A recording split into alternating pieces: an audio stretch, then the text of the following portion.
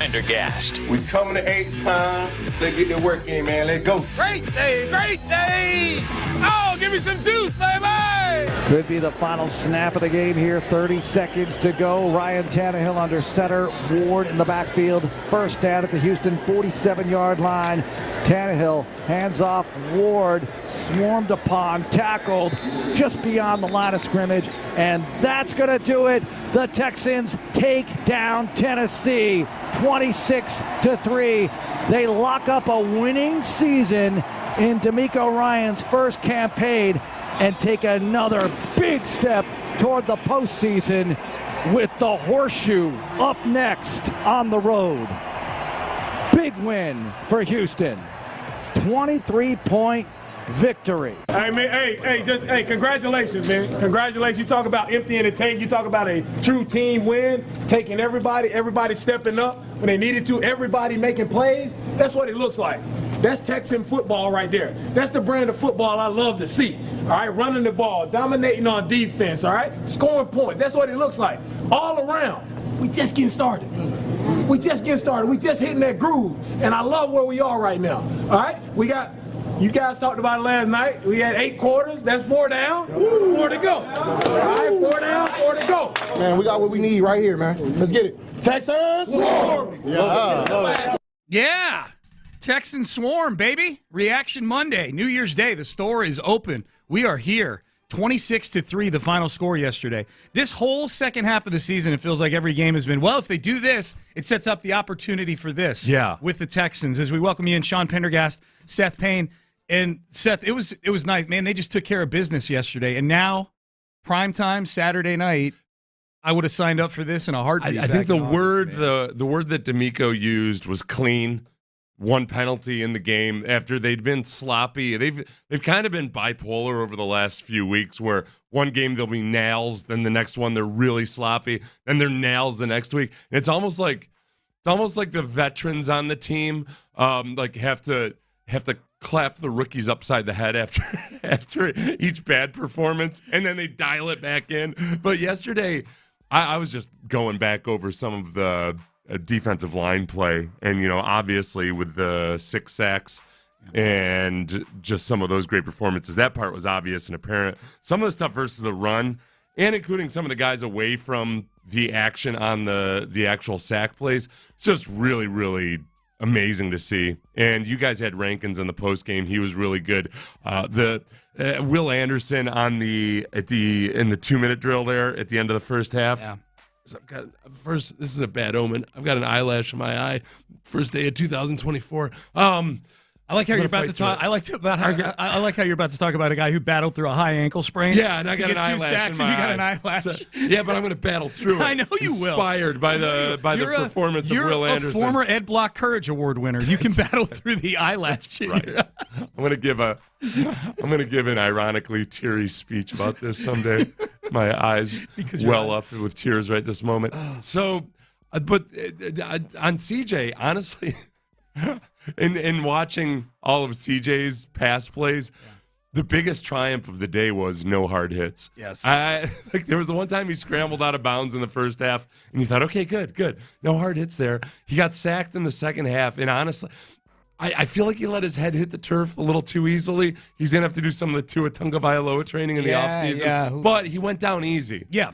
He conceded the down. Discretion is the better part of valor right now. Just stay healthy, damn it. Keep your brain intact. Yeah, there were 2 goals yesterday. 2 goals. Win the game and emerge with C.J. Stroud healthy, not taking any big hits.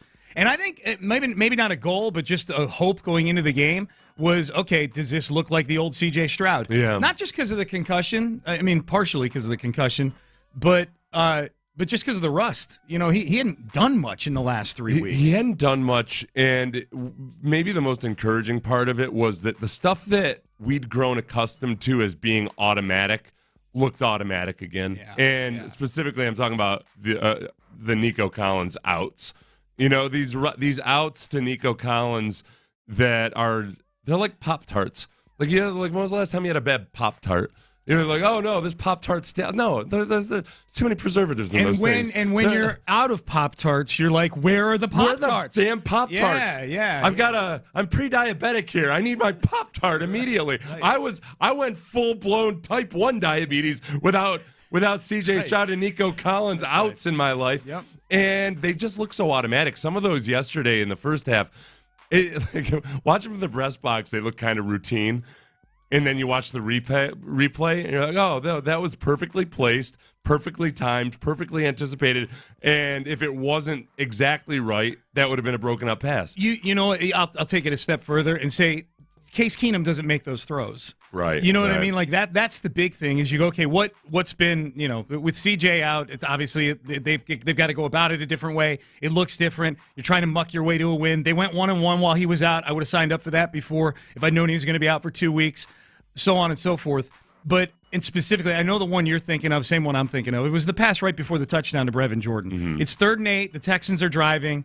And C.J. Stroud just makes it look so routine and so easy to drive it to the opposite hash right on Nico Collins' chest plate. You know, like it's no disrespect to Case Keenum. There's not a lot of guys on earth that make that throw look as easy as C.J. Stroud does. No, I mean, all of that was there. It wasn't a spectacular day numbers-wise, but it didn't have to be. Nope. I think the spectacular part when you're hoping for a team to show growth headed into the playoffs, the biggest part for me, honestly, was some of the things that had been underrated or unheralded or just flat out not good in the first part of the season. The run game now, you know, with Singletary has really become a bona fide run game in a lot of respects. Like Singletary, he's averaged over 4.5 yards per carry in now 7 of the last 8 games. So it's been pretty consistent with Singletary. There have just been some times where, you know, like last week, it wasn't worth running the ball because the game got out of hand so quickly. So that part I feel good about. The backup defensive line yesterday, I mean, as great as Will Anderson was, he only played, how many snaps did he play, 12 or 13? I don't know. I'm looking forward to seeing the snap count. I haven't seen them yet. He had 2 sacks and multiple hurries, though, in his limited reps. He had 2 sacks and 6 quarterback pressures, and they showed that stat in like the 3rd quarter. Yeah. I'm like, he's played 10 snaps. But meanwhile, Derek Barnett, I don't want to leave anybody out. Multiple guys, including like Kurt Heinisch or other guys that were there immediately after somebody else got there. Tier Tart. Tier Tart showed up. So I like all credit to those guys and then the coaches as well. Yeah. I think they've done a really good job of getting those guys to play as a unit. And Brevin Jordan coming in and playing fullback a lot. I would say H-back, except like he was lined up in I formation as a fullback and did a great job. And I think it kind of helped set him up as a receiver on that touchdown. He feinted a little block and then went out on his route, was uncovered, and it was like those things were really nice to see. Yeah, it was just a really, really good group effort. 26-3 the final score. You mentioned the defensive line. I think that was a huge story. To me, the big story is C.J. Stroud coming back and looking like C.J. Stroud again. You put it great. Didn't have to be spectacular yesterday. He just did what needed to be done to get the win. A lot of that was, C.J. talked about that after the game, a lot of that was Tennessee just taking away everything deep and keeping everything in front of them. Right. Just taking the profit. But that's like he does everything at such an accelerated pace. Remember, Pat Mahomes, it was year 3 when all of a sudden everybody started playing cover 2 versus him, and he had to learn to be more conservative and to take, you don't go broke taking a profit, take what the defense gives you, any cliche you want to throw at it. He had to learn how to do that. CJ has been one of the very best quarterbacks in the league throwing the deep ball this year, and I think this game, even though he's shown the willingness to take the checkdowns earlier in the season, I think this game was the first time where he saw everything and just realized, yep, this is what it's going to be. This is how we're going to do it. And, like threw the ball. He's always thrown the ball away when he needed to. I just think it was more of a complete and cohesive effort between him and Bobby Slowick, perhaps. And maybe, honestly, looking for silver linings with that concussion. The one silver lining we pointed out to before the game was that, okay, physically he can get some rest elsewhere.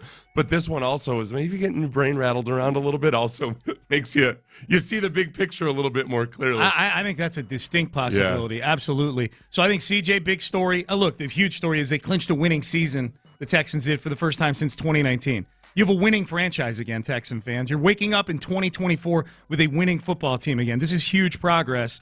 Will Anderson coming back was big. Another Derrick Henry shutdown yesterday. Not 20 touches for 10 yards like it was in Tennessee, but this got the job done. 12 carries for 42 yards. I love what Sheldon Rankin said in the postgame about how they attack Derrick Henry. We take pride in literally taking his will from him every time he touches the ball. Us up front, we look at it like, we don't need a linebacker, we don't need a safety, we don't need a corner, just us four. Did I label this audio or did you? I labeled the numbers. You labeled the cuts. Labeled it. I said, I titled it On Taking Henry's Will to Live. Maybe you didn't. Maybe I did that. I think I just said will. I think I added that. I did this late last night. And I'm like, I'm looking at it right now. I was like, did I say will to live? I was in a mood. He did. Brandy texted me midway through the game, and she's like, I feel bad for Henry. He just looks defeated. Yeah. Because I've always respected and admired Derrick Henry, even as I despised him. But yeah, he looked defeated, man. And that is, I've told you before, Sean, when you're rolling on defense, there is oh my gosh, it's the best feeling. When you focus in on a running back and take away his will, and you can feel it. You see it in their face. They look morose. They look like their puppy just got insulted. It's oh my gosh, it's the best. It's the absolute best. It's awesome. It's probably cooler too when he's a big target like that. Also, yeah. There's plenty of him to hit. You can see the sad, a lot better. It's like it's writ large. Big target. He's got a big face with big sad eyes. I read your body language loud and clear. Speaking of body language, how about little Urban Meyer protege, Mike Vrabel? Yeah. Oh my gosh. He was sad all day long. I'm so sad. Yeah. Took away his will to live. Yeah, it did, for sure. Dude, you coach a bad football team. All right, okay, so let's keep this moving. So the playoff scenarios are set, and the Texans are right in the thick of the weekend schedule for Week 18. Primetime football on Saturday night. What are the possibilities for the Texans? We'll hear from C.J. Stroud as well. What did C.J. Stroud think of his performance? We'll get to that and a whole lot more. It's a Reaction Monday. We are in for you. We're here till 8 a.m. Sean Pendergast, Seth Payne. Stay there. The Texans needed the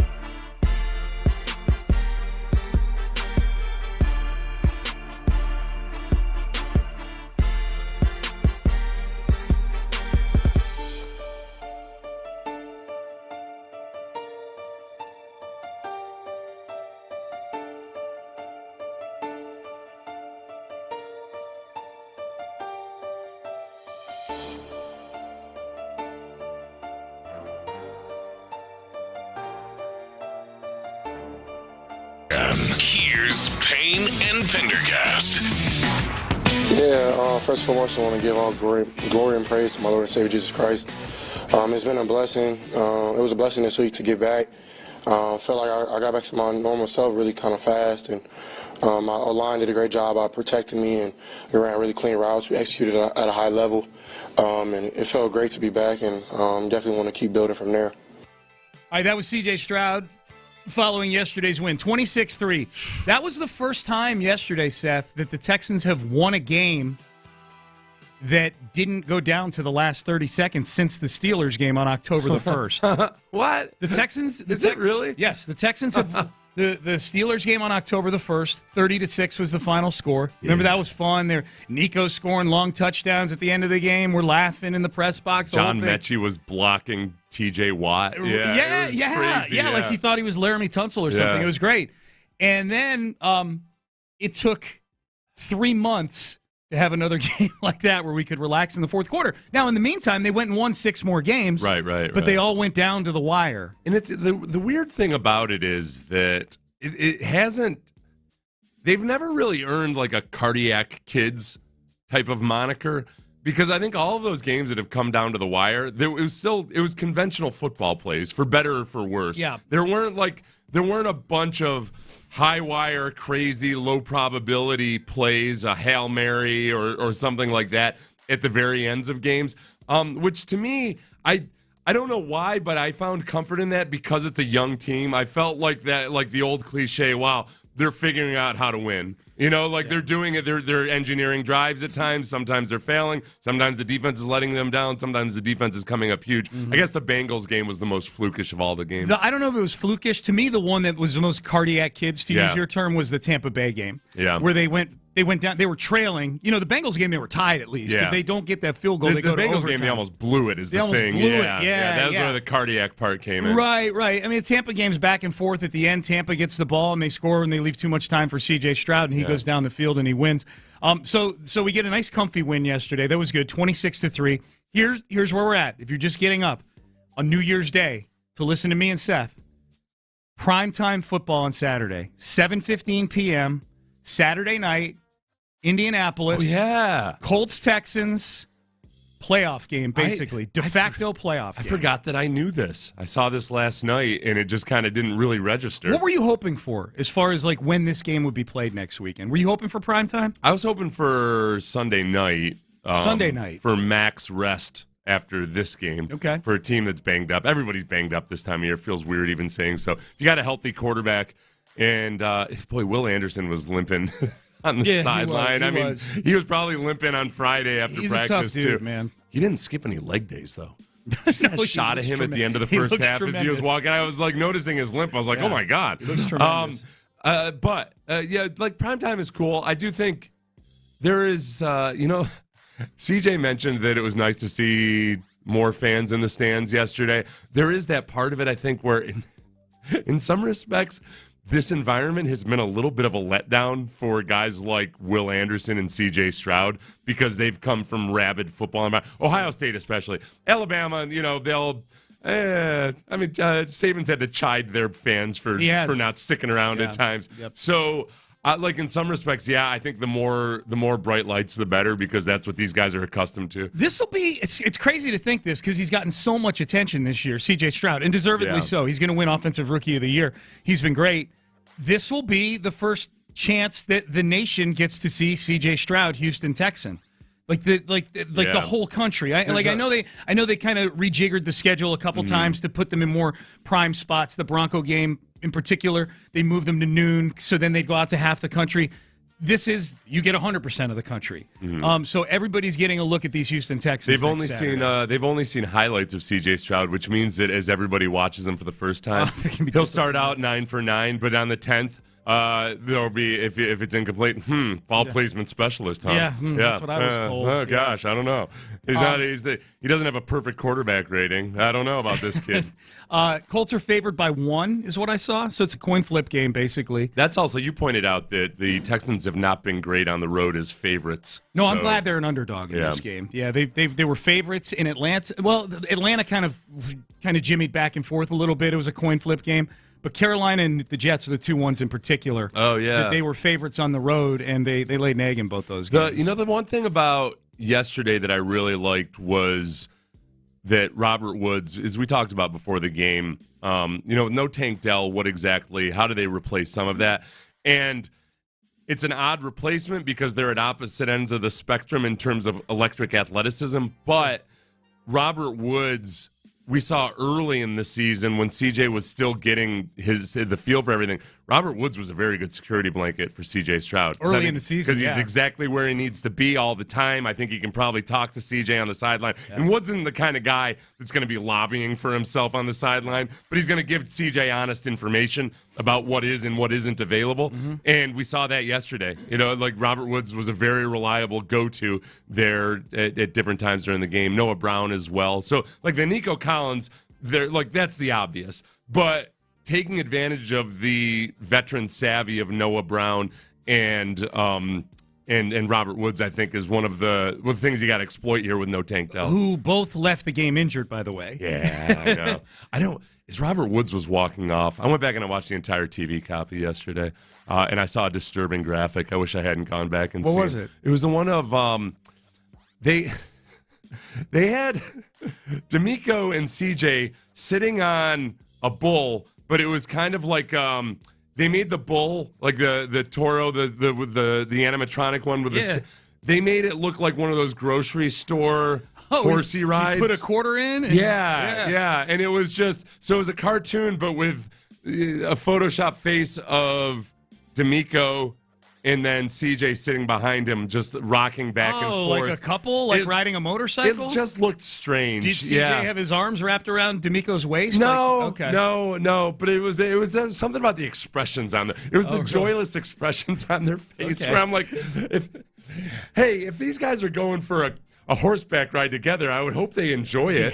But no, these guys look like they're being forced into it by some sicko rich dude or something. There's some other mechanical horse behind them with a guy holding a rifle or something. Now act like you like it. Yeah, that's right. Going for a horsey ride. Make a horsey sound. All right, so here, didn't see us going. If you don't start making horsey sounds. So here are the possibilities for the Houston Texans. All right, the division is still in play. Jacksonville does not play until Sunday in the early window. So next weekend, you've got two games. You got a 4:30 game, which I think is the Steelers and Ravens at 4:30. So the Steelers and the Texans, the only teams outside of the playoffs right now that still have a chance. The herd got thinned yesterday in the AFC. Denver, Vegas, Cincinnati, they're all eliminated. So the only teams still left outside of the playoff picture are the Houston Texans and Pittsburgh Steelers. So Pittsburgh plays the Ravens, who have clinched the number 1 seed in the AFC, at 3:30 our time on Saturday. Then the Texans play in prime time. The winner of the Colts and Texans game will be in the playoffs. Yeah. Then that winner will sit around on Saturday waiting for on Sunday, waiting for the Jags and the Titans to play in the early window. And if the Titans are able to rise up in Tennessee and beat the Jacksonville Jaguars, the winner of the Colts and Texans game will be your AFC South champions. If the Jags win, then the winner of that game will be a wild card team. Do you trust in a club-footed Will Levis or a Ryan Tannehill to deliver glory for the Titans? I think it's possible. I don't know that I trust it. Trust in them means I think they'll do it. I definitely think it's possible. Like I know the Jags won 26-0 yesterday with C.J. Beathard at quarterback. Like week to week, things are different.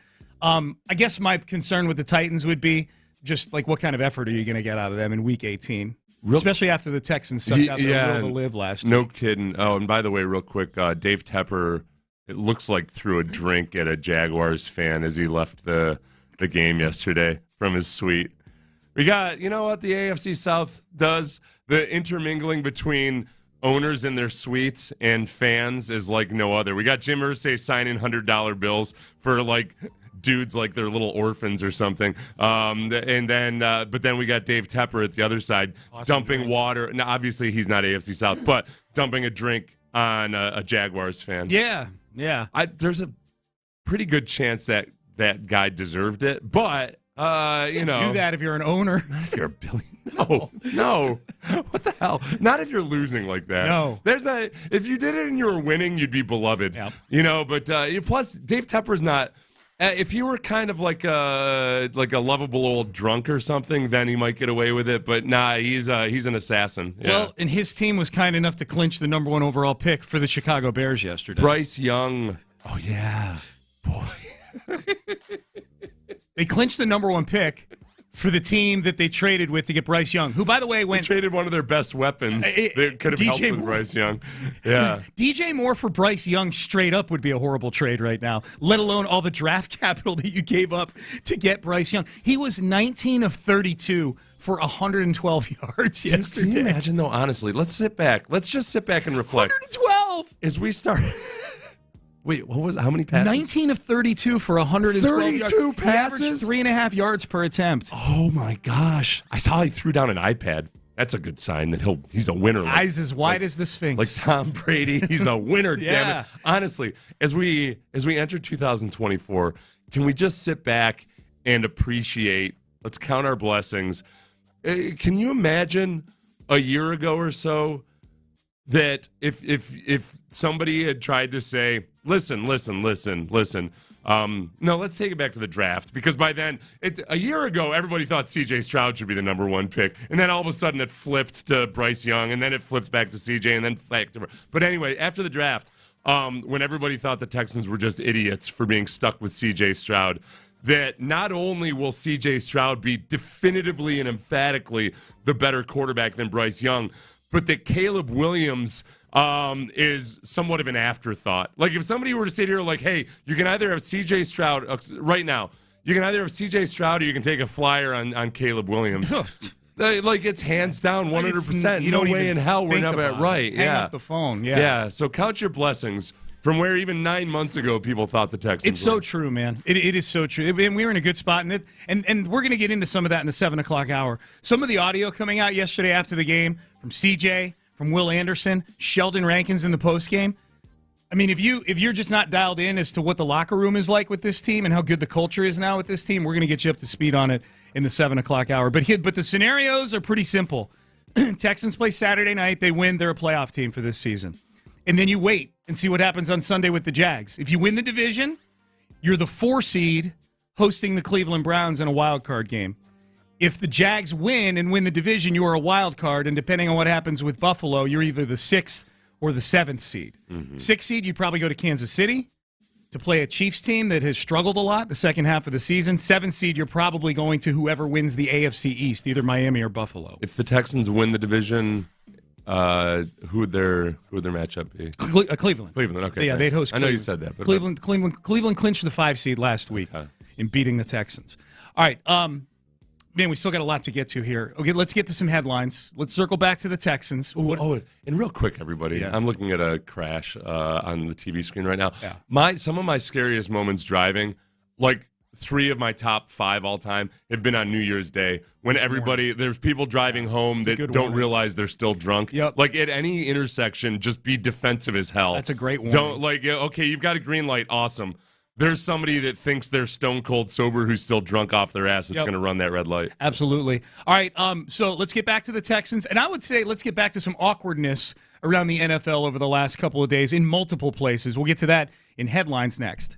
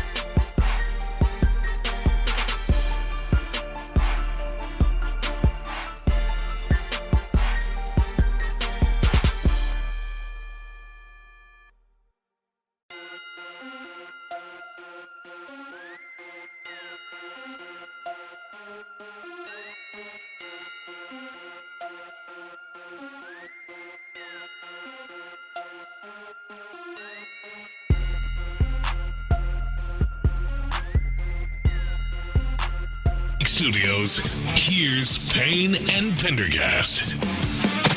Payne and Pendergast with today's headlines. Voice guy bringing the heat. Voice guy's ready for 2024. January 1st, no kidding. Bringing in the new year. That's my New Year's resolution, is to not lose my voice once this year. I didn't even think about that. You've made quite the comeback. You It's been sound a silver lining. I think my voice got a little bit deeper with the trauma that it went through. Oh, that's good. Big winner in that, Brandy Payne. What doesn't kill my voice will make it stronger. Yeah. Why is she a winner? Because she'll be able to heed my commands better. She'll hear me better. If that's how you operate your household. I'm just saying, if she likes a deep baritone voice, you just got a whole lot sexier. That's all. A compliment for both of you. Figure out how to exploit this in 2024. Yeah, big time. There's an app for it, I'm sure. All right, let's get to the Texans. They beat the Titans yesterday, 26-3. So 2 times in 3 weeks, the Texans beat the Fugazi Oilers. Here's DeMeco Ryans. DeMeco Ryans, you pointed this out earlier, Seth. The D-line. D-line stepping up big. Yeah. No Malik Collins, no Jonathan Grenard. And they did pretty much what they did to the Titans 2 weeks ago. They murdered the quarterback. They had TFLs. They were in the backfield, and they destroyed Derrick Henry. Here's DeMeco Ryans on the D-line. Right, yeah. For our defensive line, I mean, we were down Malik, down Jonathan, right, down a lot of guys there. And for Tart to step in and play big for us versus his old team, and Rankins, another big day. Jerry is continuing to play better each and every week. For him to get the sack there and Rankins to scoop and score, one of the best plays in football. So happy to finally get a defensive touchdown. But our D-line, they produce. No matter who's been in, they produce, they play well together. And when they play well together, right, that changes the entire scope of our defense, right? It all starts up front with our defensive line. And when we play well, they play well. So we just continue to lean on our defensive line, and they're the driving force for our defense. When they're playing well, we have a really good chance to win games. I didn't realize that was their first defensive touchdown this year.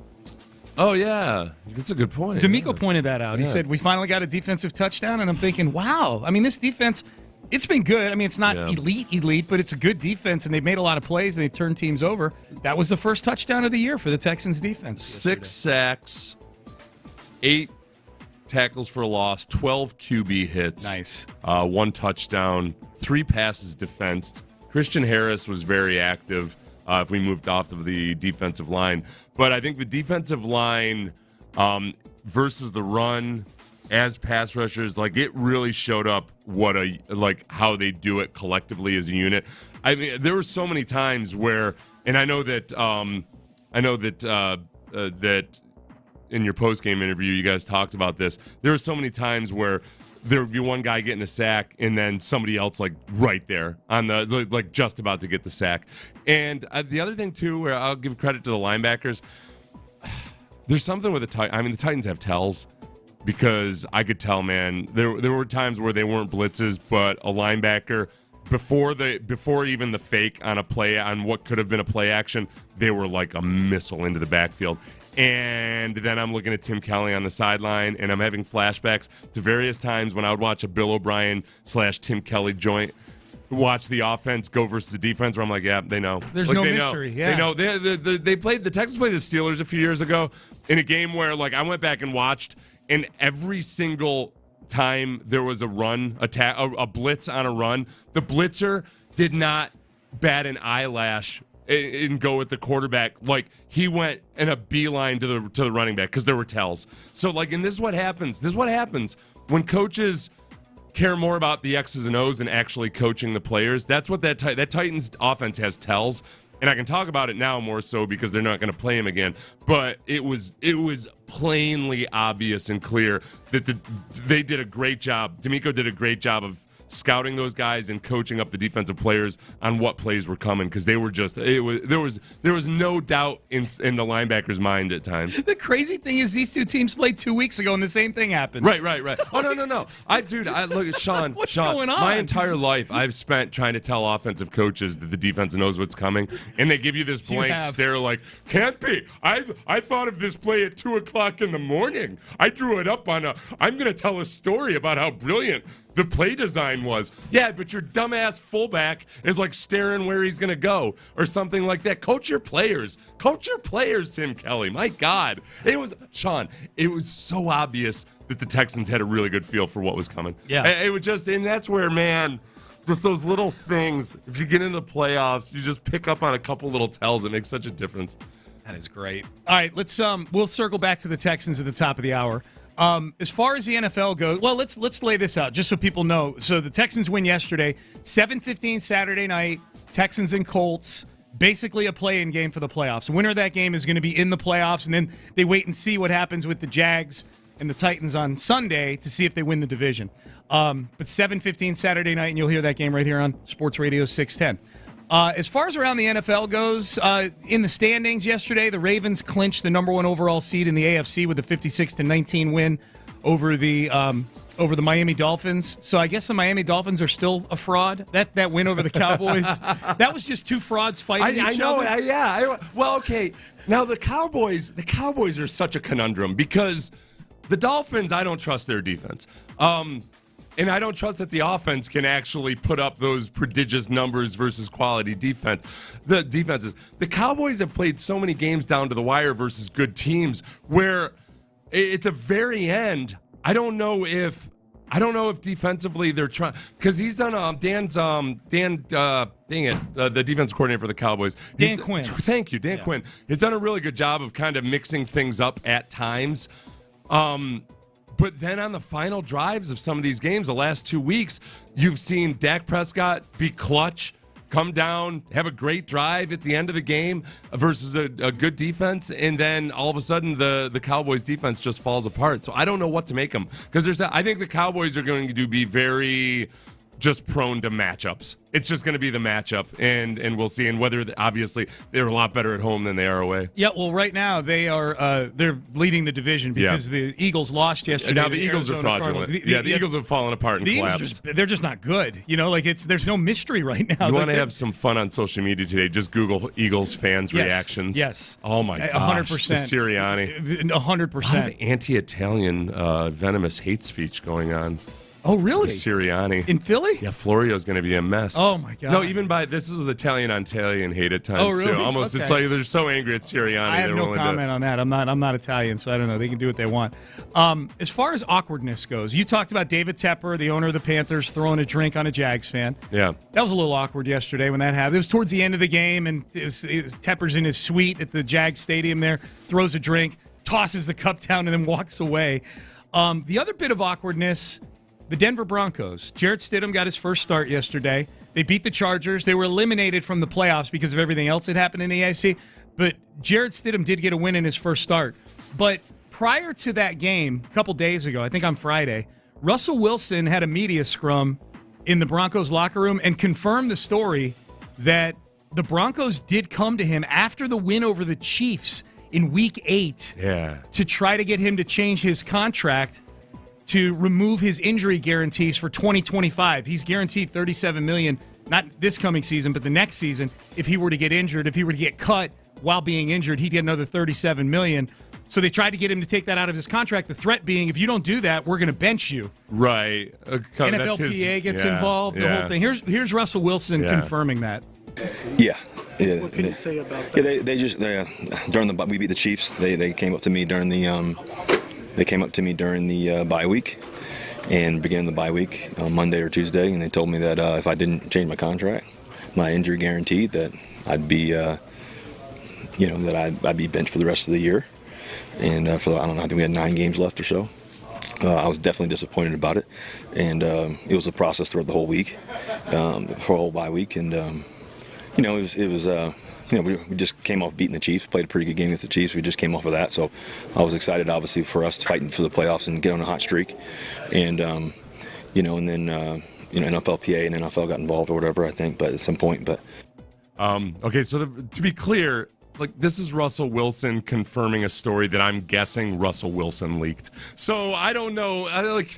Russell Wilson his people have leaked a boatload of stuff before. I'm kind of distraught to see so many people so quickly make Russell Wilson a sympathetic figure. He's become a sympathetic figure. Yeah, so this not is for me so much. This is his version of the story, and I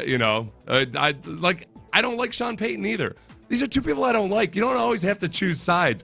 I don't cry one single tear for Russell Wilson having to play hardball on a contract that was a bad contract for the Broncos ever to give out. This happens all the time. This is business as usual. I agree with you. Yeah. I do feel bad for the other guys on the team. Yeah, You know, you're a player and you're burning a year. You're wasting a year playing for a team where it's really just a spat between an overpaid quarterback and a head coach. Right. Now, Russell Wilson, too, I think that if you look at the numbers, people are also trying to make an argument that he's been good this year. Sean Payton has done a really good job managing Russell Wilson, and it's not like watch a game. He's been, you know what I mean? Like, Russell Wilson has been along for the ride for a boatload of money, and this is the it's like anything. If Payton had committed to an actual tank, there wouldn't be this drama right now. Yeah. It's just I don't know if he was trying to give it the old college try and actually see what he had in Russell Wilson. Maybe he did, and then he just realized this happens all. It's one of the greatest scams in sports is the coach that talks himself and the owners into the existing quarterback, and then within weeks bails on him. Yeah, happens all the time. Yeah, happens all the time. All right, into the 7 o'clock hour we go. Texans win yesterday, setting up a huge game Saturday night, 7:15 in Indianapolis against the Colts. Basically a playoff game. Winner is going to go to the postseason. Let's relive yesterday's victory through the voice of Vandy. Mark Vandermeer highlights will take us through the biggest plays from yesterday's game. We'll break them all down next. The Texans needed.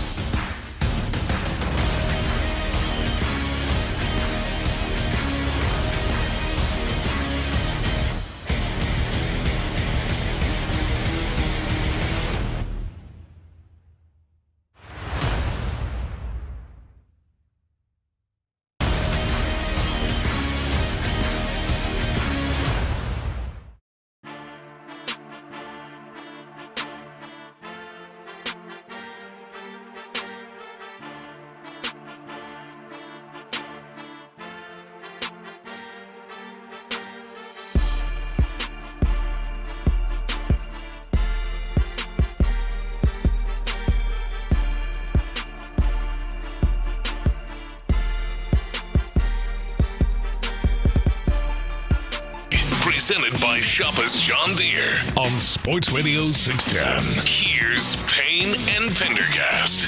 All right, good question here on the text page before we get to the highlights. It's about the playoff race. We're getting a lot of playoff questions.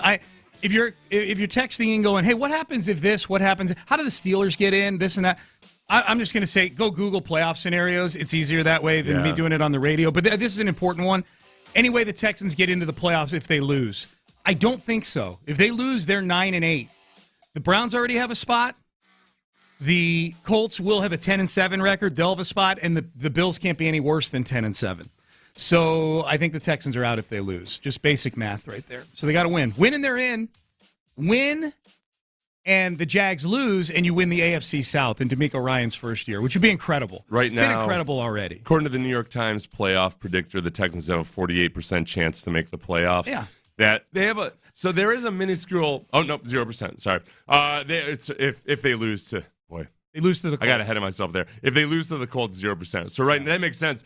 48% chance to make the playoffs right now is kind of just based on the odds versus the Colts. Versus the Colts. 1 point underdog. That's how close it is. Yeah. They got the Colts have a 52% chance of beating the Texans. Yep. That's it. Basically, it's like, isn't that like the male to female ratio in America? Or is it even like 49 to 50? I'm not sure. You're more women than men. Well, women don't die as quickly as we do. Mostly because we're dumb when we're young. No, totally. Yeah. That's why old men are so wise. It's not because they've gotten wise over the years. It's all the dumb ones we killed ourselves off. Yeah. The wise ones tend to live longer. Right. It's Darwinism. Absolutely. Yeah. All right. Let's get to these. Let's get to these highlights from the game yesterday. I like when they win because we can relive the magic.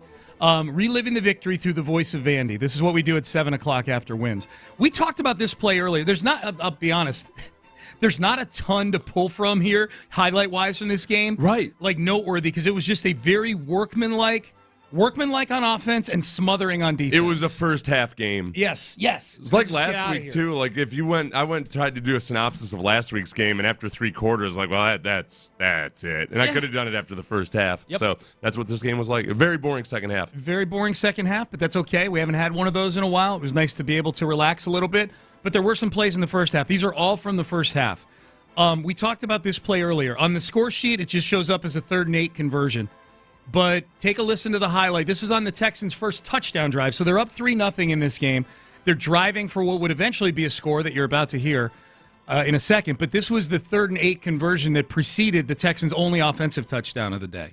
3rd and 8 at the Tennessee 25. Stroud of the gun. Ogunbowale to his right. 2 receivers left. CJ to throw. Looking. And guns it right sideline. Nico with the first down catch inside the 13. Steps out of bounds. First down in the red zone. Well, and a nice throw by C.J. Stroud, right in rhythm, and the timing was perfect to Nico Collins. Just gives him enough time on a quick out to tap down both feet, stay in bounds, and pick up the first down. All right, so that, and again, on the play-by-play, I think Mark and Andre were appropriately energized about that play, but it was one of those plays, Seth, where it may have been Clint or Spo or whoever I was talking to. I said, man, that is a simple thing that we take for granted with C.J. Stroud. The rhythm, the timing, the anticipation. Far hash on a line to Nico Collins in a space about this big to get the ball I was thinking about this last night after the game and just thinking about various great quarterbacks. And really, one of the things that they do, I would include Pat Mahomes in this,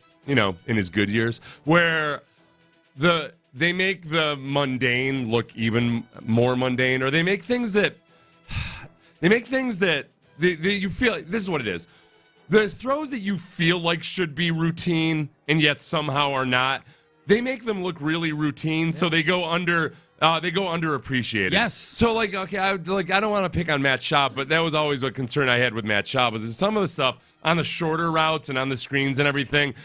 There was they weren't accurate enough. He had a high completion percentage, but he wasn't genuinely accurate. With CJ, all of those throws that every fan feels like, how can that not be accurate? They're just consistently accurate, so you don't realize anything. Those ones matter. Those ones matter as much, if not more, than the circus catches, because those are the throws that set up the circus catches. Absolutely. Yeah, I mean, this set up a touchdown you're about to hear, but that's one of those things that, just for basis of comparison, that play wasn't available the last 2 weeks. Yeah, well, his first completion just over the middle was kind of like a converging zone tight window, but because it came out so fast, it was no big deal. Yep. So that conversion led to this touchdown, the only touchdown of the day for the Texans offense. First down at the Tennessee 12-yard line. CJ fakes the give, dumps it off, short left, Brevin Jordan across the 5, walks in, touchdown, Houston. That play was made by the block of Dameon Pierce. The ball never gets off if Pierce doesn't just get a piece of one of the blitzers for the Tennessee Titans. Into the hands. So, yeah, Brevin Jordan, it was interesting seeing how they used him yesterday. Yeah, they were using him as a genuine fullback. Not just like an H-back. In the first quarter or so especially, I don't think they did it as much in the second half. They loosened things up a little bit and used some more spread-looking sets in the second half. But in the first half, they were using him as a genuine fullback, and I thought he did a pretty good job of it. Did you go back and watch? I haven't gone back and watched every single snap, but I didn't notice.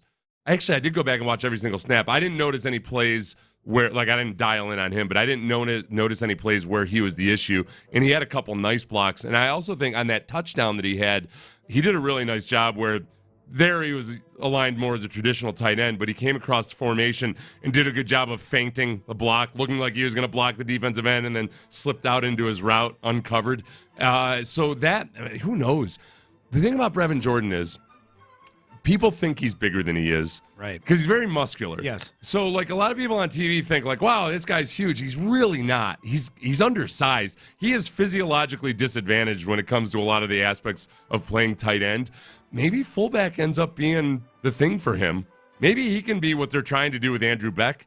I think Andrew Beck he's athletically limited in some ways, whereas Brevin Jordan might be a better genuine combo blocker and pass catcher. Yeah, they might have stumbled into something. We'll see. We'll see. I feel like Jordan looked a little bit more certain of himself in the blocking assignments. I agree with that. Yeah, that's a good observation. They might have been asking him to do less because Beck's been doing it longer, but Beck just still looks a little bit lost at times. Yep. Or tentative. Yep.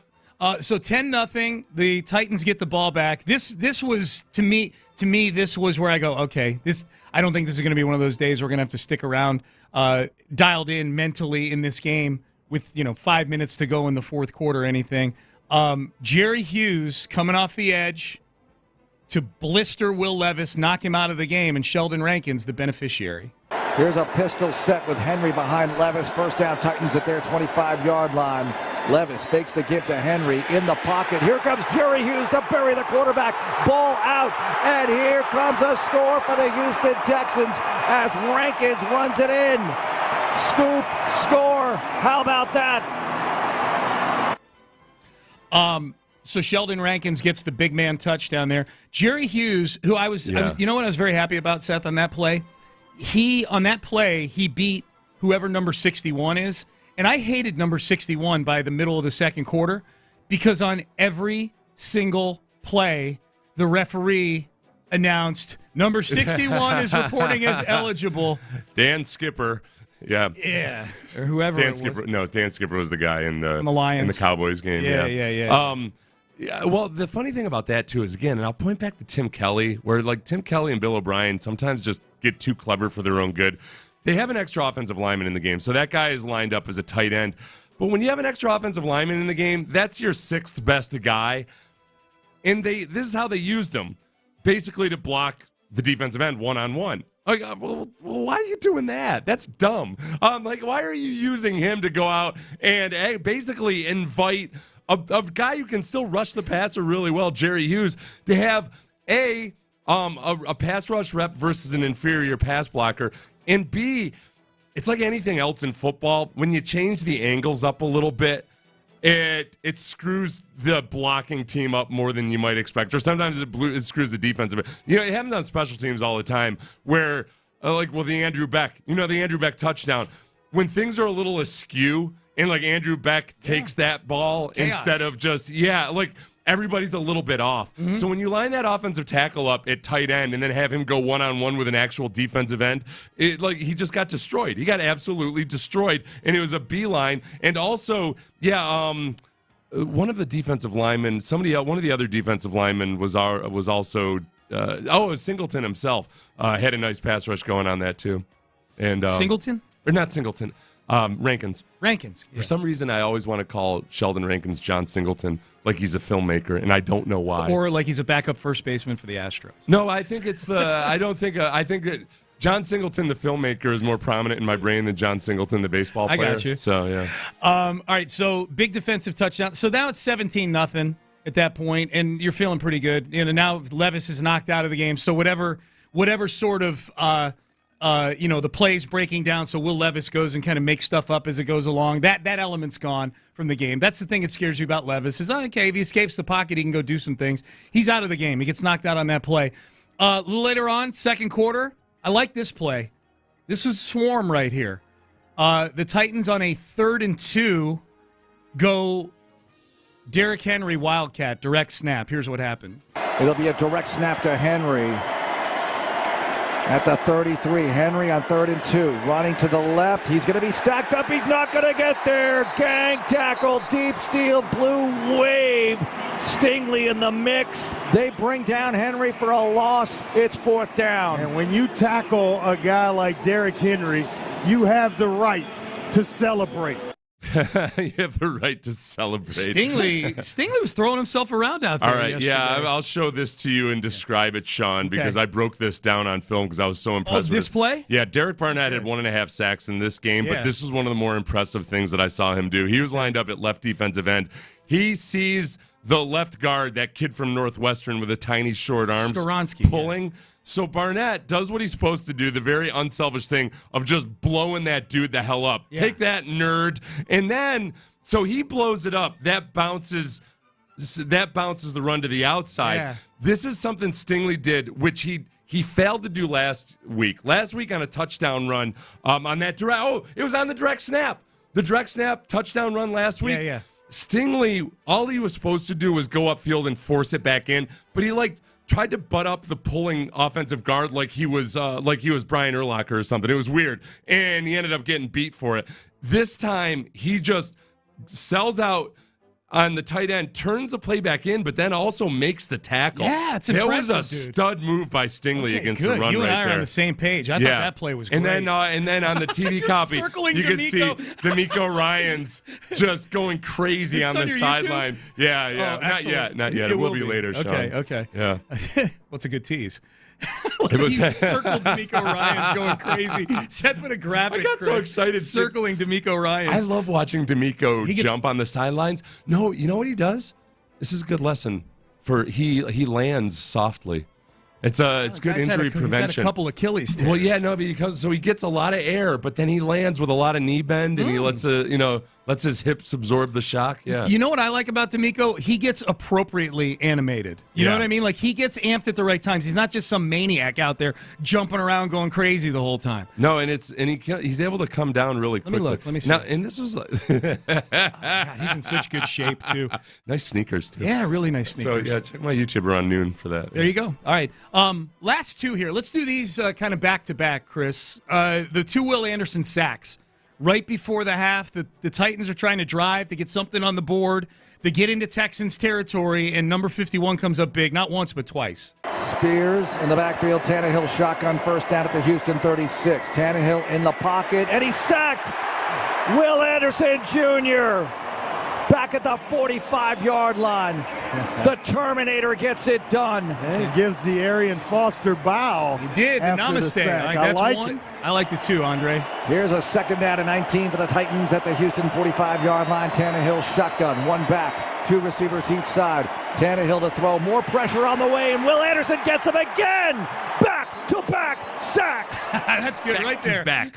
We dropped the mic. Back. 2 back sacks. It's funny. Before that, you remember how much the pass rush wasn't a factor in that game, but until the first one was that Jerry Hughes sack, right? Yeah. And at first I was like, as I was going through the highlights, I was like, where are all the sacks? I need sacks. They started coming. And we started having a lot of sacks. Yes. And it was good. Lots of steak good up sacks. in there. Yeah. It smelled like sacks. And so this is the thing that was really nice about those Will Anderson sacks is early in the season, Will lacked some awareness, as rookies do, about what teams were trying to do to him. So sometimes he would get chipped and it was almost a surprise to him, or a tight end would block down on him as a surprise to him. These sacks back to back. The first play, they try to chip him, and he just slips it perfectly. Like, splits it like he's a defensive tackle splitting a double team. I was going to criticize the running back at first, but the running back really did a good job of laying his shoulder into Will Anderson's ribs. But Anderson just kept going in Terminator-like fashion like he tends to do. Then on the second play, same thing, the tight end. Now, I will criticize this tight end. Tight end was supposed to come down and chip him, but Will anticipated it, stepped in, and then went back out on his pass rush. Like, those are two sacks that he would not have had in the first half of the season. I love like, that. just subtle little stuff that he was really, really good at. I love that. Yeah. That's great. That is great. All right, Payne and Pendergast with you on a Reaction Monday. Happy New Year, everybody. Oh, we're done with the segment already? Happy New Year. Yeah, man. We get to acknowledge people next. Oh. So we go from highlights to acknowledge me. 2024 is going to be a good year. It's going to be a really good year. I'm feeling good so far. We're an hour and 19 minutes in, and it's been amazing. So let's get to acknowledge me. We acknowledge the big performances from yesterday, Texans and otherwise. Next. Acknowledge me. Andre Johnson.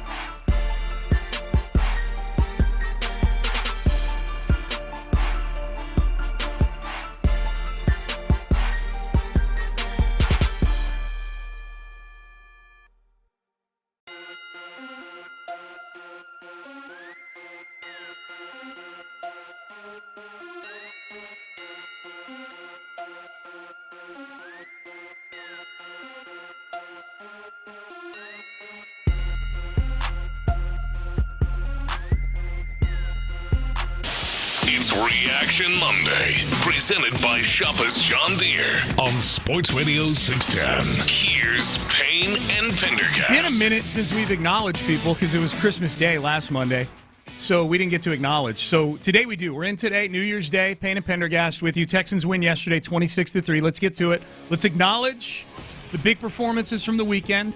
Texans and otherwise, mostly Texans, though, after a win, especially a win as dominant as they were yesterday.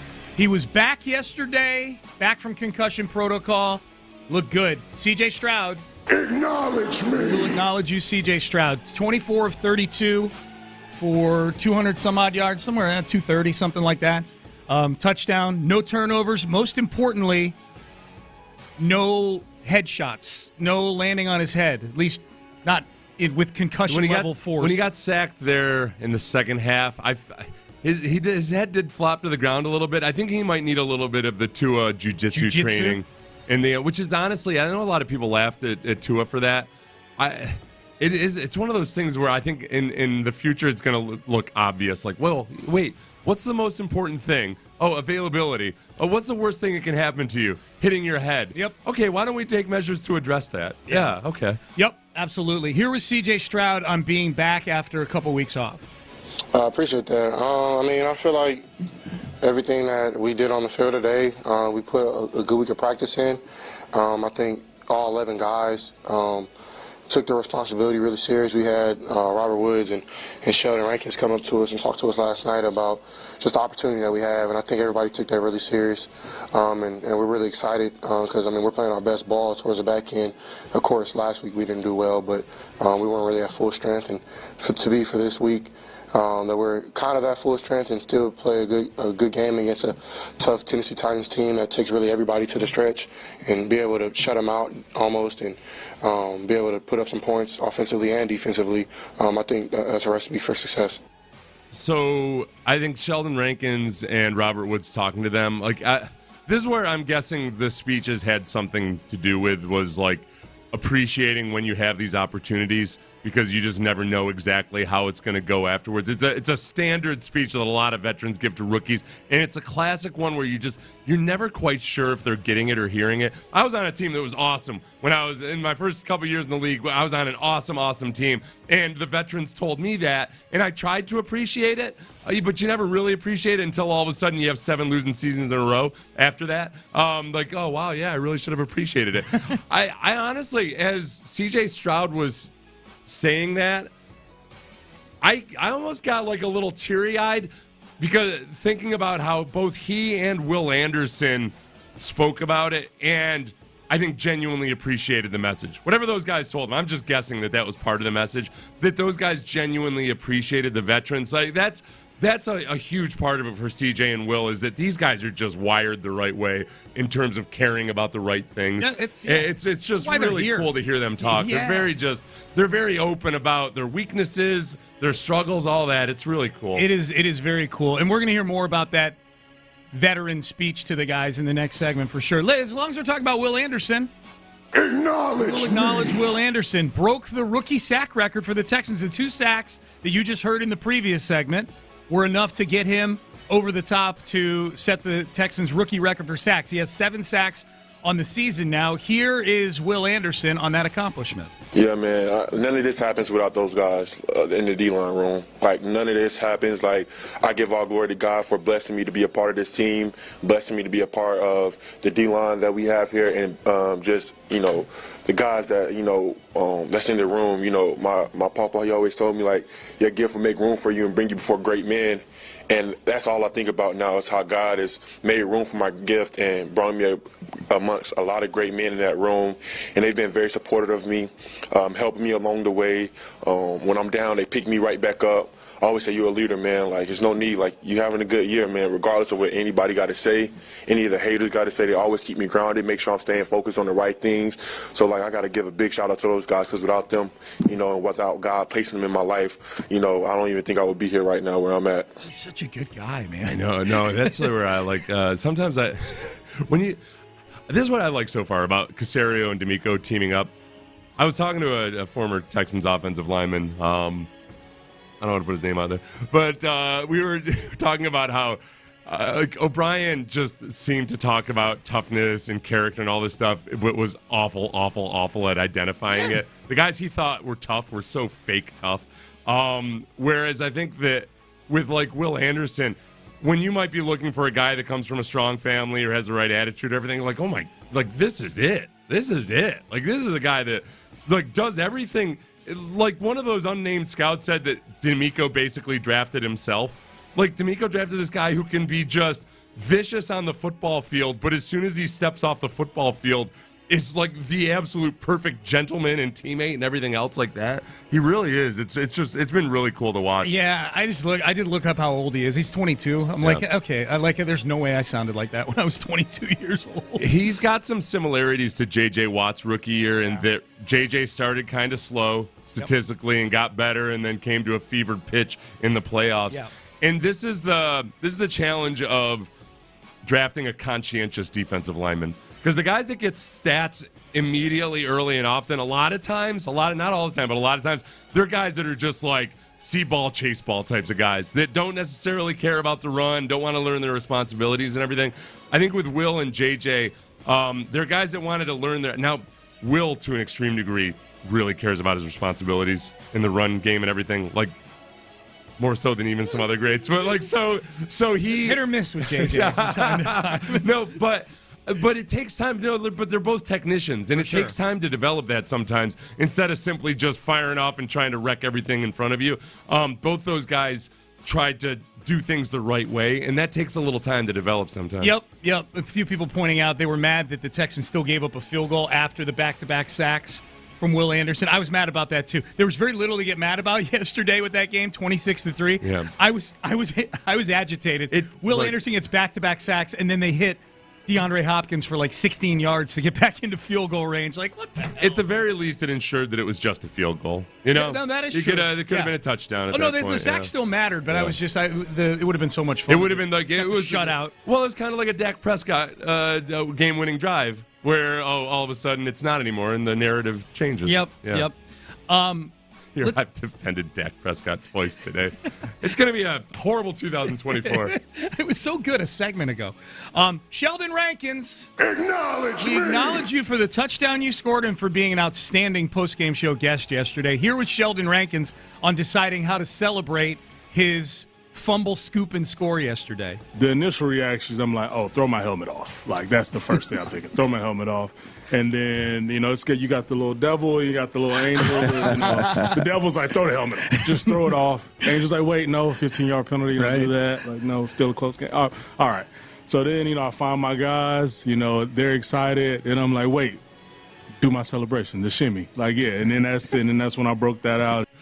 Dude, I like he has my celebration. My celebration, the shimmy. Yeah. He does. He's been shimmying a lot. He's made a lot of plays. He has, man. It's been a good pickup. Sheldon Rankins, that defensive line in general was just really impressive. I tried to put I actually cut that down a little bit. Mm-hmm. He spent more time deliberating on exactly what he should do. Oh, yeah. And very thoughtful. And I went back and looked in real time. Like it didn't actually take. He went through a lot of thoughts in just a brief amount of time. It looked like 7 times longer to explain it than to actually make the decision. Yep. Sheldon Rankins was great yesterday. He had that big play, had a sack, a couple TFLs. He was really good. I would put as a corollary to that acknowledgement, Derek Barnett. Yes. Acknowledge me. Yeah. Derek Barnett with 1.5 sacks, and a lot of Khalil Davis, Kurt Hinish, the entire defensive line did a really, really good job. But especially, I'm thinking about the Eagles as they're just so miserable right now up there in Philadelphia. I think there's going to be some Eagles fans that look and watch see what Derek Barnett's been able to do the last couple of weeks, and be like, what's going on here? They may not know. We may need to tag some Eagle fans on social media and let them know how good Derek Barnett's doing, so they can get angry about that now too. Can we should get Angelo Cataldi on too. We keep talking about that. That should be our New Year's resolution. Yeah. To get Angelo Cataldi on the show. Yeah, see, Chris knew where the hotkey was. Good job, Chris. Good job, Chris. So good job, Sheldon. Acknowledge Chris. Oh, yeah. Acknowledge me. Chris has been filling in for Ben for the last week and has worked through some technical difficulties that the audience would never know about. Yes. Being, he's in here. Chris is in here sometimes at 5:30 in the morning when these technical issues pop up, and there's nobody that can help him. He's flying solo. Yep. He's on the tight wire all by himself with nothing but like me to help him. Did you try turning it off and turning it on? Okay. Just try doing it again. And again. All right. Good job, Chris. Yeah, Chris, acknowledge yourself. Acknowledge me. Chris. Lamar. Yeah, and Chris didn't cause the technical difficulties. No, he and then, walked into them. Yeah. No. So we don't know who did. Lamar Jackson. Acknowledge me. Lamar Jackson. 18 of 21, 321 yards. That is 15.8 yards per attempt yesterday against the Miami Dolphins, who at the time were the 2 seed in the AFC. Yeah. 5 touchdowns, no interceptions. Lamar Jackson's the MVP. My guess is he's not going to play in Week 18 because they've clinched the number 1 overall seed, the Ravens. You talk about taking a weakness or taking something and finding the silver lining and turning it into a positive. I think that Lamar Jackson he's lost. Remember early in the season when we saw him and I said, well, he's a little bit less athletic now. Now he's less emphatically the best athlete among quarterbacks in the NFL. Like he's still the best athlete. But it's not quite the same, and because of that, he's also gotten thicker, and he just does a really good job of using his athleticism. I would say Dak Prescott has done this too. Now that running isn't quite the same option, he's turned it into a combination of strength and athleticism inside the pocket or behind the line of scrimmage that's actually made him scarier. Yep. And I know the numbers are not as impressive as the visual. I've gone back and watched a few Ravens games this past week just because I had the time.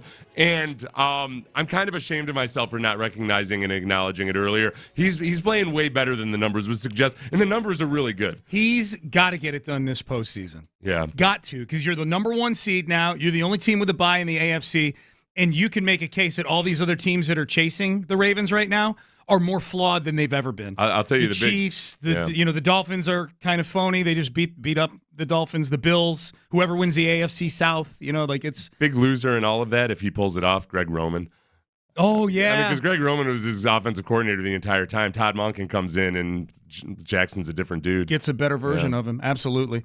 All right, that was Acknowledge Me. We love doing that. All right, up next, if you're a Texans fan and you watch this team, you go, it's a better team for sure. It's better on the field, and when you hear some of the anecdotes and you hear some of the players and coaches from following the game yesterday, it's a better team behind the scenes now as well. We have that for you next. The Texans.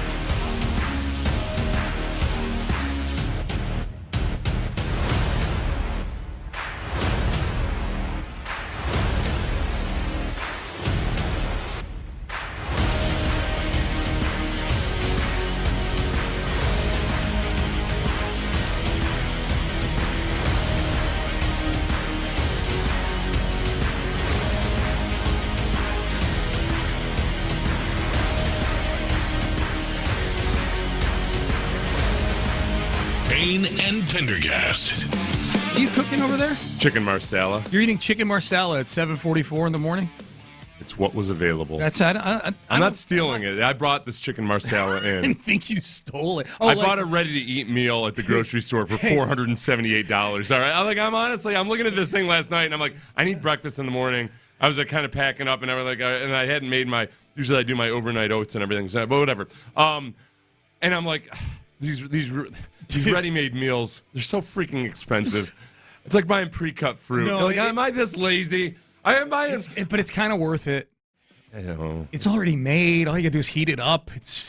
You don't have to actually Yeah, well, the chicken marsala actually. Okay, you know what? The chicken marsala makes sense because I got some rice, seasoned rice and everything. It looks in there. really good. It looks really, really did a good. hell of a job It with is. The that. pre-cut fruit is where I hate myself.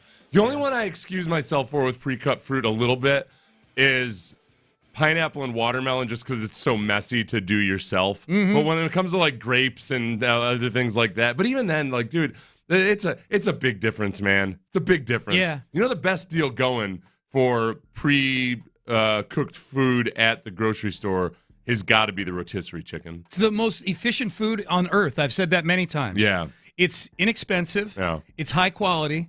And you can use it many different ways. You can eat it just as, eat it like you're just eating chicken with the drumsticks, just rip meat off and eat it, or you can put it in a sandwich. I like it because I get to pretend I'm like a divorced single 48-year-old. Yeah. I feel like whenever I get in the grocery line, I'm like, oh, this cashier definitely thinks I'm divorced. I've got someone who's been a divorced single early 40s guy. I've got a tall boy and a rotisserie chicken. Yeah. Daddy's gonna party at home tonight. Hell yeah, man. Rotisserie chicken is the most efficient food on the planet. That's right. They're a little role playing tonight, Brandy. I'm gonna come home and be the single dad that you met at the grocery She's store. like, it just so happens I have a fetish over that. Yeah. I have a single dad fetish. And by the way, I like how you pointed out that you bought that chicken marsala, that you didn't steal it out of the fridge here from somebody. Yeah.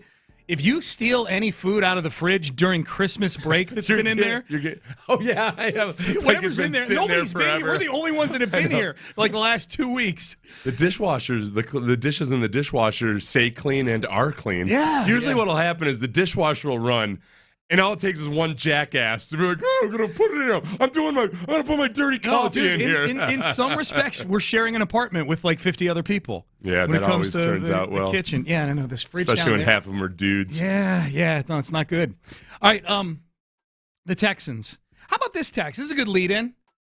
The text from 8066. This Texans team is giving me 2015 Astros vibes. Oh, they've come into their own. Sneak into the playoffs, maybe? Yeah. Like that Astros team did? I was looking over the 2015 Astros just to kind of fact check myself on some of my memories, and they were more competitive early on than I had remembered. In my mind, but I guess it was more that I must not have really taken them seriously or that it was for real until midway through the season. Mm-hmm. But yeah, just like this Texans team, they were competitive early on. Yeah. It's just you didn't quite know. You didn't want to believe it really.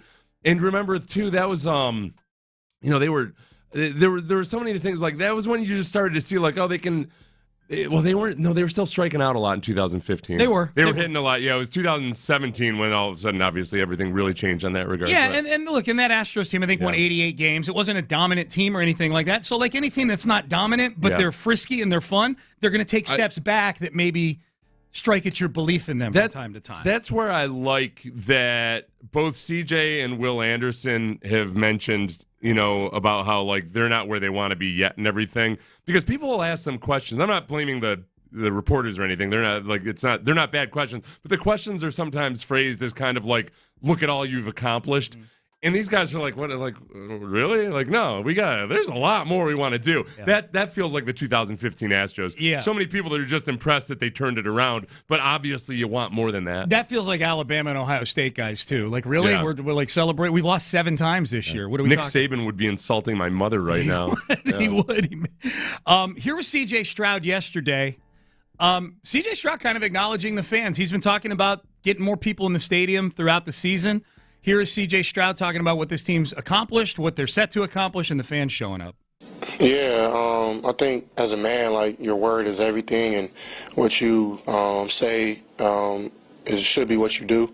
And I feel like, of course, this league isn't easy, so it's like you can say all you want, but if you don't put in the work, then like I feel you just kind of talking for no reason. So the work has been put in from this team, from our coaches, our front office, to our players, to our strength staff, to our training room staff, to our chefs in the kitchen, to the red shirts. Like all around, work has been put in, and it hasn't been easy, you know. So I think that's kind of what God wanted, though, is the hard wins, the hard grinding days where you maybe not want to be in here, you know, and you just want to go home and chill. But we know the city, it means a little more, and you can see just like the vibe. Like today, I think we probably, I don't know how many fans we had, but it felt like that was the most we probably put in the stadium probably in a long time. And to show up today, I think that was pretty cool to see. And I definitely think that we're going to just keep this going. And the time is now. Like, it's not next year. It's not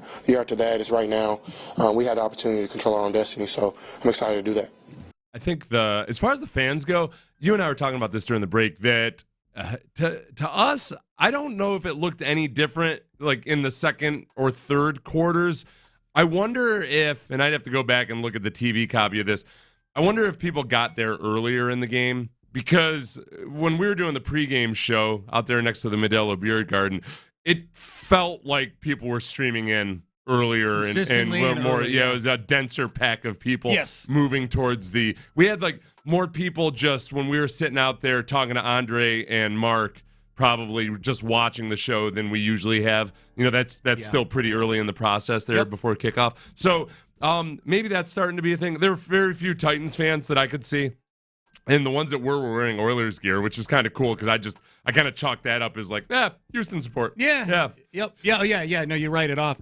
I like that cut from C.J. Stroud. The part of it that I think the Texans turned it into a graphic on social media last night. Like, the time is now. Like, these are guys that they think they got what they need in that locker room to go do something special this year. And he talked about everybody inside the building there. That's C.J. Here's Will Anderson. So C.J. talking about how not just the on the field product, but everybody behind the scenes moving in the right direction with this team. Will Anderson, talking about the team driving for the playoffs, brought up the Robert Woods, Sheldon Rankins talk with the team on Saturday night about the opportunity in front of them. Yeah, it means everything, man. We have some really great vets, man. I mean, it's special. Like, I sit in the front row, and we got both our leaders, Robert Woods and Rank, come up here and talk to us, and Rank hit on, we got 8 quarters left to play ball, man. We're not guaranteed anything, you know. And we finished 4 quarters today, and we got 4 more next week. And when he broke it down in that perspective, I think everybody seen like a different perspective, a different view. And they really hit on a lot of good stuff, man. And to be a part of a team so special like this with a lot of great vets that's been through a lot, seen a lot of great things, man. And the promise of this team, the talent that we have, the coaching that we have, and how everything is going, like, it's right in front of us. And we just got to keep reaching and going to get it, man. So, like, for us, it's just really on us. Like, we really just got to lock in on the details. How bad do you really want it? I know Robert Woods asked us, like, how bad do you really want it?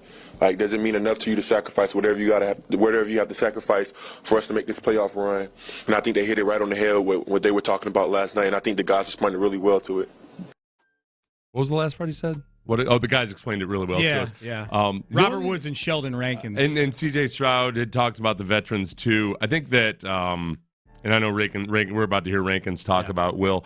The part that caught my ear there was that he sits up front, which, like, it sounds like a little thing, but kids, if you're listening on January 1st, I'm guessing you're kind of a go-getter that you're up right now. Yeah. Sit in front whenever possible. This is something I didn't realize, honestly. Ironically, the ones that don't need this advice are probably the ones who are up. That was like the old rookie symposium. It was like the guys that didn't need it were the ones paying attention. Right. The guys that totally needed it were sitting in the back, like sleeping. Honestly, but especially more so than ever, sitting in front. Okay, are you afraid you're going to look like a dork or whatever? Who cares? Like, okay, you'll be a rich dork. You'll sit in the front, because the biggest thing about it, too, is there's a certain amount of humility there. Okay, whatever, you're afraid of being the teacher's pet or whatever. Like, especially in this era where if you've got your computer in class especially, it's so easy to get distracted. Either on your phone or your computer. I'm taking notes, but also browsing the internet. Sit up front and you're going to make eye contact with whoever's teaching you, and like it's going to register better. And B, they're going to be able to see if you're not paying attention. Yeah. Which makes you pay attention. Keeps you accountable. Yeah, they're going to see if you're looking at your phone or what have you. Yep. And it does. It's a good example to set. The vets talking to the team, Robert Woods and Sheldon Rankins, was a big topic. Sheldon Rankins was on with Clint and I on the postgame show yesterday. It was interesting because we asked him about Will Anderson coming back, and he said, Will's my rook. There have been times where I know he's been down on himself, just because, there was a time where, the numbers weren't always there, sack numbers at least, outside perception, and he just wants so badly to be great, and he cares, and he wants this, not just for himself, but for the guys around him. Like, he feels like he has to hold himself to a certain standard every time he steps on the field. And, for a young guy to understand that so early in their career, it's only going to bode well for him. Yeah, and hey, Chris, how do I keep that from cutting off so quickly when it's like I had to cut it off there? Give me an editing tip on that. I kind of just let it run for a little bit longer. Like, do I fade it out? Like, even if he was like, so he was like he said like so this, and then he kind of hemmed and hawed. I would just like let that run and fade it, or yeah, just let it run and then fade it at the end. 2024, I'm going to be an expert. You're already seeking to be a better person and a better audio editor in 2024. I used Audition last night instead of GarageBand. Look at you. It's a big difference. Yeah. Oh, it's so much better. Yeah. No, it's not like, honestly, I had no idea that it would make such a difference just in even making, like, when you make the cut, it sounds more natural. Yeah. Like when he's speaking. I feel like I've done a disservice to other people so you're when I cut these things up. Yeah. Boy, look at you. That's why I'm going to be insufferable advice dude in 2024.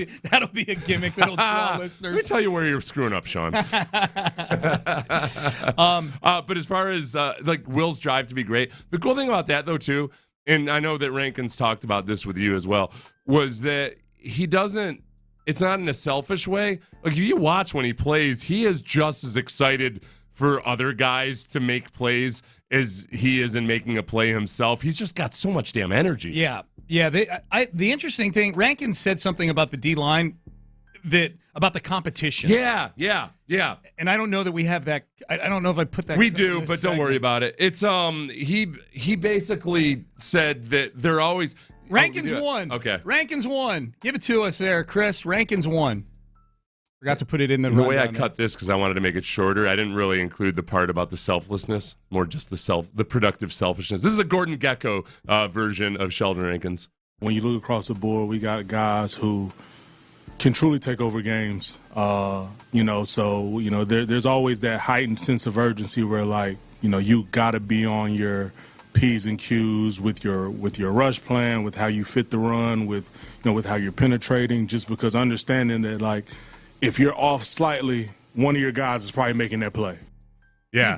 So and then that's really like it's a race to the quarterback. Yeah. So like you're like, but then he went on to talk about how they're cool with each other and they want to help each other out and everything. But it's like any great group of competitive guys. They're gonna compete with each other. It's like your buddies at the gym, and it's a really good environment. You and Clint had brought it up to him that's one of those things. We've heard Matt Burke talk about this. You preach it at the beginning of the season, but you really got to have starting having success. You have to start having some success with it at some point to reinforce it, and that's when things really get rolling. Clint had talked about now you got a nice teaching tape because then you can back it up. For the first few weeks, you're kind of trying to tell guys like, hey guys, listen. Just do your job, and everybody can eat, Yep. But now it's worked so well, and guys see that, like, oh yeah, you give a little, you get a little, and it's become a genuine team effort. It's not just the pass game, in the run game too. There's times yesterday where they ended up having tackles for a loss where if you stop the play right after the snap, it looks like there's a huge gaping hole, but the defensive linemen are playing off of each other enough to know how to replace the other's responsibilities that it ends up being a really good play. And that's something you just flat out didn't have early in the season. Yeah, I listened to CJ yesterday. I listened to Will. We don't get many Will Anderson podiums after games. I thought that was pretty cool that we got Will Anderson. He's outstanding. We've had him on the postgame show a couple of times. Sheldon Rankins was great with us. Like my big takeaway from yesterday, other than just the empirical football stuff, which is, hey, if they win this weekend, they're in the playoffs, which is amazing. They've got a winning season. This is a really healthy franchise. I don't mean like on the field. Like on the field, they're dealing with a ton of injuries, and they got even more banged up yesterday. I'm talking about like the ethos of the team, the foundation of the team, the culture of the team. I know culture gets to be kind of a dirty word around here because of how it got mangled over the course of a 2 or 3 year period. But this is a really healthy franchise right now. The problem with culture is it's kind of like when people talk about empathy. It's like it's easy to talk about, but it's hard to do, and it's hard to enact. And that's where people get tired of hearing about it because it almost starts. It sounds mythical. It sounds fake, but like you know it when you see it, and they're establishing a good one. It sounds super mythical when it sucks. Like, this is the culture. Yeah. But it's great now with the Texans. It's awesome. All right. I think we're donezo, right? All right, good deal. We will be back at 6 a.m. tomorrow. Reaction Monday rolls on. Seth, antibodies to you, my friend. Antibodies and chicken marsala to me. Thank you. Yeah, go eat that chicken marsala. You go get that chicken marsala. All right, we're done. We're out of time. Stick around all day long here on Sports Radio 610. John Harris, Mark Vandermeer, they are next. Happy New Year. Andre Johnson is officially a finalist for the 2024 NFL Hall of Fame. In his third time on the ballot, will he finally get the call to Canton and take his place among the legends of the NFL where he belongs? Insider access, exclusive content, Sports Radio 610. The Texans play here. KILT FM HD2 Houston. Insider access, exclusive content, Sports Radio 610. The Texans play here. An Odyssey station. It's time to break it all down. What happened and why? Welcome to Texans Monday, presented by Houston Methodist. Could be the final snap of the game here. 30 seconds to go. Ryan Tannehill under center. Ward in the backfield. First down at the Houston 47-yard line. Tannehill hands off. Ward swarmed upon, tackled just beyond the line of scrimmage. And that's going to do it. The Texans take down Tennessee 26-3. They lock up a winning season in DeMeco Ryans' first campaign and take another big step toward the postseason. All right. And the horseshoe is next. Ladies and gentlemen. You've been saying it. We've been saying that. We probably all the way back to week 2, Mark. Yes. Look, I thought it would all come down to this. It's week 18. It's all come down to this. This is it. This is the Colts and the Texans for the playoffs. 1 year ago, very different situation. We can get into all that. It's Texans Monday, presented by Houston Methodist, and we've got a lot to talk about. The Texans dismantling the Tennessee Titans, season sweep. Very nice. And the Colts in the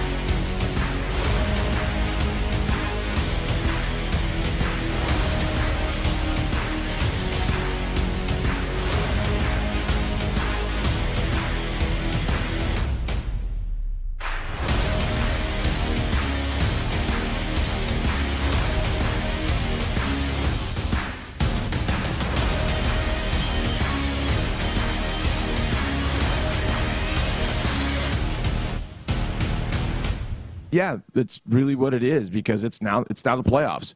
You win, you keep your season going. Because what happens, just put it in our world for a second, and I think about this a lot. When the season is over, that Monday after the season, we do Texans Monday. We do the whole day. We do Texans All Access. We have our last coach's show. That's it. None of the other shows that we normally do during the week. So matchup on Tuesday, players show on Tuesday, any of that all stops. Stops. So we're at a point now where when we get into playoffs, I always with matchup like, I hope we talk to you guys next week. We don't know because if we lose, it's over. Yeah. And you just don't know when it's over. And it comes to a screeching halt if you lose. A screeching halt. And so you'd like to be able to make the playoffs. I'll tell you this about Indianapolis. I know you talk about it being we probably have more, not vitriol, but just more PTSD from it than these players. When we played Tennessee the first time and beat them, the locker room was raucous. But I could hear in the locker room at some point, I could hear them like, yeah, we'll see you in 2 weeks. Yeah, that's good. Like, these guys have a little bit of that in them. Like, okay. And I don't know if there was some trash talking or whatever was going on. And hey, we'll see you in 2 weeks. It was more like, yeah, we'll see you in 2 weeks. You got to tangle with us now. Yeah. And I kind of hope that's the thought process. Not that you go into Indianapolis all, we're winning this game and nobody. No, you have to respect an opponent and you have to, play as if, obviously it's a playoff game. And that team beat you by 11 points here. But I feel like this team has a different edge to it. Oh yeah. Which I like. They don't back down. And I don't think in this situation they're going to go to Indianapolis. Now, they might be banged up because of some of the injuries we saw yesterday, and we'll see how that plays out. But they certainly sure as hell are not backing down from anybody, anywhere, anytime. And I love that. And it starts with DeMeco, and it filters all the way through this team. And defensively yesterday, they didn't back down from anybody. If I had told you before the game, maybe you'd believe it because you did it the first time. But Derrick Henry's going to run for 42 yards. That's not a great Derrick Henry output, right? It's horrible. If we did that in game one, we'd be hanging the banner. We had more sack yardage yesterday than he had rushing yards. Ooh, that's nice. We had 50 yards in sack yardage. Henry had 42. We held him to 51 yards rushing in 2 games. Yep. After giving up 200-plus each 4 times previously. He got a fourth of that in 2 games. And I said it at the end. I'm just going to say it. He's from just outside Jacksonville. I've been following his career for a long time. I'm a big fan of Derrick Henry. What he does it quietly. He does it with humility. I love what he stands for as a football player. But he can get the hell out of Nashville. Yeah. He can get the hell out of Nashville. Get out. Go to the NFC, man. And he don't will. want to see you anymore. They can't run that back. Because it's over for them from that standpoint. Tannehill gone, Henry gone. They're done. To me, the Henry formula is over. He's a different kind of player now. He's got to go to a team where he can be in a mix of things, and that team is not Indianapolis. He's not going to re-up there. Made a lot of money. Congratulations. Got the second contract.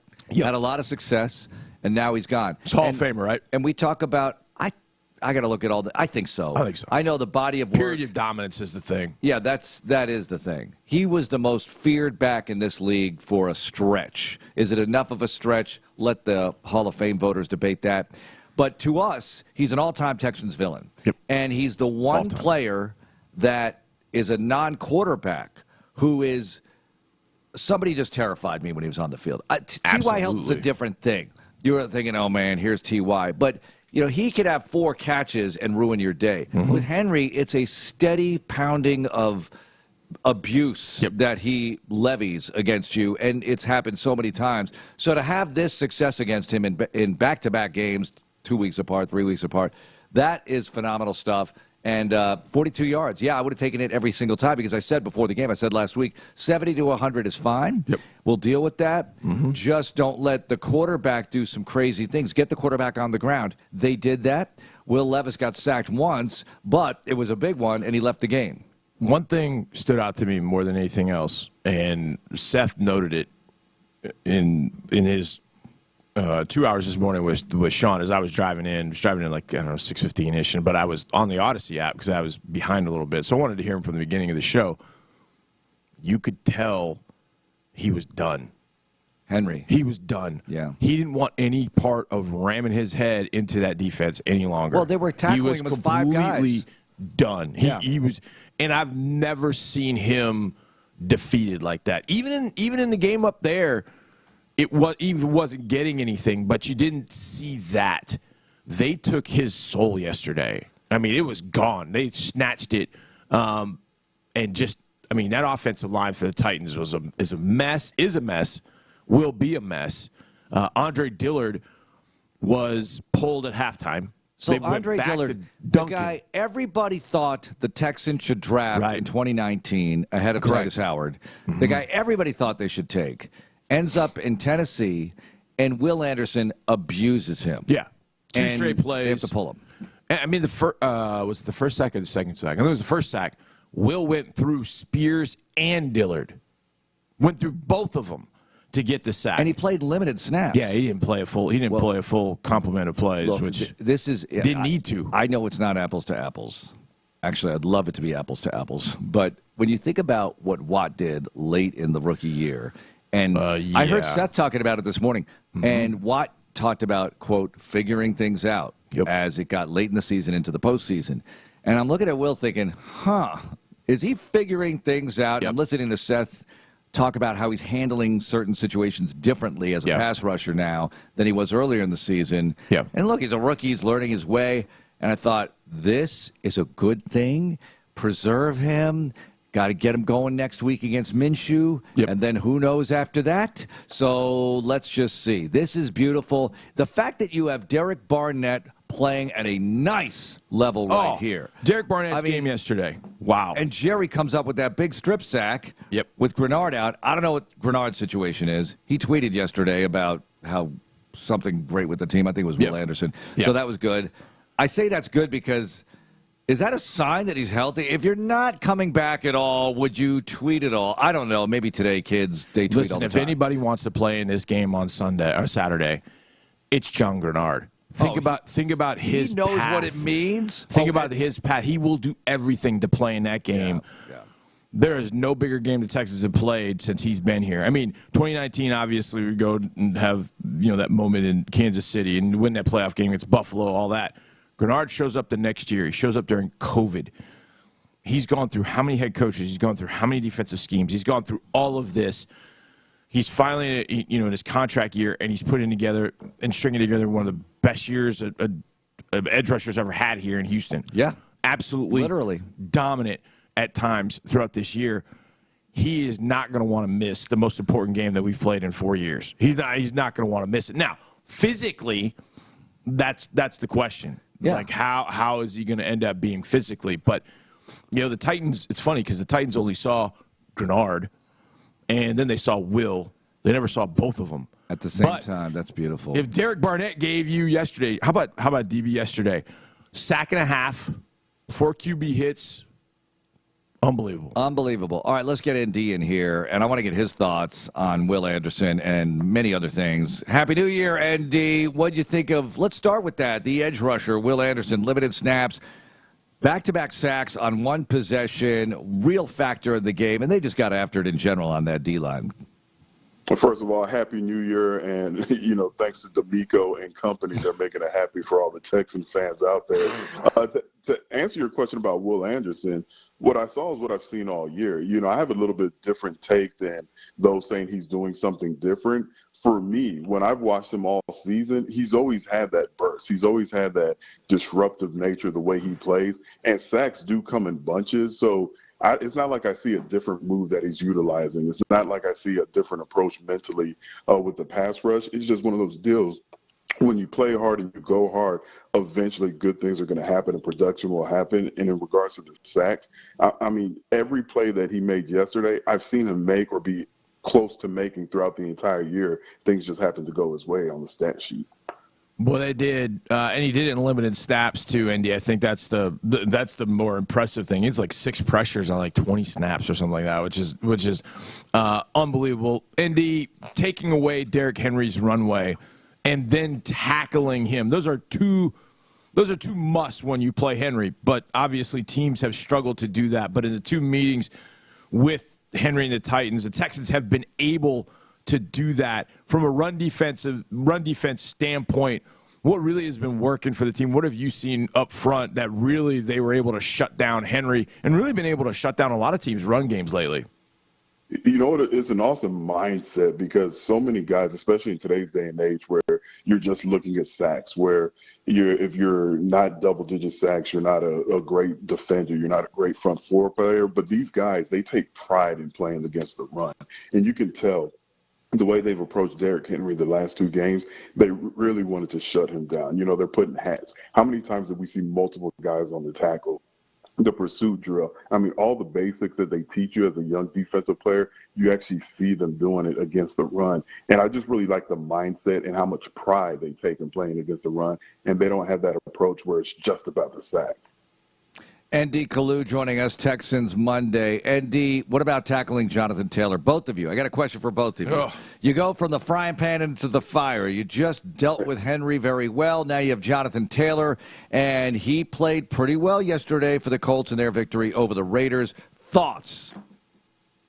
You know, when you look at Jonathan Taylor, he's not better than Derrick Henry. I still think he's in his prime. And as of right now, he is a more effective player. I think he had close to 100 yards or right under 100 yards against the Raiders yesterday. I was looking at his stats.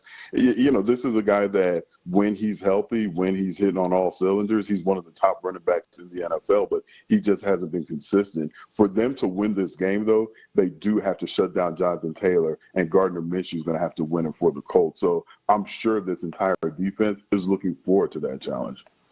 You know, the one thing the secondary – and a lot of times didn't have to do the last few weeks was come up and tackle Derrick Henry or Jerome Ford because the front six really – I mean, the Texans have turned into a nickel defense. I mean, if you want to look at it that way, they're essentially playing a 4-2-5 because Desmond King's playing almost every play. The secondary really, other than Dez, they made some tackles yesterday, but they don't have to.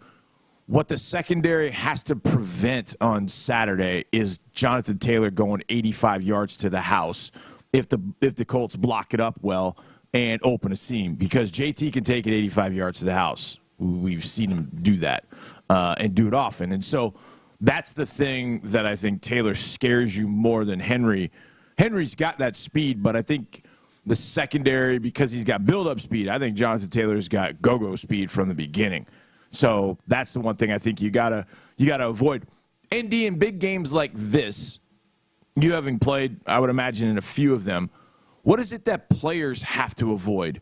I mean, getting over anxious, trying to do too much. What are the things that players have to avoid when they're playing in a big game like this? I mean, you nailed it. Over anxious, overthinking it, getting that backside a little too tight. And you're right. I've been blessed enough to play in some big games in my career. And there were some games when we played the Carolina Panthers when I was with Philadelphia, and the Panthers ended up going to the Super Bowl. We were supposed to beat them. I mean, we had more talent. We had more success throughout the year, but we wanted it so bad. We were so, I don't even know if locked in is the right term, because that's not real. We were locked in during the week, but we just didn't let it loose. We didn't let it all hang out on game day, and we played tight. We played not to lose, and we ended up losing that game, and they go off to the Super Bowl. So for this team, they can't get too tight. They can't start thinking, oh, man, if we lose this game against the Colts, we don't make the playoffs. We're so close. They just need to play with that same smile, that same loose energy that they played with throughout the year. And they're playing with house money. You know, I was saying if they could figure out a way to win 7 games this year, then DeMeco Ryans should be coach of the year, and they're going in the right direction. Now they have a chance to actually get into the playoffs and get double-digit victories. I mean, it's already been a successful year, so they just need to go out there with a smile on their face, roll the ball out in Indianapolis, and just play and not get too tight and not overthink the situation at hand. Yeah, I get the feeling they're not looking at it that way. They're here now. They want it. CJ said it yesterday. And bringing up the quarterback, ND, what'd you think of what you saw yesterday in his return game? That ground game was clicking well for him. And obviously, they just had a lot of good things going in all phases. But Stroud looked pretty sharp in his return. Yeah, they lied to us. He's not a rookie. He's a seasoned veteran. My initial thought was, man, he's a rookie. He's been out a couple of weeks. He's going to be rusty. And for him to look as poised and play the way he played, and I was even thinking this because I want to see him get the Offensive Rookie of the Year award, but I thought with Puka Nacua, the wide receiver with the Rams, how consistent and awesome he's been, and he hasn't missed any games that, oh, man, with C.J. Stroud being out 2 games, he's probably not going to win it. But the way he returned yesterday, the way he led the team, the way he looked after missing 2 games, he just looked like a seasoned vet.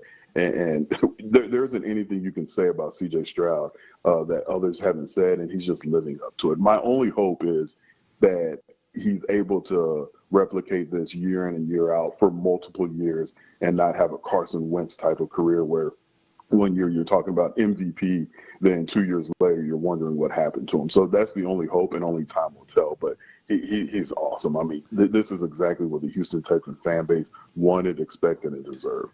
That's the Eagle in you talking. That's the PTSD of a Philly person. Not that you are one, but some of it rubbed off or something. Yeah, that's what true. that is, ND. My gosh. You're watching Matt Patricia, coach of that Eagles defense now, thinking, what is going on here? Meltdown in the city of brotherly love. And you know what? And I didn't want to put any negative twist on it, but I still want to be realistic and temper my excitement because I mean, right now when I watch C.J. Stroud play, I'm thinking to myself, hey, 3 NFL MVPs. He's going to lead the Texans to at least 2 Super Bowls. But then I just have to kind of bring myself back to reality. But man, he is just so fun to watch and just so mature, like just the way he plays. And what I like about him as opposed to a guy like Lamar Jackson, who I truly love the way he played. With Lamar Jackson, if you're a fan of that team, you're thinking to yourself, with his style of play, you just wonder how long it'll last. With C.J. Stroud's style of play and the way he approaches the game mentally, I mean, he can do this for the next 10 to 15 years. Yeah, absolutely. Indy, I want to hit on Brevin Jordan from this standpoint. I think it was Friday maybe, that Andrew Beck ended up getting hurt. He ended up, I think, showing up on the injury report that day, and then he's inactive. So on Friday, essentially, Brett finds out, okay, there could be a possibility that you're not so much the tight end as much as fullback, H-back sort of thing. So his role changes. So you're mentally prepared to have your role for the game, and then all of a sudden it changes, and now 48 hours later, you got to go out and you got to execute in that role. I don't know if it's ever been like that for you, whether you plan to play on the outside and then say, hey, wait a second, Andy, we're going to need you on the inside. We got injuries, and you got to really kind of do an about-face with your preparation. Have you ever been through something like that? And with what Brev was able to do at fullback yesterday, does that speak sort of volumes to him, the fact that he was able to make that adjustment that quickly and have a good ball game like he did at fullback? No, you're absolutely right. And pros are going to adjust. And, you asked the question if I had to adjust. When I was with the Texans, we had injuries inside, and they just moved me inside in the middle of the Jets game. And I forget his last name, but he's like an all-pro center for the Jets.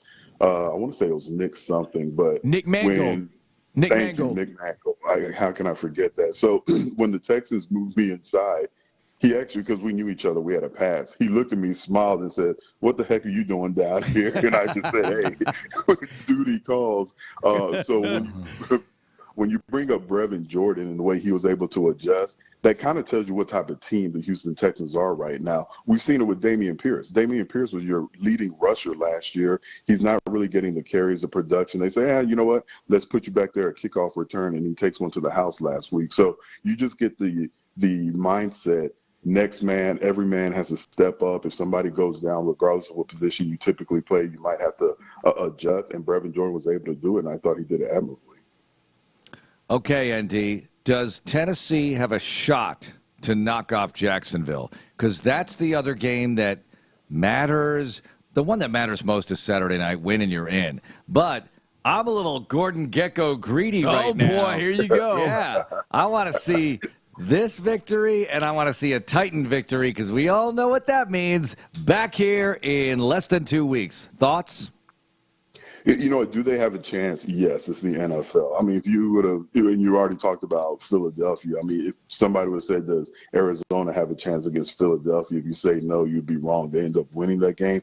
But Tennessee just, man, I never thought I would look at a Vrabel coach team and they look so uninspired. So I would be very, very shocked if they go in there and beat Jacksonville. But there's one thing about playing that spoiler. There's one thing about that last game when you know you're not going into the playoffs and you want to be that hater. You want to be that jerk. Some guys get up for that. And who knows? Maybe Tennessee, that's their last battle cry of the season. Yeah, absolutely. And I think they have Ryan Tannehill playing quarterback. I think that could end up being the thing. I think that would be a big help indeed, ND. All right, it's great to have you on. Happy New Year, and we'll talk to you tomorrow. Can't wait. It's a huge week. These are the kinds of weeks that we dream about, and so glad you're a part of it, ND. Yeah, I'm glad to be a part of it. Appreciate it, and I will see y'all tomorrow. All right, ND Kalu joining us on Texans Monday, and we will have many more this year. Many more. Well, yeah, it's 2024, so we're gonna have plenty. We're gonna have plenty more. Nice one. I guarantee it. We're gonna have plenty more in 2024 for sure. All right, we're gonna talk about the possibilities Saturday. I really want to look ahead. You want to? But I'm literally 50 feet away from people who would crush me. They would break down this door. Yeah, for looking ahead. They would break down this door and say, "What are you doing? What are you doing?" Because look, and I'll go back to them and I'll say, no one knows more than me how difficult this is. What you got to do on Saturday. Absolutely. I don't want to tell them about the history because these young guys, maybe they don't care, and that's a good thing, right? Some of these young guys only know winning from last year up there. Oh, yeah, that's right. So and not losing, period, because they tied and they won last year. And I'm here to tell you that was typical, in a sense, of the craziness of the series with the all-time nemesis, who you have played 44 times and only won 10 of them. Think about that. And how many up there? Let that sink in for a moment. Well, it would be what, 20? 15? It would be 20, 15, 21 16, times. 18, 22. 21 times you played them up there. 4. So, okay, I'll do the quick math. It's 4 and 17 at Indy. There it is for you. But we got a one-game winning streak up there. No, it's a thing. Look, you broke the streak in 15. In 16, you went back-to-back up there. You got another one in 18, and you got last year's.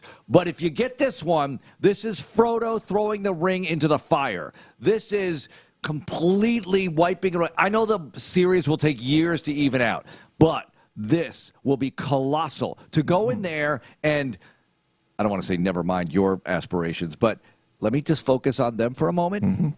If you make them miserable on Saturday night, Johnny, it's going to be so good to get that done. Please do it. Please. I'm begging for a victory. This is good sports journalism, by the way, very objective. All right, Mclain on next. Let's get the general in here and discuss. Now, Texans Monday is always presented by Houston Methodist, and they have emergency care centers. They hope you don't need them, but if you do, it's great to have them, and they are available 24/7 to patients of all ages. Board-certified emergency doctors and nurses, on-site labs, full-service X-ray, CT, and ultrasounds. Log on, HoustonMethodist.org/ER for location information. You're probably driving by them all the time. Houston Methodist Emergency Care Centers, the official health care provider of the Houston Texans. Houston Methodist, leading medicine. It's Texans Monday. Back with more of Texans Monday in a moment. Why just fight breast cancer?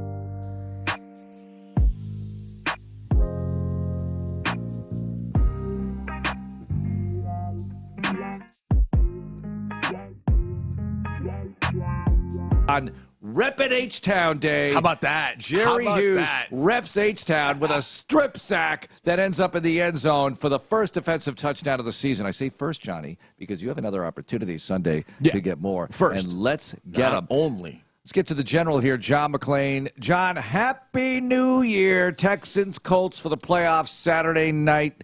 And who would have thunk this back in July? But here we are, and it's oh so delightful. I can't decide if you're on speed or you're on your knees praying. Since I've been listening for 5 minutes, I'm trying to figure out which it is. This is awesome. It is incredible that the Texans got the best primetime game over the Ravens and Steelers in a game that means a lot to the Steelers, and they're talking about, I'm sure they put the Steelers earlier because the Ravens may rest their players, but putting it, and they're not just being on ESPN, but being on ABC, so they're going to have the whole country to themselves, and that's a game that traditionally draws a humongous audience. So Texans got a chance to show the nation what they haven't been able to show them during the season. The thing that was so impressive to me yesterday, Stroud was fine in his return, and that's what everybody wanted to see, didn't turn it over. And but what the defense did without Jonathan Grenard and Malik Willis, and I hope a lot of these national people, I hope Grenard can play, so these national people that keep talking about how great he is don't keep talking about Greenard. And they'll actually learn how to pronounce Greener's name. But the way that they dominated the Titans again, the running game, the way they beat on Will Levis and Ryan Tannehill, Will Anderson coming back with 2 sacks, 6 pressures, 2 tackles for loss, 3 quarterback hits, and what a pickup Derek Barnett has been. If he could play his hometown team, the Titans, every game, he'd be going to the Pro Bowl because he had 5 pressures yesterday, 1.5 sacks. He knocked down the quarterbacks 4 times. And in his 2 games against them, he has 2.5 sacks, 4 tackles for loss, 4 knockdowns, and 7 pressures. So the pressure they got up front was just tremendous without 2 of their best players. And they may precipitate Derrick Henry getting out of the AFC South. He may want to go to another division. And congratulations to DeAndre Hopkins. It was a quiet game for him, but he got his 7th 1,000-yard season, and we saw the first 5. Yes, we did, and congrats to Hop. And congrats to Derrick Henry. You got over 1,000 yards, too. But the Henry that I saw on the sideline at the end of that game, General wanted to be anywhere but in a Titans uniform going forward. So we'll see what ends up happening because that was a rough look for the Titans yesterday. General, you talked a lot about the defense. Let's talk about CJ and what you saw from CJ yesterday and how the offense looked normal, looked like it was with CJ, looked better with CJ. Your thoughts about how the offense overall looked with CJ back in command? Back to the Titans first. They beat them up so bad. I don't think the Titans got enough left to be able to beat Jacksonville at home. And if the Texans win on Saturday, then all the attention will be on the Titans and the Jaguars. And the Jaguars, boy, the Panthers are pathetic, and it doesn't matter who they're going against. But the team I saw on the field yesterday that the Texans left, it just doesn't look like that team is capable of beating anybody. But, boy, wouldn't it be great if the Texans win on Saturday? And I remember that overtime victory in 2018. It started that winning streak there. So they've won in 18. They won last year. So it's not like they've been getting manhandled like they did when Payton was there. But as far as I thought Bobby Slowey did a great job of calling plays. They're playing 2 deep coverage the whole time, and he didn't have him throwing the ball down the middle of the field, which is what they were trying to do. He had him throwing some screens. They had 2 receivers carry the ball. They were having reverses, faking reverses. I thought it was very, very creative for Slowik, and he had to see. He said to us last week that you can look great in practice, but he's been around players before. When they miss a couple games, they step right in and pick up where they left off in practice, and then some need to work to knock the rust off. And I thought Slowik did a great job of getting Stroud back into the groove, back into the flow.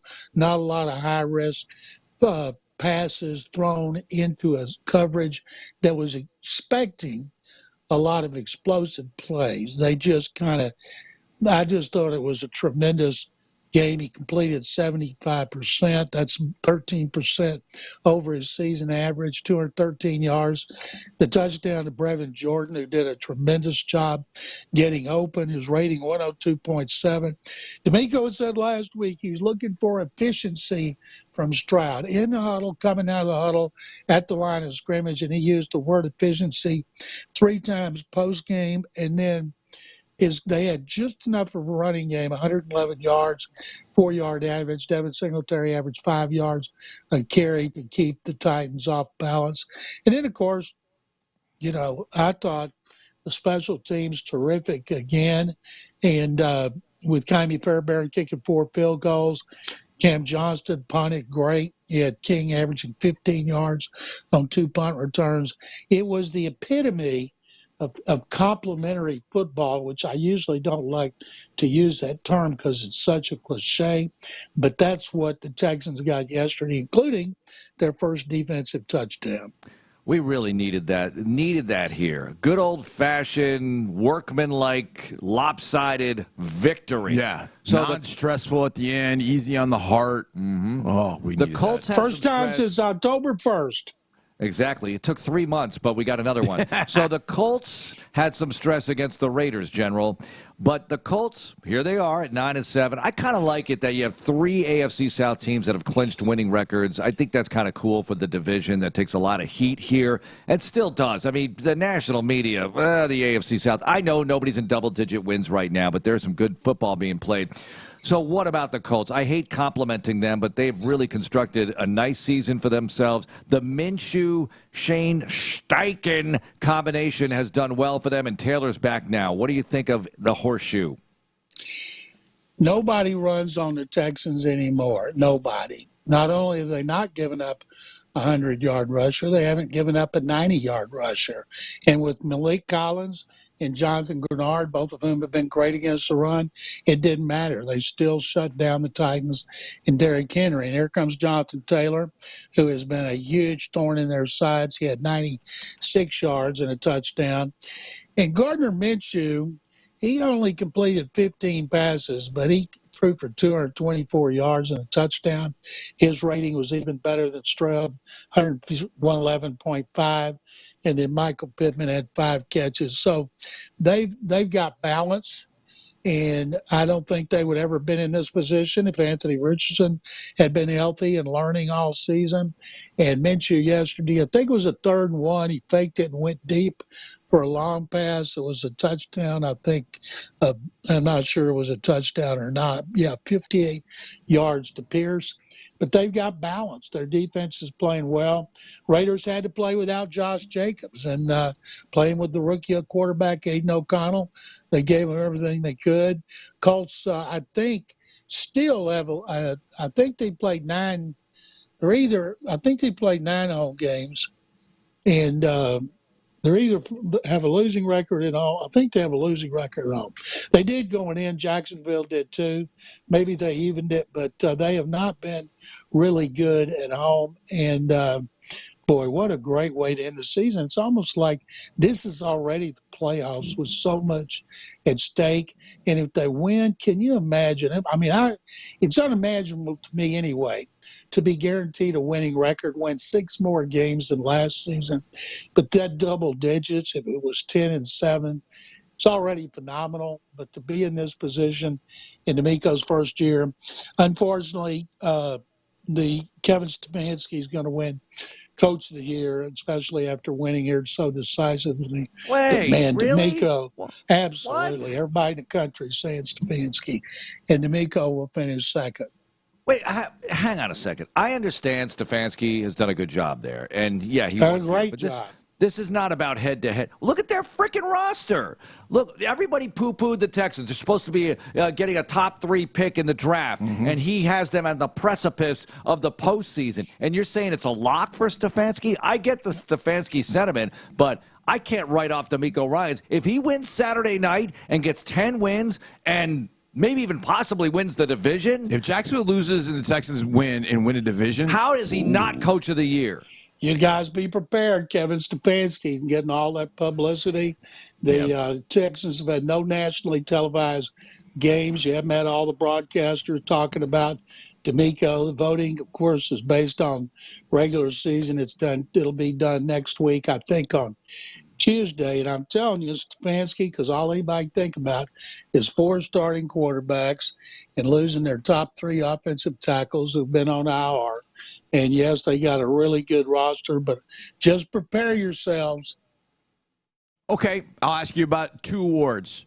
And what are the chances? Offensive Rookie of the Year, C.J. Stroud. Defensive Rookie of the Year, Will Anderson. What if he puts on a show on Sunday night or Saturday night in front of everybody? Does he have a chance, General? Yeah, well, of course he does. Jalen Carter was the runaway favorite early, and now I haven't heard his name mentioned. And the Eagles' defensive line has not played well. They just lost at home to the Cardinals. Who's the corner from Seattle people talked about for a while? Oh, Devin Witherspoon. He's been banged up. Devin Witherspoon, he's been hurt. They're not doing well. If Will plays anywhere near what he did against the Colts like he did the Titans, he's going to have that captive audience right before the votes are sent in, and I think he will have a great chance. One of the things I hope they mention a lot are the pressures that he had, like 6 yesterday. He's had 7 sacks. It sets the team record. It's weird when you hear that Brooks Reed shared the team record instead of J.J. Watt and Mario Williams. Now, J.J. bounced back with 20 and a half his second season. Mario had, I think, like 14 and a half. So I can't wait to see what Will does next season. But I think Will Anderson, boy, he's in the right spot at the right time. It's a great chance for him. And, of course, the broadcasters will be talking the whole time about what a great job DeMeco's done. But they're also going to be talking about what a great job that Shane Steichen's done. Yeah, I mean, he's done a good job. You cannot take that away from him, and maybe the winner Saturday night deserves it. I don't know. And Stefanski certainly deserves heavy consideration. It's tough. Okay. Well, you just watch. They're going to give it to Stefanski. All right. Congratulations, Cleveland. Somebody's got to knock them off. Gosh. Although part of me wants Flacco to play well. It could be us. Part of me. Yeah, it could. It could. If the Texans are playing at Energy Stadium, not this coming weekend, but the following weekend, it will be the Browns. Oh, boy. Again. And you get your shot at them. But the votes will be in. But it's about more than the votes. Let's just put it that way at that point. General. Let me ask y'all a question. Yeah. If the Texans get in as a wild card, so much is unsettled. Who are they? What's the division champion they'd be most likely to play? Miami or Buffalo? No. They won't play Miami. Miami is not part of the mix. The only 2 places they can play are Buffalo and Kansas City. Wait, why can't they play Miami? Can't play Miami. What if they win the division? I don't know. People have done the math on this, and I've just read the math. And they can't play. They will not play Miami. Buffalo or KC? It's Buffalo or KC. I'd rather play Kansas City the way the Chiefs are playing. Yeah, but you know what? The 2 of us have PTSD from that place down 24-0. I might rather go to Buffalo. I'm serious. I might rather go to Buffalo and exercise the demons up there. Well, instead of the demons in Kansas City. There are demons at either place. We walk into those 2 places and we're like, "Hi, demons. We've seen you before." Yes. They win 20. They get up 24-0. They ain't blowing that lead. And they also won at Arrowhead that season. Was that the last time that they have been to Arrowhead? They opened this 2020 campaign at Arrowhead in the Super Bowl celebration for the Chiefs.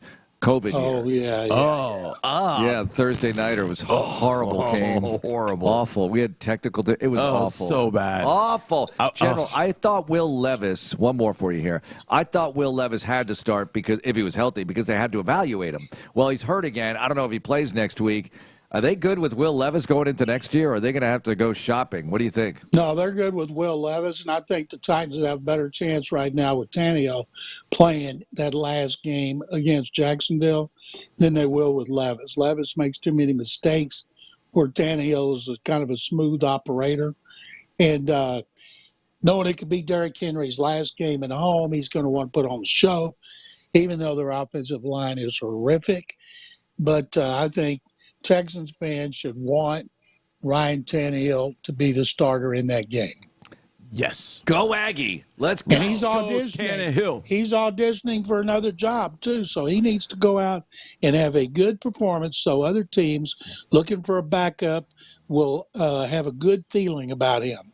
Although I am so bitter and shallow that should a victory not occur for the Deep Steel Blue on Saturday night, I'll be rooting for the Jags to win the division because I want to prevent the horseshoe from any kind of happiness in that way.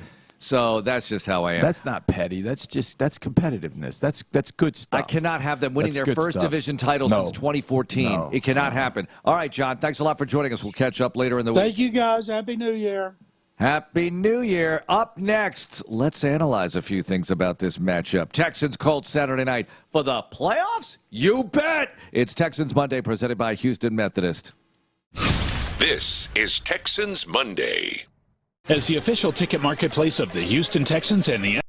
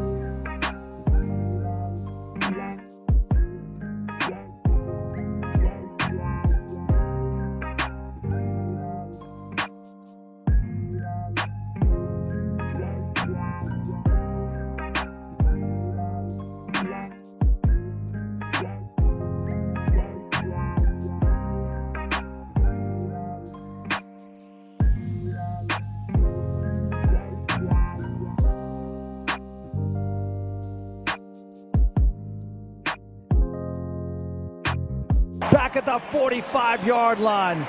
The Terminator gets it done. And he gives the Arian Foster bow after the sack. I like it. Oh, that was nice because he had one on the next play, too. Will now with 7 sacks, Texans rookie record. Not the full complement of snaps yesterday either. And thank goodness for the Derek Barnett acquisition. We'll catch up with Nick Caserio this week. This has been very well played with all the injuries, acquisitions. Kareem played yesterday. That was nice to see Kareem. I like the safety mix they had going with DHC and Kareem out there, kind of rotating opposite Jalen. Thought it was good. Thought the secondary played well. They really get tested a whole heck of a lot. I mean, Tannehill was 16 of 20, but he got a lot of that in garbage time. He made a throw after the second sack to Hopkins. Oh, that was a great up throw. For the field goal. That's what we need from him on Sunday. We need against that. the Jags. We need you, Ryan Tannehill. Yeah. We More need importantly, you, Mike Vrabel. We need the Texans to beat the Colts and just let the chips fall where they may. We can watch Sunday with a little less stress. I know it's called house money at this point because the expectations were not to get here, and I get that. But I just think now that you're here, it's not like you're. No one's saying they're not going to try because it's house money, whatever. This is just for fans to process the occurrence here of having this win and in scenario in Week 18. Now that you're here, you got to take all you can possibly get. You don't know what happens next year, the year after that. We know that better than anybody. Take it while you got it. Sell out. Win. Do it. Go on a run. See what happens. I can't believe they're here. He has instantly turned them back into a winner. Now, it's not the first time that a first-year head coach has done this because Bill O'Brien did it with the 2013 team that went 2-14, and then they went 9-7. But, I'm going to say but, Johnny. Yeah.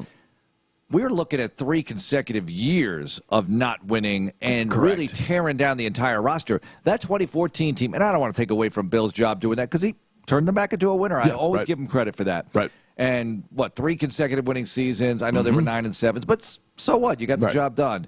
And had they had a 17 per conference playoff allotment in 2014, you would have made it that year. Right. So anyway, he turned them back into a winner. But that team had a lot of talent on it. Yeah, I mean, 2014, you're handing off to Arian Foster. You're throwing to Andre Johnson and DeAndre Hopkins. You got Dwayne Brown and Chris Myers still on the team. You've got J.J. Watt. You've got a lot of people on the team who are really, really good and established NFL veteran players. This team, you have a lot of young guys, second-year guys, some vets sprinkled in, and they've done a masterful job top to bottom of creating a team that can win games. Now, they've won 9. You want to win the 10th, get in, and let's have some fun in the postseason party. Well, obviously, bringing up DeMeco, it's almost to me like you bring up DeMeco, you bring up Nick. You bring up Nick, you bring up DeMeco. Because the draft is incredible. Oh, by the way, do you hear anybody bitching about moving up and taking Will Anderson, the number 3 pick anymore? Yeah, terrible move. How is what's his name doing that? Everybody wanted him to pick. Exactly. Yeah, what's Lucas Van Ness doing with the Packers? Anyways. Wait, what's Tyree Wilson? Yeah. Oh, boy. Well, how's he doing? It's not been well. No. It's been okay. I saw a highlight that popped up. Anytime that he does something, it pops up on Twitter because the Raiders fans are like, look, see, he can be okay. Anyways, I do think Tyree's 2.5 sacks. Yeah, look, Tyree's got some game. But nothing against him. I mean, seriously, nothing against him. You moved up. You were supposed to take a special guy. You did, and he's playing in a special way. He's a special guy in so many different ways. Mark, I went down to the end zone when we had the goal line stand. This is something nobody's really talked about. So we're going to talk about it. Landry and John, you queued up. I'll be nobody's talking about guy. The goal line stand, 7 stops of the Titans. Yeah. 7 inside the 7-yard line. Awesome. 7 freaking stops. So I go back to the end zone after Hop makes that catch that gets him down inside the 10. So I'm watching from the back of the end zone every play. I want y'all, if y'all haven't done this, I want y'all to watch Will Anderson before the snap of a football. That dude's twitching like he's on Pop Rocks and cocaine. Like he's in his stance and he's just twitching, like waiting for the ball to be snapped. It is. It's Forrest Whitaker fast times. I'm watching, and I've seen it at various times throughout the year. He's twitching. I mean, he's tweaking like Dave Chappelle on the Chappelle Show. It's unbelievable. Did they smash up his car the night before? I don't know, but I'm telling you, 51 was on one. I saw this number. I don't know if this is right. 11 pass rushing snaps And on those 11 pass rushing snaps, apparently he had 6 pressures. He had the 2 sacks. That's a number that's, inconceivable. That's production there. That's incredible. And hopefully he's as close to healthy as he can be to get ready for Saturday. But I can tell you this. After listening to Will talk, he talked about what Robert and Sheldon said to the team on Saturday night. They got 8 quarters of football, and they really kind of, it was almost like those two. It's almost like Will Anderson took it as those two were talking directly to him.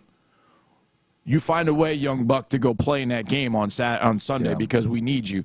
And I would imagine wild horses aren't going to keep Will Anderson out of this particular ball game at all. He could have one leg and he'll still play. Well, we saw him. That's the spirit this dude has. It's unreal. What we see of practice is interesting because clearly he's not, full go. No, not even close. And he's walking around, his ankle's wrapped up, and he's got the catapult thing on. And I'm thinking, and we talked about it outside, you and I. I thought next week. Next week, that's what I thought. Next week. But here he is playing this week, and boy, did he play. Major role. All right, that's a quickie segment, but we got Andre Ware coming up here. Let's get him in, and let's talk about the championship. Let's talk about a few other things related to Saturday night in Indy with the Texans playing for a playoff berth. It's Texans Monday.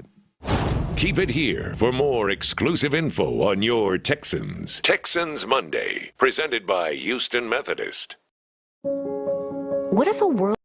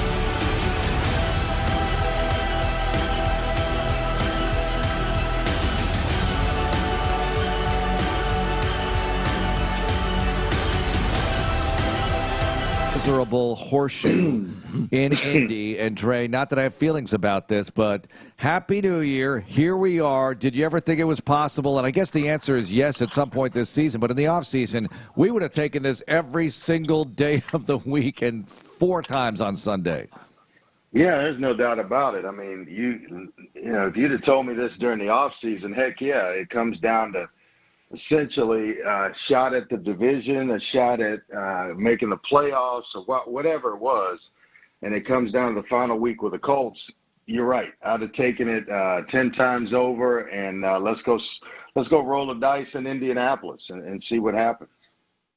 Dre, you know the position better than anybody in this town or anywhere. Quarterback, C.J. Stroud returns yesterday. What did you think of the way C.J. played? I thought he was solid. I thought he was consistent. I thought the coaching staff did what was necessary to protect a franchise quarterback. And the medical staff, everybody, until he was 100%, don't let him back in games. And yesterday he was every bit of it. I thought the timing was there. He looked like he'd basically just been unplugged, recharged, and then put back in. And that's exactly how it came across. He was consistent. He was accurate. He moved well. And he was a big part of why they were able to do what they did yesterday.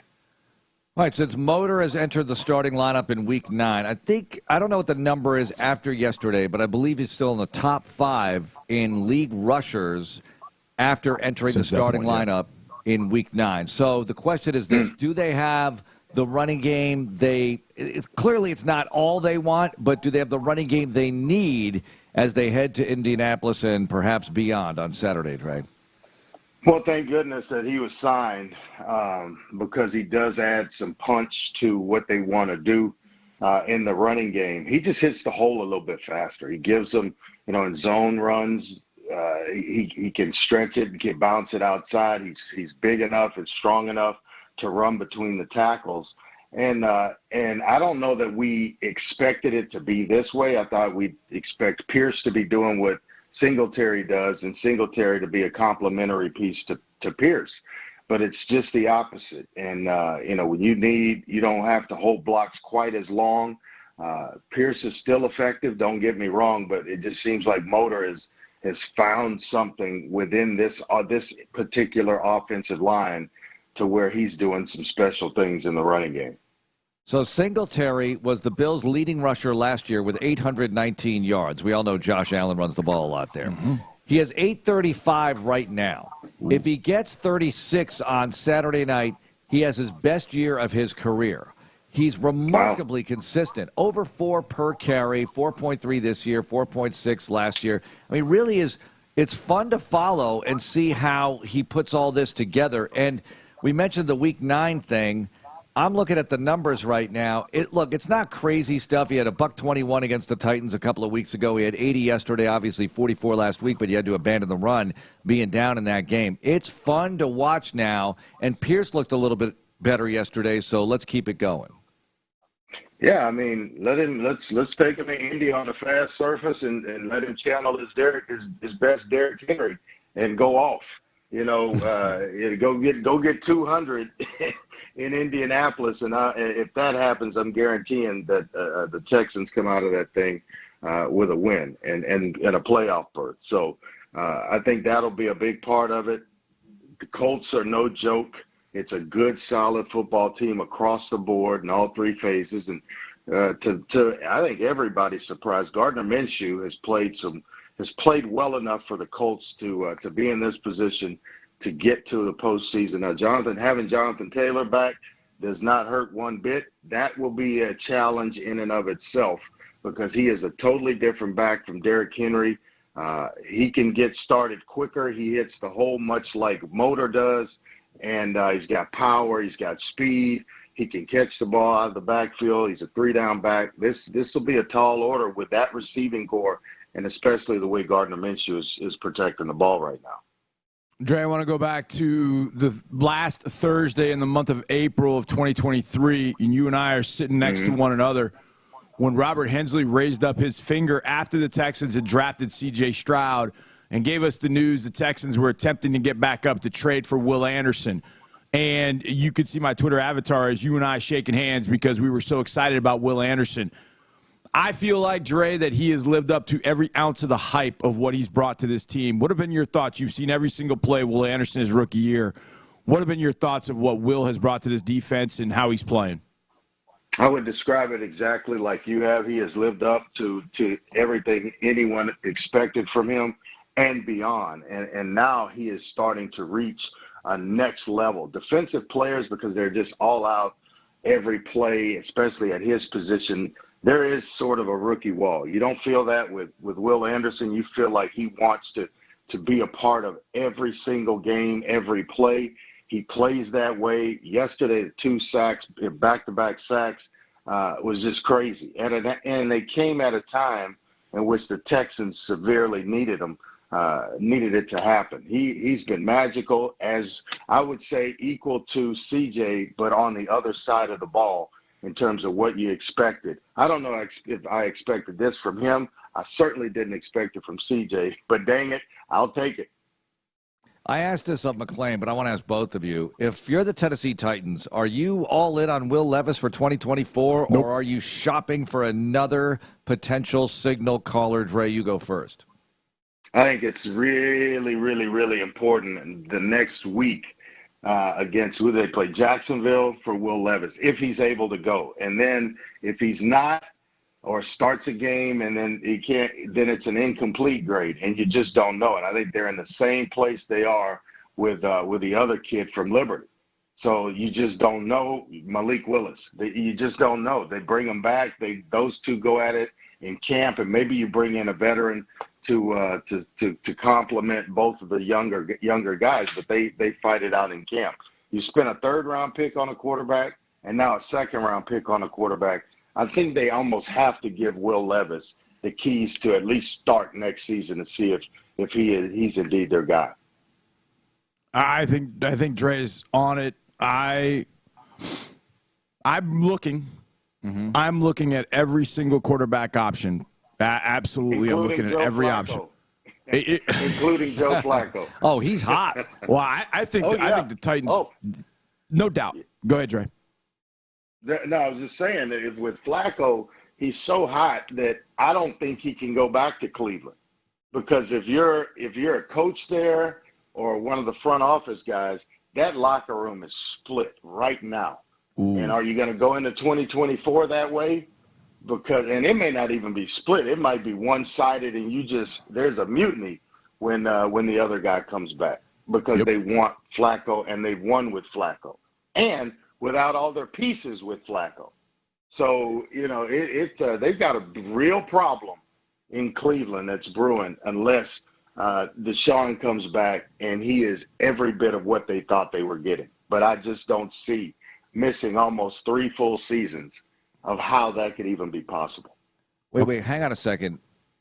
Since we're on the subject, it is the greatest reality show in the world. There's no doubt, the NFL. Yeah. And this is definitely a lot of episodes because if Flacco, let's say he goes to the AFC Championship game or the Super Bowl and plays really well, turns back the clock to 2012, how do you go back? Look, I know the money's in there, but how do you go back? I don't get it. You're right, You Dre. might take the Denver comes to Bronco mind. approach. Yeah, you might just take the Denver Bronco approach and just, hey, we're going to eat it and move on. Oh, but the dead money on this I one. don't know that's but it is crazy money. I mean, every penny of it is guaranteed. So who knows? I mean, and who's going to sign up for that trade with that contract? Nope. I mean, nobody's going to sign up for that. This might be the only way that this could happen in Cleveland, that the Baltimore Ravens Super Bowl winning quarterback leads them to a Super Bowl. That's got to be the only way this can happen. And the former Browns. That's not crazy, Johnny. I know. I know it really crazy. isn't. The way and they're playing. Dre, you kind of said it. And this gave me a thought. If I'm Tennessee, I maybe think about this. Maybe to buy myself some time with Levis, I go get Joe Flacco. I put him in this offense. I let Levis stay and learn from Flacco, and maybe there becomes another point where the Flacco expiration date hits, and then Levis has to take back over. Maybe that saves them from having to spend a first-round pick on a quarterback. because they have way more issues than what's going on at quarterback, because what the paper-mache offensive line that was in front of Levis and Tannehill yesterday has got to be blown up. Yeah. I mean, it's got to be blown up. It has to. And you looked at Tennessee. I think all three of the other teams in the division, you looked at their offensive line, you were almost envious at one point with what Tennessee had up front. That's all gone now. You were almost envious at what the Colts had up front. It's still decent there. They're still able to run the football. And then Jacksonville, I think, has an offensive line. When Cam Robinson is healthy, it's a pretty good offensive line. But he has not been available a lot for Jacksonville. So when you look at it, Tennessee's probably got the weakest offensive line within the division. And it happened in a hurry. Mm-hmm. Yeah. Oh, yeah, it happened. Yeah, it got taken down very fast. Absolutely happened. Another one for both of you, way closer to home, though, and I don't want to see this, but Gardner Minshew and the Colts, this is entirely in play, that they go on a run. Mm-hmm. I don't want to see it, but if it happens, what do they do about Richardson? Because they have Richardson, and if they ultimately lose and it's not really Minshew's fault, they just couldn't get over the top, what happens there? Because Minshew can clearly play. Look, they got 9 wins right here without Richardson.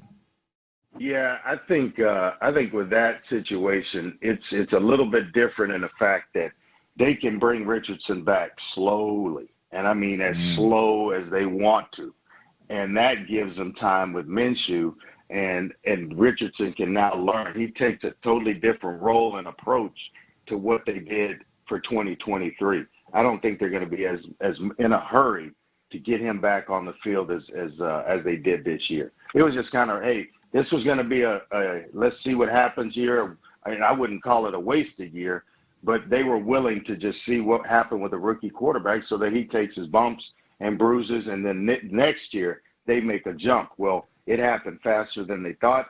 Everybody wants to win, and so they're going to ride with Minshew. If he takes them on a deep playoff run, yeah, I think it's his job to start the season next year. And Anthony Richardson now has someone to learn from. Okay. Have y'all ever gone into the refrigerator? Many times. And you've looked at the milk, and you're like, you got a bowl of cereal. Yeah. And you want that bowl of cereal, and the expiration date is like you're pushing it. Borderline. It's borderline, man. You're right. You got to smell it, right man. there. You got right. It's got to pass the smell test. Right. You got to pass the smell test. But here's the problem with smelling the milk. You're smelling the edge of the bottle, maybe, and it has the crud on it. You got to pour a glass, then smell it. That's the true indicator. Yeah, that's true. Gardner Minshew is that milk. Like the expiration date is, you're right there. You're I didn't really know where close. he was going with this. Yeah, but that's pretty damn good, man. Yeah, right. But you think about it in that same way. Like, man, I could really push this, or I got to go to the store. I got to get more milk, and I sure as hell not going at 10 p.m. I want this bowl of cereal. You push that expiration date even to a point like it might be a day or two past. I think that's the way the Colts are going to be with Minshew. And Dre said, you said it. You let Richardson get fully healthy, because that guy has to be to play his brand of football. Yeah. He has to be 100% healthy. That shoulder has to be on point. And I'm telling you right now, that shoulder has been an issue since his senior year at Eastside High in Gainesville.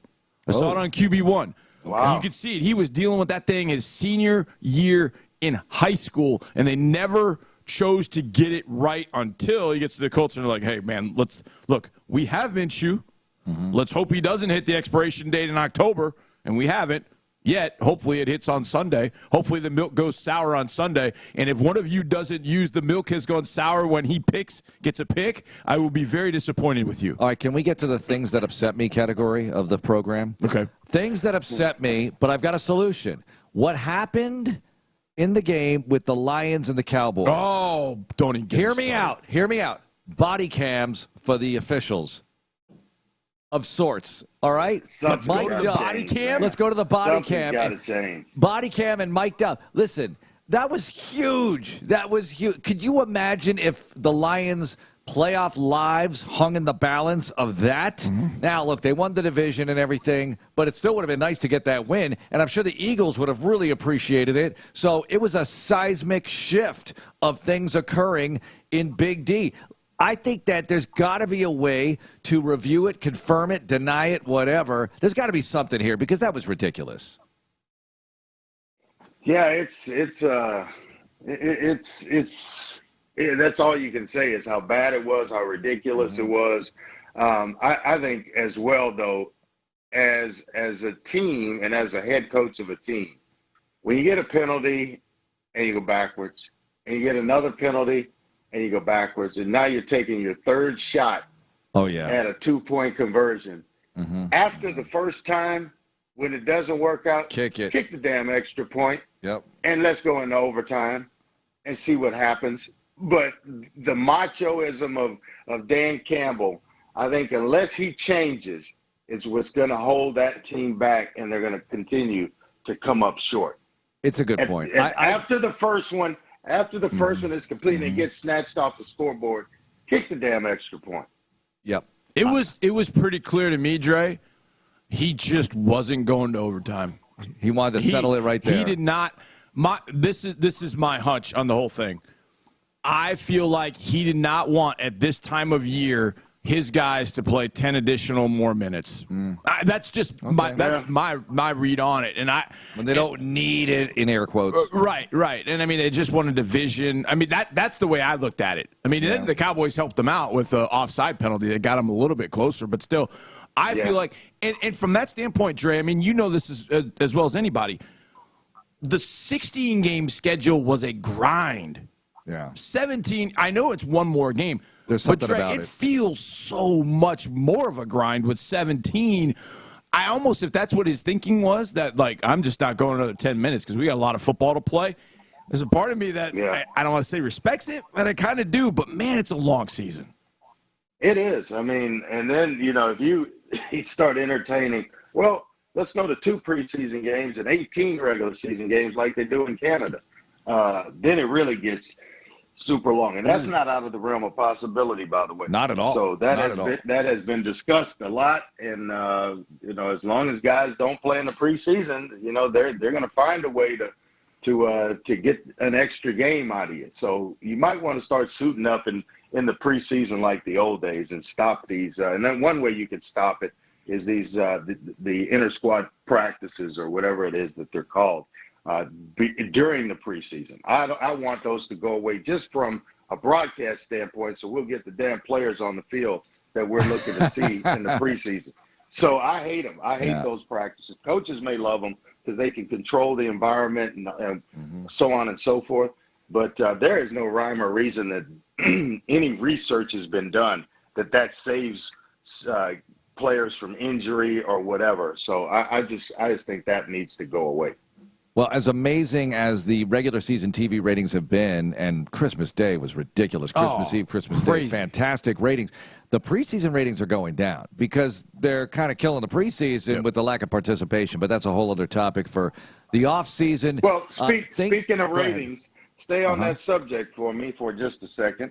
The Pop-Tart Bowl, which I was a part of with Denise I'm glad you brought it up. Paul Carcaterra. Yeah. We pulled a 4.3 in the ratings, the highest rated bowl game thus far to be played. So, you talk about something that I'm awfully proud of. That is something that I'm awfully proud of, being a part of that bowl game, because I thought, what in the hell is the Pop-Tart Bowl? And then all of a sudden it rates higher than anything else. Yes, and we were a part of it. So I am awfully proud of that. All right, so toot my own horn this morning. You're damn right I am. Go ahead. Damn right. You do it. Did you get a Pop-Tart to eat? So, I'm really upset that touchdowner of the year dinner already occurred because I want to get up there and talk about your proudest moments, and I'll be like, Heisman and the Pop-Tart Bowl, and it's kind of a tie. It's kind of a tie. That's right. Yeah. All right. Johnny, to answer your question, that night I did not eat a Pop-Tart, and it's because they only had frosted. Unfrosted. I eat what flavor plain though? With what butter flavor? Is my way. That's my way to go. And so it's been that way since I was probably 4, 5, 6 years old. I've been eating Pop-Tarts that long. Oh, you know what? See, I got to have the frosted, and I like the fruit filling. No, I like the chocolate. I've had the frosted with the brown sugar, maple brown sugar. Oh, my God. Dude, I have not had one since I was 5 or something. But it's genius marketing. Oh, it was genius. a total home run. It was great. I mean, never mind the amazing TV rating. The after effect of all the social media, with the fact that we're debating Pop-Tarts. People know what the trophy looks like. The mascot was brilliant, turning it into an actual Pop-Tart. That leaves all the other bowls scrambling. Listen, I have to have a mascot that we can eat or something, right? I have to have something that goes viral. Who did the marketing campaign for this? This bowl's got to go higher than that bowl. Whoever did that marketing. Yes. If I'm selling bowl sponsorships, oh my gosh, Dre, I'm going to M&M's now saying, listen, I can get your guys on the field, and we're gonna do some crazy stuff. Think back to the Outback Bowl. Think back to the Outback Bowl. Your buddy and mine, Cole Kublik, who was doing the sidelines, they had him eating a bloomin' onion in the stands, and it went viral. Yeah, well, like everybody was talking about Cole eating that damn bloomin' onion. The it was mayonnaise, like perfect. The mayonnaise is disgusting, but it went viral, right? So that's the thing. All right, things that upset me, part 2. Can we all agree, because I was getting texts from people, oh, this proves that Florida State never belonged in the fourth. I'm thinking, stop. Oh, Just stop yourself. Come on, stop it. They totally belong. This is not even them. This is an imposter team. This is guys in Florida State jerseys playing Georgia. Come on. I'm in the middle of this. I read an article, and I was talking to Enrique Vasquez before the game yesterday about how to fix college football. And he said, hey, this is a theory that I have. It's basically move the bowl season to week 0. Still have the playoff, whoever makes the playoff, but you move the other bowls to week 0. And you get rid of the opt-outs, because if you're playing for a national championship, guys are going to play in those games. But if you move it, and then all of a sudden I find this big, long article on ESPN, and they made it make sense. It would take a lot of the way we think about college football already has changed. So it's going to be a drastic change for this to happen. But it's not out of the realm of possibility for that to happen. And then whoever doesn't make bowls, you just match them up. So everybody's got a week 0 game going into the season. You stop the opt-outs, and then you see guys in the bowl games. And that's basically what you have to really get a handle back on. So I don't know if that flies, but I think it's a pretty daggum good idea to stop guys from opting out and not fulfilling whatever commitment they may have signed on the front end. I do like shaking up the thinking. I do like that part of that idea. That's pretty interesting. As you, I do like shaking it up and trying to think of other ways to do it. Yeah, because when you go to 12, it's going to be craziness, but there are going to be way more Pop-Tart type bowls, sponsorships. You have to go more Savannah Bananas than actual button-down sports stuff here with the bowl games, as far as the outside of everything, the presentation of it all. So essentially, you're going to add a preseason game, which is a bowl game, to the start of the season. That's week 0. And essentially, those games don't count. And then you go into the regular season. And essentially, it's our seniors. Hey, thank you for contributing to the program. If you want to leave early, you're already gone. If coaching changes are made, that's already been done. And then those coaches are now coaching in bowl games. Because I get so sick of guys taking jobs and then sitting back when the coaching staff leaves and not stepping in. It's your job and your football team, and they're your kids now. Go coach the damn bowl game. Listen, if I took a job like that, I couldn't not coach. I would say, I got to coach this team. Absolutely. I don't care who's back and how do you sit back and watch that happen? And that's now your program, and you've been hired already, signed, and you sit back. Oh, I don't step on campus until January 1st. No. Go coach those kids. It's so weird because we interviewed Elijah Robinson, and there he is coaching the Aggies. He's on his way to what, Syracuse? Syracuse. Right? He's coaching the Aggies. He's on his way to Syracuse. The new coach is not coaching. It's bizarre. And look, I complimented Mike Gundy on the air. I said, hey, this is awesome. You've been there forever. You played there. You've had opportunities to leave. You've had 18 consecutive winning seasons. You always finish second, third, fourth in a big, whatever it is. I didn't word it like that to him directly, but I like that he's been there forever and that he's devoted to his school, Oklahoma State. I think it's pretty cool stuff. Yeah, and he's rare because even in today's climate, you get run off from your alma mater. A lot. It happens a lot. It happens a lot. And then where do you go from there? But he's been able to be successful at a place. And I'm going to tell you, I had the luxury of going there twice. Once more than I kind of wanted to. And and it's in the middle of nowhere. It's hard to recruit to, is my point. And they're in a place like Kansas State, but both, because they have good football coaches, are thriving. And will be stories in 2024. All right, Dre, looking forward to Saturday night. We'll catch up later in the week. Yes, indeed. In Indianapolis, I'll see where you guys want to go dine, if I can talk you back into the old spot. Listen, I was on the phone with the Resi. Yeah, it's already been working on it. Already working on it. The second we got the news. First call he made, Dre. Hello. Okay, Dre. We'll talk to you later. Awesome. Let me know. All right, buddy. All right, Dre. Okay, coming up, more on the victory over the Titans, and you're going to catch up with DeMeco Ryans. That's We're right. going to play that interview. And I have a quote I want to read for you and get your reaction to. All right, I can't wait. It's Texans Monday, presented by Houston Methodist. Stay tuned for more Texans Radio. How can we target deadly disease?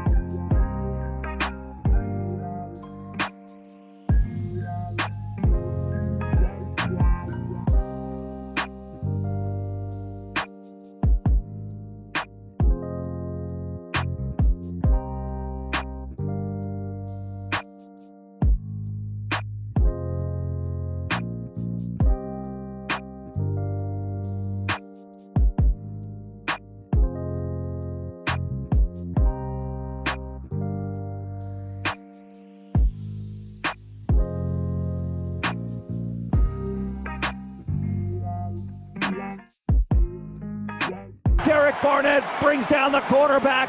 Turnover on downs. Oh, very nice. Will Anderson had a couple. Jerry Hughes, strip sack. Rankins with the scoop and score. Man, what a day for the Texans D. Completely dominating the Tennessee Titans, even when Ryan Tannehill got into the game. And I thought that might be big trouble when Tannehill got in. Not big trouble, but I thought they could be trouble. Look at the throw he made right before the half. You get back-to-back sacks, and he threads the needle sideline to DeAndre Hopkins to set up a field goal. I didn't think, okay, this starts the onslaught or anything, but, you know, you stick at a touchdown at some point in the third quarter there, and all of a sudden, okay, they're back in the game, and who knows, maybe he gets hot. He seems different. He certainly gets a job next year, but they're different. It's weird to see how they've been taken apart. From the losing streak they had to conclude last year to what has happened this year to them. I know they always seem to have major injury issues all throughout his tenure there. Even in 2021, when they were the number 1 seed, they had a ton of that was the year Henry was hurt. Yeah. They had a ton of issues. Vrabel ended up being coach of the year that year. And then Lamar Jackson went in there and one weekend. Oh, no, that was Joe Burrow. Joe Burrow went in there, took care of him. Then the year before that. They were the number 1 seed. And the year before that, Lamar Jackson took care of them at home. That was after the AFC Championship run. It's funny how franchises are and how brand name recognition is so powerful. And the Baltimore Ravens, to me, are a huge example of that. They're playing so well right now. Oh, my God. But they'll be the first to tell you, none of this matters. I mean, it matters that they got the bye.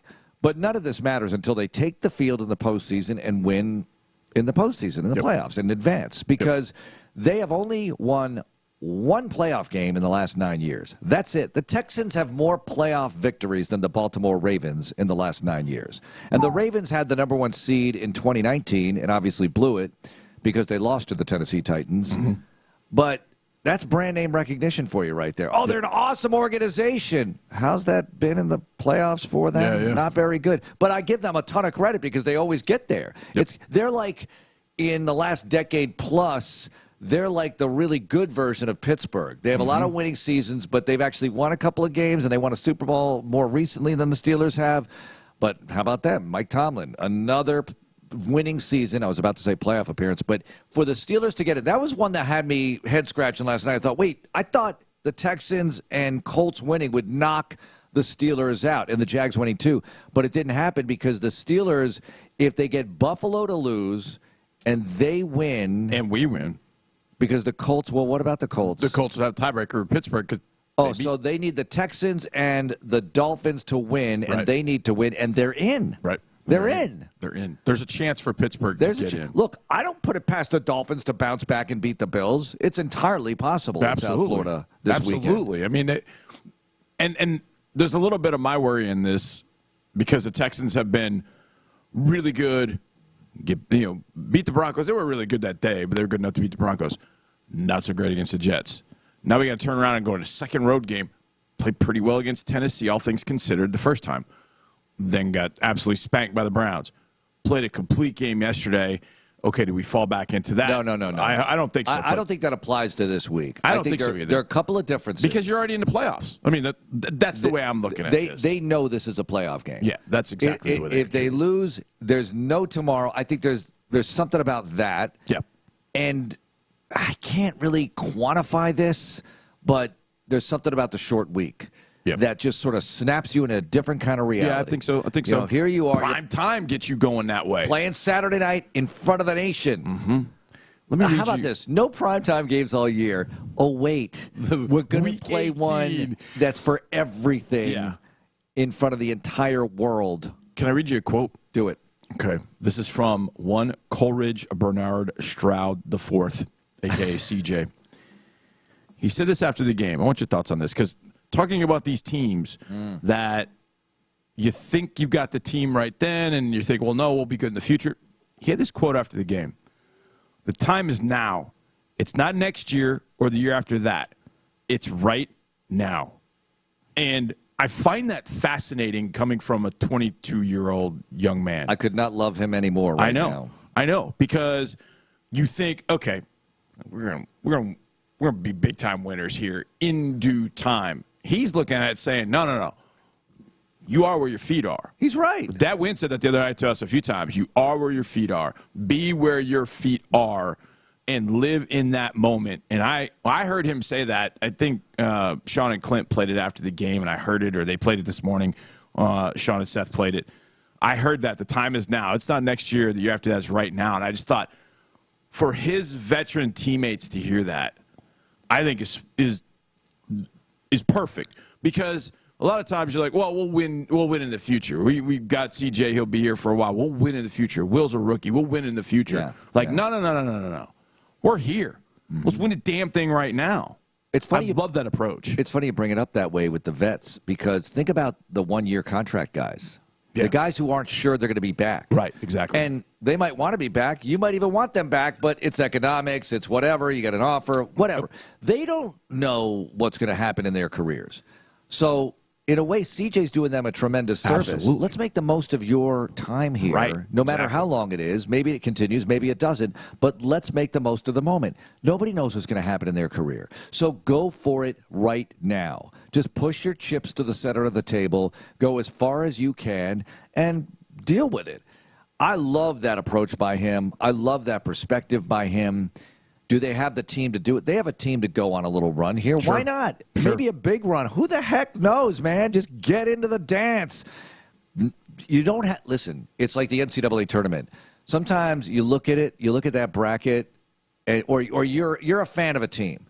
You don't have to beat 63 other teams. Right. You just have to beat the one that's right in front of you. So right now, all you got to do is beat the Colts. We'll worry about next week after that. Absolutely. Deal with it. That's exactly the way to look at it. Mm-hmm. It is. It's now the NCAA tournament. And what do we always say about the NCAA tournament? Survive and advance. Matchups. Exactly. Survive and advance. And matchups matter. Mm-hmm. You might be the 7 seed, but the 2 seed over there might be banged up. The Texans aren't going to play Miami. It can't happen mathematically, because if Miami ends up winning and knocks out Pittsburgh, because Pittsburgh loses to Baltimore, then Buffalo gets in. Well, Buffalo would be the 7 seed. They would go back to Miami. You would end up going to Kansas City. So the only 2 places you can go are Kansas City and Buffalo. Those Or are the you only can 2 win the places you division. can go. Or you can win the division and play Cleveland here. Those 3 things are pretty set. It's like you don't have to talk too much about that. But if you were to get Miami, what happened yesterday? Bradley Chubb, more than likely out for the year. Injured his knee. Huge. Maybe tore his ACL. Oh, no, that's on top of Jalen Phillips already being out. And Tyreek Hill's not healthy. And Waddle didn't play.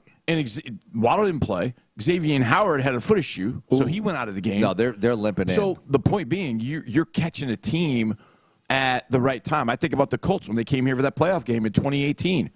Hop is terribly banged up. He has to go out of that game. And so you've got really that was your offense in 2018, was throwing the ball to Hop as much as you possibly could. You're at home and you can't do anything. You can't do anything. But you caught the Colts earlier in the year. You scored 37 on them. Yeah. But you just caught them at the wrong time. They were a little bit hot. Those things happen, in the playoffs, and we're in the playoffs right now. Listen, that 2018 game, which means nothing to any of these players, but it means something to me. Yeah. I feel like Ryan Fitzpatrick before the Buffalo game in 2014. This means something to me. I'm going to do the pregame speech, Johnny. I'm going to get in that huddle. I'm going to say, this means something to me. In 2018, they came into our building. Mm-hmm. T.Y. Hilton wore a clown mask, and I was sure the Texans are going to win because of that and a bunch of other things, and they didn't. So now it's time for revenge. Beat them at their place, knock them out, and go on and advance into the postseason. Yep. They'll be looking at me like, what? T.Y. Hilton, what? Clown mask, what? Who's T.Y. Hilton? Who, what? What I tell you, a lot of these guys probably know him just from, look, there are some grizzled vets in there that probably played against T.Y. Yeah, of course. At some point. Not with the Texans. But they don't know all the nuances of the history with this awful horseshoe.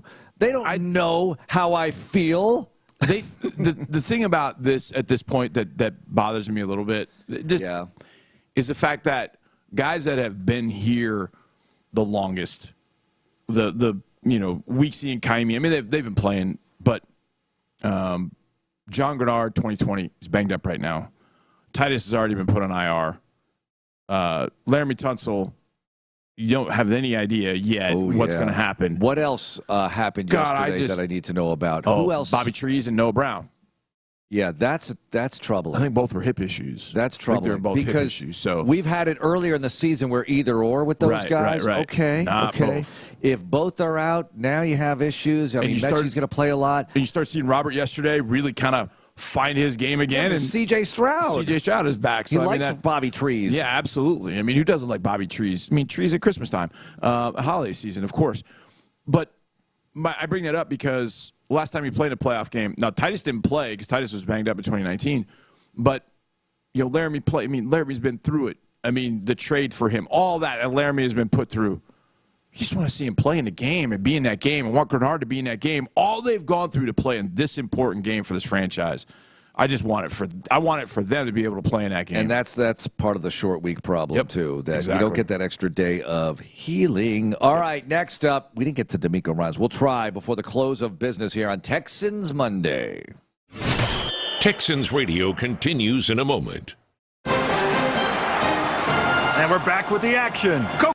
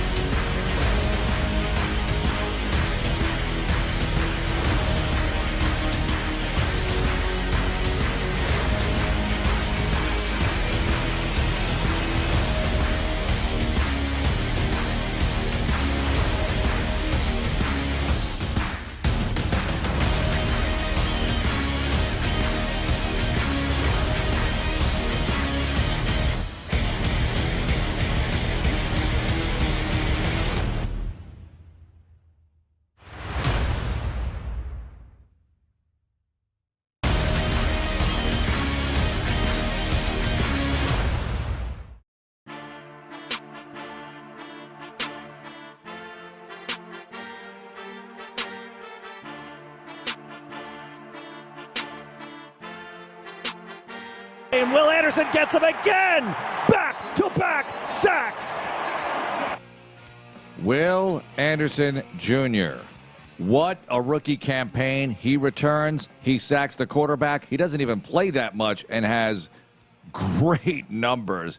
We're talking complete game, maybe complete two-game numbers.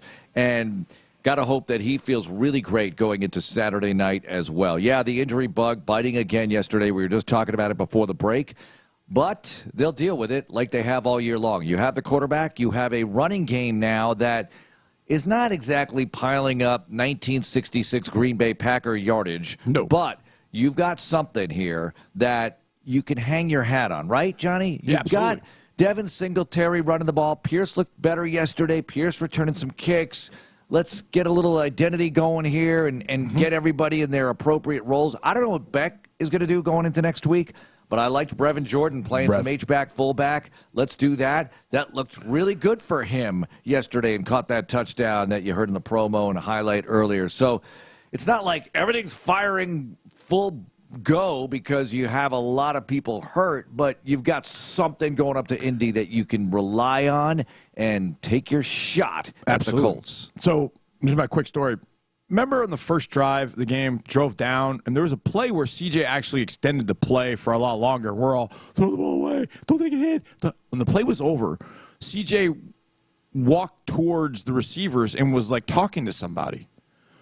And I remember you guys were actually talking about there in the broadcast, and I could see it. I thought he was talking to Brevin Jordan, but I couldn't understand why. I didn't get it. I was like, why is he talking to Brev? When Brevin scored on that touchdown play, it was the same exact play. But Brevin told me in the locker room, he's like, after the first play, he said, CJ came and talked to me. He said, trust it. Go in the flat. Run the slide. Run the route. Don't worry about blocking. Go be an extra receiver. So, second quarter, what does he do? He runs the little slide route. He's wide open. Turns it into a touchdown. And I thought it was pretty interesting because I couldn't figure out who CJ was talking to. And I was like, I think he's talking to Brevin, but why? I got the answer once I talked to Brevin after the game. That's what CJ was telling him. Like, hey, man, run the slide. Because there were two receivers on that side, and it's supposed to be a three-level concept. He wasn't talking to either one of those two. He was talking to Brevin. He's like, Brev, if you go on the flat, I got you. You can make this play. And he did, got in the end zone. And I told Brevin afterwards, I was like, yeah, man, you didn't run out of bounds this time. It was kind of nice. Was it a year ago on New Year's Eve where I'm watching C.J. Stroud torch Georgia, but exactly a close loss? 1 year ago.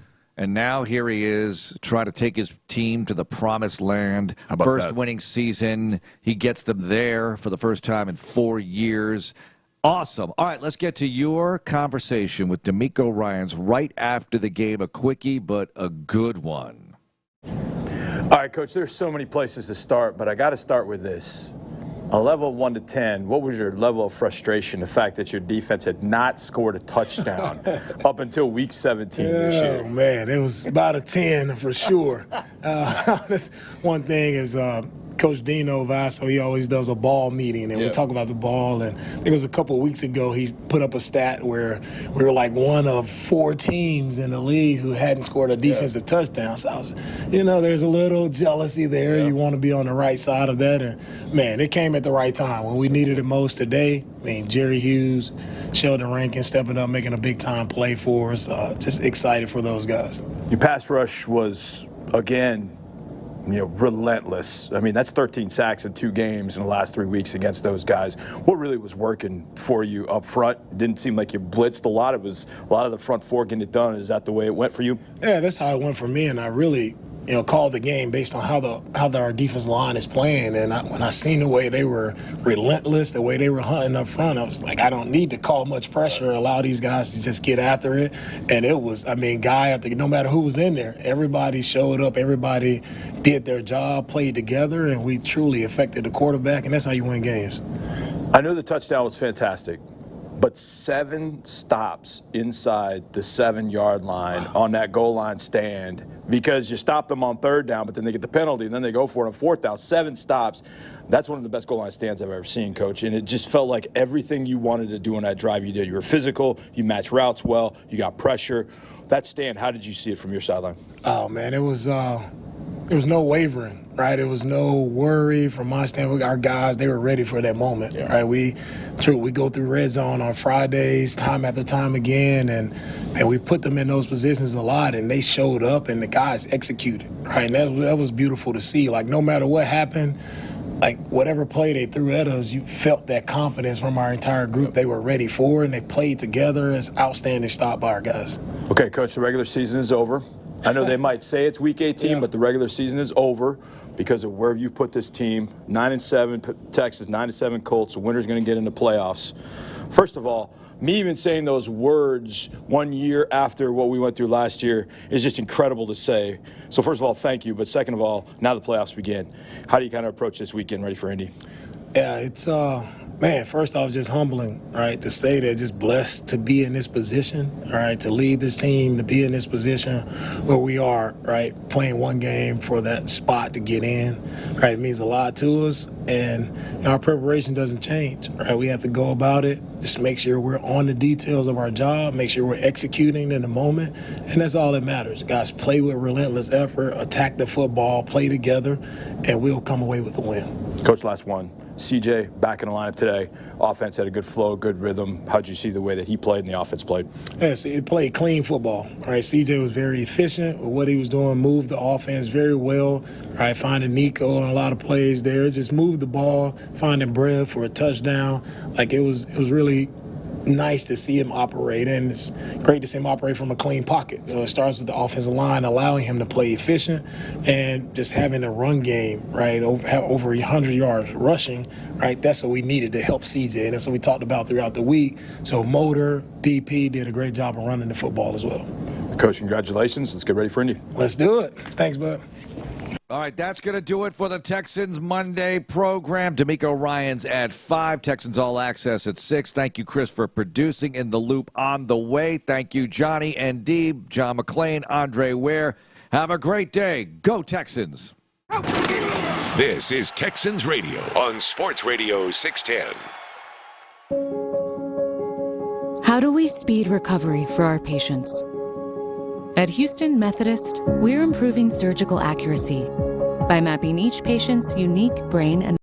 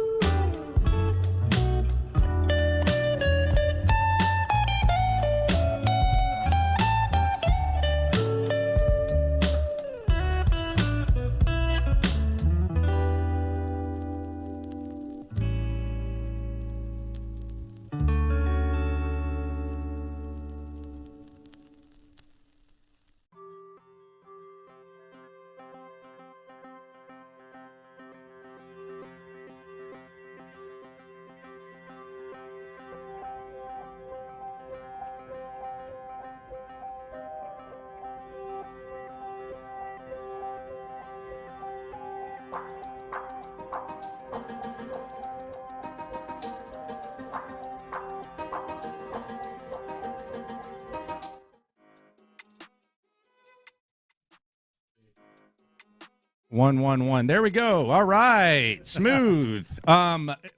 Win and you get in. Texans got that opportunity. Better late than never when it comes to prime time. The Texans will face the Indianapolis Colts on prime time.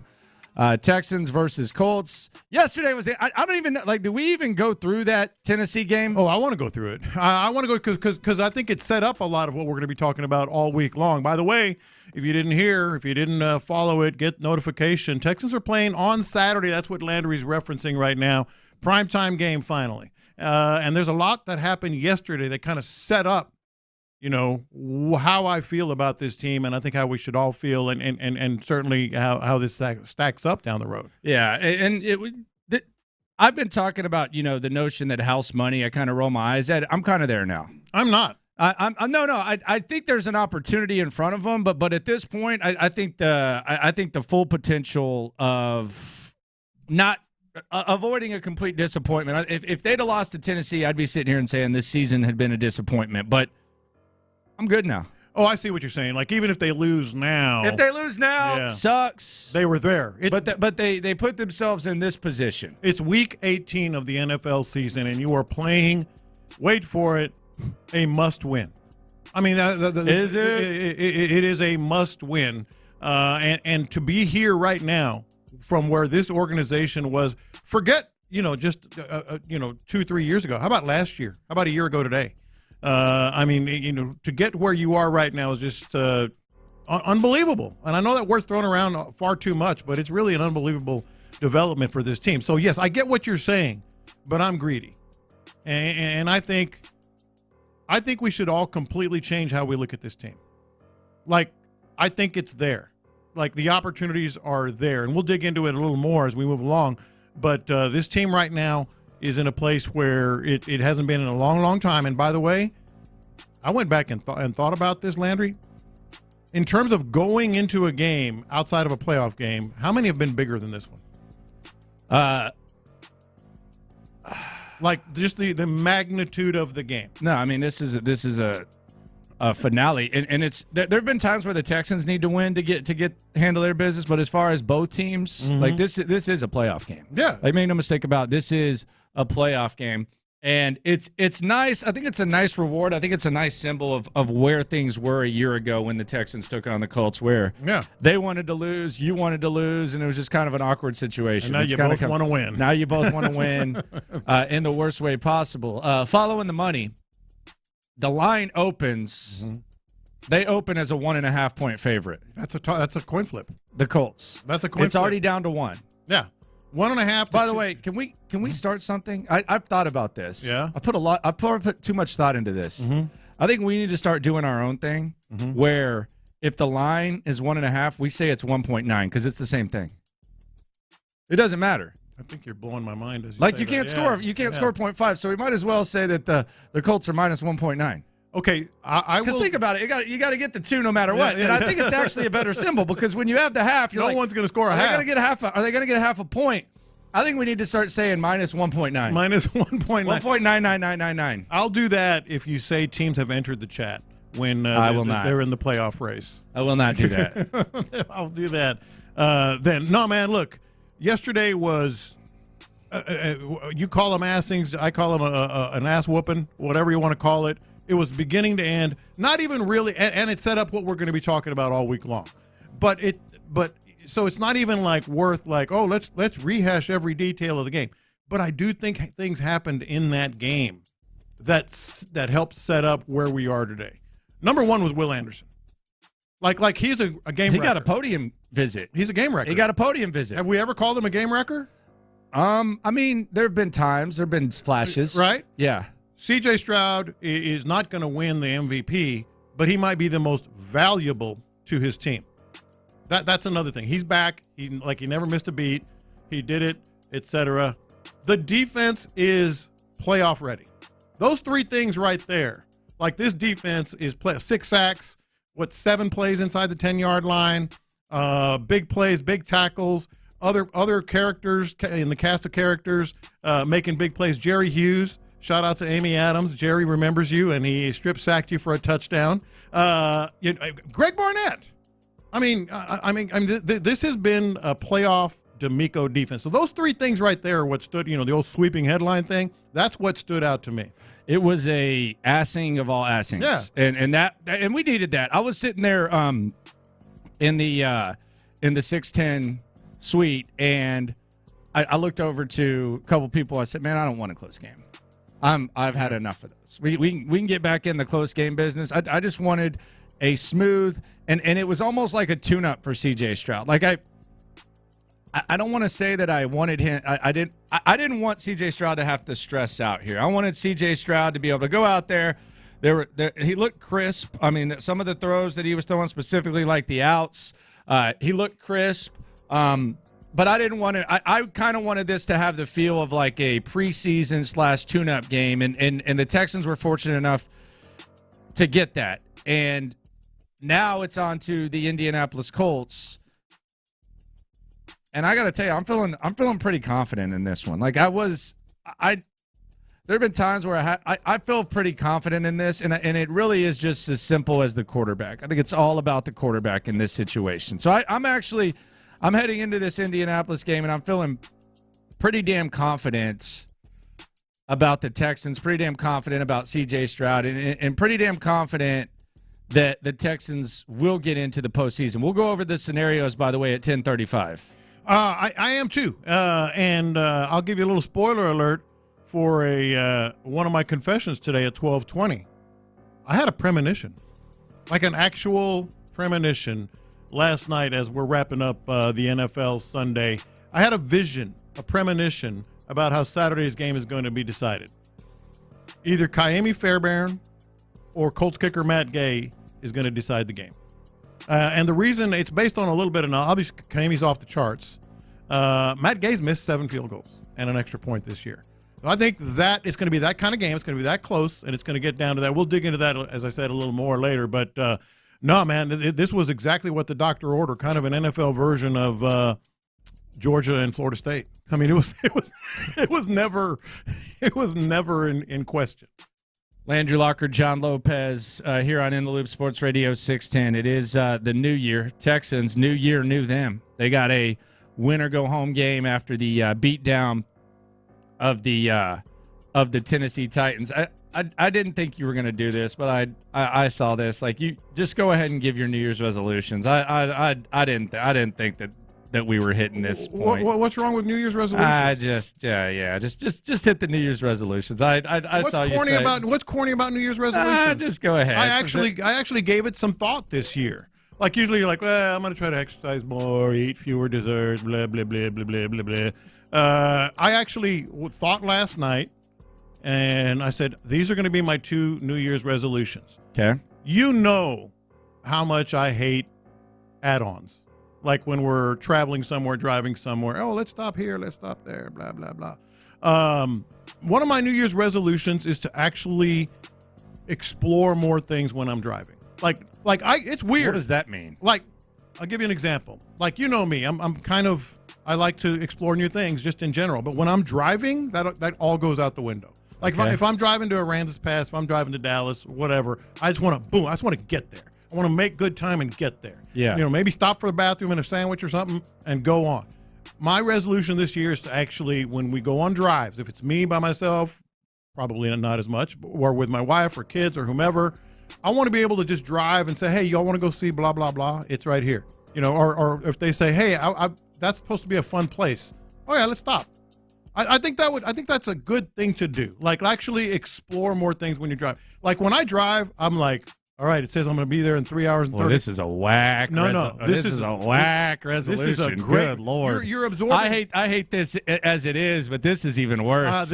You would get to absorb more things, explore more things, experience more things. Here's my second resolution. Okay, and this is a big one for me. When I was younger, my whole life until I was about 40 years old, I just loved playing hoops and jogging. I just loved to jog. Yeah, I haven't jogged in. Bro, you can't jog. Hold on, you'll break your leg. No, I.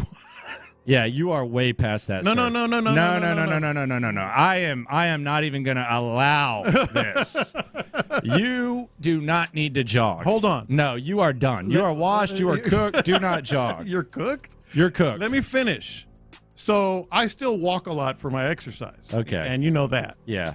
Keep it that way. I'm going to try to start adding some jogging. No. Because here's the thing. No. This is a hell to the no. The biggest reason I stopped jogging. Hell no. Is because my Achilles were always sore and my lower back was always sore, and it took me 2 days to get back. But they're feeling better these days. I think I'm going to just add a little jogging until I can maybe go 3 miles. You can't do this, sir. Yes. You ain't jogging no 3 miles. Oh, I mean, that's a goal. Okay. Yeah, that's the goal. Okay. Because I walk 3 or 4 or 5 miles sometimes. I'm going to just mix in some jogging until I can do more jogging than walking and then do all jogging. Okay. Because the biggest thing, the reason I haven't Very also, concerned about this. The biggest reason I haven't also, I've always been self-conscious of the old man waddle. You know, like, because you're kind of old and sore. Yeah. You kind of do that old man waddle. Yeah, and I'm very concerned I don't about like you. that. I'm very concerned about you. I ain't going to care what anybody thinks about me anymore. No, I'm not. I ain't going to care what No, they and think I don't about think you ever have, but I'm just telling you, you're gonna tear something or whatever if you jog right now. Well, then I'll stop for a while. But you have to have a resolution. Everybody thinks about something with the new year. Nah, not really. Everyone thinks about something with the new year. Not really. New year, new me, man. I'm just gonna. All right. What's no, the New new Year, year? same me. No. New Year, same me. What's your resolution? No, I don't have any. I'm just gonna keep doing what I'm doing. You have to. I'm gonna keep doing what I'm doing. You man. have to. Everybody does. No need for a New Year's resolution. My New Year's resolution is I'm gonna continue to do what I'm doing. So John's one step in front of the next. Text board.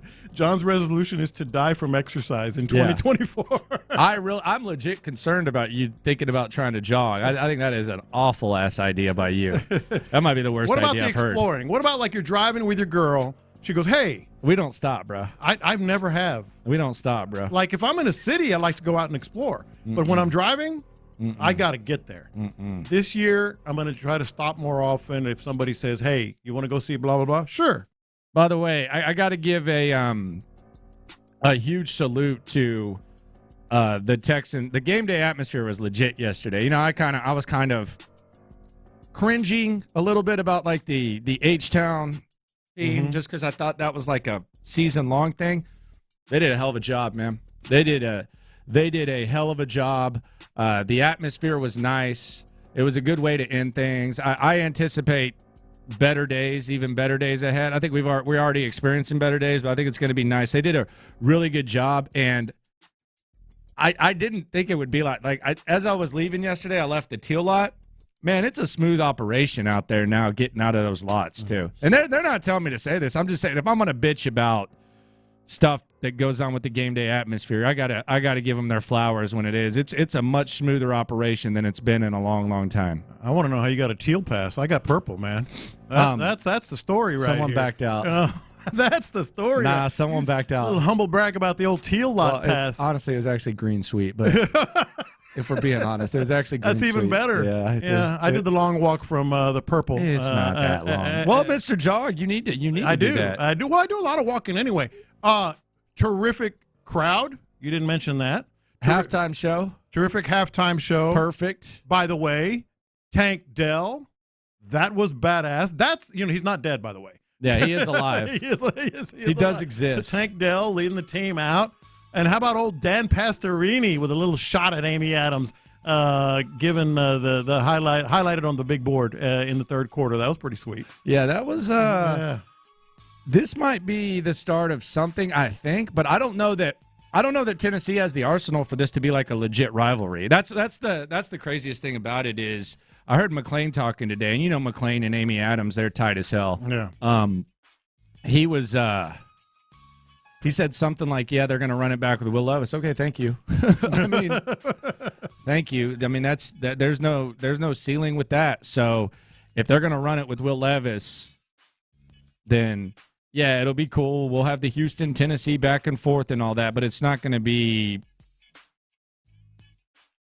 I mean, what are you going to do? I don't know what they think really about Will Levis, but what are you going to do? Yeah, all I know is how I feel about this quarterback and this team, and then that I don't care if Will Levis is good, great, whatever. I'm good with it because we got that dude. We got C.J. Stroud. That's how I feel about it. And he looked good yesterday. Mm-hmm. I think I'm glad he got to get his legs under him. We'll hear from C.J. Stroud in the 11 o'clock hour. Landry Locker, John Lopez here with you on Sports Radio 610. Coming up next, they handled the lightweight.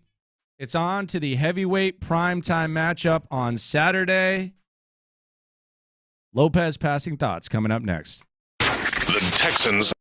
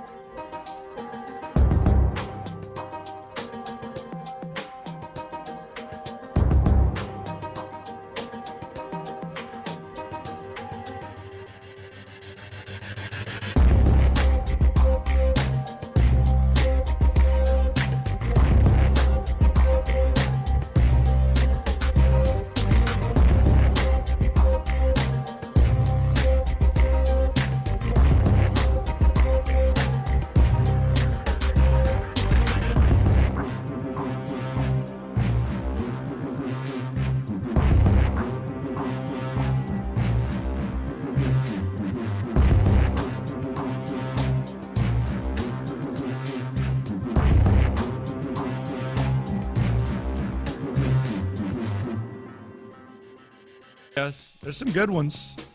There's some very ones as well. We'll go through those in 11 minutes. But you know what time it is. You know why we're here. John Lopez, passing thoughts. I got him for you today. Here on In the Loop on Sports Radio 610. I got them for you today, and I think they're more big picture type stuff, a lot of them. Let me start with this one. I mentioned it in the last segment. Tank Dell leading out the team. The first thing I thought of is this is how you tip your cap to an integral piece of the team. That's how you do it. Not the T-shirts and all that we saw, at the Jets game. We were kidding around with, is he all right? I mean, he's not dead, is he? That was my first one, just how they had Tank Dell out there leading out the team.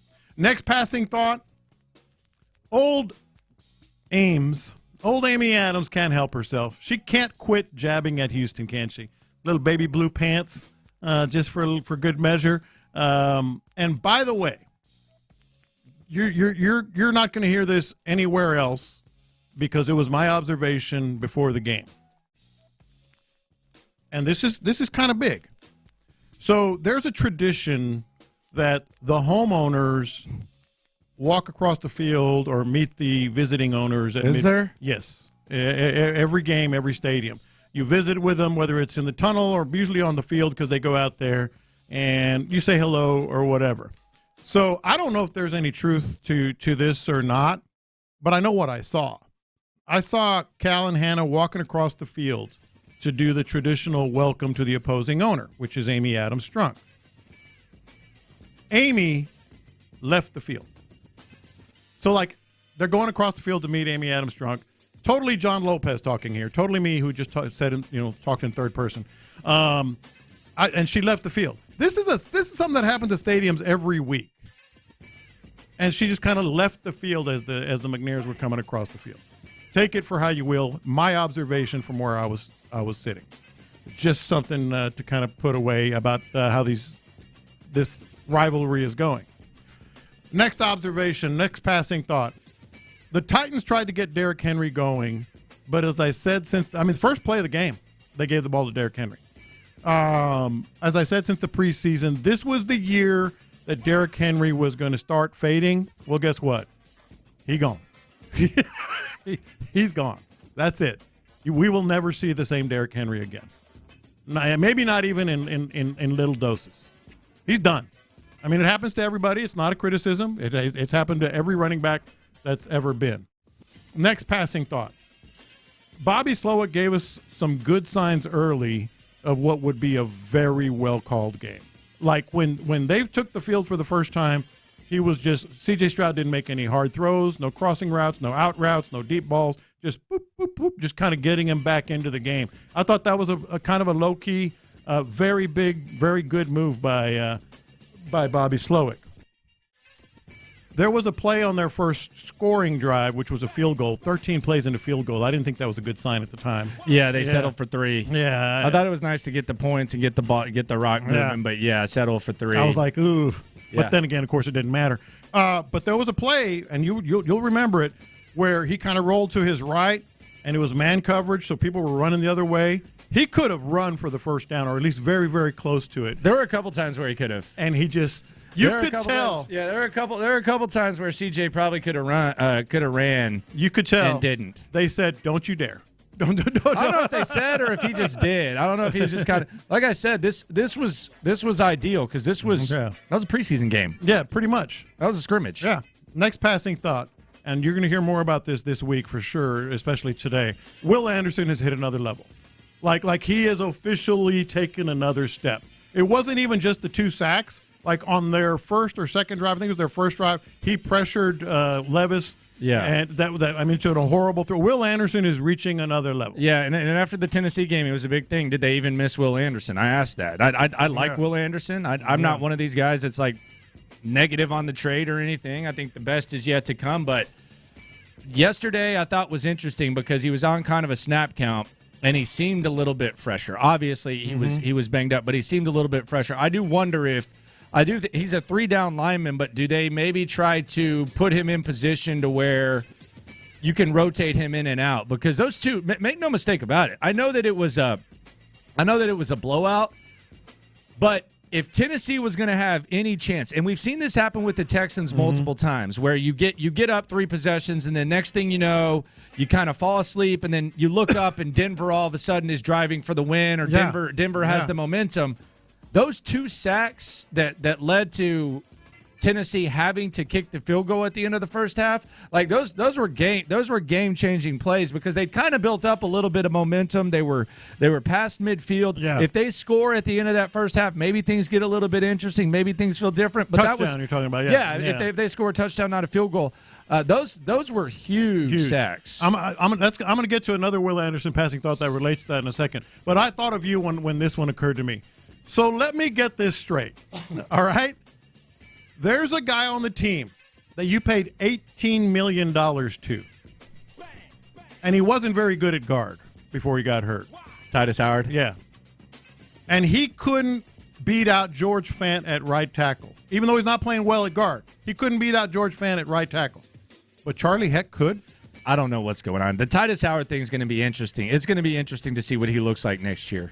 It's just hard for me to imagine that you have a guy that you feel good enough to pay top 5 right tackle money to, and he's bad at guard, but George Fant still starts over him. Dude, I'm with you. I don't know. Charlie Heck beat out George Fant, Titus Howard could not. Don't know. George Fant was... And it's not like he was hurt. He went to left tackle after Tunsil went out. It's not like he was hurt. He was active and healthy, and we know that because he played left tackle once Tunsil got hurt. So Charlie Heck beat him out, but Titus Howard couldn't. No idea.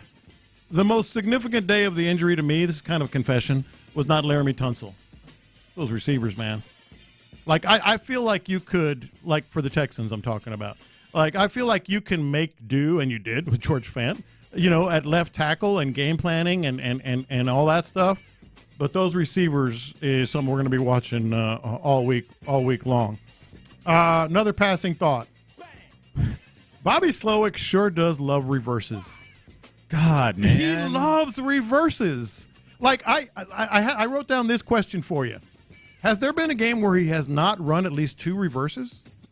No, and it doesn't matter if Tank Dell's in or not. Yeah, Tank John Dell, Mechie, they ran a reverse with Mechie, inside the 10. Hutchinson. He loves reverses. Nico got one. What is it about reverses? I don't know. I feel like I'm in Pee-wee because like reverse was like the coolest thing ever when you're in Pee-wee or something. Yes. And he loves them. All right, but shout out to Bobby. He goes at least twice a game. With 2 different guys. Another passing thought. Jerry Hughes picked the perfect time to make the biggest play of the year for himself. He's the one, if you recall. He's the one who's pissed off. He hates the Titans. Yeah, I hate the Titans. He hates that Oiler bit. Who was it saying, well, he's the only one that remembers it? Malik Collins. Yeah, Malik Collins. Obviously, C.J. Stroud, Will Anderson stole headlines. Brevin Jordan might have been kind of a player of the game candidate. Well, there was no Beck, and he was lining up at fullback a lot more.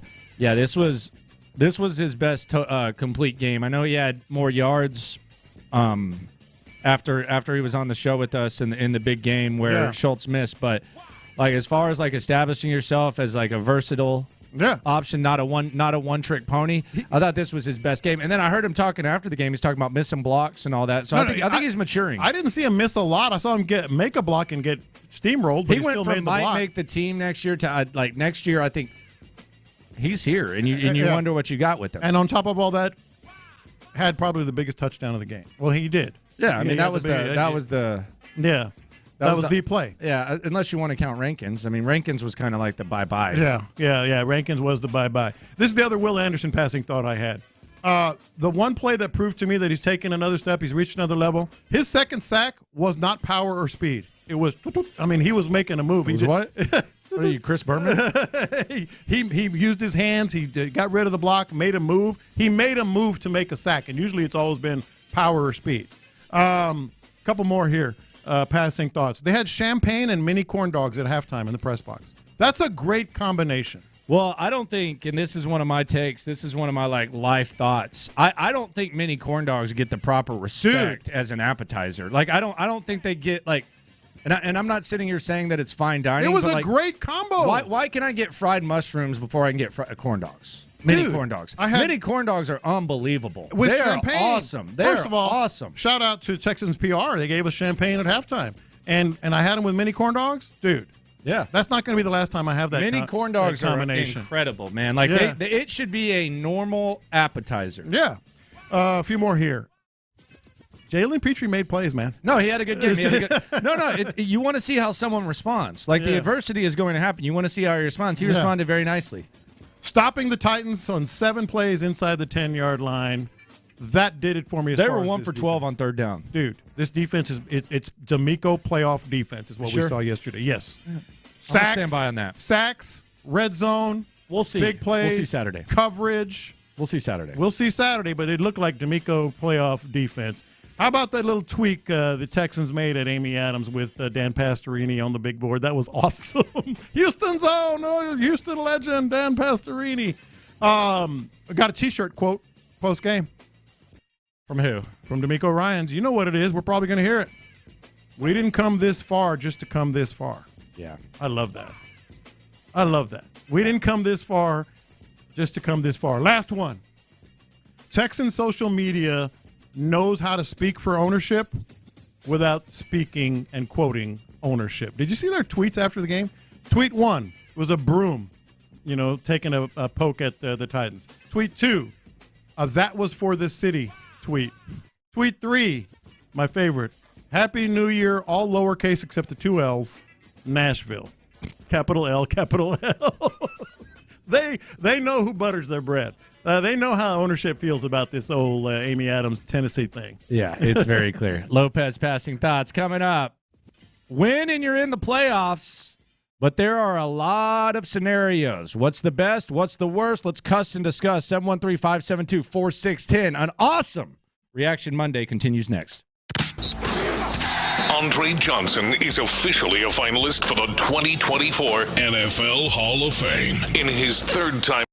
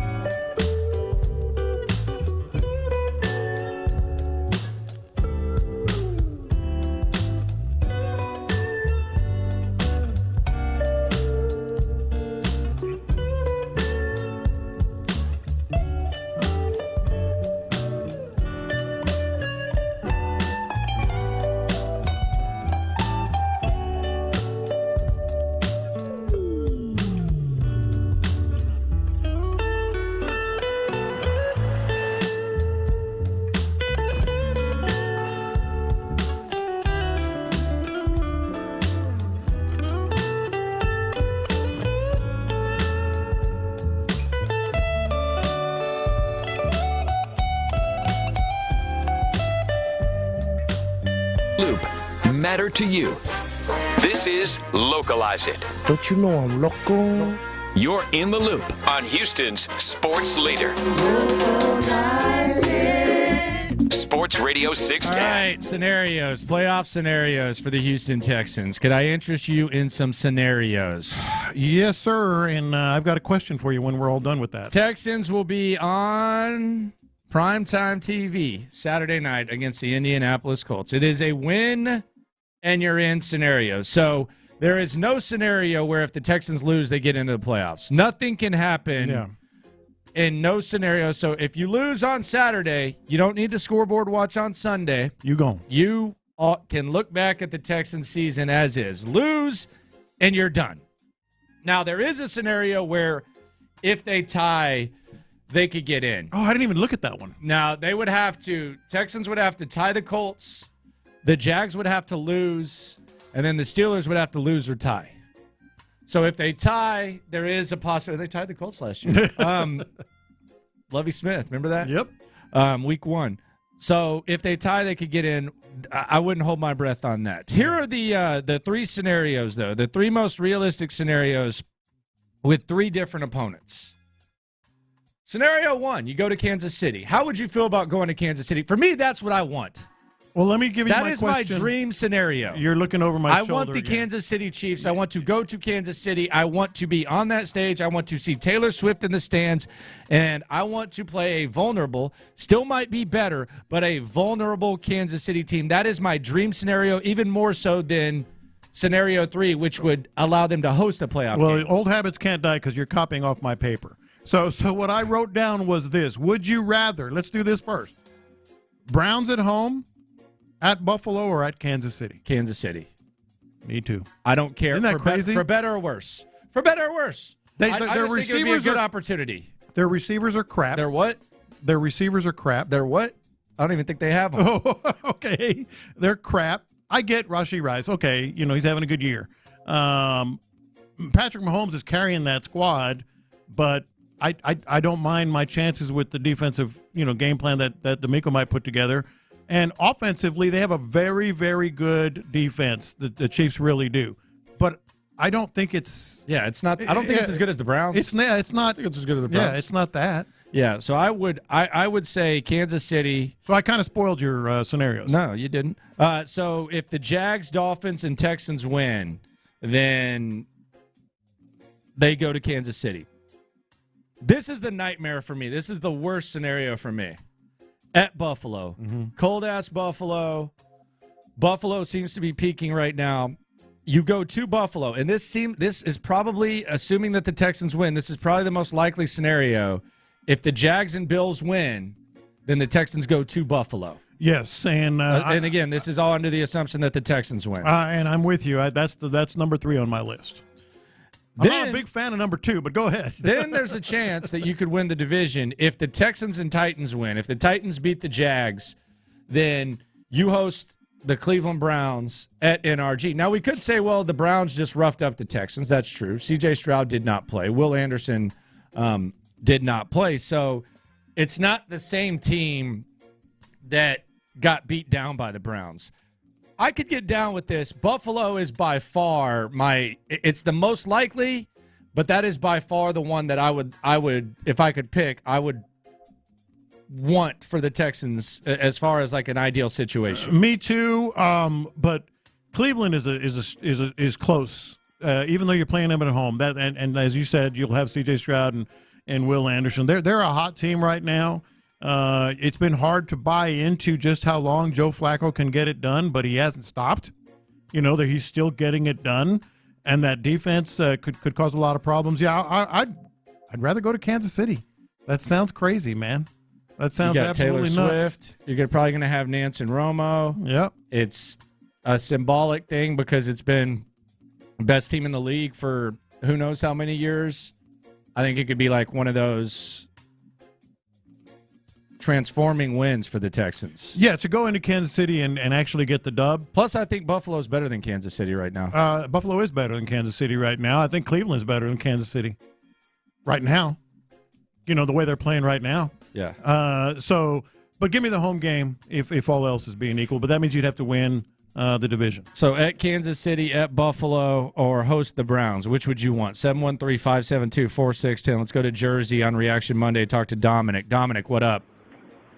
Guys, Happy New Year. A little bit of personal news to share. My fiance and I expecting a baby boy in June. I'm pushing for the name Coleridge Bernard, but that's a work in progress right now. By the way, when did that baby get when did you plant the seed? Where Conceived? were you? Where were you? The seed was planted in the H, gentlemen. The weekend I met you guys.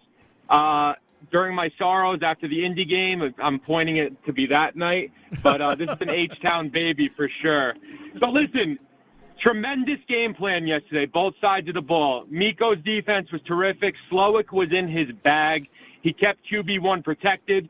Got his feet wet in the first game back. Now this Saturday night is go time. A couple more game notes. Stingley, does anyone even throw at that dude anymore? Yeah. J-Lo, Harris County's a thing, bro. He is an absolute dog out there. You're welcome. Will Anderson barely played half the game, completely dominated. George Fant was terrific filling in for Tunsil. And finally, Brevin Jordan, I absolutely love him at fullback. Gives that offense a different dynamic. Final bit of news. This Saturday is the Dom from Jersey revenge game. I was in the H week 2 when we lost to the Colts. Dom from Jersey is taking the 10-hour drive to Indy Saturday for my revenge game. The time is not next year. It's not the following year. The time is now. Let's go Texans, baby. There you go. I love that. 10-hour drive to Indy to watch the game. Let's go, man. I'm happy for him. How He about should. that? By the way, ESPN's Saturday NFL and Nights assignments just came through. Joe Buck, Troy Aikman, Lisa Salters. Nice. Joe Buck. You get a little Troy Aikman action? Troy Aikman. Joe Buck? Lisa Salters. Are Houston fans going to complain about Joe Buck? Just stop with that. He's awesome. Just stop with that. I miss Joe Buck's voice. That's pretty cool. I don't know why that made me smile, but it did. I think the main reason is not so much the announcers, but the validation of reaching another level here, boys. I mean, we're reaching another level, and it's really just getting started. I think that's what kind of gets me going with that, because who cares about the announcers when it comes right down to it? But it is that validation. It's pretty cool. Landry Locker, John Lopez, Fig, taking a little break here on In the Loop on Sports Radio 610. It is New Year's Day. It's a big football day, to say the very least, a massive football day, and the Texans are in really good spot right now against this Indianapolis Colts squad. Vandy got a little bit offended today. He was fired up, by the way. It was great hearing Vandy. He's offended by the notion that Kevin Stefanski is Coach of the Year. I don't know why. Why? He was making the case for DeMeco, but DeMeco is 1A. I think Steichen. One of those two guys. Yeah. But I think Stefanski's the guy. Look at what happened up there. Yeah. I would agree. I would agree. Mm-hmm. And that's not a shot. No, those are three solid NFL Coach of the Year candidates. Three good jobs. Three teams trying to get in the postseason. By the way, strong case to be made. Well, you already know who the NFL Offensive Rookie of the Year. You might get the NFL Defensive Rookie of the Year. You just might. I know Jalen Carter. Will Anderson did break the rookie sack record. Yeah, here set with 7. Jalen Carter's probably the front runner by a good margin, but you never know. They've been struggling. Yesterday? Yeah, they've been struggling like big time. So yeah, how about that? Best rookie class by far. Yeah, and you're going to need every bit of that. If Will Anderson's going to play like this, CJ's going to play like that. Well, and then you had Tank who knows Dell. what happens? Yeah, Tank. He was there yesterday. He's alive. Yeah. They weren't wearing the T-shirts, so good on them. Yeah, very good on them.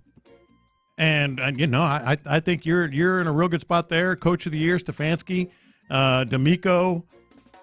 Man, I don't know why. As much as C.J. Stroud was the story, Will Anderson, et cetera, I just liked the way the defense looked, like the playmaking of it. I would take it with a grain of salt. As great as it was, I would take it with a grain of salt. Tennessee sucks. We're bad. They are garbage. Yeah. That defense made plays in key moments. It's hard not to. They got a touchdown in a key moment that turned that entire game. I get it. Stopped them in the red zone. Let's see how they do against Indy. I get it, but I was that's my big takeaway. You can't. I always say you can't help how you feel. That's how I feel.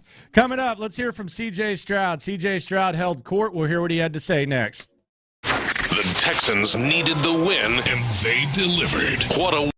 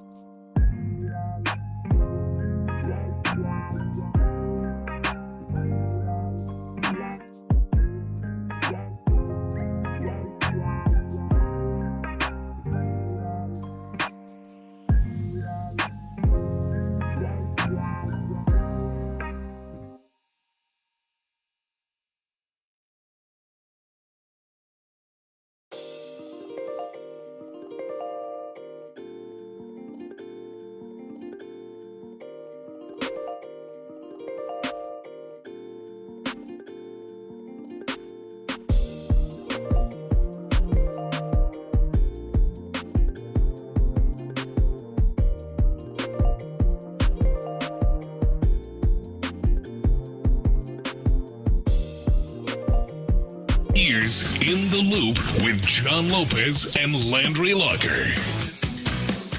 C.J. Stroud back for the Texans. Texans get the win over the Titans yesterday. Let's hear from C.J. Stroud, who threw touchdown to Brevin Jordan, 213 yards in a TD. Never really had to force things. It was always kind of a comfortable situation for the Texans. There wasn't really much stress, which is ideal after a 2-week absence. But CJ, 24 of 32, 213, touchdown, and an opportunity on primetime. By the way, Troy Aikman, Joe Buck on the call. So Texans going to be on that national stage. CJ Stroud with an opportunity to win and get into the playoffs. Here is CJ Stroud holding court after the Texans win. Yeah, first and foremost, I want to give all glory and praise to my Lord and Savior Jesus Christ. It's been a blessing. It was a blessing this week to get back. Felt like I got back to my normal self really kind of fast, and my O-line did a great job of protecting me, and we ran really clean routes. We executed at a high level, and it felt great to be back, and definitely want to keep building from there. Being out for 2 weeks, just what was I like to step right into that role? It just seemed like smooth as silk. I appreciate that. I feel like everything that we did on the field today, we put a good week of practice in. I think all 11 guys took the responsibility really serious. We had Robert Woods and Sheldon Rankins come up to us and talk to us last night about just the opportunity that we have, and I think everybody took that really serious. And we're really excited because, we're playing our best ball towards the back end. Of course, last week we didn't do well, but we weren't really at full strength. And to be for this week, that we're kind of at full strength and still play a good game against a tough Tennessee Titans team that takes really everybody to the stretch, and be able to shut them out almost and be able to put up some points offensively and defensively. I think that's a recipe for success.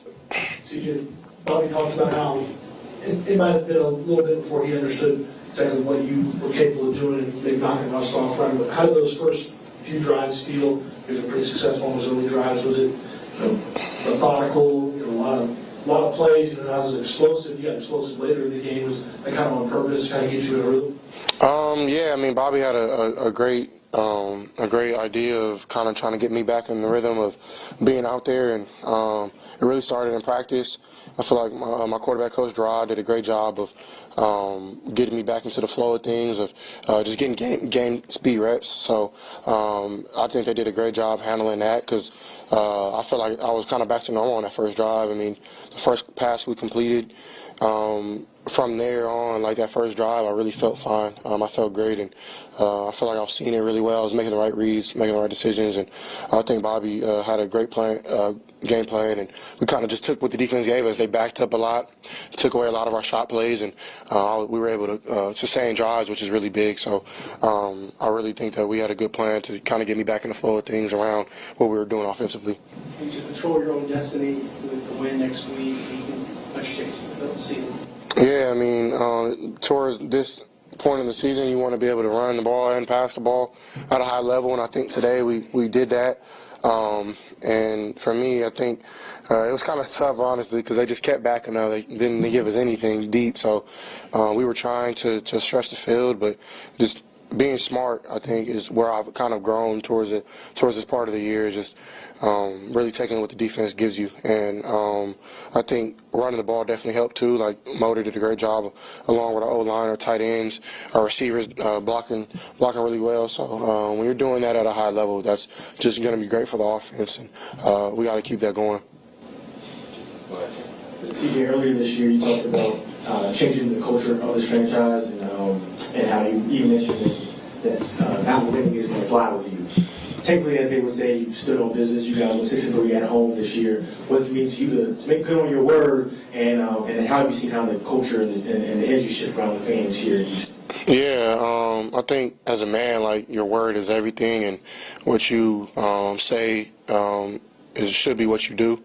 And I feel like, of course, this league isn't easy, so it's like you can say all you want, but if you don't put in the work, then I feel you just kind of talking for no reason. So the work has been put in from this team, from our coaches, our front office, to our players, to our strength staff, to our training room staff, to our chefs in the kitchen, to the red shirts. Like all around, work has been put in, and it hasn't been easy, So I think that's kind of what God wanted, though, is the hard wins, the hard grinding days where you maybe not want to be in here, and you just want to go home and chill. But we know the city, it means a little more, and you can see just like the vibe. Like today, I think we probably, I don't know how many fans we had, but it felt like that was the most we probably put in the stadium probably in a long time. And to show up today, I think that was pretty cool to see. And I definitely think that we're going to just keep this going. And the time is now. Like, it's not next year. It's not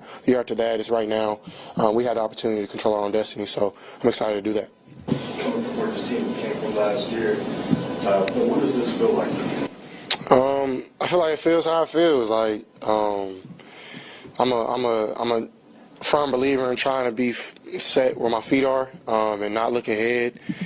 So tonight I'm gonna enjoy this win and do that. But at the end of the day, like I'm back to trying to win this, hopefully win this division, but try to win that game to get in the playoffs. And I feel like, I don't know, man. It's hard to put words together because there's so many special things, special moments, special people that have made like this season be special, you know. So I'm just blessed to kind of be a part of this and be at the forefront of leading this team.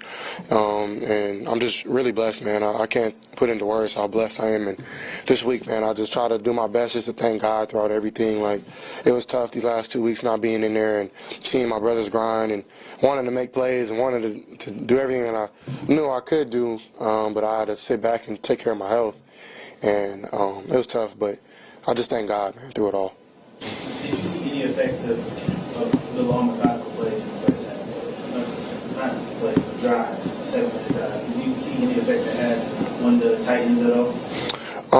Yeah, I mean, I think they do a great job over there, having a great play caller like they do, to be able to take away those things. He's very smart. He knows to the right timing of calling his defense and things like that. So I feel like it's my responsibility to take care of the football in those situations. And those long drives do wear a defense down a little bit, and we were able to kind of sustain that. And I think just the next step that we have to take, of course, next week is just scoring in the red zone, scoring 7, not 3. But at the end of the day, like, you putting those drives together, it helps. It sets a tone. And I think that first drive set the tone that, like, we were coming to play ball today. And I'm really just proud of that, because you don't know kind of how it's going to go being your first game back and stuff. So it was cool just to see us have positive drives. I think that was the main thing. We didn't take a step back, which is really big, and our keys to victory. So when you were out, you were able to see some things from watching, games on TV. I'm wondering if there's anything that you saw while you were sitting out recovering that you were able to say, okay, I can implement this today, and talk about what it meant having Tank bring you guys on the field. I think it was just right there, like just having Tank on the sideline, like energy. Like, it seemed like in that Cleveland game we had literally no energy. Like they're gonna make plays. NFL. Like, you can think we're superheroes and Texas is gonna win every Sunday, and that's the goal, that's the plan. But like, the other team is gonna make it hard. Like, they're in the NFL, they get paid just like we do. So I think, like, after big plays, we kind of just hung our head and I felt like we felt sorry for ourselves, even like, especially offensively, like, we had a couple positive plays, a couple explosives, and we got a flag and we came back, and guys acting like we can't overcome it because you just see everybody's head down. So for me, like, I said something about it, but I more so showed it with my actions during practice. Is like, just I'm gonna work really, really hard to, like, stay positive through this week, just so, like, it sets the tone. And thank God, we didn't have a really negative play on first and second down this week. And even if we did, we probably overcame it. So that was kind of like the main nugget I took from watching the game on TV. So I just try to imply that. That's C.J. Stroud at the podium on Sports Radio 610 Holding Court. C.J. right now, that was as good of a return as you could possibly have expected from C.J. Stroud. I thought it was planned out and executed perfectly, too. I mentioned this in the first segment. Like, you could see they were very conscious about bringing him along slowly, easy throws. And then he didn't need to have those easy throws, the hard throws, I should say, because they took such control of the game. It was perfect in terms of him coming back. And the other thing about C.J. Stroud is Lamar Jackson's going to win MVP. We know that now. He deserves it. Yeah, we know that now. He deserves it. He's probably the only player out there that is, in terms of quarterbacks in the AFC, that is, like, clearly head and shoulders better than C.J. Stroud. But when you talk about Mahomes still is. No, I'm talking about this year. Oh, okay. This year. But when you talk about the most valuable player to your team, it's got to be maybe Mahomes, but because of what they're doing with nothing else really working offensively. But C.J. Stroud, like, the value he brings to the team was very clear. Yeah, and I just wonder, you see all of these, like, magical runs in the NFL. Like, if this lays out, like, could C.J. Stroud get hot and win a couple of games? Like, could you single-handedly win a couple of games with C.J. Stroud? I still think there's limitations on this squad, personnel-wise, that could end up being a problem in the postseason, maybe. But you're not going to face Baltimore early. Baltimore and Buffalo are the two teams that scare me the most at this point. Other than that, you take any of these other teams in the AFC. Am I sitting here saying that I would pick the Texans to beat the Chiefs? Am I sitting here saying I would pick the Texans to beat Cleveland? Am I saying that I'm going to, like, feel 100% confident that they're going to beat Indianapolis on Saturday? No, but I do think they have a puncher's chance. And the biggest thing about this is if Will Anderson's going to do what he did yesterday, and this is why you didn't miss him the first time against Tennessee, but if he's going to do this, if he's going to play like that, make impact plays like that, and C.J. Stroud's going to do what he's capable of, and then you have Derek Stingley, like as far as those three elite talents, you can win a couple of playoff games with that. Especially with what the path would look like. You can win a couple of playoff games with that. Well, you know, one thing I mentioned earlier is, like, they're in a different place now. Like, they are a much better, much more complete team. Let me put it this way. Like, what does it take to win a playoff game? And I know this is essentially a playoff game. So what is it going to take to win Saturday? And if you do win, move on and win in the playoffs. I mean, I don't want to go like generic situational football type of thing. You need really good quarterback play. Mine is, well, I've put together a little note here. You need like a top 5, maybe top 3 coach, quarterback, and a game wrecker on defense. Right now, they have 2 game wreckers on defense. I think so. Yeah, who's the other one? Stingley. Well, but he doesn't get noticed. But I'm talking about like on the defensive front 7. You have a top 3, top 5 coach. You have a top 3, top 5 quarterback, and the way things have gone in the last few weeks, you have a top 3, top 5 game wrecker. So they have the 3 most crucial elements to win in the playoffs. Like, think about playoff teams. I'm talking about the AFC. I'm focusing on the AFC because I think the NFC is better. I think there's more depth, better quarterback play, more game wreckers, etc. But like, if you look, more depth at the top for sure. More depth at the top for sure. So let's go through this because I put this together. I think it's worth talking about. Like, there are no more than 4 quarterbacks in the AFC, arguably fewer, but that are having better seasons than C.J. Stroud. Lamar Jackson, Tua, Patrick Mahomes, Josh Allen. You're a top 5 quarterback. That means you got a chance in the playoffs. All right, now let's go to the other ones. Game wreckers, and I'm not counting Max Crosby because they're not going to make the playoffs. You've got Myles Garrett, T.J. Watt, Josh Allen, and Will Anderson, top 5 game wrecker. Now let's talk about coaches. We know that story. You got a top 3, top 5 coach. So the 3 most crucial elements to winning in the playoffs this team has. Are there shortcomings, as you just mentioned? Yes. But they're playing better defensively. They've got, some questions at the receiver position for this week, much less the playoffs. But they've got the 3 crucial elements. Like, I feel like we have to kind of change the way we feel about this team. Yeah, I think and the scenarios will play out. But, I mean, a lot of teams outside of Baltimore, extremely flawed. Yeah. Like, even Buffalo at the beginning, like, Buffalo just went toe-to-toe with the Chargers not too long ago. Like, it's – so as much as we talk about Buffalo has had their issues. If C.J. Stroud is going to be healthy and C.J. Stroud is going to be out there, that you have a chance. Yeah. You have a chance. Like, you have a chance to make some noise. And you got Indianapolis this week. And that's what's going to be really interesting is Indianapolis is kind of in that same situation. But even with how good of a story this is and how much you want to give them their credit, and Shane Steichen's done a great job. I think he's right up there with Stefanski and maybe DeMeco for Coach of the Year. I just don't think Gardner Minshew has what C.J. Stroud has. Well, he doesn't. I mean, kudos to him. I mean, what he's been able to do. This has been a good year for him. A very good year. And their strength might be, running the ball. Well, the Texans' run defense is one of the best in the league. So, like the elements are there. The pieces there. I'm just tired, and you and I have talked about this in the past, but I'm even more adamant about it now. I'm tired of the, gee, isn't this fun mentality around the Texans. Yeah. Yes, it's fun. Yeah. But I'm tired of that. Yeah. And last week, my whole thing was you were doing your thing, enjoying the new year. I could not accept a loss to the Titans. Yeah. I can accept a loss to the Colts.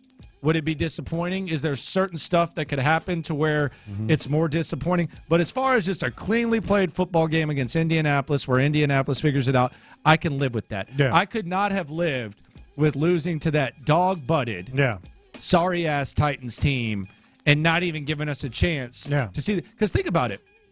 With that win, and I don't know if they'll admit it over there or not. I don't know if they'll admit it. I mean, they've wanted primetime games for a while. They've been begging for it. I mean – Grissom, shout out to Greg Grissom. He's putting out damn maps of where games are being watched and stuff. Like, who cares about a map? Yeah. Like, but now because you won that game. America is the map. No other game's on, sir. Yeah, America is the like map. There's no college football on Saturday. Yeah. There's no other NFL game. You got Monday Night Football, special edition, Joe Buck, Troy Aikman, Lisa Effin Salters, right there, Saturday night against the Indianapolis Colts. Perfect time to be showcased. Yeah. So they got what they wanted. Better latest than never. I didn't say better late than never. Better latest than never. Only took to week 18. You got that. You lose that game yesterday. Like how are we starting the show? I'm sitting here saying I don't care how you feel about the future. That was a disappointment. And you know what? It wasn't even a possibility.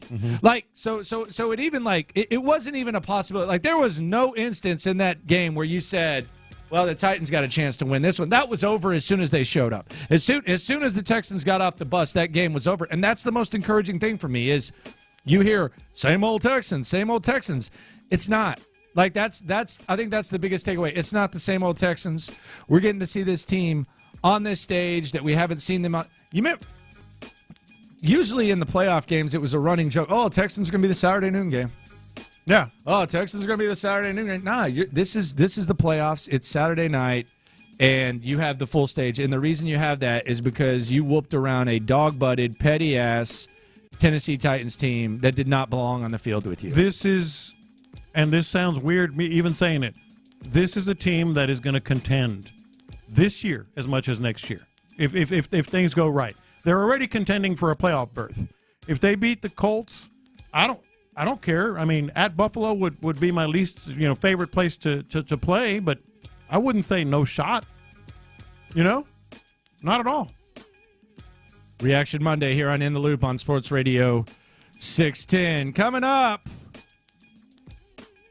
let's talk about the Texans and what we feel best about, along with what we feel worst about heading into this must-win game on Saturday night. That's next.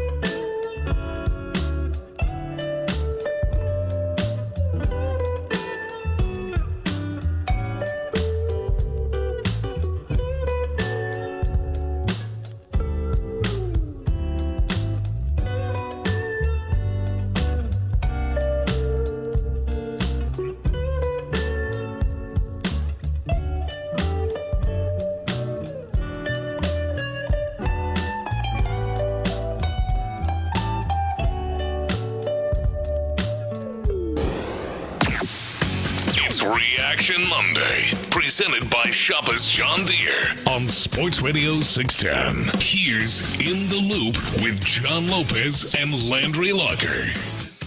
All right.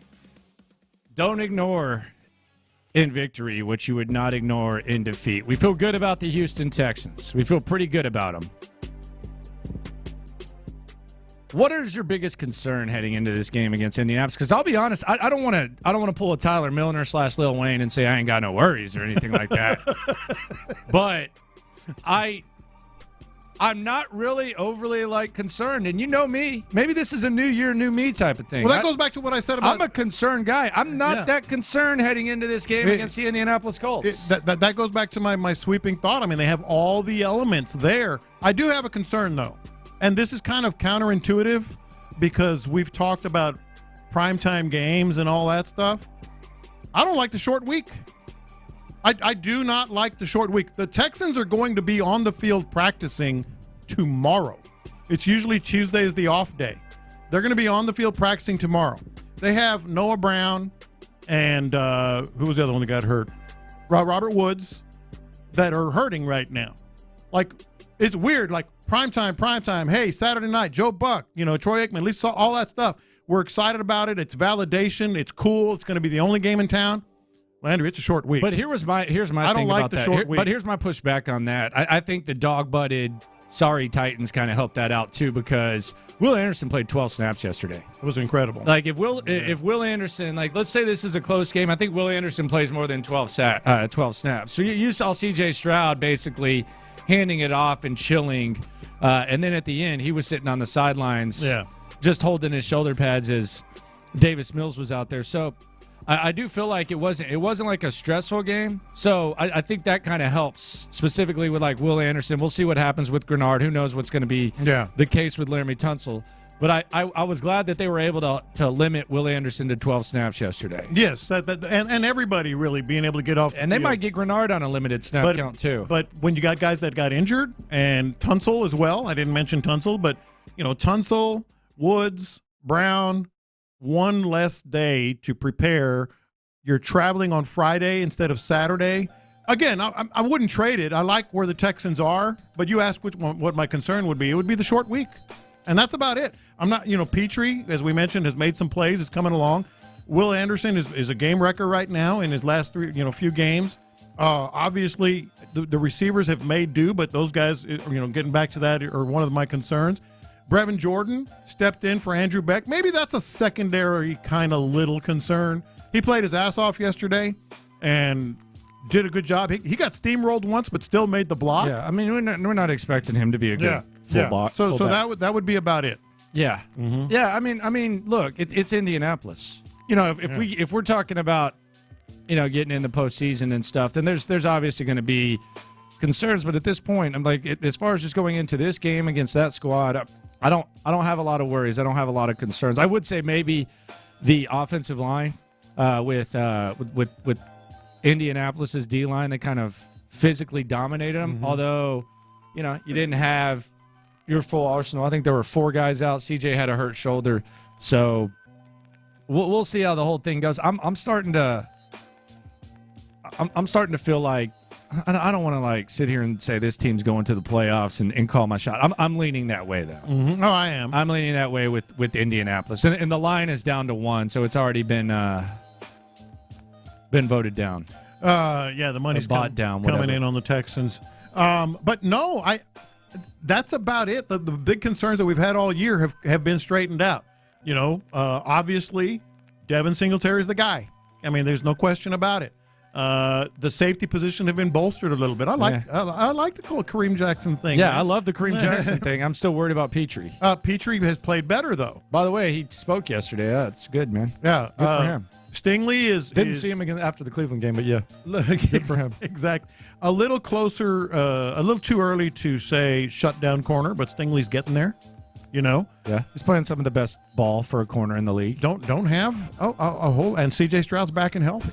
Don't have a lot of concerns other than getting ready in time and getting guys healthy. You go win that game, Mark Vandermeer. He's not going to be able to. No, he's not going to be able to stand up. No, that dude's giddy as hell right now. He'll be able to pole vault home. Listening to him this morning, my God, I don't think he went to bed. Yeah. I don't think Vandy went to bed. I was listening. I was like, man, what is going on with this guy?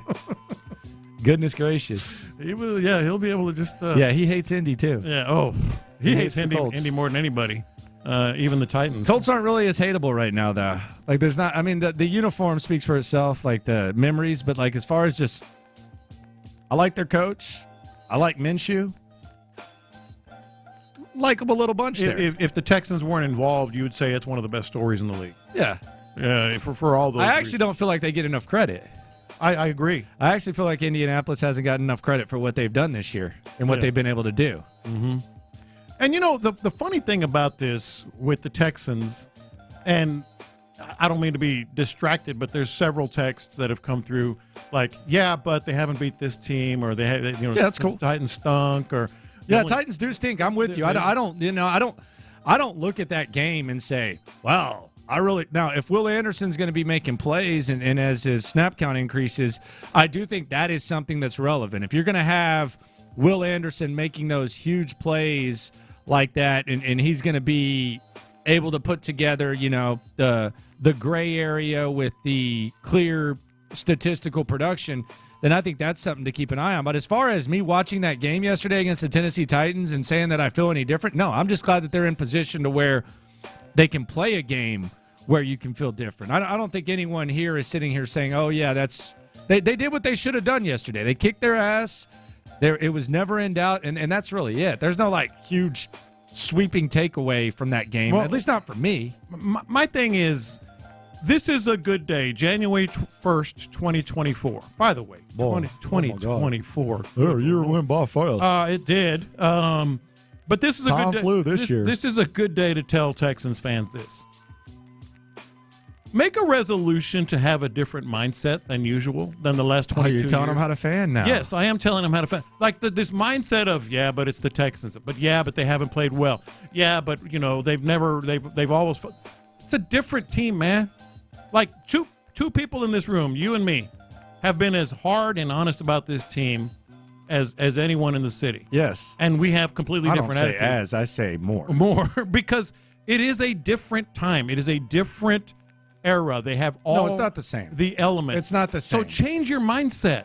I mean, do what you want to do, but if you're not changing your mindset, then you're never going to. Yeah. Because if getting DeMeco Ryans as your head coach, getting C.J. Stroud as your quarterback, and improving the overall vibe, and putting yourself in this position, if that's not going to satisfy you, then you're just never going to be satisfied, and that's fine. You can go ahead and do that, but you're just never going to be satisfied. I do kind of take a step back because, last year they won how many ever games, and if they win this week, then it'll be 6 more games than they won or whatever.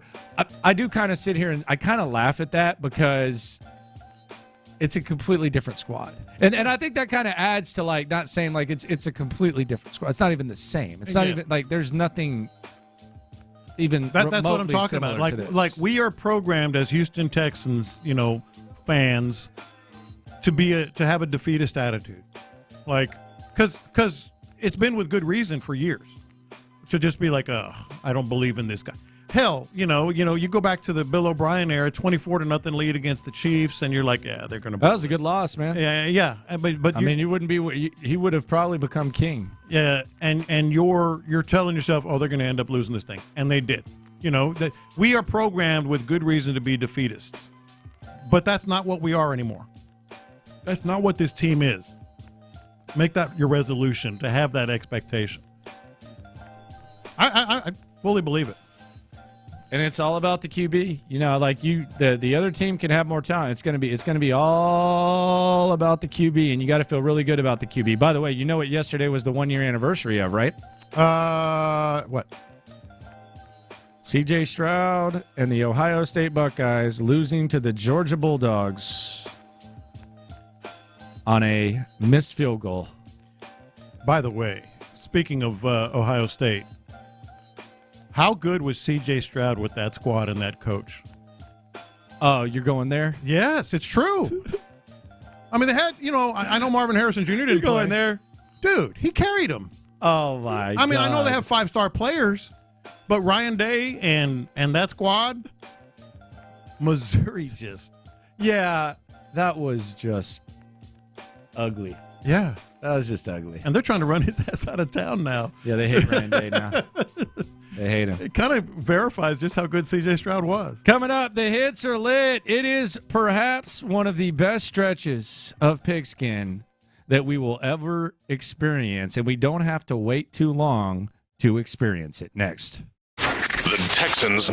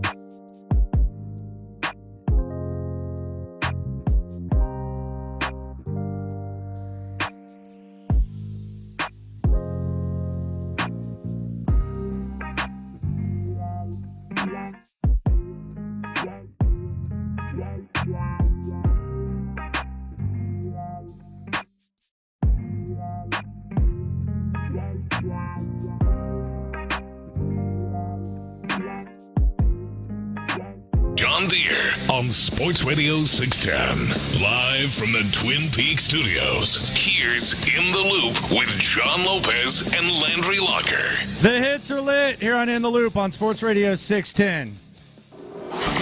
Playing all the hits. These are the hot stories of the day. You're listening to In the Loop with Houston's sports leader, Sports Radio 610. Texans beat the Titans 26-3, an absolute beatdown. Will Anderson, 12 snaps, 2 sacks.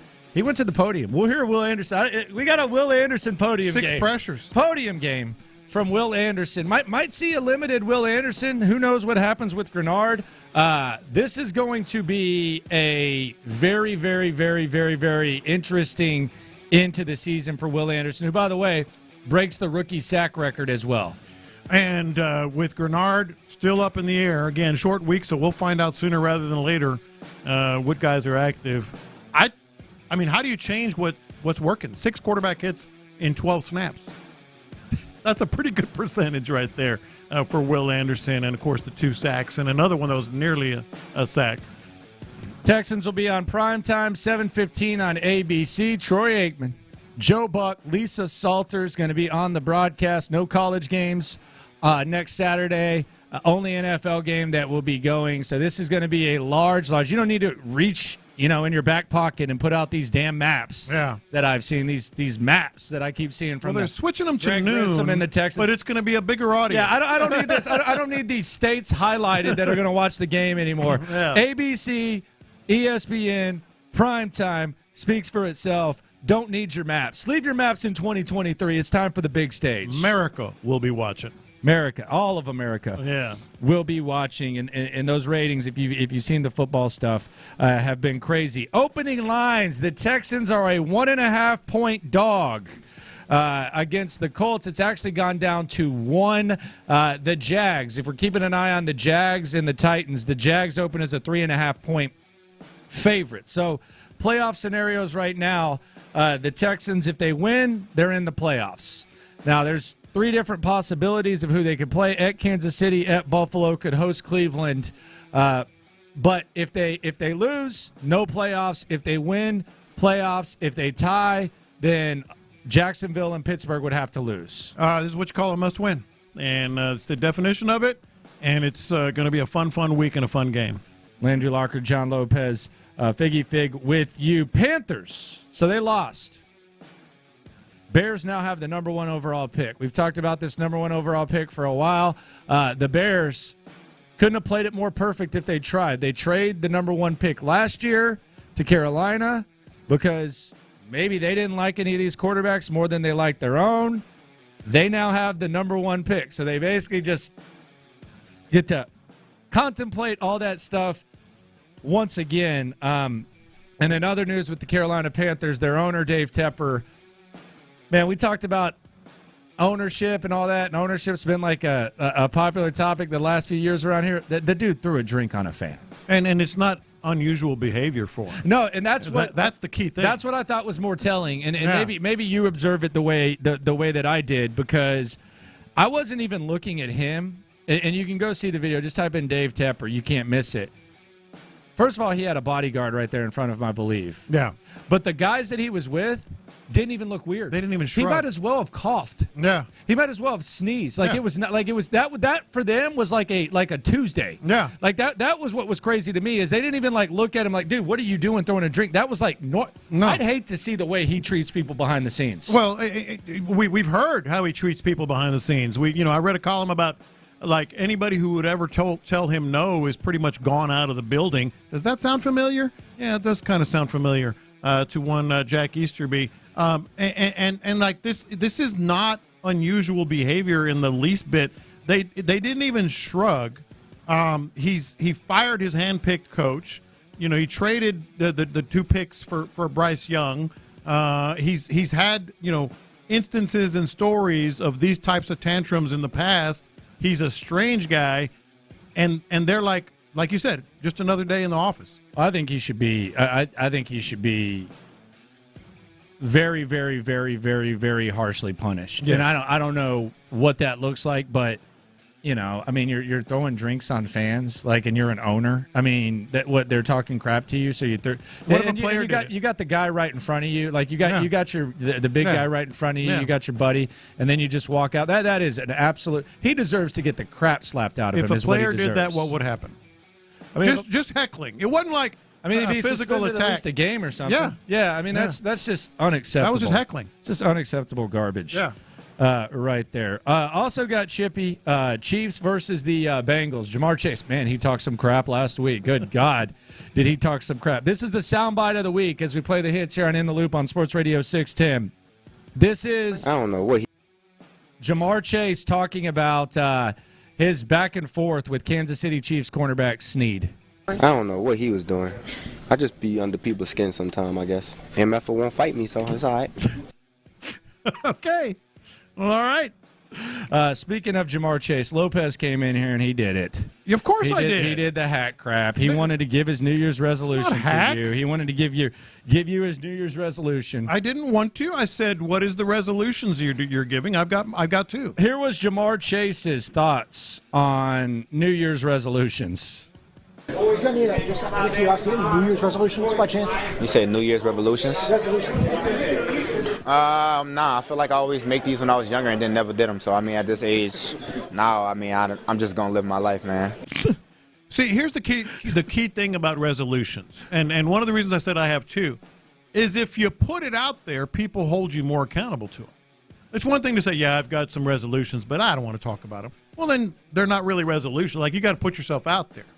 And so they like I always say, people never lose weight unless they announce in advance that they're going to try to lose weight. Sometimes that's the accountability. Yeah, you got it because people hold you more accountable. Put it out there. So that's why I did that. Yeah, don't jog though. You said you were going to jog. Your old ass doesn't need to be jogging. I promise you that. My old ass doesn't need to be jogging. I'm going to ramp it up slowly, and I'm going to do the old man waddle. No, I love jogging. I used to love jogging. Yeah, okay. You love jogging, huh? I used to love it. Okay. Yeah. Okay. Ask anybody in my family. Yeah, but it's. Just stay away from that. It's been about 15, 20 years. Yeah, that's what I'm saying. Just stay away from that. College football playoff today. What a two-piece combo this is. And the championship, by the way, a week from today in Houston. Man, I don't think I'm going to be able to get in that. That is too expensive for me. If there's any rich Longhorn people, just if they win, hook me up, please. Yeah. Bama versus Michigan, game one. Nick Saban versus Jim Harbaugh. And then Texas versus Washington. That's going to be the primetime game. It's going to be late. And it is going to be a hell, and I mean a hell of a day. Michael Penix, the quarterback for Washington, this was kind of headline porny. Like there were like quotes going around that he talked crap about the Texas D-line. I'll let you judge for yourself. This is the quarterback of Washington talking about the Texas D-line. They're good. They're a good D-line, you know. That's it, though. They're a good D-line.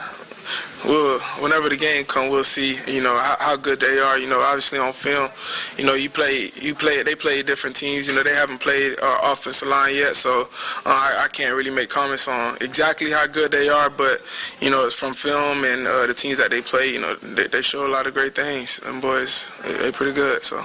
Sweat and Murphy and that Texas D-line is obviously the strength of that defense there. You guys have an awesome offensive line. What do you think about that matchup and just what the Texas D-line and challenges they present? They're a good D-line. I have a great O-line, so we'll see. That's all I got to say. I ain't trying to talk about them too much more. All right, that's fine. It'll be a good matchup. What's wrong with that? Yeah, I mean, what was wrong with that? They kept asking about it, and then, I mean, I guess they just got a little testy. What would you be? And I know you've dug in and you've watched every minute of Texas football this year. What would be your, like, not to be too cliche, but your key? The trenches, stopping the run. I think Washington's going to be able to throw on them. You can throw on Texas, but as far as running the ball, just stop the run. Tell me if I'm wrong with my key that I was talking about earlier with some buddies yesterday. Red zone. Oh, yeah, they're awful in the red zone. Well, they're better now, but I'm wondering how the layoff. Yeah, they're awful. You know what I mean? I actually think the layoff benefits Texas because they had a lot of skill position guys that were nicked up. But they were grooving in the red zone at the end of the year. Yeah, and they've gotten some guys. I think Baxter was hurt. Their running back, Worthy was hurt. Their receiver, their tight end Sanders was playing hurt. Those guys are kind of. I would look out for if I were telling you like a sleeper to look out for Texas today. Whittington. I think he's 48 years old now. Whittington in the slot and Blue, the running back Blue, is someone to look out that could be like surprise performers. Here's Nick Saban. Man, I could listen to him talk about preparation all the time. They always talk about rust. You know, it's been damn near a month since Alabama's played. Listen to Coach Saban talking about preparation. Cumulative effect. Cumulative effect of the habits that you create. And I think one of the things that, you mentioned about fundamentals is when you don't play for a long time, that's one of the big concerns. Are you going to use the right footwork in blocking a guy? Are you going to create the right habit in how you run a route? Tackling becomes a huge issue for defensive players, when you haven't played for a long time, because you don't really tackle in practice, but you got to get yourself in position to tackle. So, all these fundamental issues are things that I think can create really good performance. And that's something when you don't play for a long time that you're really concerned about, trying to get your players to play with good fundamentals. Listen to this effing guy, Nick Saban, just all over the place. Meanwhile, Jim Harbaugh. He has hired Don Yee as his agent. Don Yee is the agent of Sean Payton and Tom Brady. This is Jim Harbaugh. So Nick Saban's talking about fundamentals and all that. Jim Harbaugh's getting asked about potentially going to the NFL. Here's Jim Harbaugh. It's such a one-track mind. That's our. That's the way we've gone about things. It's literally whatever day we're in, get the most out of it, dominate the day. Then we'll go to sleep tonight and wake up tomorrow and see if we can't dominate that day. It's a single-minded group, and just taking care of business today and see if we can't do the same tomorrow. Jim, you've got a history in San Diego, and you finished your career with the Chargers. Yeah, just a very one-track mind about this game. Right now, just have fun with the family and the team and the players. It's like we're at the happiest place on earth, and we're gonna enjoy ourselves, and then get back to business. See if we can't dominate the day. Got some one day at a time, one play at a time, and that's how we're approaching each day. All right. Wasn't exactly an answer. I like Bama a lot in this first game, dude. I like Bama a lot. I like Bama too, and I've said this to you in the past. Alabama's just the scariest team of the Final Four here because they've done it so many times. Like that stuff Nick Saban talked about. I mean, they have a routine. They have a system on how to do it. That's not to say they won't lose their first game, but they have the experience of knowing how to do this much more than the others. Yeah, and they're more focused. Like they're more focused. They're battle tested. The craziest stat to me, and I know that you do what you need to do in order to win games. You know how many touchdown passes McCarthy, the Michigan quarterback, has in the last 5 games? How many? 1. I did not know that. That's remarkable. 1. Because they've just been so dominant otherwise. Well, I mean, they didn't even pass the ball against Penn State just because Big Ten, they can just show up and physically dominate. But that's kind of crazy to me. Yeah, that's more than kind of crazy. That's very crazy. That's a little bit wild to me. Those are the hits here on In the Loop. Let's hear from DeMeco Ryans. Let's talk about the job DeMeco Ryans has done here on In the Loop on Sports Radio 610. Next. Andre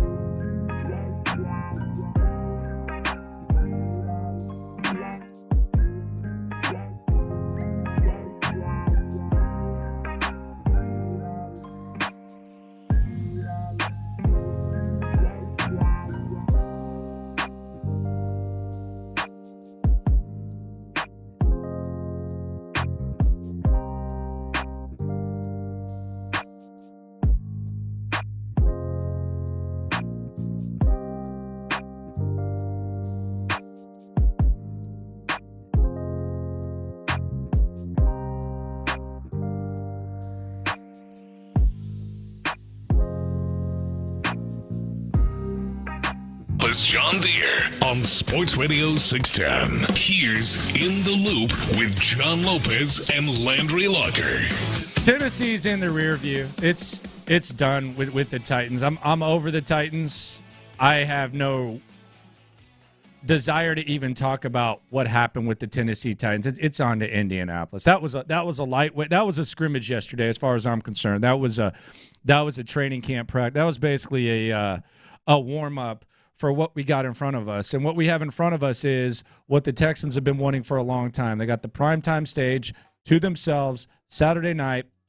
Indianapolis Colts, perfect situation for the Houston Texans. And do you have anything you really like with Tennessee yesterday? What can we really add to that? No, the only thing I got out of that game was how it sets up this team for this week and the postseason. Like, I thought all the elements that – because let's be honest, we didn't know what kind of C.J. Stroud we were going to get back. Well, we got back that C.J. Stroud, and it was easy for him. He didn't have to make any spectacular, uber accurate throws or anything. We didn't know, just how prepared basically, I go back to this. The big sweeping thought was Will Anderson's a game wrecker. C.J. Stroud is still that dude, and is only going to get better, and he's going to be there for the postseason. And the defense looked, albeit against the Titans, like a DeMeco playoff defense. So everything yesterday, set it aside, but it set those things up for the future. Yeah, and now you get, this is, if you're talking like long term, and I don't, obviously it's not the end all be all what happens, but I think if you're just looking at the state of this division and you take a step back, there was a time where people thought Jacksonville was just going to widen the gap. That gap hasn't been widened. Not at all. Yeah, like the Jags they're basically where they were last year. It's kind of like a mediocre treadmill that the Jags are on. Their ceiling hasn't gone up at all this year, which many people thought it would. The Texans and Colts are both kind of in similar situations. Now, we don't know what Anthony Richardson's going to look like. I actually think Gardner Minshew was better for this year for them, but if you're talking about like where the Texans are going to go after this, I think it's the obvious, like the checker move is you beat them, you're in the playoffs. So that speaks for itself. But the chess move is DeMeco Ryans and Shane Steichen are going to be going at it for a long time, we believe. Mm-hmm. They've both done elite jobs. They're both instilling new cultures. They both overcome adversity this year to get to where they're at. So you kind of want to establish yourself as somewhat of a threat to them, because the last time these two teams faced, and I know there were injuries or whatever, it was an assing. Like Indianapolis, that was along with the Browns perhaps the biggest beatdown the Texans have endured. So you kind of want to establish yourself with like maybe mark your territory against a team that you're probably going to be doing battle with. Similar battle here, I think. I think there's going to be a lot of times where there's high stakes in the division. This is the first part of it, and you kind of want to mark the territory. You want to lift the leg and mark the territory. Just put a stake in the ground. Put a stake in the ground. It's going to be different every year, and they're going to have their runs maybe at you, et cetera. But to be at the cusp, at the beginning of what they both feel are going to be long-term solutions, go ahead and say, we're in your place and we're going to go ahead and take it now. Mark that territory. Let's hear from DeMeco Ryans following the Texans win. An emotional DeMeco Ryans right after the Texans put themselves in position to control their own destiny and get to the postseason on the primetime stage. Here's your head coach. What does it mean to you, knowing where you took this, when you took over this team, where it was to be guaranteed of a winning record now? And also, you haven't talked about the playoffs. You got one game left. It's for the playoffs. What would that mean to you guys? Yeah, first and foremost, just thankful for our Lord and Savior Jesus Christ who put us in this position, right? All the support that I've had is not me, right? It's what's in me, and I'm just thankful, all right, for just being blessed to be in this position as a coach, and happy to, change the trajectory of the Texans organization, right, for there to be good news about the organization, and we're headed in a good place, playing meaningful football, right? It means a lot to us, and we're pleased with where we are, and we understand that, we didn't, as our guys say, we didn't come this far just to get this far, right? We have a lot to still play for that's ahead of us, but it's credit to the guys in the room for putting us in this position, right? Our players stepped up big time today. It was a true team win. offense, we're able to move the ball efficiently. Defense stepped up, played a tremendous game. It's great having CJ back, having Will back, and you just see the impact that those players have on our team.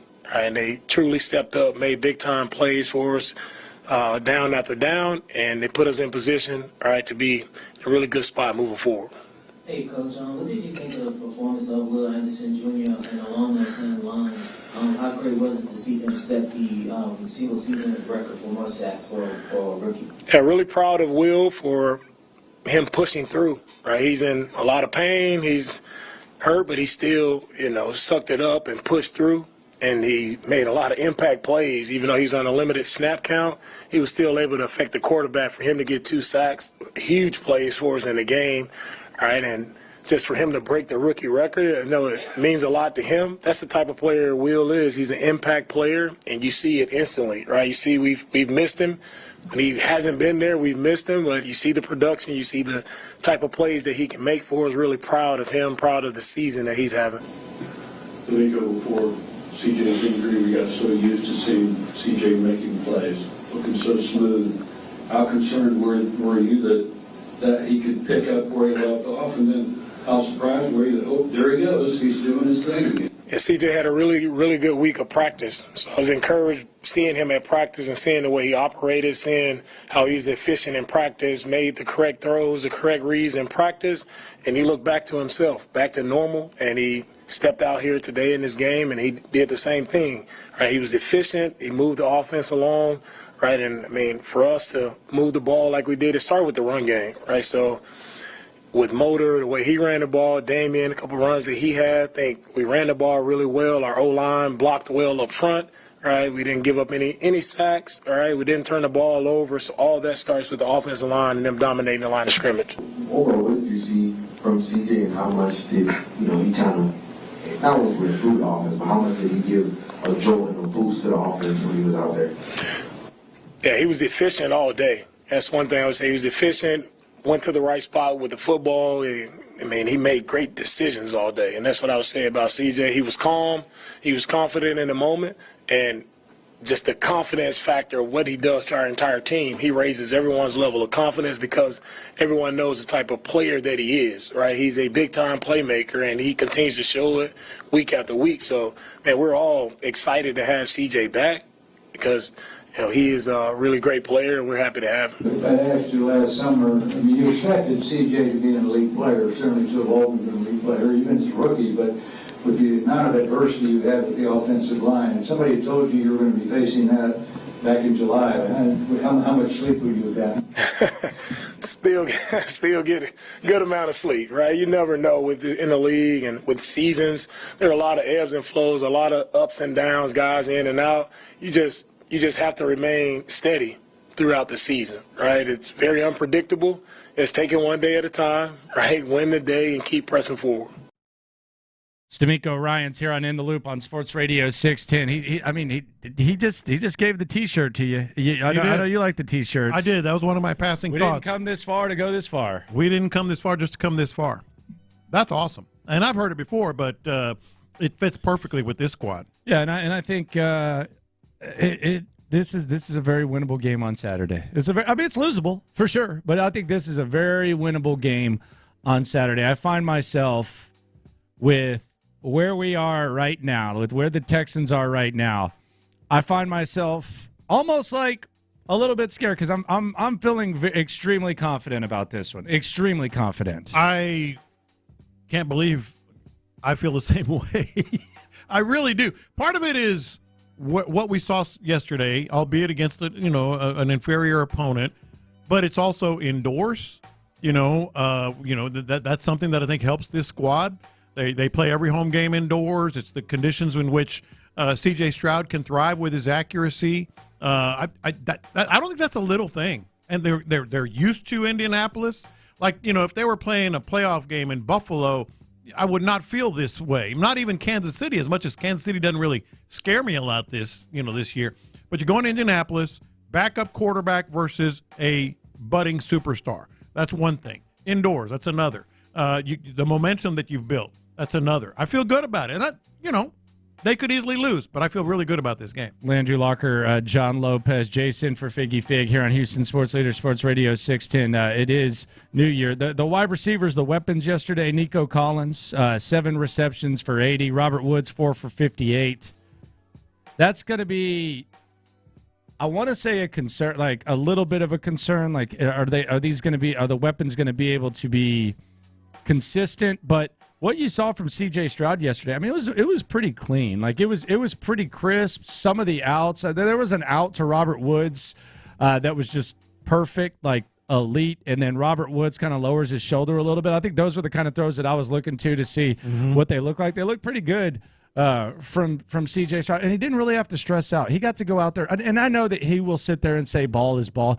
You've got to be nervous as hell. I mean, you missed 2 games with a damn headache. Yeah. Like, it's not like you were icing up your ankle or your knee or something like that. Like, you couldn't even watch the game until the last minute against Tennessee because of the light and stuff. So I know CJ can go up there and, he can say, ball is ball and all that, but he had to have been a little bit nervous going out there. Like, maybe healthy nerves. I'm not saying he's like quivering or anything like that, but you had to be a little bit nervous, and I'm just glad that he kind of got to feel it out. He got to dip his toe in the water. That's then he got exactly to right. Then he got to doggy paddle, and then he got to get the full strides going.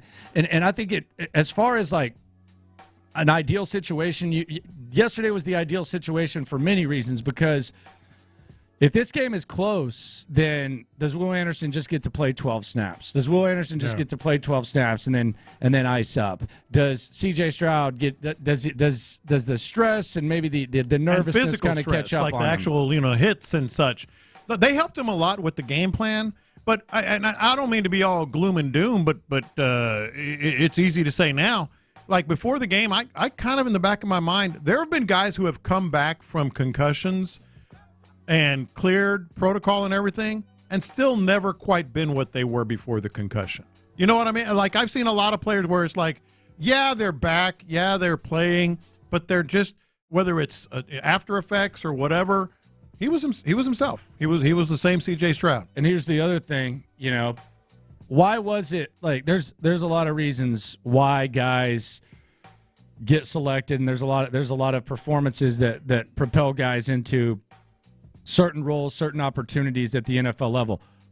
What was the reason that C.J. Stroud, like what was the game that people always talked about with C.J. Stroud as to that's the reason that he could be QB1? Yeah, Georgia. The Georgia game. Yeah. That was a year ago yesterday. That was C.J. Stroud elevating his game when it mattered most. Mm-hmm. That was what that was. Mm-hmm. That's what he did. And if Ohio State had kicked a field goal, maybe they end up going and winning the national championship. Every game for the remainder of this season, whether it's the Indy game, whether it's a playoff game after that, whether it's a playoff game after that, that is the same type of stage, the same situation that led to C.J. Stroud being QB1 in some people's eyes. Now, not in our eyes, but he's ended up being QB1, and it was because of him elevating his play the way he did when it was a win-or-go-home game, which is what the Texans are going to be playing for the remainder of the season. Bright lights, big stage, national audience. There you go. Been there, done that.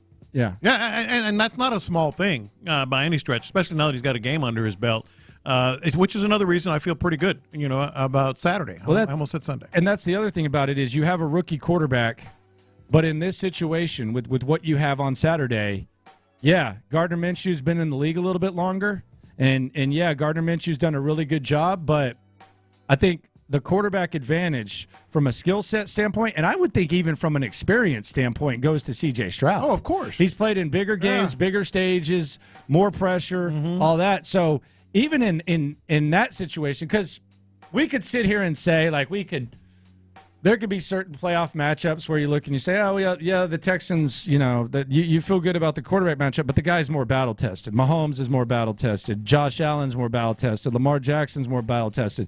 Joe Flacco's more battle-tested. Like, all these quarterbacks are. But in this situation, you have a rare instance where your rookie quarterback, on big stage, win or go home, pressure, it's the end of the world if we lose this game situations, C.J. Stroud has the advantage over Gardner Minshew, and that's the most important advantage you can have in the game of football. Well, Minshew has, quote-unquote, more experience, but not like this. Nah, it ain't You know, this. when it's not all on Minshew's shoulders. Yes, it's the majority is because he's the quarterback. But, like, C.J. Stroud is comfortable with it all on his shoulders. Like, yeah, give it to me. You know, and Minshew doesn't have that kind of experience. Not at all. Landry Locker, John Lopez, Jason for Figgy Fig. It is Reaction Monday here on In the Loop. So you got the prime time Saturday night. How do you feel about hearing Joe Buck's voice again? There's a lot of Houston fans not too happy about having to hear old Joe Buck's voice again. I like Joe Buck, but even beyond that, I love Troy Aikman. Yeah, he's great. And I love Lisa Salters. Yeah, she's awesome. And even beyond that, I just think it's like it's almost validation and confirming what we all have kind of felt. This is not going to be the last primetime Saturday night or Sunday night game in a playoff type atmosphere that C.J. Stroud plays. Like, they're going to get there. Now, this is a team that you have. If you were betting, you would bet that this is going to be a contending team. I think it's a contending team right now if you really look at the AFC and what they're up against, but like a legit contending team moving forward. And it's just sort of that like kind of stamp that you're putting on this squad. Landry Locker, John Lopez, Figgy Fig with you here on Houston Sports Leader, Sports Radio 610. Coming up, man, got a lot to get off my chest. Oh, I got a confession about Saturday night. Okay. I had a premonition. Okay. Yeah. Lunchtime confessions coming up next. The Texans need...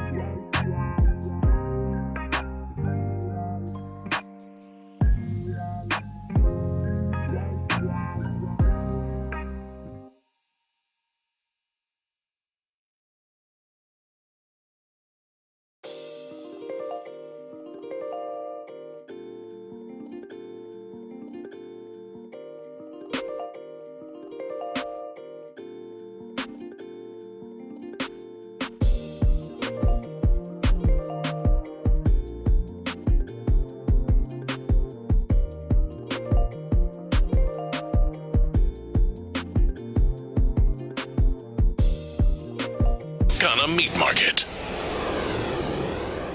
Watch this.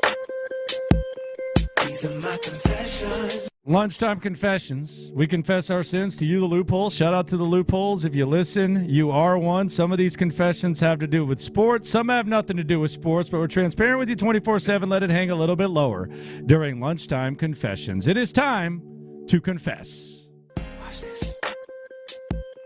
These are my confessions. I'm going to do a New Year's resolution first rather than the sports ones. No. If you, because I've seen this all over social media, like people are posting their resolutions and all that. If you post a resolution that your resolution is to read more, I always feel like you're not making any resolutions. First, I know there are some voracious readers out there, but a lot of people are just trying to look good. Like, I'm planning on reading more in 2024. I'm like, you're not planning anything. No, I'm trying to. I really want to read a book a month. Yeah, you're not.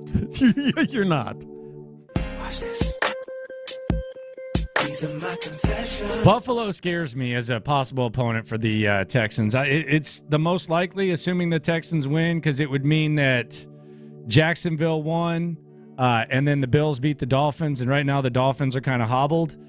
That's terrifying. Of all the possible matchups, whether it's going to Kansas City, whether it's hosting Cleveland, and I think that those are the three, Buffalo terrifies me. That's the team that I want to play the least, slightly behind Baltimore.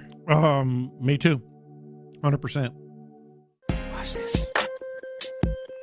These are my confessions. I had a vision last night. Seriously. Okay. I had a premonition.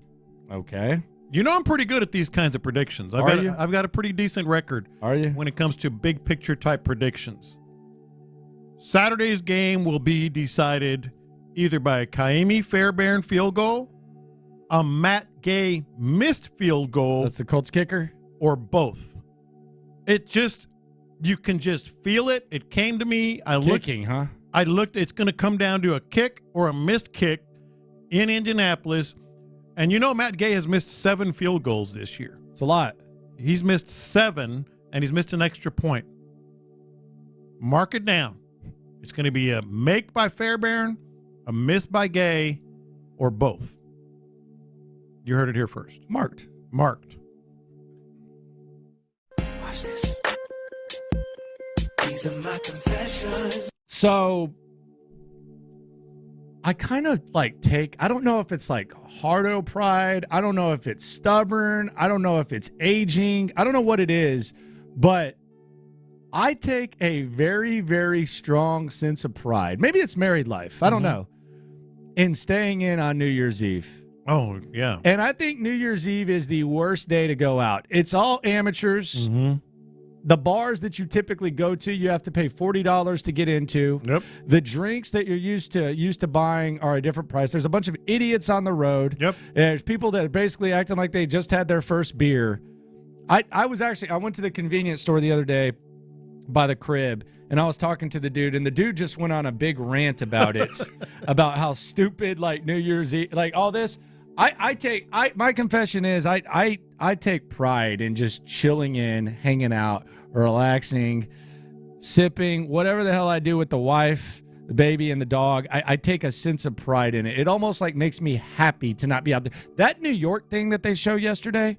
You couldn't pay me. You couldn't pay me $500 to go to that. They were camping out day before yesterday. They can't move. Yeah, and they were there 2 days. Yeah, they're sitting out there. They can't move. I read a story. Most people some wear diapers. Yeah, they wear diapers. They wear diapers while they're waiting for 2 days. That's awful. To do that. Dude. You could not pay me. By the way, looks like the most miserable experience ever. Yeah, on your point, I'm not in the suburbs anymore, but I was for we were 30. popping. I was there for 30 years. Fireworks Suburbs are better to stay home. It was popping. It's nuts. Yeah, it was popping. Better fireworks shows in your own neighborhood, little block parties, or just to stay at home. It's better in the suburbs.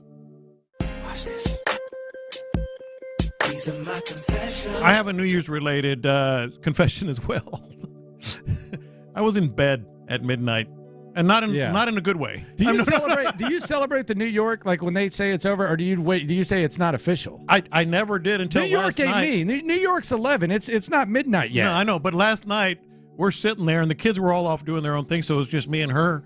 And I'm like, well, we saw one. She goes, yeah. So we watched a little more. But I got to bed about 11:45. I was still laying in bed when I heard everything going nuts. And I just kind of rolled over, and I said, well, Happy New Year. And she said, Happy New Year. There you go. We were crazy, boy. We were crazy. We were nuts. It was outside, as they say. Watch this.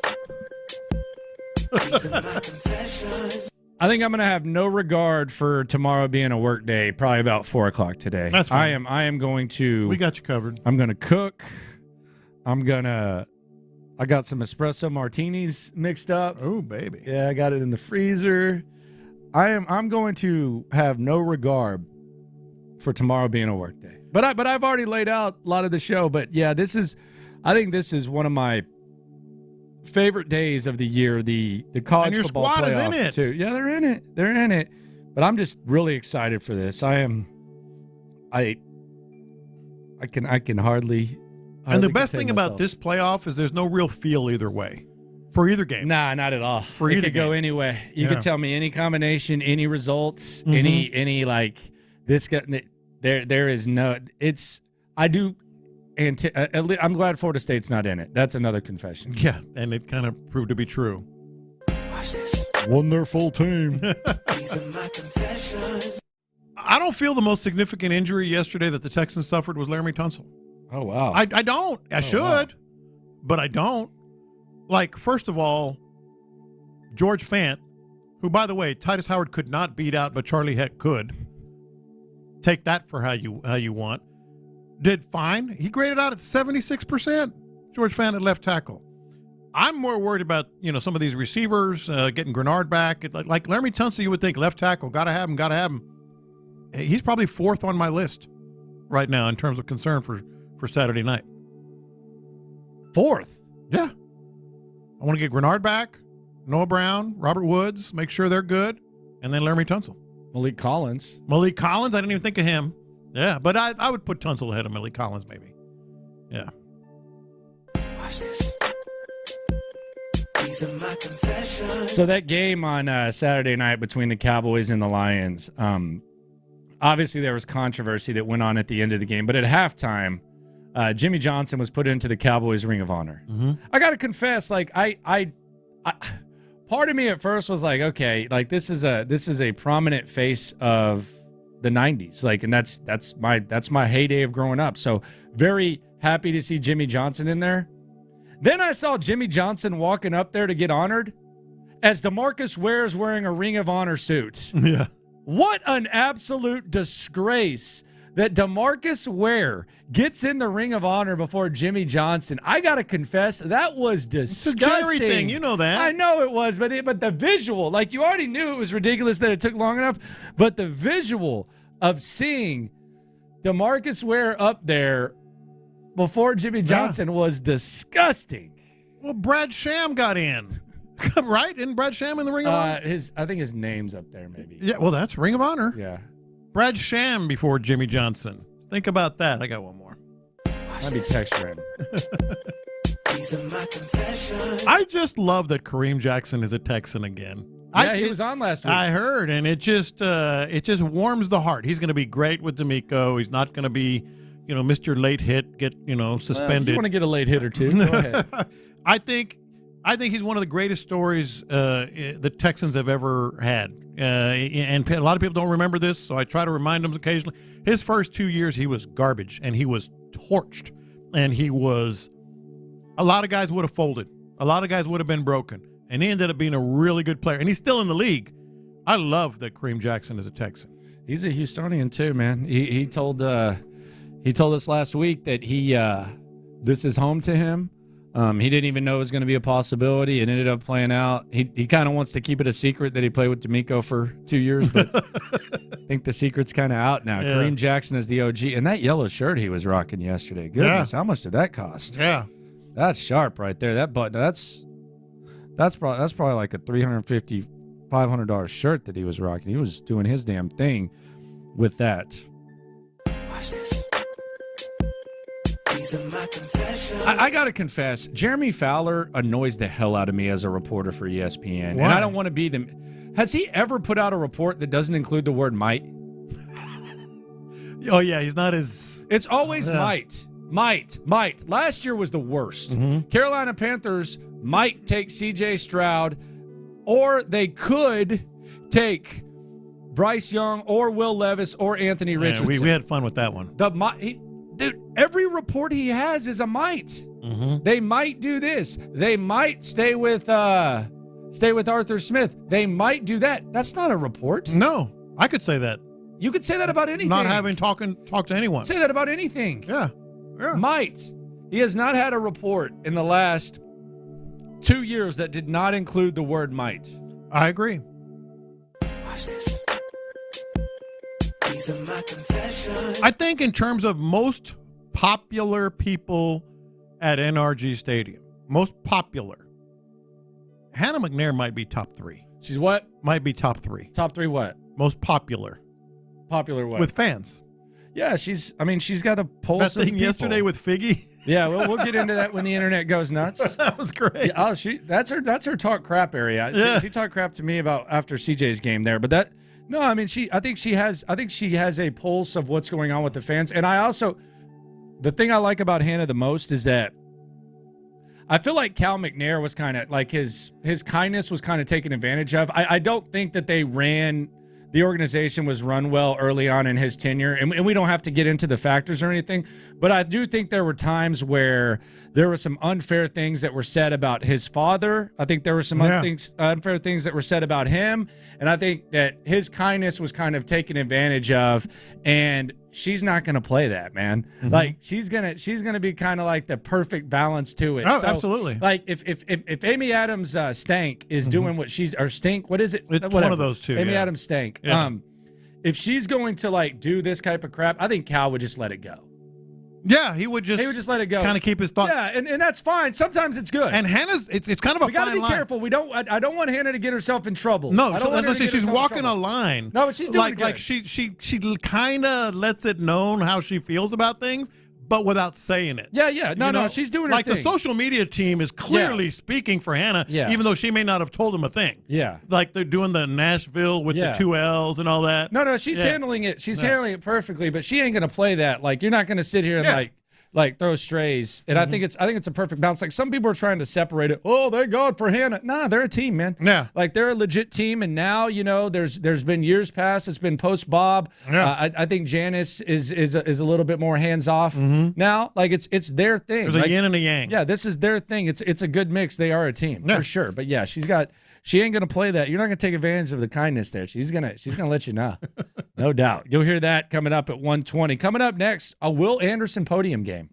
How about that? Will Anderson was back, and not only was he back, he made his debut at the post-game podium. Let's hear from Will Anderson and talk about how big of a factor he could be as the Texans need to win to get in on Saturday night.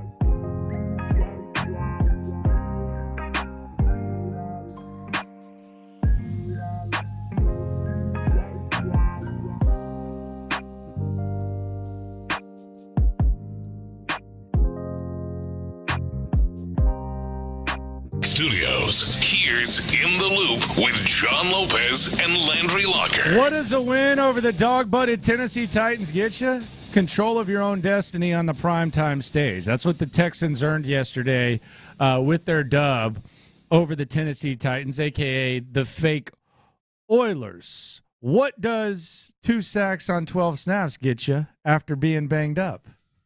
It gets you a trip to the podium. Yeah. The first trip to the podium, the post-game podium from Will Anderson. Listen to giddy Will Anderson, likable guy on top of C.J. Stroud. This is Will Anderson after he set the Texans' rookie record for sacks and had 2 big ones against the dog-butted Titans.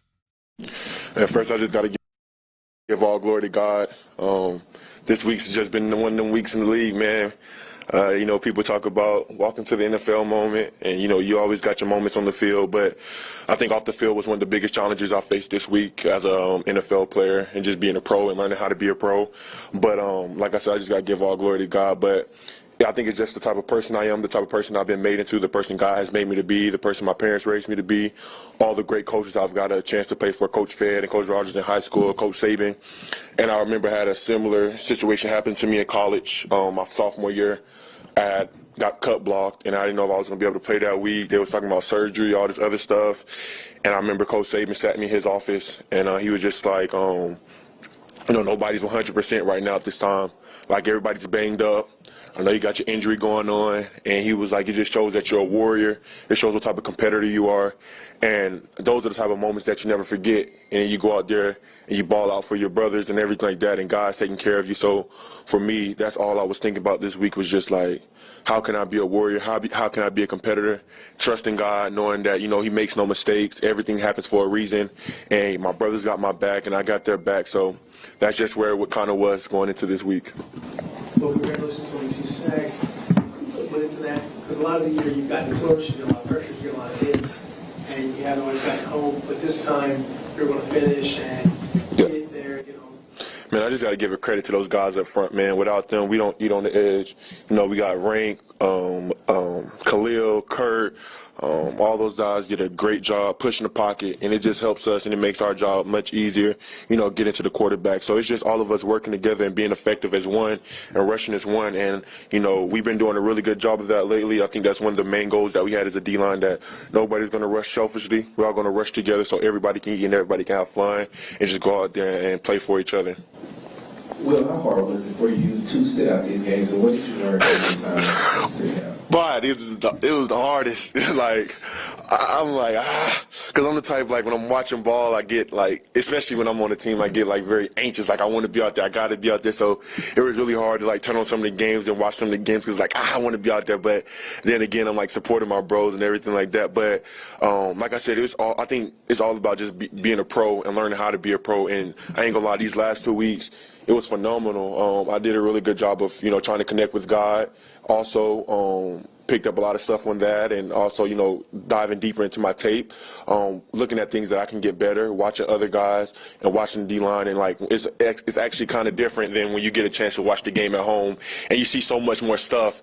And I think that went into it a lot. So just these last 2 weeks have been really good mentally, and of course physically, like getting my ankle back right, resting my body. But I think more than anything, it was really good mentally, just locking in on my faith, really, and trusting God and believing in God that He makes no mistakes, but also learning, what could I have done better in the past to help me in the future. So it was really, really great.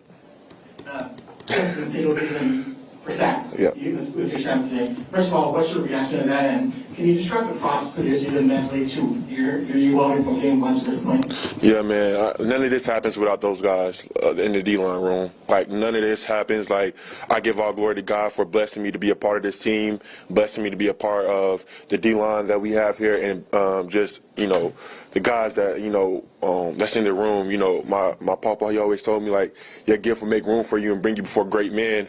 And that's all I think about now is how God has made room for my gift and brought me amongst a lot of great men in that room. And they've been very supportive of me, helping me along the way. When I'm down, they pick me right back up. I always say you're a leader, man. Like, there's no need. Like, you having a good year, man, regardless of what anybody got to say, any of the haters got to say. They always keep me grounded, make sure I'm staying focused on the right things. So, like, I got to give a big shout-out to those guys, because without them, you know, and without God placing them in my life, you know, I don't even think I would be here right now where I'm at. Yeah, it means everything, man. We have some really great vets, man. I mean, it's special. Like, I sit in the front row, and we got both our leaders, Robert Woods and Rank, come up here and talk to us, and Rank hit on, we got 8 quarters left to play ball, man. We're not guaranteed anything, and we finished 4 quarters today, and we got 4 more next week. And when he broke it down in that perspective, I think everybody seen like a different perspective, a different view, and they really hit on a lot of good stuff, man. And to be a part of a team so special like this with a lot of great vets that's been through a lot, seen a lot of great things, man, and the promise of this team, the talent that we have, the coaching that we have, and how everything is going, like, it's right in front of us, and we just got to keep reaching and going and get it, man. So, like, for us, it's just really on us. Like, we really just got to lock in on the details. How bad do you really want it? I know Robert Woods asked us, like, how bad do you really want it? Like, does it mean enough to you to sacrifice whatever you have to sacrifice for us to make this playoff run? And I think they hit it right on the head with what they were talking about last night, and I think the guys responded really well to it. You and CJ were drafted here by DeMeco to come and set the tone. That's what he wanted. And can you take a moment as this calendar year ends tonight? I know you've got hopefully a lot of football left here. Can you take a moment and just appreciate what you got accomplished so far? Yeah, of course. You know, I think that's one of the biggest things that we always look at is always never being satisfied with where you're at. You know what I'm saying?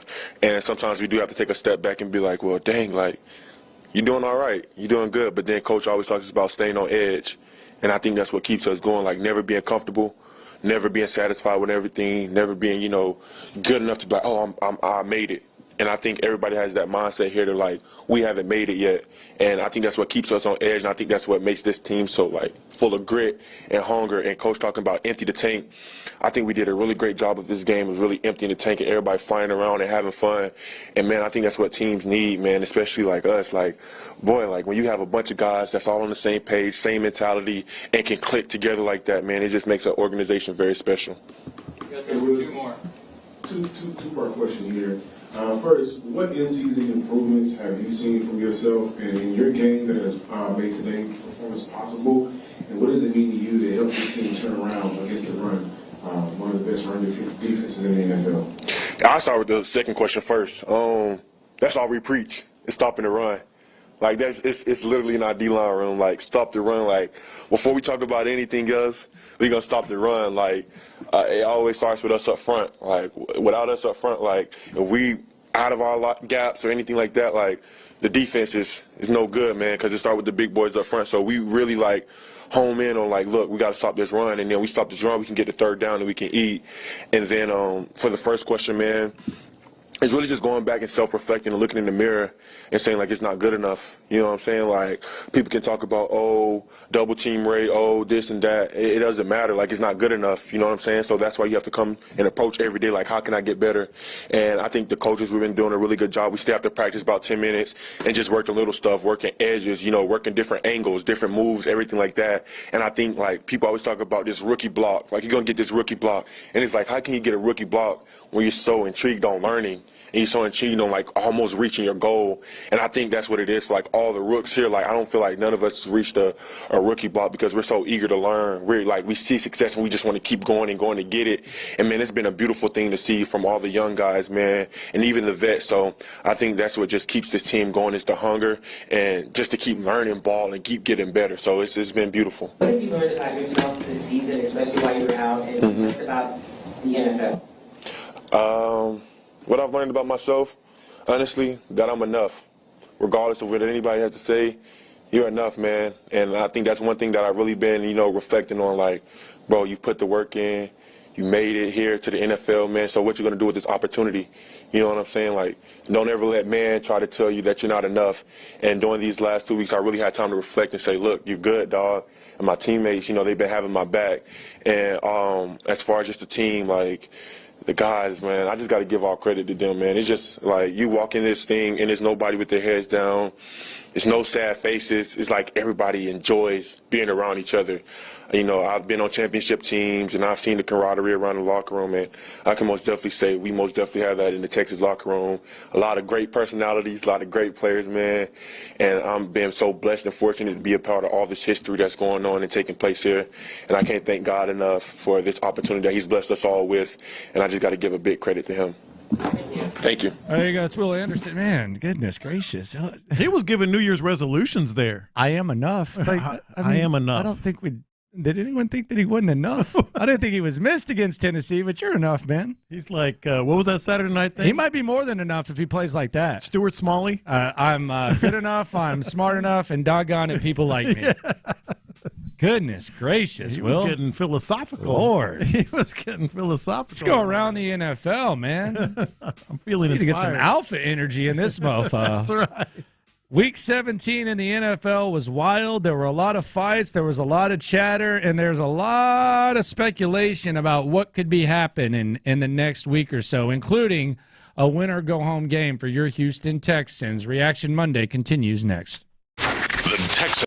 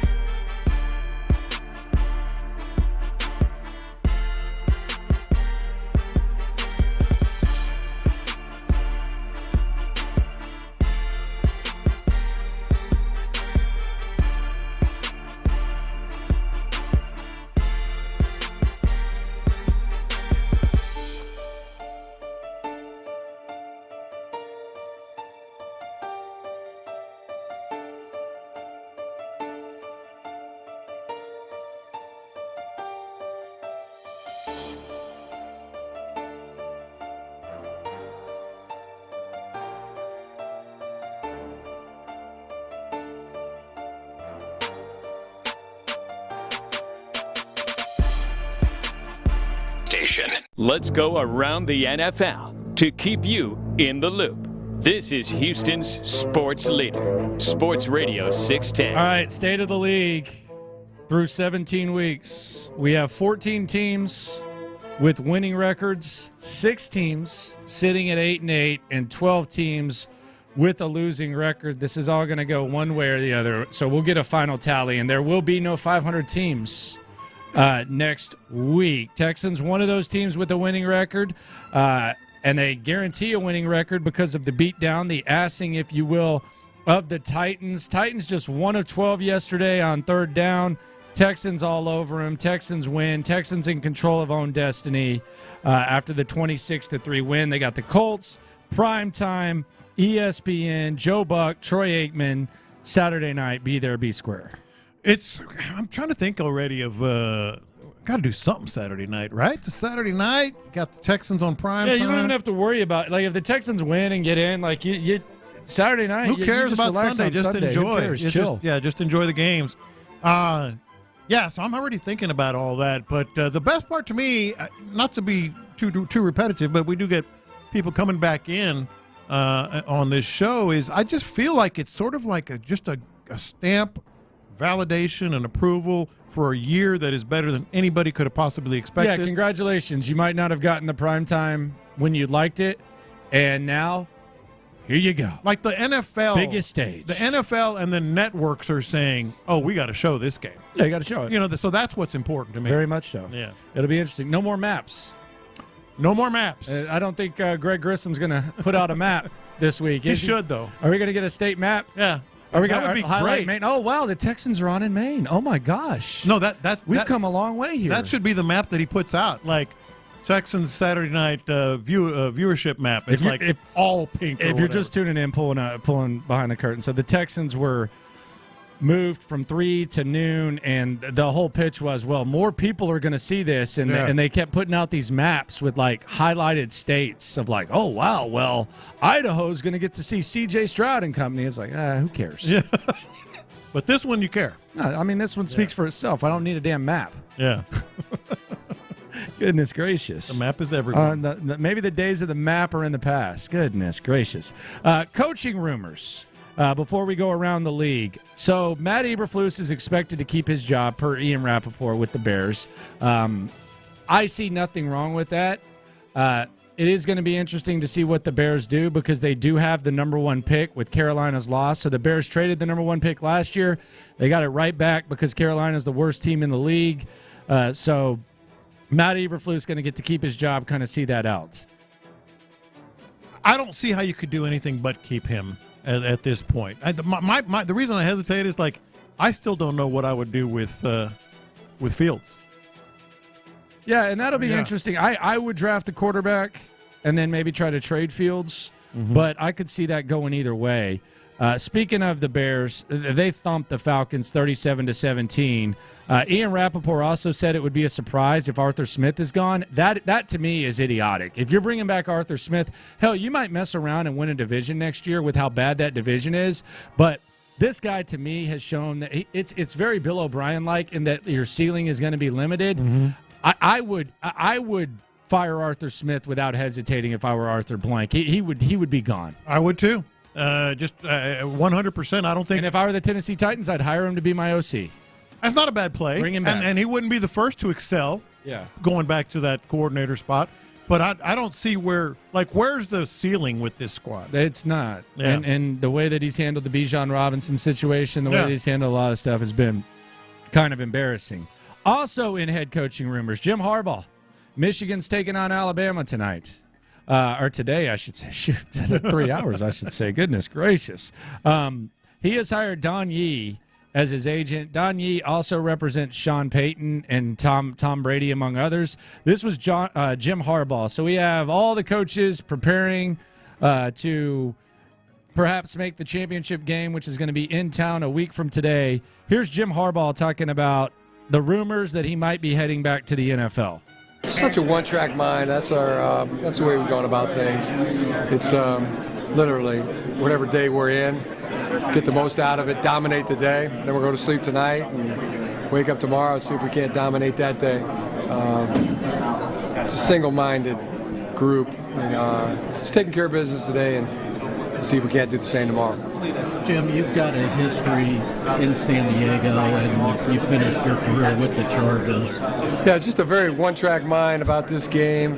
Right now, just have fun with the family and the team and the players. It's like we're at the happiest place on earth, and we're gonna enjoy ourselves, and then get back to business. See if we can't dominate the day. Got some one day at a time. One play at a time. Yeah, we heard you. And, we heard you. That's how we're approaching each day. This effing guy. Wouldn't expect anything less. Is it not alarming, though, that McCarthy has one touchdown pass in 5 games? Yes. For I didn't even know that. I mean, I knew what they were as an offense, but I didn't know it was just one. Their favorite. I just. You can put a little something on this? Yeah, I'm gonna moneyline Bama. Yeah. I'm gonna moneyline Bama. Texas, I just got a bunch of player props that I'm kind of feeling pretty good about. Yeah. But yeah, I'm going to moneyline Bama for better or worse. Mm-hmm. For better or worse. That's an eye-opening stat, and I just don't think Michigan has had to play to win lately. Like they could literally just show up. Like they faced Iowa in the national championship game, didn't have to do anything. Penn State didn't have to do anything. Ohio State, they really didn't have to do anything. Ohio State's quarterback transferred to Syracuse. That's all you need to know about what Ohio State. He transferred to Syracuse. Yeah.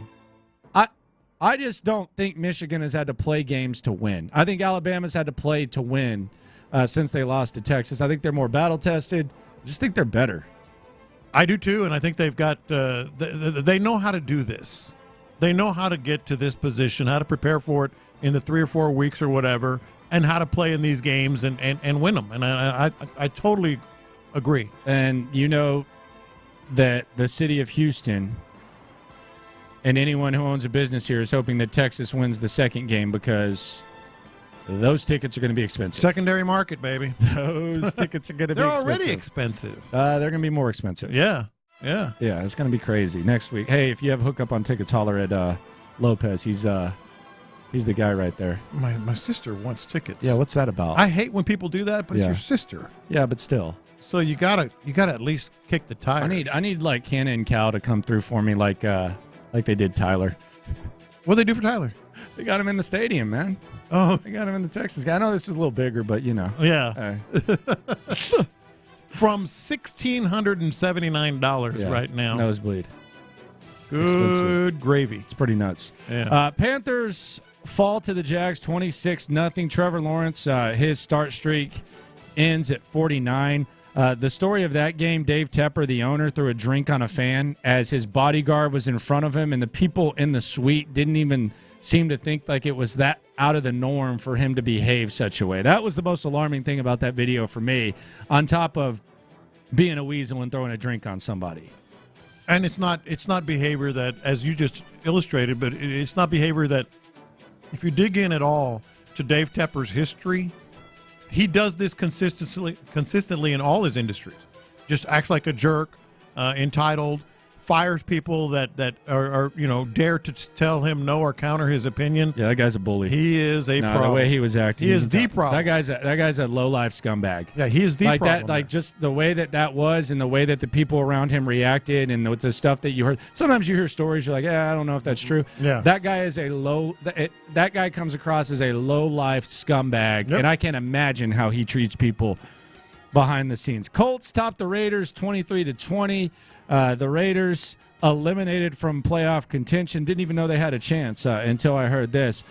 Browns, they get into the playoffs, 37-20 win over the Jets. Buffalo, they're in 27-21 win over the Pats. They can win the division if they beat Miami next week and could be hosting the Texans in the playoffs. I already mentioned the Bears 37, Falcons 17. The Rams, they're in. 26-25 win. The Rams are kind of dangerous. Very interesting. Mason Crosby, 57-yard field goal at the end for the Giants. I knew he couldn't kick that at this age. But the Rams advance, and they're getting a little healthier, and it's an interesting. They got a running back. Interesting team, those Rams. They got a running back. They got a receiver. They got a quarterback who's feeling himself. They got another receiver. They got a coach. Yeah. They got a lot going on. Surprise of the week. The Arizona Cardinals knock off the Philadelphia Eagles 35-31. which means the San Francisco 49ers will be the 1 seed in the NFC. The Eagles surrendered 200-plus rushing yards for the first time since 2016. It was 14-3 after a Murray pick six, but Arizona ends up winning the game 35-31. Gilly the King on $1 million worth of game. Biggest Eagles fan there is. Mm-hmm. Listen to this rant, and it is edited. Listen to this rant about the Eagles defense. To the whole f***ing defense, what the f*** was y'all doing? Don't none of you go the f*** out tonight. It ain't a happy New Year's for nobody on the f***ing defense. You f***ing stop. Better not drink no champagne. Ain't no f*** going out with your women or none of that. You better look at the f***ing playbook. The f*** wrong with y'all? F*** the defense. Y'all didn't stop a 3-11 team all f*** day. The defense. And he's speaking for thousands, by the way. They're an absolute mess, no question. The Cardinals kind of had that Cal McNair on the sideline in Indianapolis look to them. Monty Ossenfort. Yeah, Monty Ossenfort and others. Because Kyler Murray, I'm sure, would kind of like Marvin Harrison Jr. I think.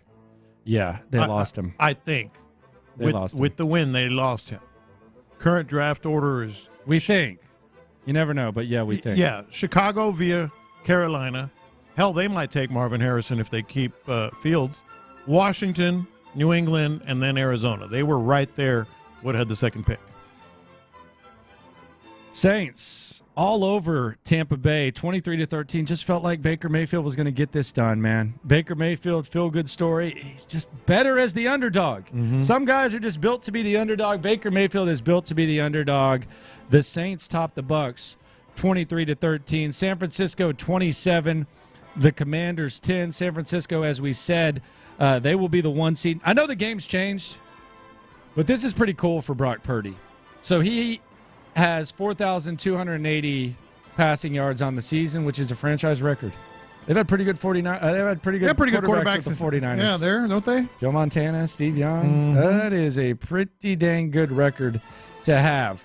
Dolphins fall to the Ravens 56-19. Lamar Jackson with 5 touchdowns, 3 of those in the first half. Here's Odell Beckham Jr. talking about the vibe with Lamar Jackson in the MVP race and the Ravens team. Yeah, man. Passer rating. You know what more do you have to say about it? There's no debating. You look too much into statistics and all of that, and I don't even know exactly what the numbers are, but the way that he leads this team, the way that he just always keeps us alive. And the energy that he has every day coming into work. He's our general. He's our leader. I wish that everyone in their life can experience a bit of happiness like the way that everyone feels in this locker room when we came back in. This is a stepping stone for the big goal that we all have in mind. I mean, there's no doubt who the MVP is anymore, and It's that's Lamar, right? Yes, and that is quite the compliment that he got there. On the Niners game, though, and getting the number 1 seed, I don't think you can. I mean, they're talking about this in San Francisco, but I don't think you can overstate how important having the number 1 seed already is for them because of McCaffrey. Like he can get 3 weeks, man. You get the bye, you get this week. He's not going to do anything. The Niners, all of a sudden, I mean, they were anyway, but that is a really good pick. Niners. I don't know. I don't know who messes with them when they're healthy. And the thing is that McCaffrey's going to be healthy. All of them are going to get to rest. Trent Williams is going to get to rest. Debo's going to get to rest. But he's had a McCaffrey's lot going to of get stuff. to rest. And Brandon Ayuk's had a pretty damn good year too. It has been insane what's gone on with the San Francisco 49. I mean, they just bully folks. They just bully folks. Steelers topped the Seahawks 30-23. Mike Tomlin never had a losing season, and that will be the case after this year. Chargers, they fall to the Broncos 16-9. Jared Stidham with the win. Russell Wilson apparently benched for the remainder of the season. He met with reporters last week. Here's what Russell Wilson had to say about the situation.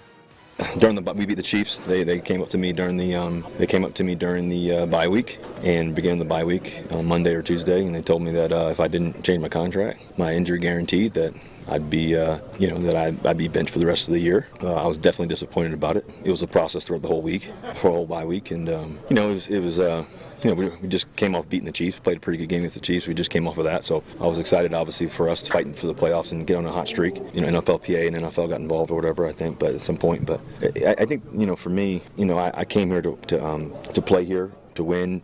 I knew it was going to be a process to I signed a 7-year deal to, for us to go and play hard, and that's my goal every time I step into the white line is give everything I have. I want to be here, I want to play here, I want to be able to win here, I want to win championships here, I want to give my all every week, and I want to be the best teammate and leader that I can be in the midst of it all. That's why I was out here at practice every day and try to lead the right way. That's all I know. This is going to get ugly. That's that. The fact that they told him, according to him, and I'm sure they'll be, asked about this, why they were benching him, that was the dumbest thing Are they ever. not allowed to say that, though? Well, because of his contract? Yeah, I mean, that's business, right? Yeah, I think the NFLPA is going to get some lawyers that are going to say otherwise. We're not going to be talking about this. No, I think it's a good business decision. It is a good business decision. We're not going to be talking about, the Russell Wilson story, but it's going to be very lawyered up and very interesting to watch if you're a Broncos fan. Jamar Chase, he talked a lot of crap about the Chiefs. I'm enjoying Jamar Chase because he knows that the Bengals are done, but he just likes to make fun of the Chiefs and their secondary. Last week, he said all they do is double team. He said that it was basically just guys, and he got into it with Snead. There was a little chippiness, little fight between he and one of the guys that he talked about. And after the game, he was asked about it. Here's what Jamar Chase had to say after the Kansas City Chiefs squeaked by the Cincinnati Bengals. You were pretty vocal on the Chiefs secondary going into the game.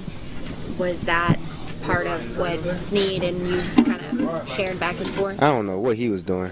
I just be under people's skin sometime, I guess. MF won't fight me, so it's all right. Can you take us through your perspective on what happened that led to the pushing and the flags? Just trash talking. Can't handle it. Chill, bro. Chill, bro. The trash talk, do you remember? Nah, I started off. The whole defense was mad at me. You know what I'm saying? He started at the beginning of the game. You seen it. I mean, everybody's seen it. You know what I'm saying? That's just what I like to do. How do you think it came from what you said this week? Yeah, they heard it. You don't think they heard that? All right, bro. How good is their defense after playing it? They got to get up front. That's it. Does it feel like maybe the whole season was cursed once Joe hurt them down? I wouldn't say cursed. It's part of football and injury, so it's not cursed. Is it extra frustrating that your future for the playoffs ends here twice in the same calendar year? Yeah, when you put it like that, yeah. The way they thought they were playing? Like I said, they were, yeah. That's all they do. You know what I'm saying? Play outside leverage. The only thing I seen Snead doing is just keep looking at the safety to check in cloud or double. But that's just what they do. You know what I'm saying? They just do that. That's just how they run too high, a little rotation. He's a treasure. He is an absolute treasure. And not backing down is what I like the best about it. You got a good front. That's about it. Yeah. All I saw Steve doing was waiting for some help over the top. He's looking at the safety. Help me. It was funny because you heard him laugh there. It was because he said that trash talk can't handle it, and there's someone by him in his locker, and it's like, and he couldn't help but laugh. He goes, so then Jamar Chase looks over his shoulder, he's like, "Hey man, chill out." But he's just enjoying himself because Chiefs fans and Chiefs players are getting worked up about it, and he's like, "Man, I don't have Joe Burrow. Higgins has been hurt. Like, we've gone toe-to-toe with y'all. We've beat y'all in an AFC championship. We lost an AFC championship. Like, yeah, I'm just going to mess with y'all now." And he's not wrong. Oh, no, he's not He's wrong. not wrong. Like, No. the front is where their strength is. The Chiefs are a very vulnerable team right now. They damn sure should have lost that game. He also said, Chase, and I thought this was funny, he said, yeah, we should have kicked the field goal in that situation. And Yeah. No, they had him on the ropes almost the whole game. The Chiefs. I mean, the Bengals. It would be nice, like, if we could ever get to a point where, like, the Texans just have a nasty-ass dude like Jamar Chase. Now, I don't know if people would even put the mic in front of his face. Like, I mean, but, yeah, I would love to get some of that alpha type of stuff, You gotta type of have energy. it. You got to have it. Yeah, and I mean, I would be okay. Like, a wide receiver, I know you feel okay about Tank Dell and Nico Collins, but I would look at how you felt about Dameon Pierce and just realize that the best is not always guaranteed to come. Yeah. If you can make those guys your complimentary receivers, you're really cooking. If you can make Nico and if you can find something like that type of energy, it's a deep receiver draft. Sign me up for it. I'd take that all day. I think that's the dream right now for next year. A running back and a receiver like that. Coming up, there was a lot of trash talk between Tennessee and Houston, and it was capped off with Hannah McNair having jokes. That's next. Andre Johnson is officially a finalist for the 2020.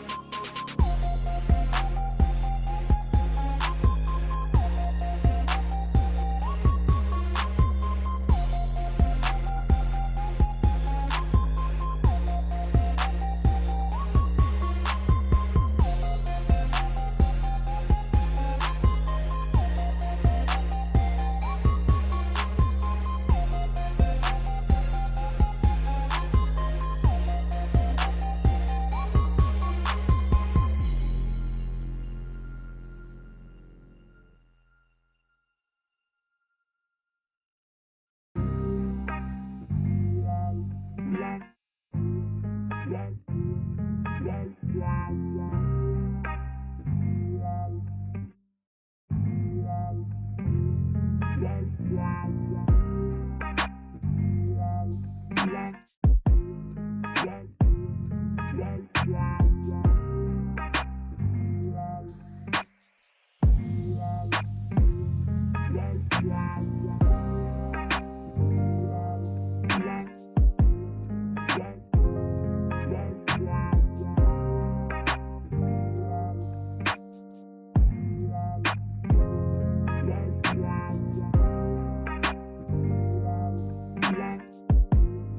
Yeah.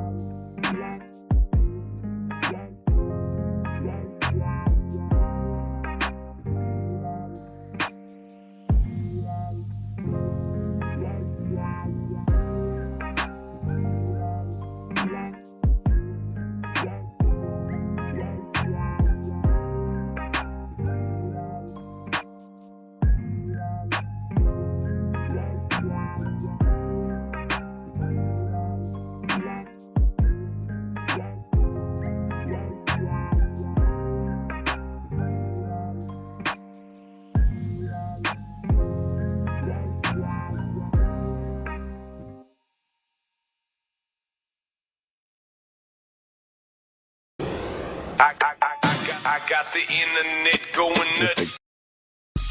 Internet going nuts here on In the Loop on Sports Radio 610. Texans topped the Titans yesterday. A little trash talk. Morocco, the Titans super fan, he was at it yesterday. I respect this guy. I know a lot of Houston folks are upset with him, but I respect this guy because this guy's got some passion. Whether it's a big game, whether it's a game where you might not have much on the line, this guy's got some fire. And yesterday, he was wearing a Houston hat, by the way. I thought that was a little bit weird, but here he was, everyone's favorite or least favorite Titan fan, depending on who you ask, before the Titans got their butt whooped. The games is, you always get a chance to get your motherfucking back.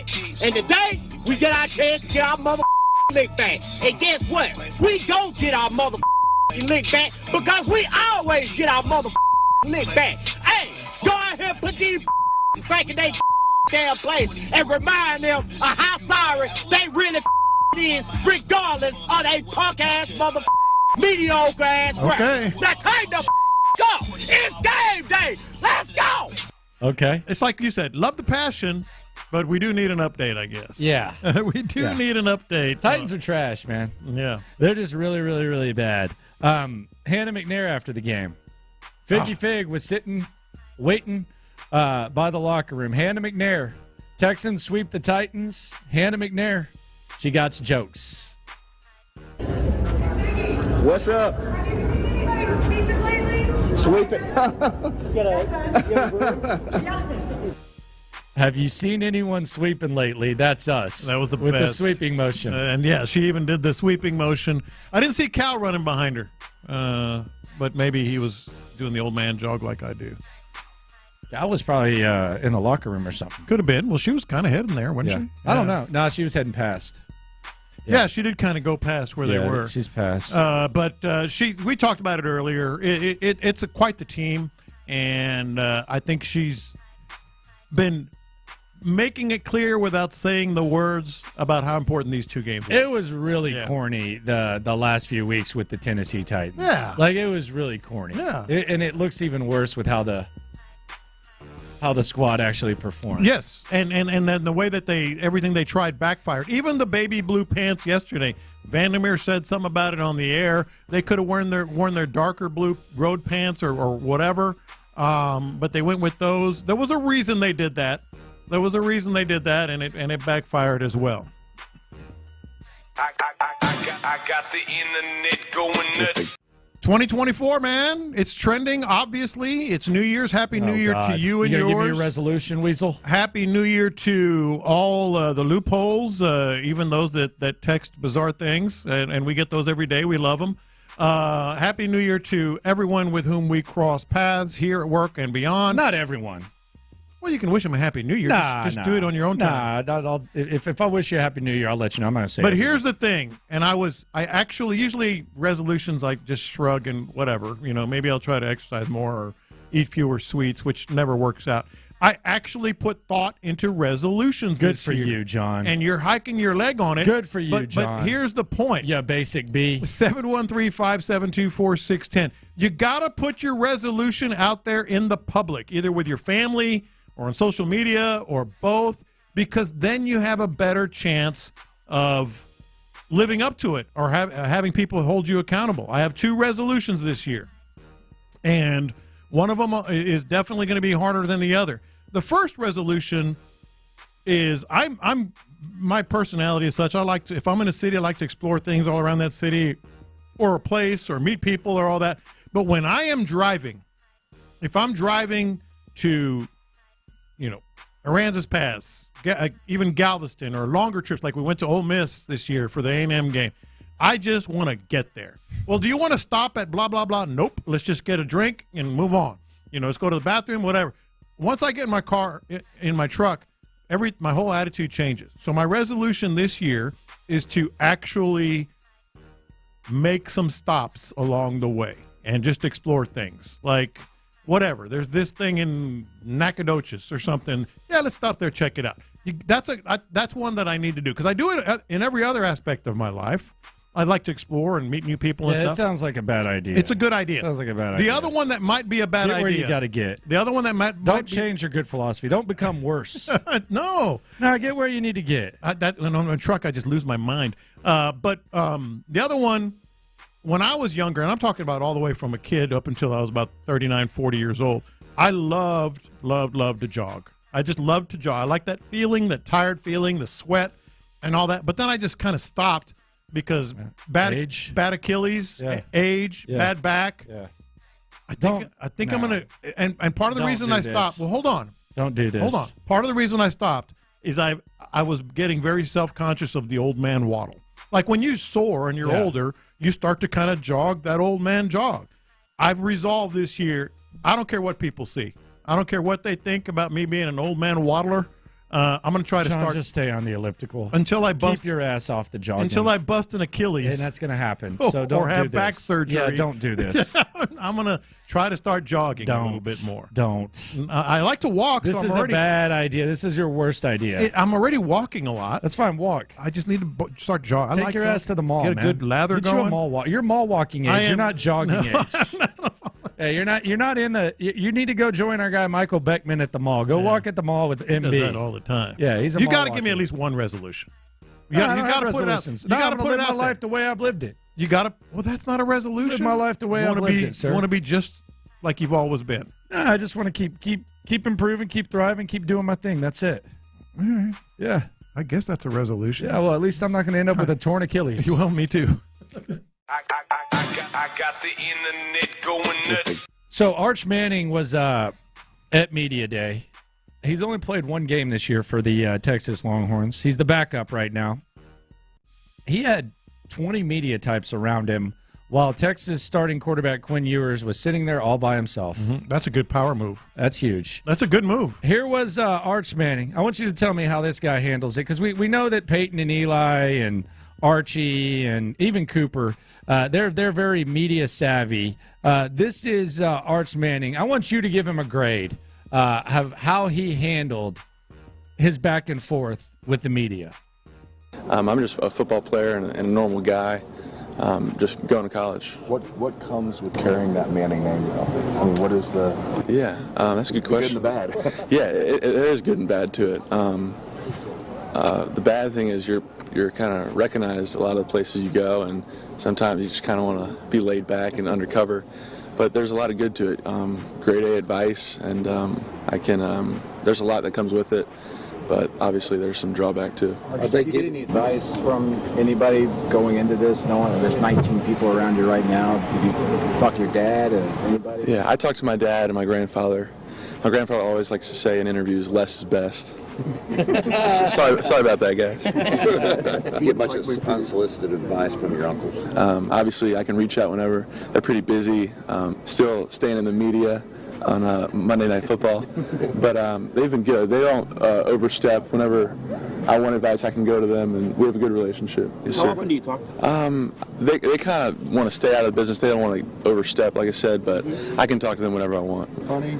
They are funny, yeah. Yeah, they are funny. Yeah, they're good guys. All right, grade it. A+. And part of the grade is, now I wasn't at that media day, so I don't know if like everybody had to be available. Yeah. But if they put him you at out a podium, there, they put you at a podium. if they put him out there, he's from there too. I know, but never doesn't matter. Yeah, yeah. If they put him out there, it's great. It's a great move because Quinn Ewers gets less and is just kind of sitting there doing whatever. The whole team gets less, and he ain't gonna play. Yeah. You know, so I Might thought not play next year. he might not. Yeah, no, and I think that was a really good, smart move. Might not play next year. I got the internet going nuts. I normally don't do this, but I think it's a fascinating thing. Oh, okay. No, the Philadelphia. I normally don't do this. No, Philadelphia Eagles. We don't care. We don't talk about the Eagles a lot unless they're involved in something the Texans are doing. It's just you. I normally don't do this. This is like they've lost 5 out of 6 games. They started 10. They're in a bad 1. spot, man. They're in a bad spot. The Eagles. They started 10-1. Yeah. This is like a complete meltdown, man. We'll see. I think that I would say they miss Shane Steichen. I do think they do, but yesterday was about their defense just getting. Yes. And that was their calling card. You know? I don't know there's got to be more to this. But the NFC is going through San Francisco. Dallas is looking okay, but it is the playoffs and the playoff push, so they've been known to flop there. But the Eagles, to me, is just a really interesting story of how they can be that good and go that bad that quickly. Like they're losing. I mean, they're playing bad football, like really bad. The good news for them, they can flip the switch, but you would think, they're not. They're in a bad place, and their fans are losing their damn minds. They are. I got the internet going nuts. College football playoff today, a couple hours away, 2 hours 25 minutes. Alabama versus Michigan, and then Texas versus Washington. This is nice, man. I got to be honest. I'm kind of taking this in because I like this format. The 12 teams is kind of it seems like a lot going on there, but we'll see how it goes. It seems like something that's been real common on the internet, and you've heard coaches talk about it. You hear players, and it seems like there's a lot of media types and loopholes. Shout out to the loopholes if you listen to R1 that are complaining about these bowl games, and it's, man, these bowl games aren't what they used to, and oh my gosh, like they need to do something. Do they? Like, I almost wish like I could get a time machine and go back in time with some of these people to know when they were on the edge of their seat for the Capital One Bowl. Mm-hmm. Like when you were just like, oh man, I really want to see, the quarterback at Kentucky. I thought there were some good games this weekend where if you're just sitting there watching the game, there were some pretty decent, entertaining games this weekend that I don't find myself like thinking any less about. Now, the Florida State-Georgia thing you want to eliminate, but that's eliminated potentially with the playoffs. Oh, it will be. The expanded playoffs. So, this notion that, this guy opted out of this Big Ten school and this guy opted out here, do we really miss it, or is it just something to complain about? Look, if you're just watching for entertainment, it's kind of sad. Like, all the players that aren't there and – transfers and opt-outs and all that stuff. It is. But the best thing for me is legalized gambling. Legalized gambling keeps these games interesting. Yeah. 100%. Don't get me started on James Franklin. No, that's what I'm saying, because there's more mystery. I hate him so much. You can invest in a game. Dude went for 2 randomly. I know. That's how I lost that Army or was gonna lose that Army Navy This thing. dude was down 21 and went for 2 late. Yeah, but like legalized gambling makes them more interesting. If you want to be interested, bet $10 or $50 or whatever. Internet going nuts here on In the Loop Sports Radio 610. Lopez passing thoughts and a look ahead to what the Texans have wanted coming at the latest time coming up shortly. You know what really kind of bothers me about these bowl games too, and I agree with you on the gambling thing. Why is it that the bit coaches decide not to be bit coaches in the bowl game? Like some of these coaches, they play to win more in games that don't matter than they do in games that do matter. Like it's like, oh wow, you're going to go for it on 4th and 1 there instead of punting? Yeah. Like why is it that these bit coaches all of a sudden decide they're going to play this way? That's interesting. I hadn't thought of that, but I think that is happening. I was listening to Vandermeer and Andre this morning, and Andre said there's a big movement out there that intrigues him about moving the bowl games to week 0, and they don't count for that next season. But that way you got a whole new system. The coaches are done, like the Elkos of the world. I get it. I don't like it. Andre, I listened to Andre this week. I love listening to Andre on the college broadcast. There's a lot of things about college football today that piss him off. Oh, yeah. Oh, you can catch him going on. You can catch him getting on that horse very, very often when he's calling these bowl games and stuff. The easy answer is, and I'm not a big gambler. I gamble when I watch a game. That's it, and it's not a lot of money. You want to be interested in bowl games, put a little scratch on it. Legalize gambling. Yeah, and I think the 12, as much as I'm more of like a 14 playoff or 6. 6 is what my dream would be. I mean, you're adding enough games to where who really cares about these other bowl games? Some of these coaches care, and some of them go out there and try to win, try to gut it out. But yeah, the people that miss these things, I don't know how much you're on the edge of your seat for the Capital One Bowl. Coming up, the passing thoughts. The Texans handled their lightweight. Now they got the heavyweight stage. Reaction Monday continues next. The Texans needed the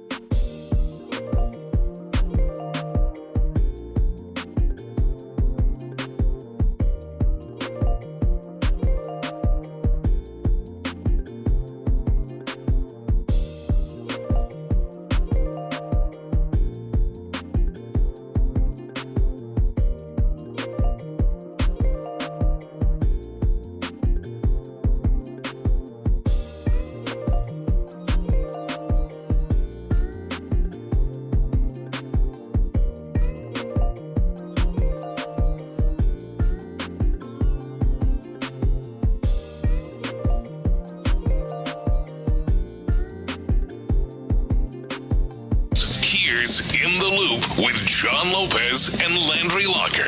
All right, let's handle the lightweight one last time. Texans take care of the Titans, 26-3. On to Indianapolis, on to primetime, on to the stage for themselves. No more maps. We don't need to color states maps anymore. The stage speaks for itself.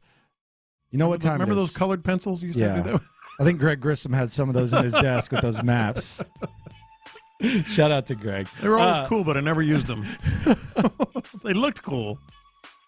That was awful. Greg's getting the atlas ready right now. Hey, you can just color the whole map. Yeah. You can just color the whole map. The Texans state map. Just color every state, because every state will be watching the Texans. It is time for the passing thoughts, though, courtesy of John Lopez. All right. First passing thought I thought was really, really cool. I also thought it was the right way to tip your cap or give sort of a slug in the shoulder to an integral piece of Slug your in the team. shoulder? You know, the old "Atta baby, atta boy, we miss you." Are we still slugging shoulders these days? Some people slug shoulders. Is it really? Like I don't think that works anymore. Some people slug. You know who slug does? shoulders. Who? Nick freaking Caserio when he dabs you up with a slap on the side. Oh, yeah. It's the new Adrian Peterson handshake. There's like the Adrian Peterson handshake, which, by the way, he leaves a mark. As bad as advertised. Yeah, he leaves a mark. Nick Caserio has this dab where he like hits you on the side. It's like a damn body shot from Manny Pacquiao. How about those guys that hit you real hard on the back? Like you're kind of like, hey, man. Yeah, and then they go, bam! And like, every time when you going look at on? them, they're almost looking at you like, say something. Yeah, exactly. Tank Dell is where I was going with this. Yeah. Led the team out. Yeah. He's alive. He is not dead. No more T-shirts. And this is how you tip your cap to an integral piece of the team. Next, passing thought. Old Ames can't help herself. Amy Adams Skank. Yep, and it bit her in the butt again. Put those baby blue. God, I can't get it right. Strunk. Yeah. Strunk. Stunk. Stanky. Something. Yeah. I don't know. Baby blue pants again on the road. They have other uniforms, but she did that for a reason. I thought it was good that it came back and bit her in the backside. Derrick Henry, one of my preseason predictions was this is going to be the year he starts to fall off. It was. He's fallen off. He gone. He done. I wouldn't mind signing him next year. I want the Texans to bring in some running backs. He'll be good. I want Saquon. He'll be good for like 2 games. I want Saquon, Singletary, and then another back. I love the guy. It's not a shot, but he's done. You love that guy? Derrick Henry? How could you not? I mean, not watched him against play your the Texans, squad. Yeah, not against your squad. That's how I can. He is fun to watch. Big dude. Bobby Slowick had a start to finish very good game, but the start of his game was very noticeable what he was doing with C.J. Stroud, and I loved it. Man. Very simple, very easy, little dump-offs, little easy passes, nothing too serious. Bobby yesterday, when DeMeco was doing his speech in the locker room, he's a front row guy. Oh, for sure. Yeah, he's a front row at class guy. Caserio looked kind of bored. Go look at it again. He's kind of like in the background, like, all right, I think what happens to up. Caserio is that Caserio gets like so wired up and like gassed up. I imagine like Caserio showing up at like 1:59 a.m. For the game. I imagine like once the game's over and you win, it's almost like, yeah, you're ready to go to bed. I don't think Nick Caserio is good at having fun. Well, I would agree with that. So I think it's just like I don't have any hard work or anything to worry about type of vibe. Yeah. So he's just kind of like, that bores him because he doesn't. Yeah. He's a perfectionist, high strung, perfect routine, willpower, discipline, all that type of stuff. So once the job is done, he's just like, So we did karaoke at our. How much do you think Nick sleeps? 5 at the most, right?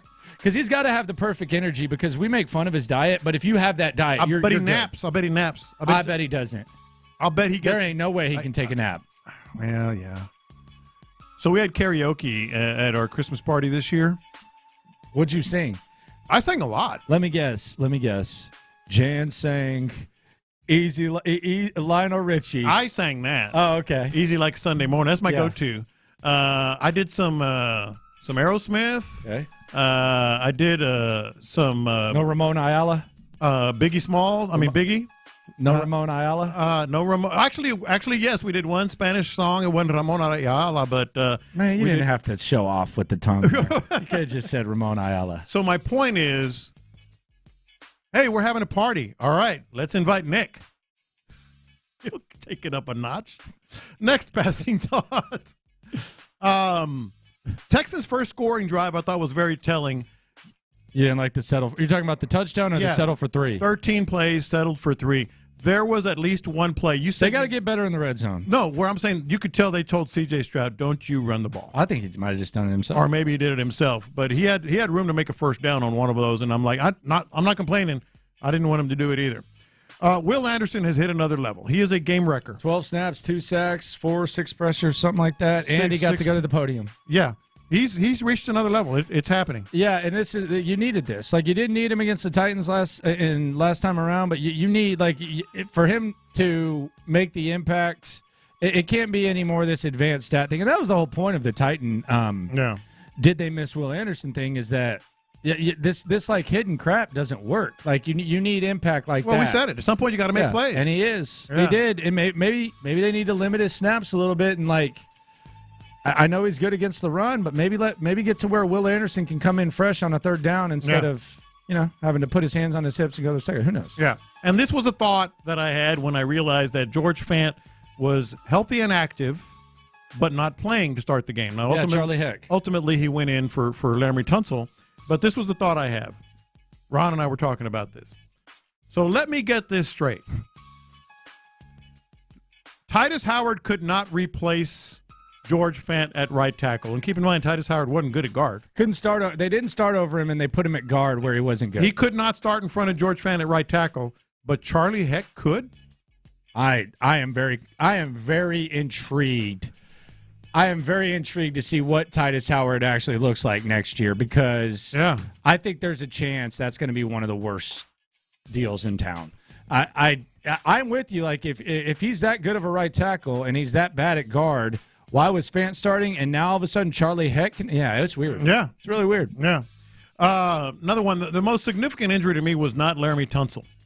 You would think it would be.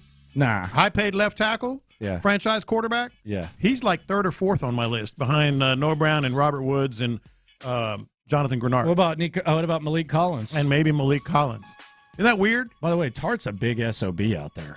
Hey, man. It's a big SOB out there. Some of these signings that got a little of that juice. Nick Caserio brought in. Tart's a big, man, he looks like Tart, Barnett. Dude's having a good end of season. Amos. Yeah.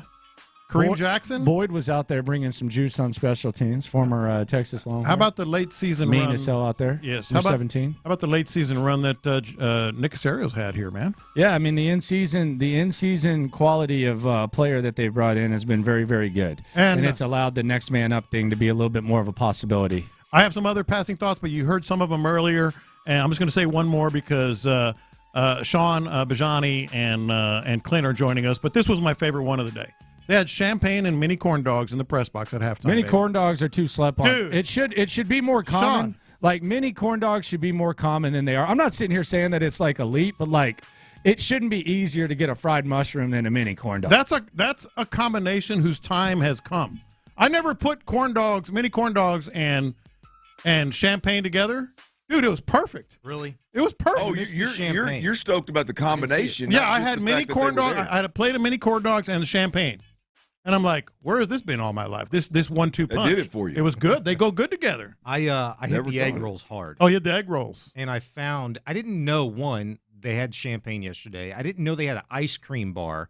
Yeah. But what caught my eye with the ice cream bar was like this giant bowl of Reese's peanut butter cups. Yes. So I hit about 10 of those. They did a great job yesterday. The mini corn dogs and the egg rolls may have been the most. I mean, there were people. Everybody on the elevator that I got on had cups of. You're darn right they did. To-go packages. I don't know if that was last game or if they were that damn good. They were, but everybody was taking them home. Like, I've had corn dogs and I've had champagne, obviously together. But together, I was like, this is all right. I kind of think just like champagne. I kind of think it's just like champagne, bro. Yeah, no. Me and the wife broke out champagne last night. Oh, good for you. I mean, it was about 9:45. Andre, you're looking some of that Dre. Get you some of that Dre. Pour up. It was one that I actually. Corbell? No. Golly, we usually do one that is. Is she a rosé girl? Yes. Oh, I knew that. Well, let's be honest. My wife's rosé. If it's grape, she's drinking it. Yeah. White, red, but you're right, boy. You get some good rosé. She really thinks she's fancy. She gets that pinky in the air, some bubbles. Oh yeah, can't stand it. Yeah. We broke a little bit. I can't out. do rosé, man. I know. I can't stand it. Ooh, I can't. Really? Absolutely. I think but once it's a good starter, man. If you start with the rosé or the champagne and then you just work your way down wherever you go, it's gonna be a good night. I can't do a rosé. I got a rosé and a white elephant. Last week. Regift. Well, it was stolen. Oh, okay. I was 14 out of 14, and then apparently on this white elephant, the number one can steal the gift. Yeah. Oh, okay. And so the number one was a huge wine fan. They stole it. I was like, yes. Next time, I'm gonna bring you boys something because it's a rosé. It's a combination, so it's not necessarily a blend like of some sort. Yeah, some kind of blend, but it's closer to the rosé level. Mm-hmm. But it's up in. All right, I'll try that. My mind just went blank, John. What's the Texas wine country? What? Like Fredericksburg? Fredericksburg, yeah. It's one of those. It's one of the wineries up there, and it is absolutely tremendous. Okay. Now, I'm not gonna say you sit around and just get. Yeah. But I mean, if you go sit around with your lady and have you a couple on a certain occasion, ooh, yeah, it's nice. I was in bed at midnight, man. Not the good kind either. Not the good kind.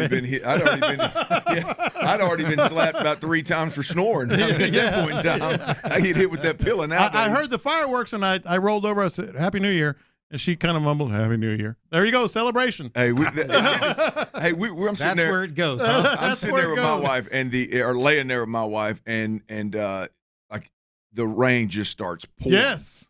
And I'll tell you where we're at. She's like, "Good, maybe the fireworks will stop." Yeah. I'm like, damn, can these folks right here just have a good time, babe? I was right there with you last night. Oh, it was popping off yesterday. The fireworks. It was absolutely crazy. I don't know. They went till 4. The suburbs are off the chain with the fireworks. Yeah. Went in, man. I tell you, my almost 2-year-old is not a fan. Oh, she doesn't like it? That's surprising. She don't like really loud noises. Like I got a little blender at home where I do like a protein smoothie every now and then. When I turn that thing on, she runs to the other room.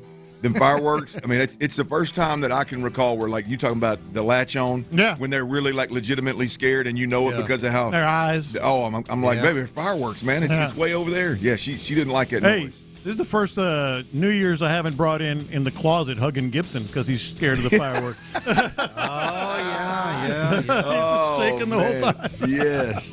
That is great. You took a picture one year where you could just see Gibson's butt. Yeah, he's like, he used to sit on me in the closet because that was the quietest spot in the house. Right. Oh, that's great. Yep. You're listening to KILT AM, KILT HD2. The Drive is live.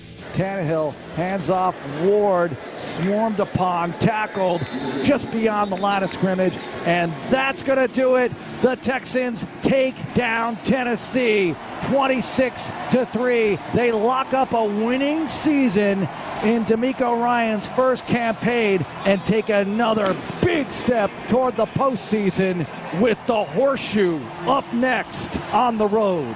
Big win for Houston.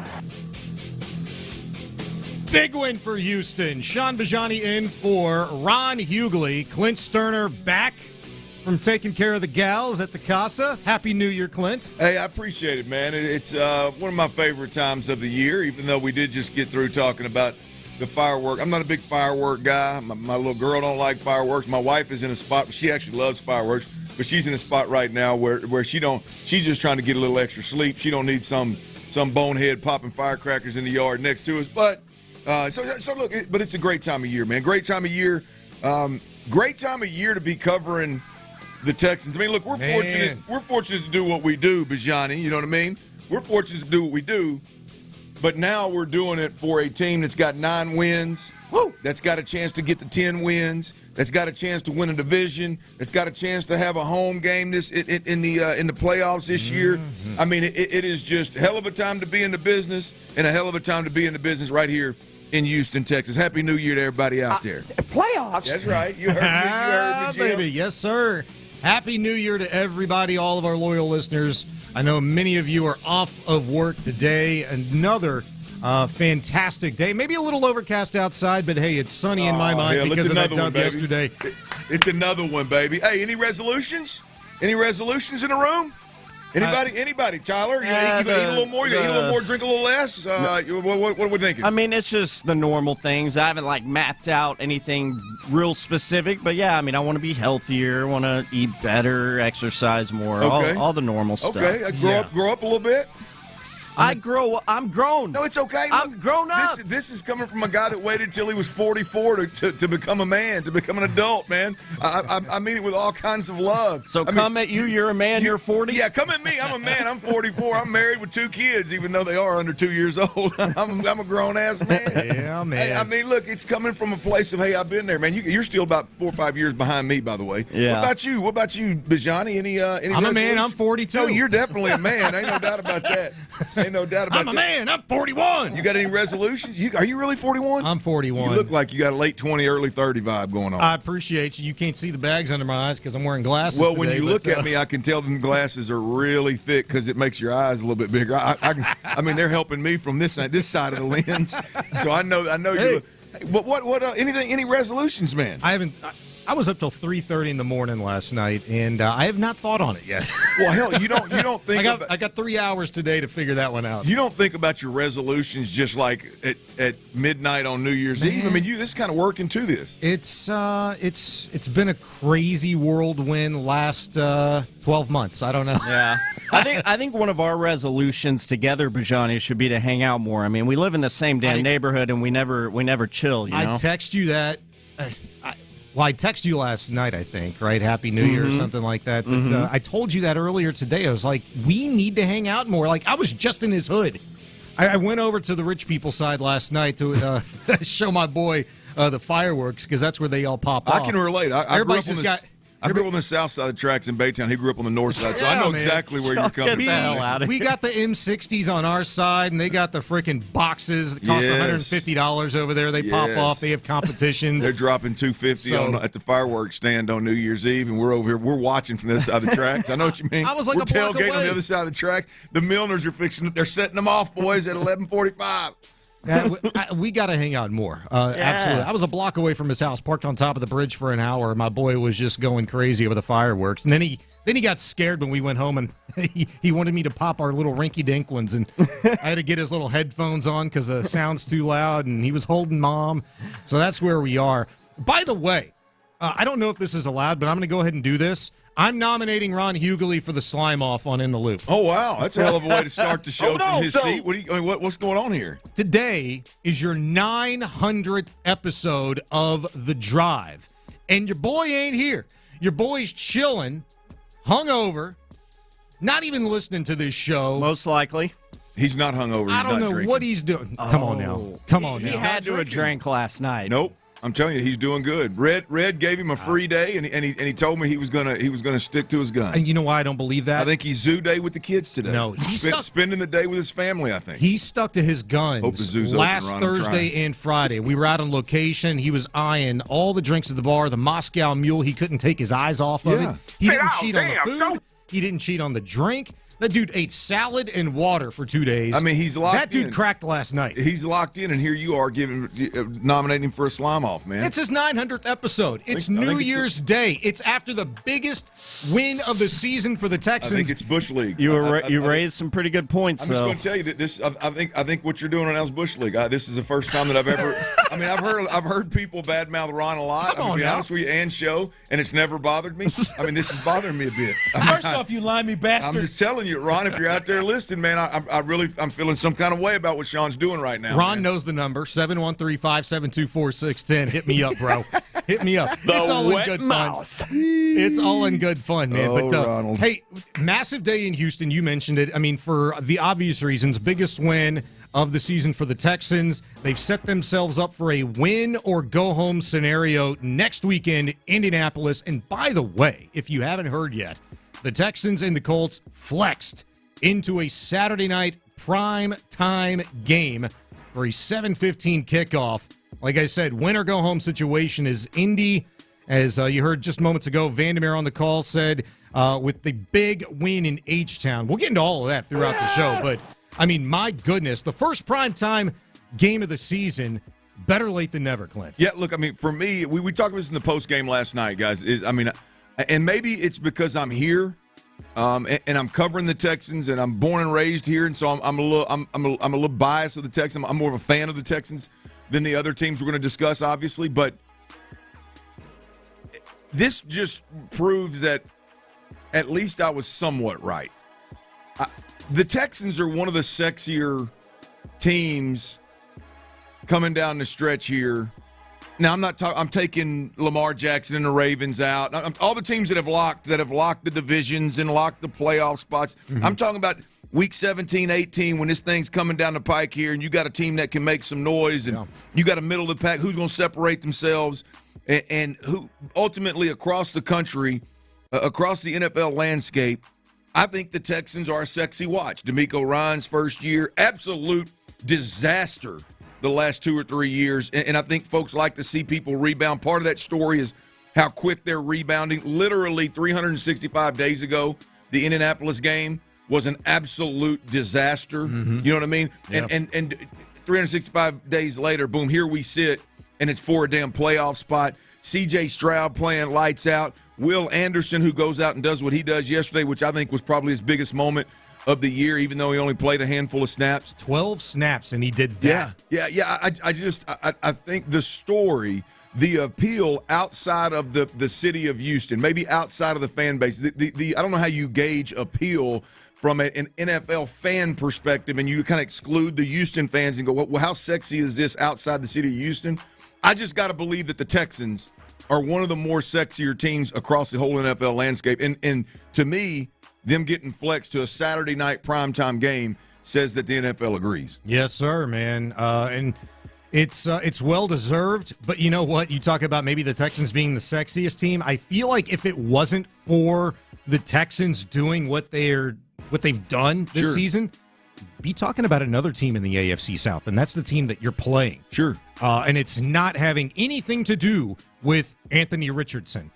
It has everything to do with the job that Shane Steichen's done in Indianapolis and what he's gotten out of this team, in which he checks a lot of the same boxes, Clint, that DeMeco Ryans has checked with the Houston Texans in terms of changing the culture, getting guys to buy in and believe in something, but then figuring out a way, and he's had to do it, granted, for the last 11, 12 weeks, figuring out a way to play without your starting quarterback. Yep. He's done it with freaking Gardner Minshew. It's not exactly Minshew mania, but the guy's played good enough. He's been pretty damn solid to get the Colts into this position, very similar to the one that the Texans have right now. There's a lot of teams out there that haven't addressed their backup quarterback the right way. Now that maybe they just haven't been exposed yet.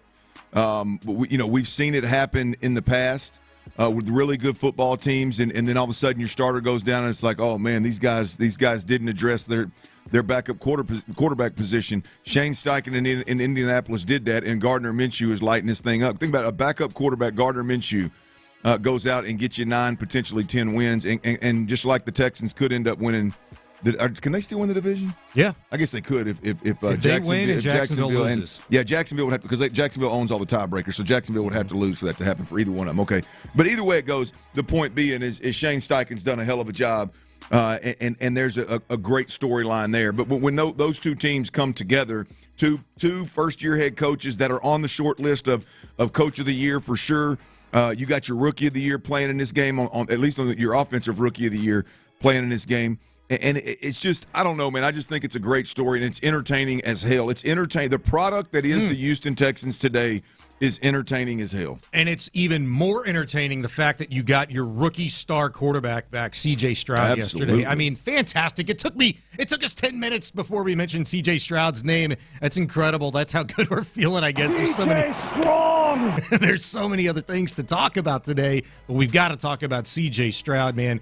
Fantastic performance. Ron and I spent 2 days last week talking about, what the heck do we expect from Stroud? What do we expect from this Texans team? But certainly C.J. Stroud coming back from concussion, and I think we really dug ourselves into a hole, and we intimidated ourselves going into that Titans game, just not understanding what we were going to see at all. And C.J. Stroud, I got to tell you, the numbers say one thing, but I also think the fact that you missed 2 straight games with a concussion, and there's obvious concern there. You're depleted on both sides of the ball in various different areas. For C.J. Stroud to come out and have his most efficient game from a pass completion percentage point of view, he completed 75% of his passes yesterday, 24-32, 213 yards and a touchdown, 102 quarterback rating.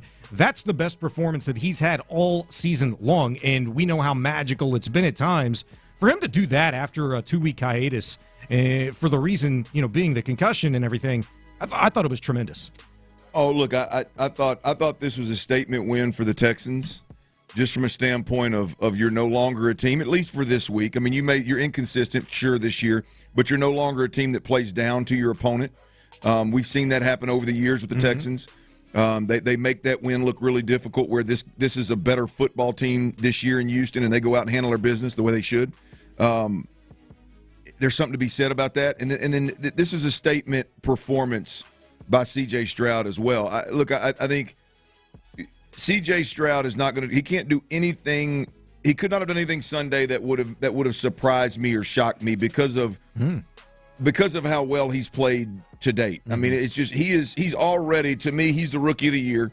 The only thing he couldn't do was miss the remaining five games of the season, or 4.5 games of the season. I think he's got the Rookie of the Year locked up. But he's doing things that I've just never seen a rookie quarterback that starts from jump do. And now I'm sure Dan Marino back in the day. I got a bunch of old heads that'll come throwing the Dan Marino, John Elway sticks at me or rocks at me. But I didn't study those guys. Yep. I'm talking about in my time of being old enough and evaluating and analyzing and talking ball.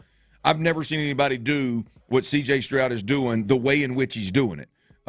So nothing would shock me. But this was a game where he comes back, and the awareness is what – the awareness of a couple different things, but the awareness of – let me go out here and get this football in my hand. To your point, 75% completion. Let me get this football out of my hand. Let me make my offensive lineman's job easier. Let me put together a drive. Let me move the ball down the field. Any points are good points against the Titans. We don't necessarily have to have touchdowns.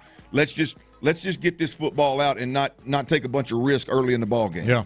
And then as the ball game went on, we saw the Tennessee Titans' plan was clearly to take away all the shots. Mm-hmm. And he didn't jack around back there and hang on deep routes and hoping they would come open and trying to force things downfield. He would just check it down for 10, 12, 14 yards. Yeah. Right? When they close the middle of the field, he'd take the wide side out route and just throw an absolute dart to the sideline. And again, it's 7-step, 1 hitch, balls out. Right? It's hard. You can damn near get that out without an offensive line. Yeah. And so just the awareness of C.J. Stroud to go out there and play that brand of football when he needed it. One, he needed it because of his health. And two, the team didn't need you to go out there and be Superman. They needed you to go out there and do exactly what you did so you could slowly widen the gap versus a bad football team, and you did it. It was a hell of a day. Again, a statement game, in my opinion, for C.J. Stroud coming off of missing 2 games and a concussion. Absolutely zero rust. Yep. And an unbelievable awareness and understanding of the moment, of the risk you don't need to take. And it was just another one of those games where I think you just chalk it up to, hey, man, C.J. Stroud is just –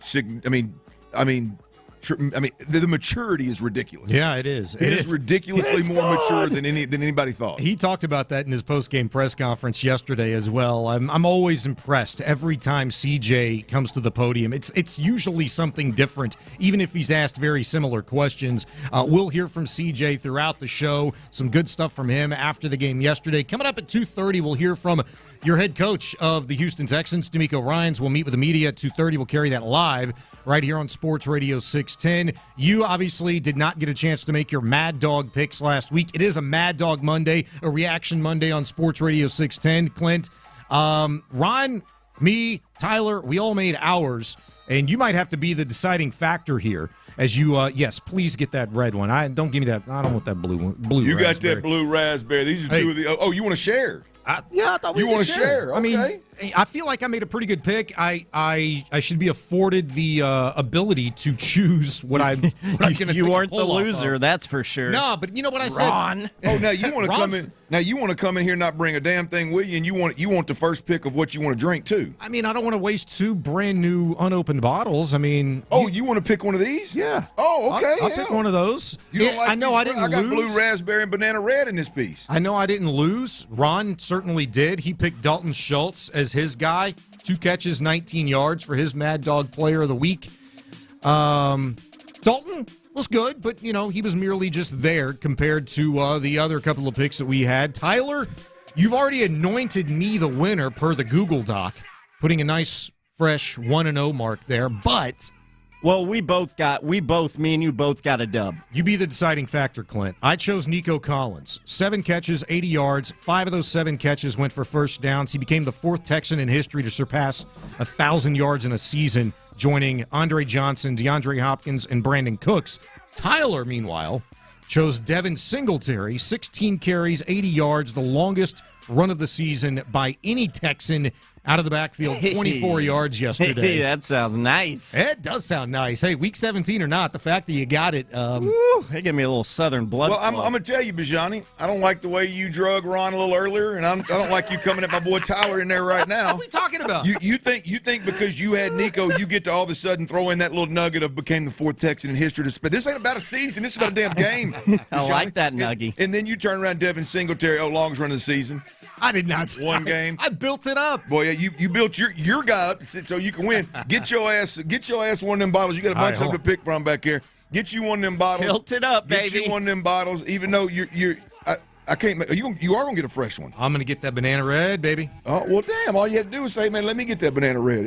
Boy, that escalated quickly. I'll make sure ain't nothing floating in this old in this old orange jubilee I got right here. So the guy is drunk. It's been about 25 years since I've had some. Oh, that's going to take. Tell me where it takes you back. Do we need to shake this first? Is it like Robitussin? No, don't shake that thing. That right there is good. It ain't chill, but it's good. It's going to tell me where it takes you, man. It's going to put some hair on your chest. Tell me where it takes you and what her name is. Hey. I mean, where you were at. For all of our loyal listeners and viewers on Twitch, YouTube, we appreciate you. This one's for you. Happy New Year, H-Town. Here we go. Takes me back to an old girl named Melissa in the Dirty Bay. I was about 15 years old. Damn, that tastes a hell of a lot different at 41 than it did at 17. Yeah, man. 17, you're thinking, oh, we're partying here. Let's go. The crazy thing is the different flavors take me back to different parts. One of them, what was it? Last week, one of them took me to, or 2 weeks ago, last time they got a win, it took me to Crystal Beach. Yeah, that was the Jubilee. I think that was the Orange Jubilee that took me there. Man. What was the first one? One of them, that strawberry kiwi took me directly to Park Street in Baytown, Texas, with a sticky floor. We had yellow linoleum tile in our floor, and we'd party, and that sucker would be stickier than hell. You're on thin ice. That had a little mouthwash quality to it, but I'm probably going to dip into that. Probably going to have to dip into that one again. On a Mad Dog Monday, Sports Radio 610. It's a Reaction Monday as well. Coming up next, we'll get you set for DeMeco Ryans right here on Sports Radio 610.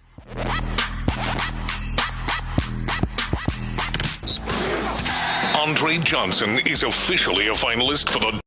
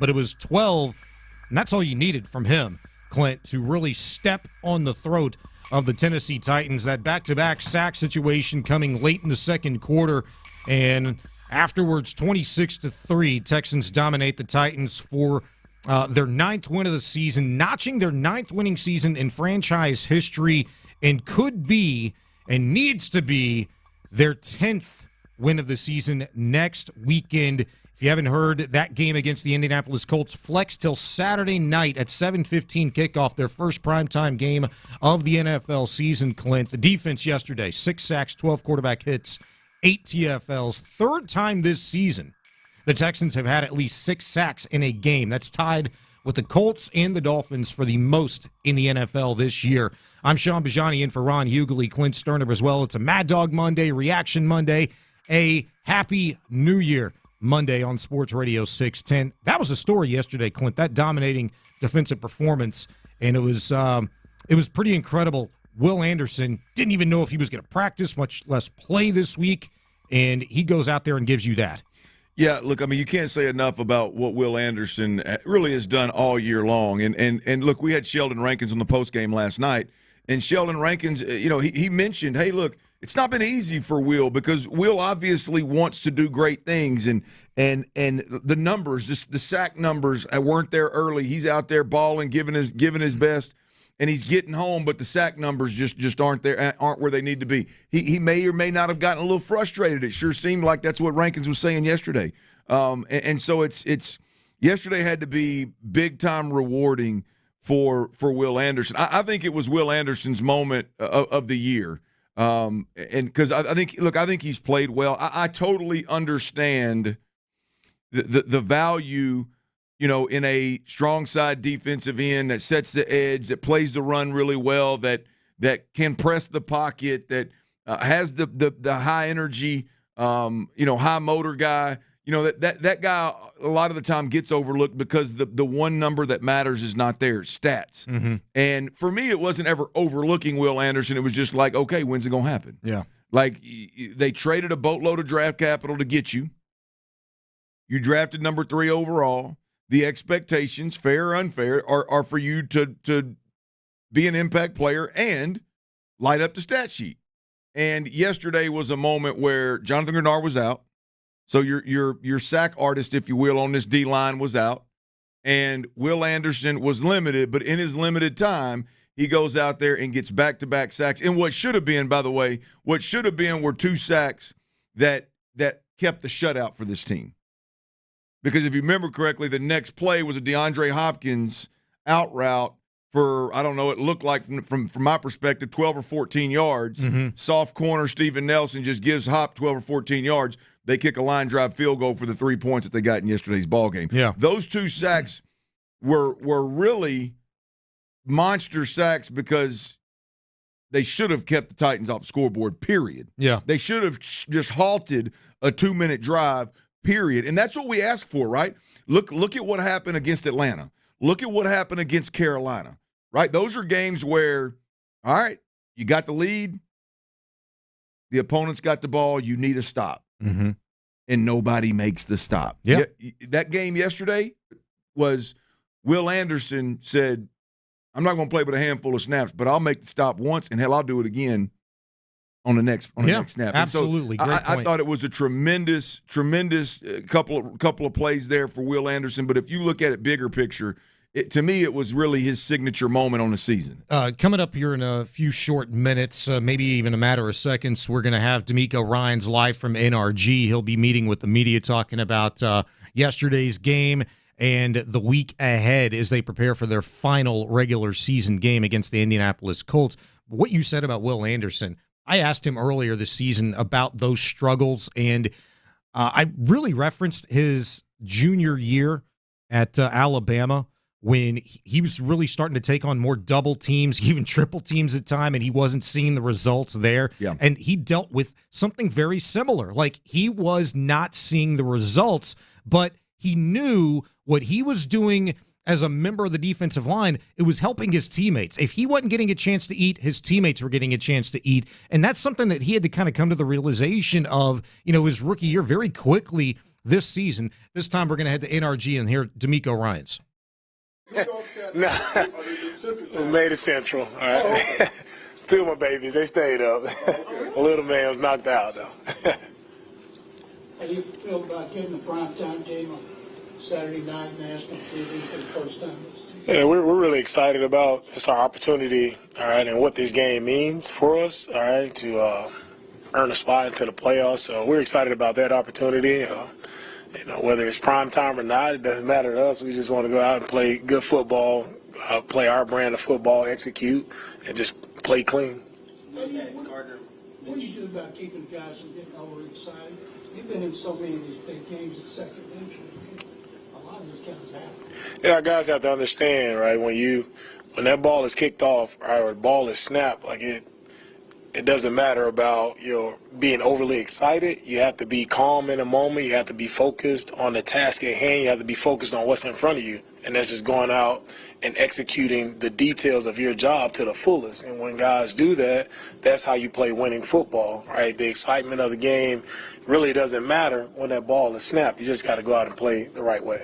DeMeco, both CJ and Will talked about Sheldon Rankins and Robert Woods, how they talked to the team before the game on Saturday night. What does it mean to have veterans like that be able to speak and grab the attention of your younger players? It means a lot when you have veterans who have seen a lot, been on many different teams, and things have gone. They've had success on other teams, and they've been around, a lot of good veterans that have taught them the way. So it's always good, I think, when your veteran guys, right, with experience, they're able to talk to the younger guys or talk to the team and just talk about their experiences and what they've been through throughout their career in the NFL. And guys, their eyes are wide open, right? They're listening, right, taking in everything those guys have to say, because it means a lot when it comes from your teammates. And I think, it meant a lot for both guys, right, Sheldon and Robert, to speak to our guys. It's been a long time since you guys last played the Colts, and both teams have changed a lot since then, for personnel, for everything.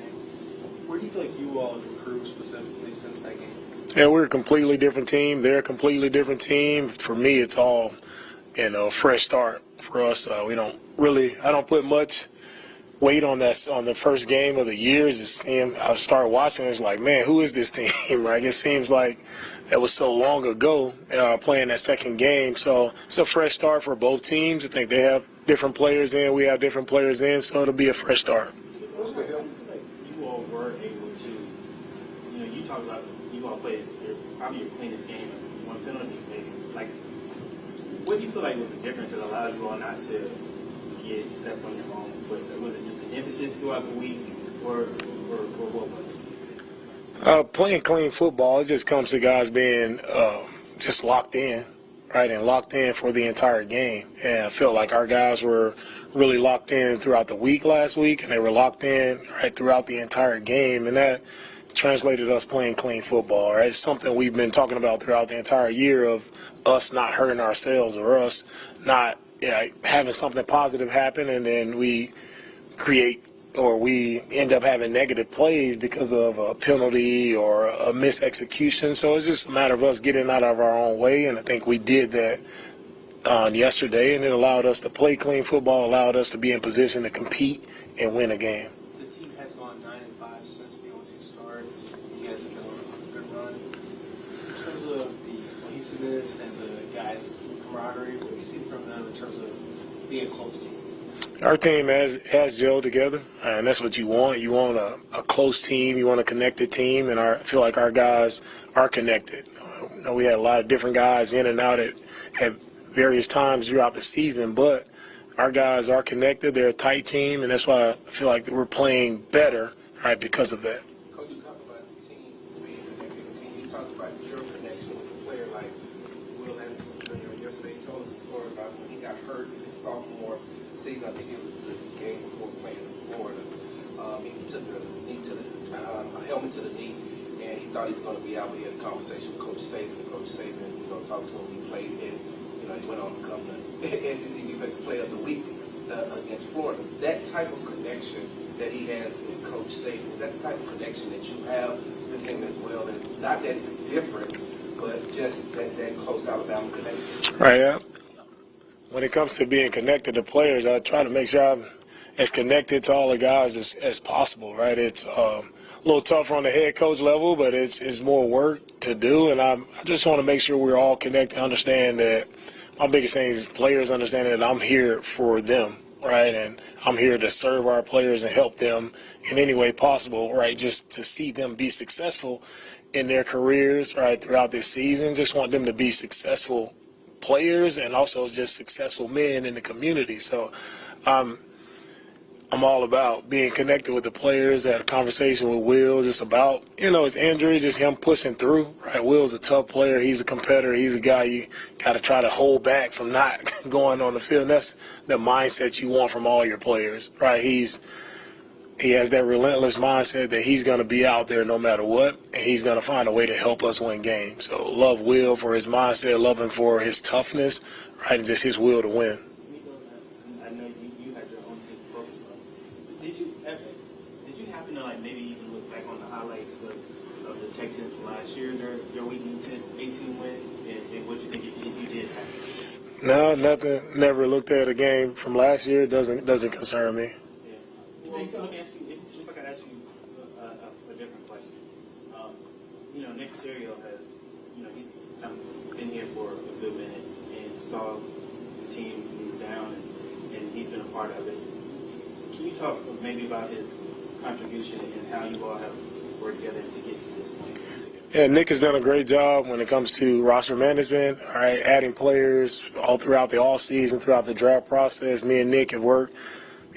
We've worked step to step, right? We talk about every decision before it's made, right? We make sure we're on the same page, and I always say this, it works well when you see football the same, right? You know what type of players we're looking for, right? The skill set that we're looking for.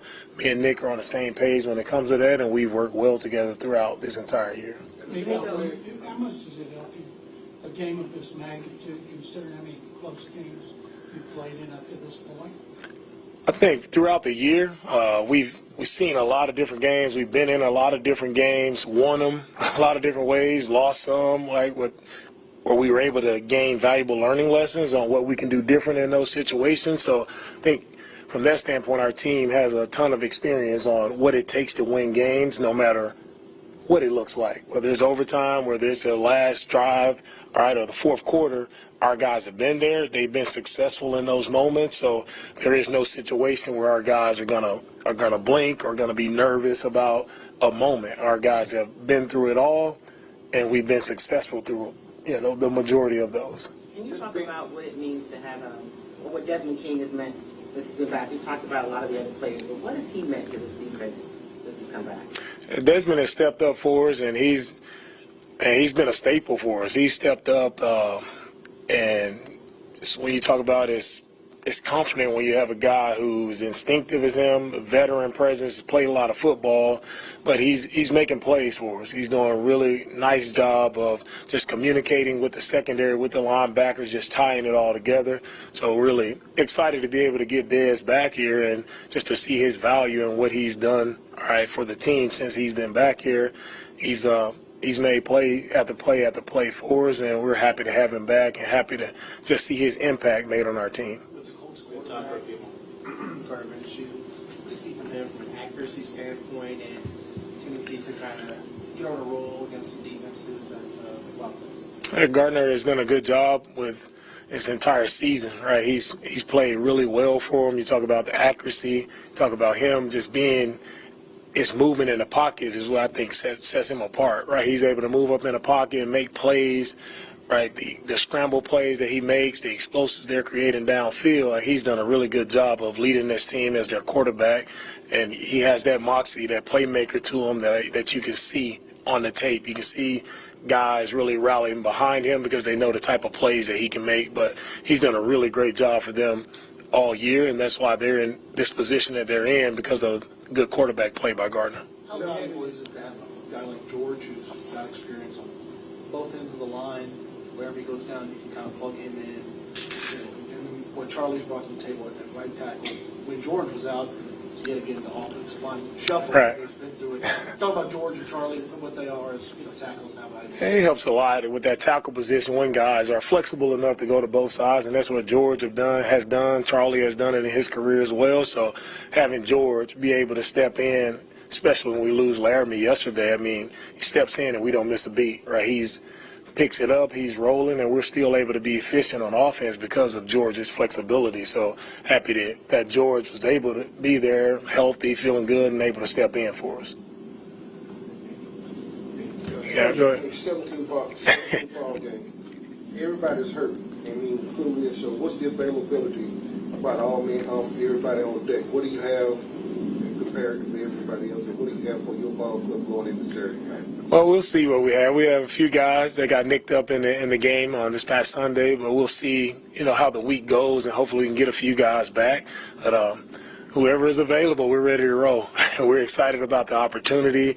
Right? We're not, as always, throughout this entire year, we're not going to, make excuses about injuries or who's up, who's down. Right? We're going to go and play our best football and see what happens. Coach, you find a way to motivate your players a lot. As a former player getting into this type of situation, with playoff implications, do you tend to lean more on your playing days and what you would, want said to you heading into this game as far as motivating players? And when it comes to motivating and a game of this magnitude, it's really not a lot to be said. And I think for players, everybody understands where we are. They understand, what this game means. So it's not going to, and I think back to me playing, it's not going to be a lot that a coach has to say to get a guy up for a game like this. Guys are going to be up. They're going to be up as well. It's going to be a faster-paced game. It's going to be a little more physical. Guys have to understand that. That's how these games go. And if you don't get up for this, I don't know what gets you going as a competitor, right? So we're all up for this game. We're all excited about the game. We're excited about the opportunity. We're excited to just go play good football against a really good opponent. And it'll be a great matchup. They've done a great job all year, and for us to be right here at the same spot, right, vying to get in for this playoff opportunity, and what a great matchup between two teams. How much does it help you having 16 games of experience of college defenses with this team to know which players you can have the most confidence in certain big situations? It really helps a lot. As I've gone throughout the year, I really have a good feel for, who I can put in what situations, all right, what positions, and it's all about, John, just how do you put guys in positions to make plays, right? Let them go play fast, not think a lot, but just go play fast and try to make sure I accentuate their strengths and putting them in those positions. But now I have a really good feel for our team, have a really good feel for what our guys do well, and I just have to get out of the way and let them go do that. Let them go play football, go play fast, go play relentless, and that's what I just want to see, our guys playing fast, having fun. All right? Thank you, guys. All right, that's going to do it for DeMeco Ryans at NRG. A lot to unpack there, and maybe the best thing, the most interesting thing that DeMeco Ryans talked about, was asked about, came from John Mclain about the experience and knowing who he can trust. We'll talk about that on the other side. Also, the not-so-complicated playoff seeding scenarios for your Houston Texans. That's next. The Texans needed the win, and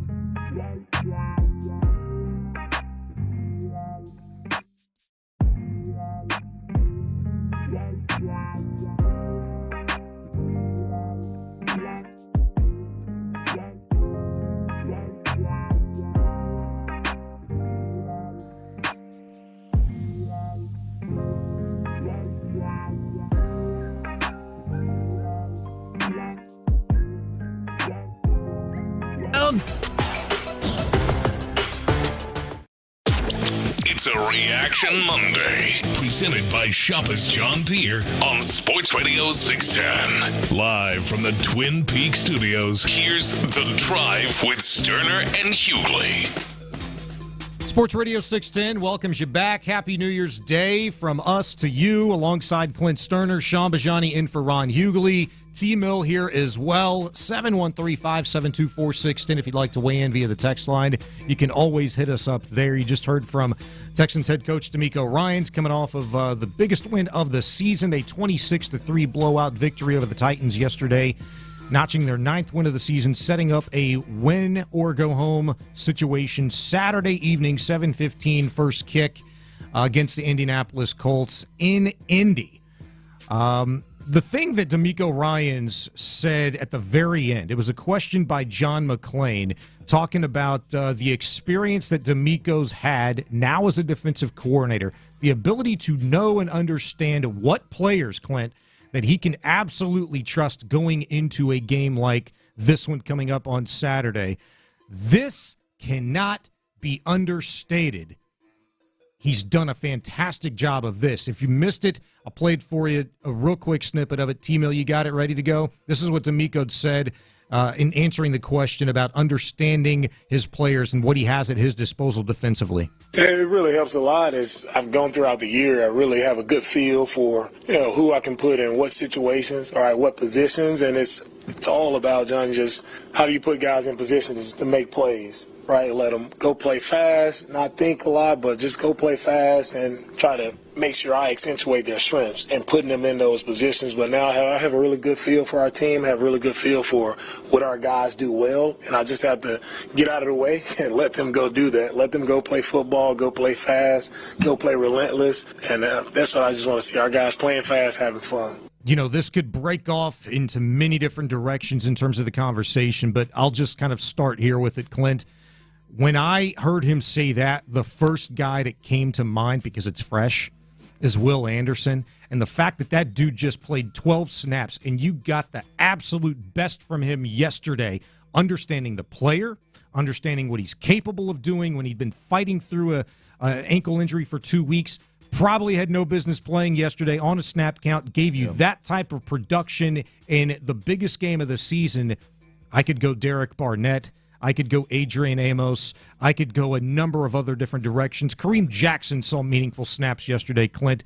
That is your defensive coordinator, de facto, your head coach, DeMeco Ryans, absolutely understanding without a doubt 100% of what he has at his disposal. Yeah, it's interesting because it's twofold for me. One, I just greatly appreciate the fact that you've got a head coach, defensive play caller that isn't driven by speed and size and all these tangibles and trying to force guys to play well. Not that he's there. I don't have an example of, look at this guy keeps getting on the field and he's not very good.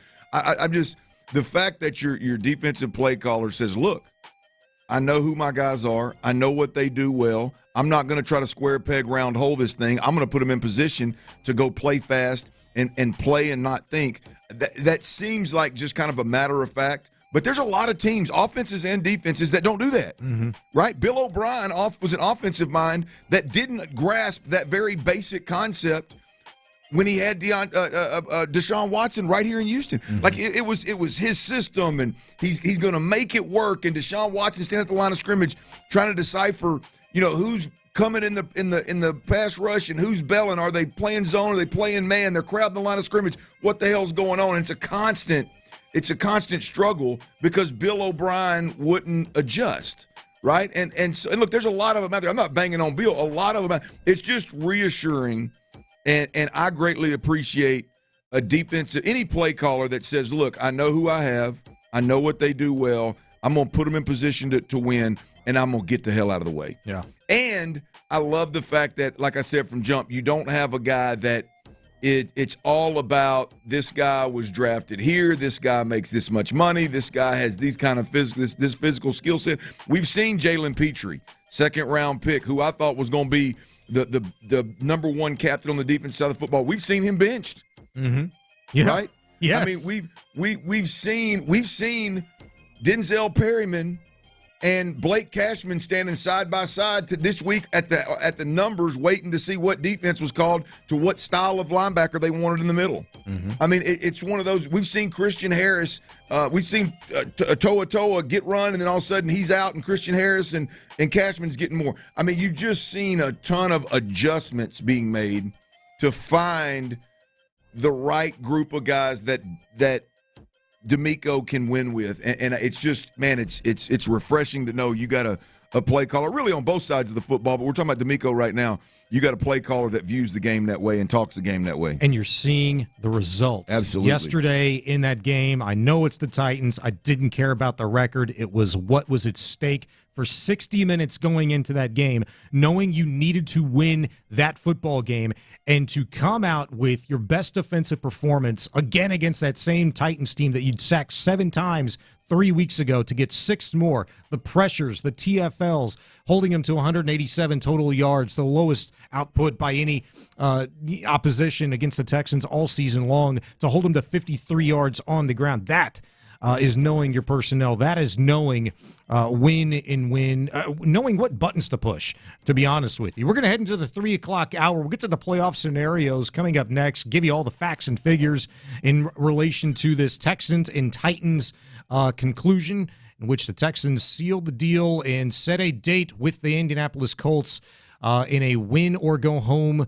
game on Saturday, and a lot more to cover in the Big 3 at 3. That's next at Sports Radio 610. All right, the holidays are over, but the football excitement is just beginning. In fact, if you're sitting at Twin Peaks right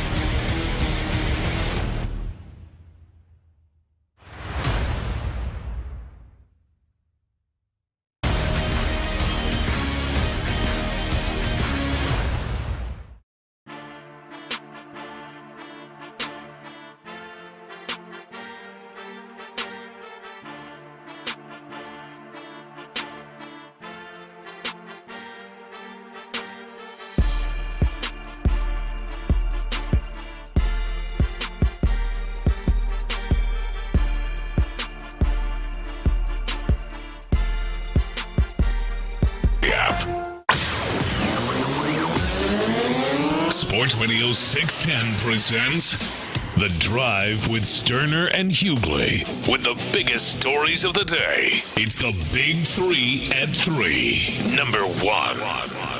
Sean Bajani in for Ron Hughley, Clint Stoerner, T-Mill here as well. Happy New Year's. Yep, the first one, Big 3 at 3. How did it get any bigger than this? Texans winning that Week 17 matchup at NRG with a huge win over the Titans, 26-3.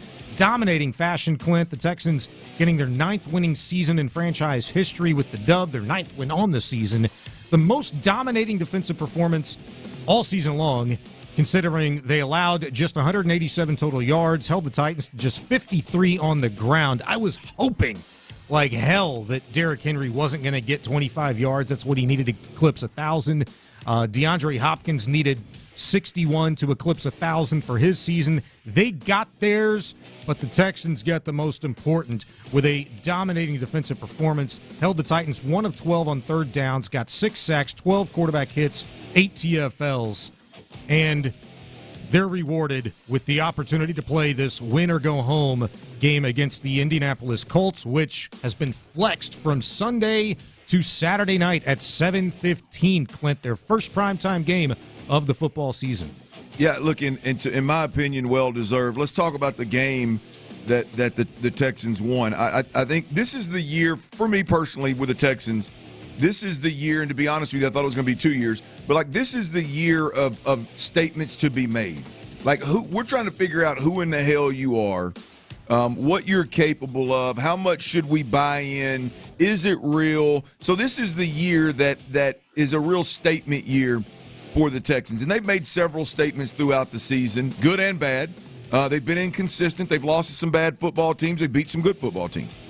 But when you look at Sunday's game versus the Titans, I think it was a statement game, and I think the statement that was made was a very simple one, but all good teams do it. When you run up against a bad football team, we've heard it at all levels. It's coach speak, but it's real. A lot of teams have the tendency to play down to their opponent, especially late in the season when you got every excuse. Man, we're injured, we're tired, our quarterback's coming off of a concussion and missing 2 games, and it's late in the season and we're young, and you got plenty of excuses to be inconsistent and to play down and make it more difficult than it needs to be. But the Texans didn't, and I think that's a statement. You put points on the board early. You continued to widen the gap. Critical moments in the game, you made it very, very difficult on the opponent. You knocked the quarterback out of the game. As you mentioned, you pressure the quarterback all night long. Your side of the ball, you run it well, you throw it well, you play efficient football on the offensive side, and you look up in the fourth quarter, and the crowd's sitting down, everybody's breaking good bread, everybody's getting one last drink, nobody's sweating the game because it's in the bag. Yeah. And that's what good football teams do. Now, you got to ask, it didn't happen against Carolina. It didn't happen against Atlanta. You didn't give yourself a chance for it to happen against the Jets, right? And now, late in the season, when it matters the most, there's another opportunity for you to stomp out a team that you're just, let's be honest, significantly better than, not just better, you're significantly better than where the Titans are. The Titans are going in the other direction. You're on the climb. Yeah. And so I think that for me, that's the overarching statement that was made was, man, you just did exactly what you were supposed to do in impressive fashion in terms of not playing down to an opponent. Yeah. Ocho just texted in 713-572-4610 if you want to chime in and be a part of the show. Ocho texted in a few moments ago, said, Bajani, I think Will Anderson just took advantage of a bad Titans left tackle. Not sure it was anything Will did technically. I said, you know what? I'll give you that. You're probably right, and he did. We know how bad that Titans offensive line has been. That's been a massive concern of theirs all season long. But to the point that you just made is exactly what I'd said to Ocho. He took advantage of it. And for that, you have to give Will, personally, his due, his props. Yeah. And for the Texans, I didn't care about the record. It was the fact that we'd spent 2 days last week, and a lot of people probably all week long thinking about, man, the challenges that the Texans have, given that the situation that they're in. They're playing a team that they'd faced, now it's going to be twice in the last 3 weeks, Vrabel's a veteran NFL head coach. I kind of give him the edge in terms of knowing how to game plan in scenarios like this against a rookie coach, a rookie staff, essentially, with what the Texans have, a quarterback coming back from concussion, all those scenarios being depleted defensively and offensively across the board.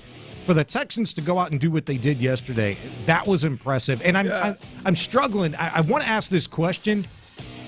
What did we learn about this Texans team yesterday that maybe we didn't already know? Because we've seen them respond from adversity. After a loss, after a win, after injury, after losing your quarterback. We've seen them do all that. Did we learn anything more about this team yesterday? Was it just the point in time of the season in which they did that? They all-encompassing, did all of those things yesterday? Well, let me respond to Ocho. I mean, bro, that's the name of the game, especially regular season football.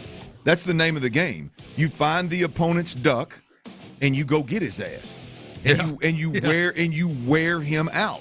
That's the name of the game. And the truth of the matter is, 75% of the games you play throughout the year, it may not be on the offensive line, but there's a duck somewhere.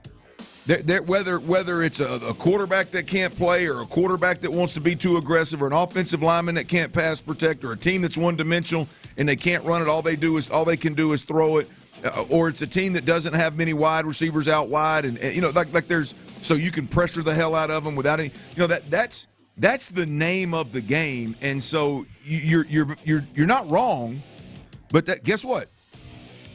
Barnett took advantage of 79 too. Yeah. I mean, Barnett went out there and got a sack and a half. He did. On 79. 79 was not very good. He's a rookie. That was their duck. And Will Levis was going to continue to hold the football. Mm-hmm. Will Levis was going to continue to hold the football. He wasn't going to do what C.J. Stroud did and get it out quick. Tannehill too, right? I mean, so that's what you're supposed to do. But to your question of like answering, what did we didn't know that C.J. Stroud was going to be able to pick up where he left off after missing 2 weeks. I don't care what you miss. I don't care if it's concussion. I don't care if it's knee. I don't care if it's back, shoulder.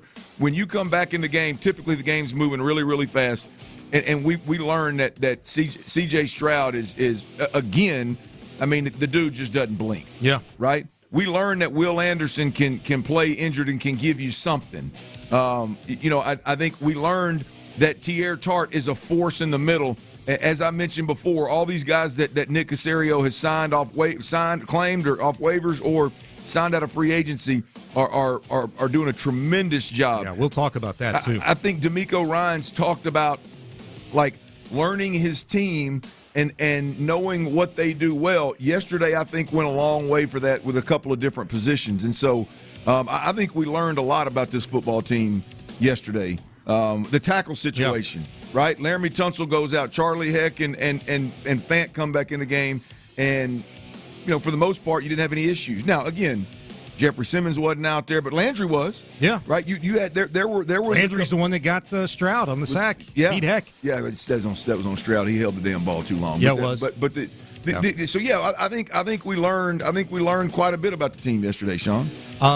Real quick before we get to the next one at the Big 3 at 3, the not-so-complicated playoff seeding scenarios for the Texans. It's easy. Your appointment television this weekend is Texans and Colts, Jags and Titans, and Dolphins and Bills. That's it. If you want to know playoffs. Yeah, baby. If you want to know what happens with your Texans, you need to watch these 3 games. For the Texans to get the 4th seed, that would mean they win the division. That means they beat the Colts, and the Jags would lose to the Titans. Simple, right? The Texans could wind up with the 6th seed. By the way, hold on. The 4th seed, if Texans take care of business and the Jags lose to the Titans, they'll face the Browns at home. They will host a playoff game if that happens as the 4th seed. To get the 6th seed, the Texans would end up facing the Chiefs in Kansas City. That would happen if the Texans beat the Colts and the Jags beat the Titans and the Dolphins beating the Bills, which will be a very interesting watch because the Bills dominated the Dolphins back in week 2 or 3, 48-20. And the Dolphins laid a stinker yesterday against the Ravens, got blasted out of the building, 59-14, I think it was. The Texans can get the 7th seed and face the Bills in Buffalo if the Texans beat the Colts and the Jags beat the Titans and the Bills beat the Dolphins.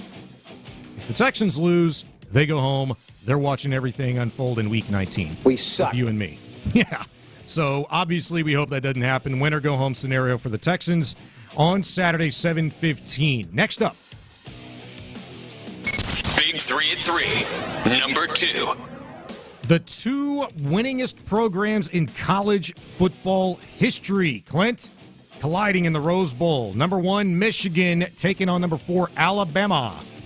This evening, 4 o'clock is the kickoff. The team that wins that one will head to the college football playoff. Championship game coming up January 8th, and you know where that is, NRG. They'll face the winner of number 2, Washington, and number 3, Texas, which kicks off later on this evening at 7:45 or whenever the first game is over with. By the way, Wolverines favored by 2 over Bama, Texas favored by 4 over Washington. Who takes this thing, and who's going to be playing at NRG on January 8th? I think it's simple, right? I think all 4 teams have their flaws and have their issues. Where there's not just like a Georgia in the past that's just been lock, stock, and barrel. Mm-hmm. The more complete team. I think all these teams have flaws that can be exposed if you're not careful, and when you're playing a top tier opponent like they all are. And so, I like Alabama in this first game, and I think it's very, very simple. I've watched Michigan multiple times this year. There's zero speed, there's zero explosion, there's zero twitch, relatively speaking. We're talking about college ball playoff teams. We're talking about the best of the best. We're talking about the cream of the crop. And I think Alabama ends up winning this thing convincingly simply because they're athletes. They're both big, strong, powerful, physical. But I think the fact that I fully expect Jalen Milroe to look like Lamar Jackson tonight in terms of his athletic ability on that field with Michigan. And then in the second game, I like this to be an absolute shootout. I like this to be a tight ball game. I like Texas to win, but Washington to cover. Interesting. I think it's I think Texas wins by 3. You and I aren't too far off. I think Bama wins. I don't think it's going to be convincing. I think it's going to be pretty damn close. And I side with Alabama because I think they've figured it out. Like, I have to give them all the credit in the world for being able to get Jalen Milroe right, get him fixed, and have him keep the mindset that he has all season long. If they're getting benched earlier this season, to come back and finish 6th in the Heisman voting, playing some of the best football out of any quarterback in college right now. You mentioned all of the tangibles, intangibles with him. The coaching job that Nick Saban, I mean, he's doing it again. Yeah. He's doing it again, and I think Bama pulls this one out. Texas and Washington's where I struggle. I could see Washington winning a close one, but I could also see Texas's defense just shutting Penix down in that offense, and they win pretty convincingly. That's how I see it. I'm really hoping for a little controversy here. Yeah. I've got 2 problems with your thought process, Sean, and not problems, but pushback is I thought the same thing about Oregon and Washington in terms of being the better, more physical football team on the defensive side of the football. I thought it was 2 explosive offenses, and I thought Oregon's defense was going to be able to. They didn't do it. Yeah. And then secondly, the Longhorns. I think the Longhorns are, when they're right, they're the best team in America. You just answered Ron's question last week. I thought it was a good question. You know, when they're at their A game, which one of these teams is the best in the country? Do you think that's Texas? I think it's Texas or Washington. I would go with Texas. Like I think Texas is nasty when they're right. The problem is you don't know who's coming out. Yeah. They've been inconsistent. You don't know, like, the quarterback. You don't know if you're going to get the A game, Quinn Ewers, or you're going to get the C+ game. Mm-hmm. Which one are you going to get from him? Yeah. Which is football. But usually with these teams that are caught, you got a pretty good idea of what you're going to get. I have no idea what we're going to get from Quinn. I have no idea what we're going to get from this defense. Yeah. Then that's probably the bigger X factor is Texas defense. I have no idea what we're going to get. To your point, you could get locked down, game over early, and Texas run away with this thing, or, which is more likely, is Washington to run through them like mess through a goose and this thing be a shootout. We'll find out this evening. Big 3 at 3. Number 3. All right, very quickly, I think this is the biggest story in the NFL that doesn't have anything to do with an actual football game from this weekend. If you didn't think things could get worse for the Carolina Panthers this season, you're wrong. 2-14 right now. They'd fired Frank Reich after 11 games. Bryce Young struggled, nearly got broke yesterday, though did come back in that game to play. Panthers owner, during the game, David Tepper, seen on video, I guess taken by a fan during the game, throwing his drink from the owner's box onto a fan, who then, by the way, tried to climb up to the box to confront the fleeing owner. He threw it and then darted off out the door, presumably. Yeah. A stark difference between that and this. What's up? Sweep it.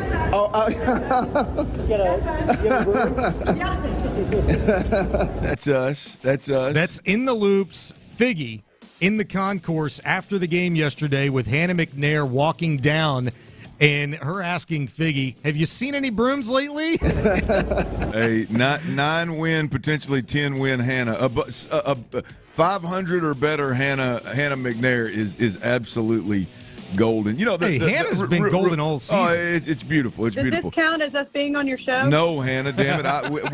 We decided to play it. You didn't decide to grace us with your presence.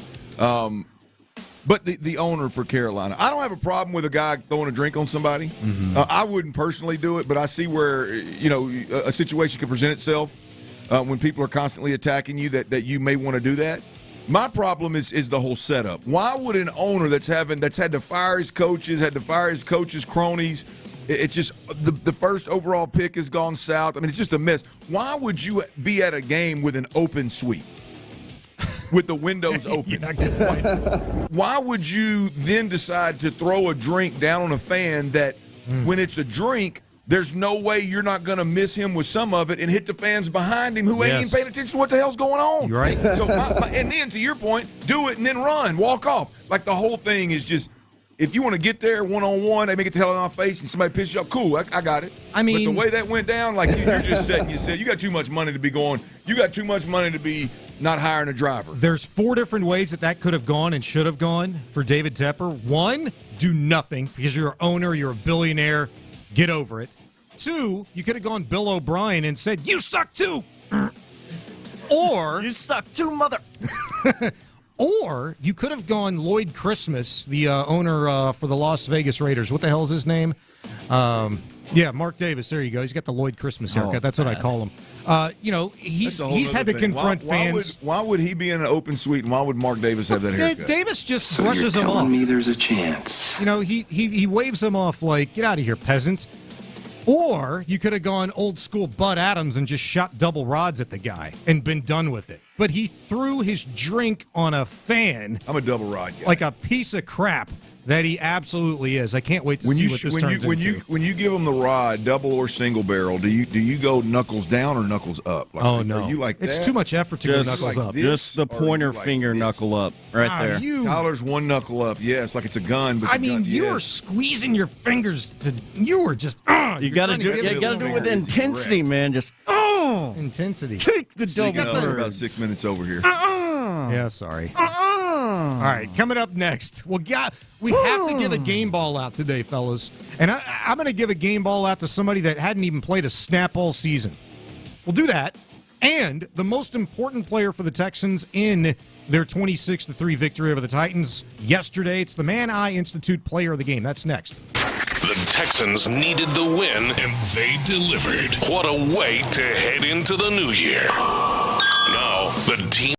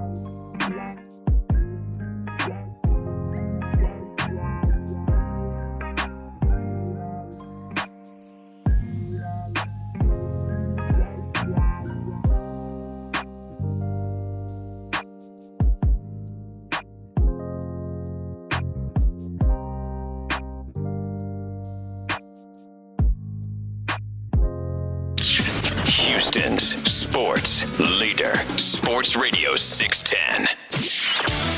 It's Reaction Monday, presented by Shoppers John Deere on Sports Radio 610. Here's The Drive with Stoerner and Hughley. In for Ron Hughley, Sean Bajani with you, Clint Stoerner in the house along with T. Mill. It is The Drive. You're on Sports Radio 610, 713-572-4610 if you'd like to be a part of the show. Time now for our Man Eye Institute Player of the Game. Who would like to take the honors? T. Mill, Clint? I think we should let our guests go. I think we should let our guests go. We are classy. Even though you're not really a guest. I mean, you're on air as much as anybody around here, and you're a major part of SportsRadio610.com, working your ass off around the clock here. But I mean, for the sake of the drive, you are the guest. I appreciate you, man. I'll take the honors. My Man Eye Institute Player of the Game. Went back and forth on this. Was going to go T. Mill's route, who he chose to be the guy for the Texans going into the Titans game, and Devin Singletary. But I think there's a really strong argument to be made for C.J. Stroud. 24-32 yesterday, 213 yards, threw a touchdown, a 12-yard strike to Brevin Jordan. Part of some really good tight end play for the Texans yesterday, and fullback as well. Stroud had his highest completion percentage in a game all season long, 75%. Made great decisions with the football. Didn't take but one sack, one unnecessary hit. Got blasted by Harold Landry. That was his fault. Probably should have gotten rid of the ball quickly and a little dump off to Devin Singletary or Dalton Schultz. But he was accurate, and the chemistry with Nico Collins. That to me is what was most impressive. Some of the strikes that he threw to Nico and Robert Woods earlier in this game, I mean, they were money. When I saw that his accuracy was there, when his ability to read a defense and just get rid of the ball quickly was there, I said, oh, man, it's gone. And Stroud even talked about it after the game. He'd said, man, all I needed was that first series. Make a couple of throws, and it was like being right back in the driver's seat after a 2-week hiatus. It's C.J. Stroud for me, fellas. Laying down for nobody. Look, I thought C.J. Stroud had a tremendous ball game. This is one of the better ball games, more impressive ball games that C.J.'s had all year. I mean, there's been several.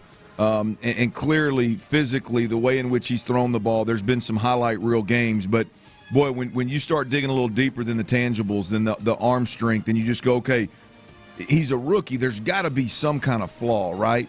And he comes out after missing 2 games with an understanding that it was a concussion. It wasn't just a knee or an ankle or an arm. It was a concussion, that you need to limit the risk that you take, minimize the risk for 4 quarters in this ball game. And obviously everybody around CJ realizes that, but clearly CJ did as well. Yeah. Getting rid of the ball quick, not trying to force the football down the field. And that's a lot more difficult to do when you're a guy that is really good at it like he is. Pick and choose when you want to drive the football. He did that. He did it well, made some impressive throws. But 75% completion. I remember him. I think he got hit twice. One of them was a sack, which was the only time in the game where I would be somewhat frustrated with CJ because the game was in hand. Yeah. He held the football too long, retreated too deep, and Charlie Heck ends up giving a sack. I think it was Landry ended up getting one. Yep. But that's really the only complaints. I just think the awareness, the overall understanding that for a very young quarterback to come in and understand what he needs to get done in that first game, and the most important thing is the win. The second most important thing is minimizing the risk. I thought he did an unbelievable job. All right. T-Mill or you? T-Mill, let old T go, man. I'm always ready in more than one way, if you know what I mean. You're on one today, dude.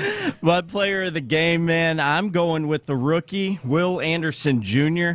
Guy racked up 2 sacks, 2 tackles, 6 pressures. But what makes that really impressive for Will Anderson Jr. is he did all that on 12 defensive snaps. I'm going with Will Anderson, baby. Tyler, that's the Will Anderson signature moment for me. Everything that you just said, I mean, that is the moment that we've been waiting for Will Anderson. That's right. And it's crazy to think he did it in 12 plays. I'm going to ride with the man, the big man in the middle that joined us last night on the post-game show. Y'all know who I'm talking about. Sheldon Rankins, and y'all know why in the hell I'm going with Big Rankins. Levis fakes to give to Henry in the pocket. Here comes Jerry Hughes to bury the quarterback. Ball out, and here comes a score for the Houston Texans as Rankins runs it in. Scoop, score. How about that? Big Rank, tell us how it all went down, my man. Yeah, it was crazy, surreal moment. Just playing football was a play action pass. I'm just trying to beat my guy, get in there for a sack, and I beat him, and I'm just like I'm eyeing him up, and Jerry comes out of nowhere. And next thing I know, the ball's on the ground, and I'm just sifting through trash. I'm like, oh, where's the ball? And then the moment I go to pick it up, I'm just praying nobody from the Titans is around me. Just don't knock it out my hands. Don't tackle me. Like, the end zone's right there. Please, just let me grab the ball. And then once I do, I'm just sprinting with all my might.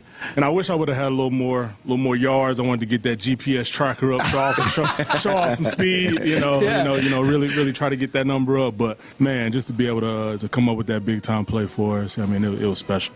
Hey, look here. Hey, look here. Will Anderson was good. C.J. Stroud was good. But Big Rank did his thing. Yeah, he did his thing, and he's been doing his thing. He's been doing his thing, all season long, really. Something that DeMeco Ryans mentioned today, and he's talked about it a number of times, but it was Robert Woods and Sheldon Rankins who spoke to this team going into the Titans game on Saturday evening during a team meeting. They got up there and they talked in front of the entire team and tried to get them to understand and really soak in what opportunity they had before them. And they seized it in a big way. Defensively, certainly, that was the story from the game yesterday, even on top of C.J. Stroud's return from concussion in the game that he had, which I think is the most efficient that he's looked all season long. But it was Sheldon Rankins making plays, the scoop and score, and being a massive part of a dominating defensive performance at the time where you needed it most. And now you need it again going into Week 18 against the Indianapolis Colts. And we'll talk about that. Look, I want to save a lot of time for this.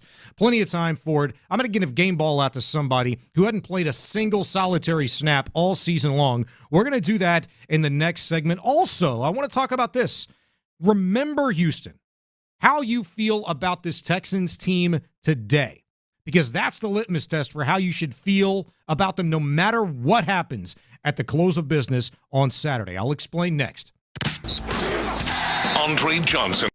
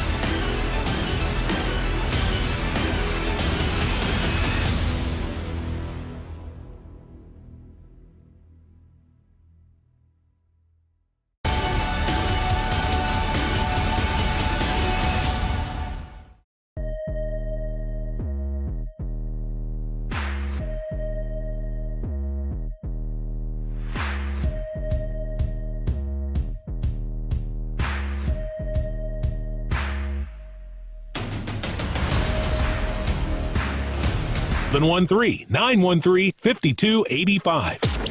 It's a Reaction Monday, presented by Shoppers John Deere on Sports Radio 610. Live from the Twin Peaks studios, here's The Drive with Stoerner and Hughley. Yeah, Nick has done a great job when it comes to roster management, all right, adding players all throughout the offseason, throughout the draft process. Me and Nick have worked, we've worked step to step, right? We talk about every decision before it's made, right? We make sure we're on the same page. And as I always say this, it works well when you see football the same, right? You know what type of players we're looking for, right? The skill set that we're looking for. Me and Nick are on the same page when it comes to that, and we've worked well together throughout this entire year. And for Ron Hughley, Sean Bajani here, along with Clint Stoerner, Tyler Milner, producing 713-572-4610 if you'd like to text and be a part of the show on this. Happy New Year's Day to all of you. That was my favorite bite maybe all season long from DeMeco Ryans and what he'd said there about Nick Caserio and his relationship from day one. Works well when you see football the same way.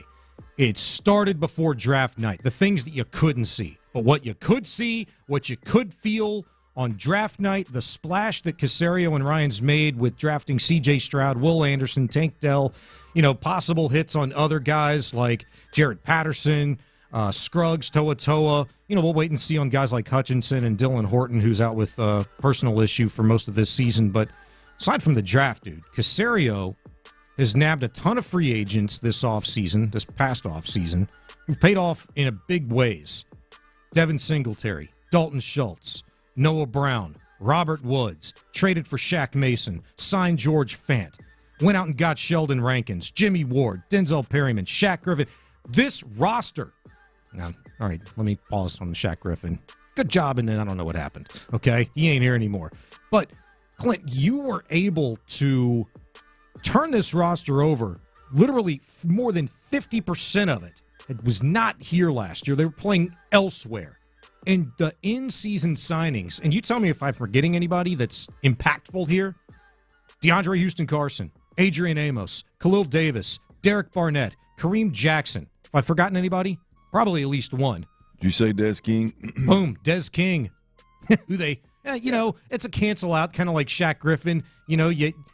You had it right because you kept him on from last year, but then you screwed the pooch and you cut him loose. You brought him back. Thank goodness, such an impact player he's been. Led the team in tackles yesterday. Got screwed again on another, not so much of a bogus call as it was in that Broncos game 5 weeks ago. But all of those things, man, it's been uncanny for Nick Caserio to just kind of go tab the right guy at the right time when the Texans have needed him. And then kudos to DeMeco Ryans, Matt Burke, Dino Vasso, Corey Undland, specific guys on the defensive side of the ball that have been able to bring guys in and get immediate contributions from them, catch them up quickly. My game ball's got to go to Nick Caserio. I don't know who the hell else is in the running for Executive of the Year. I don't really care.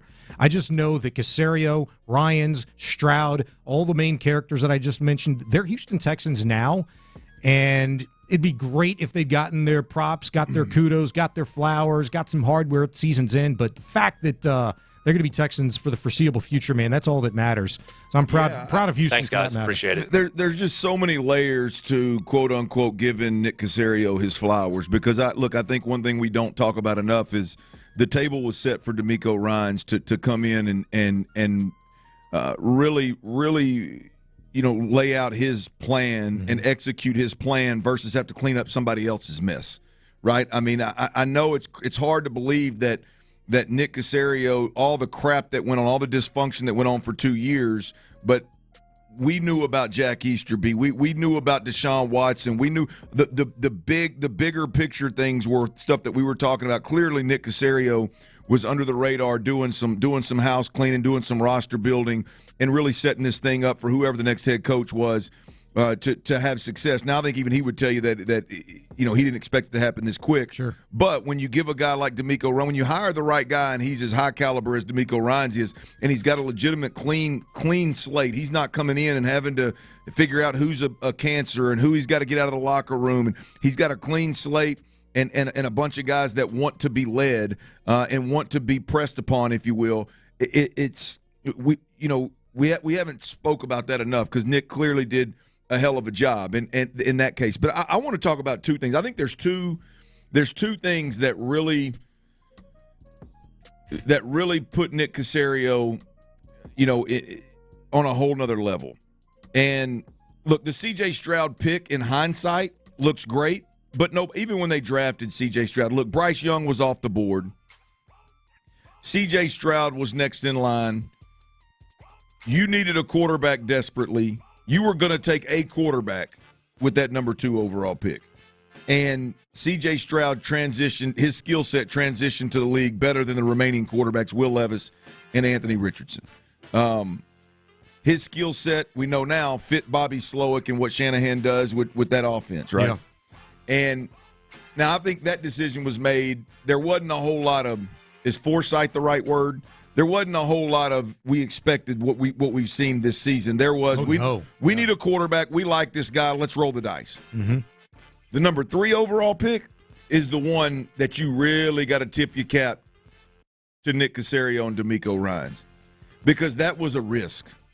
That was the draft capital that they traded. I know a lot of people wanted to couch it as, oh, well, they only did that because they already had their quarterback. Whatever. Couch it however you want to. I don't give a rip. Fact of the matter is you moved up 9 spots to select a guy number 3 overall, Will Anderson. Yeah. That is a huge move. And you draft that guy, and that guy pans out to be exactly who you thought he was. You showed the world what you thought of Will Anderson by going up and moving up 9 spots to draft him. Boy, good point. And now that guy is straight balling, keeping his nose down while the stats ain't there. Mm-hmm. Waiting his turn, now all of a sudden the moments are starting to come. Clearly a guy that you can build around. To me, there's been a lot of decisions made. You mentioned Tank Dell. You can go back and mention Nico Collins. They moved up to pick Nico Collins. You can mention Brevin Jordan had a good game. That was a good pick, right? I think they moved up to get him too. But nonetheless, there's a lot of draft picks that you can say, those are good picks. Will Anderson we believe this dude is super special, like J.J. Watt type special, and we're not only going to say it, we're going to give up draft capital and move up 9 spots to get it. For that to pan out, to me, that's the first bullet on Nick Caserio's list of why he should receive flowers, without a doubt. Yeah, I think those are some really, really great points that you made there. And what you just said, talking about the foresight, like you couldn't see these things coming. Yep. You couldn't see the forest through the trees because, well, for 3 years, it was a forest fire. They burnt the whole damn thing down. It was hard to see this thing back at its best, and back maybe better than we've ever seen it before in the 22-year history of this organization. And that goes right into what I wanted to talk about in terms of how you feel about this organization, and when was the point you decided personally? Hold on, Sean. Let me give you number 2 real quick. Oh, that was only number 1. Well, you mentioned number 2 briefly. But I'm just saying these are the 2 top. These are the headliners for Nick Caserio and him getting his damn flowers. Okay. Will Anderson, it's co-headliners. Okay. Number 2 is the dudes that they've either claimed or signed off the streets. Yeah. That have come in and played huge roles. We can't spend enough time talking about Nick Caserio and then circling back to Des King. That's you. You cut Des King. Don't tell me you cut Des King because you didn't think he was the best nickel defender on this team. You cut Des King because something went on behind closed doors that pissed somebody off and rubbed somebody the wrong way. And you know what? Nick Caserio and DeMeco Ryans put their ego on the shelf, went back out, circled back to Des King, and now they can't talk. They're talking glowingly about each other, right? Tierre Tart. You claim him off of waivers. He goes out there. Malik Collins is out. Yeah. Tierre Tart goes out there and plays big-time minutes. Yeah.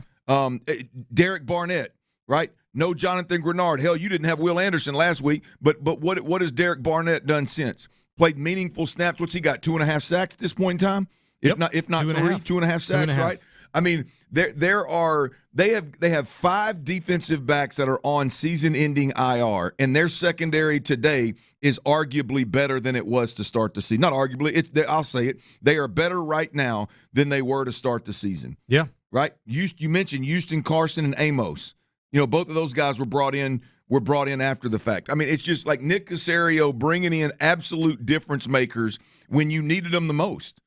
When you needed them the most. Like when you, with all the guys that went on IR, we could very easily be sitting here right now. DeMeco Ryans talks all the time about, well, our coverage has to marry our pressure. They have to be married. They have to be together. They have to work together. You could very easily be sitting here right now talking about the Texans not having a chance in the playoffs because they have 5 defensive backs on injured reserve, and it just fell apart because you didn't have that coverage that DeMeco Ryans always talks about. You just didn't have it. Right. We could be talking about that. Right. But we're not, because they've signed guys off the streets and brought dudes in that have been absolute difference makers. And you can't do that and get the type of production immediately unless you're seeing football the same way, which is exactly what DeMeco Ryans said. That's my favorite thing that he said all season long, because you could see those results, Clint. We've been waiting to see individual results from guys like Will Anderson and things like that, but you could see that, and it came through at the biggest moment of the year in that victory yesterday with all of the guys that you just mentioned. And I want people to remember how you feel about this team after that moment. No matter what happens at the close of business on Saturday, remember how you feel now, because I don't know at what point in time you gave up on house money, or if you're still holding on to that, or if you've been all in since day one. I can tell you, for me, I've been all in with this football team and a believer in it after they'd picked up those back-to-back comeback wins against the Tampa Bay Bucks and Cincinnati Bengals. From that moment on, when this team was 5-4, that's when I was like, hold on. To hell with house money. Expectation has changed, because what I thought I was seeing, what I thought this team was being built as for this year, I was dead ass wrong. You know, DeMeco Ryans, I think, said it yesterday, and it really stemmed from what he'd said the players have been saying. We didn't come this far to just come this far. And I got to tell you, a lot of guys can say those words, and it doesn't register. But when you driving in your car, sitting around listening to us right now on the radio, and you hear DeMeco Ryans say those words, even you want to go run through a brick wall for that cat. Absolutely. So just think about what those guys in that locker room want to do when they're saying it. And I can tell you this much too, man.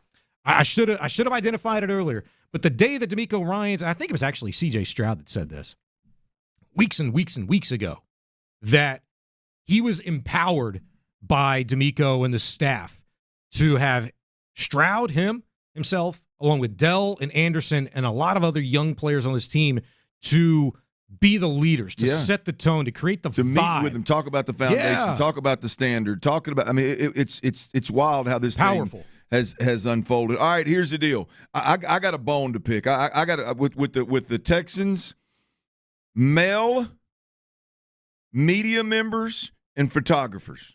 I got a damn bone to pick with y'all. I hope every one of y'all's listening on this January 1, 2024, because your ass is nasty. I'm going to address that next right here on Sports Radio 610. Clint, bro, I love you, man. The Texans needed the win, and they delivered. What a way to...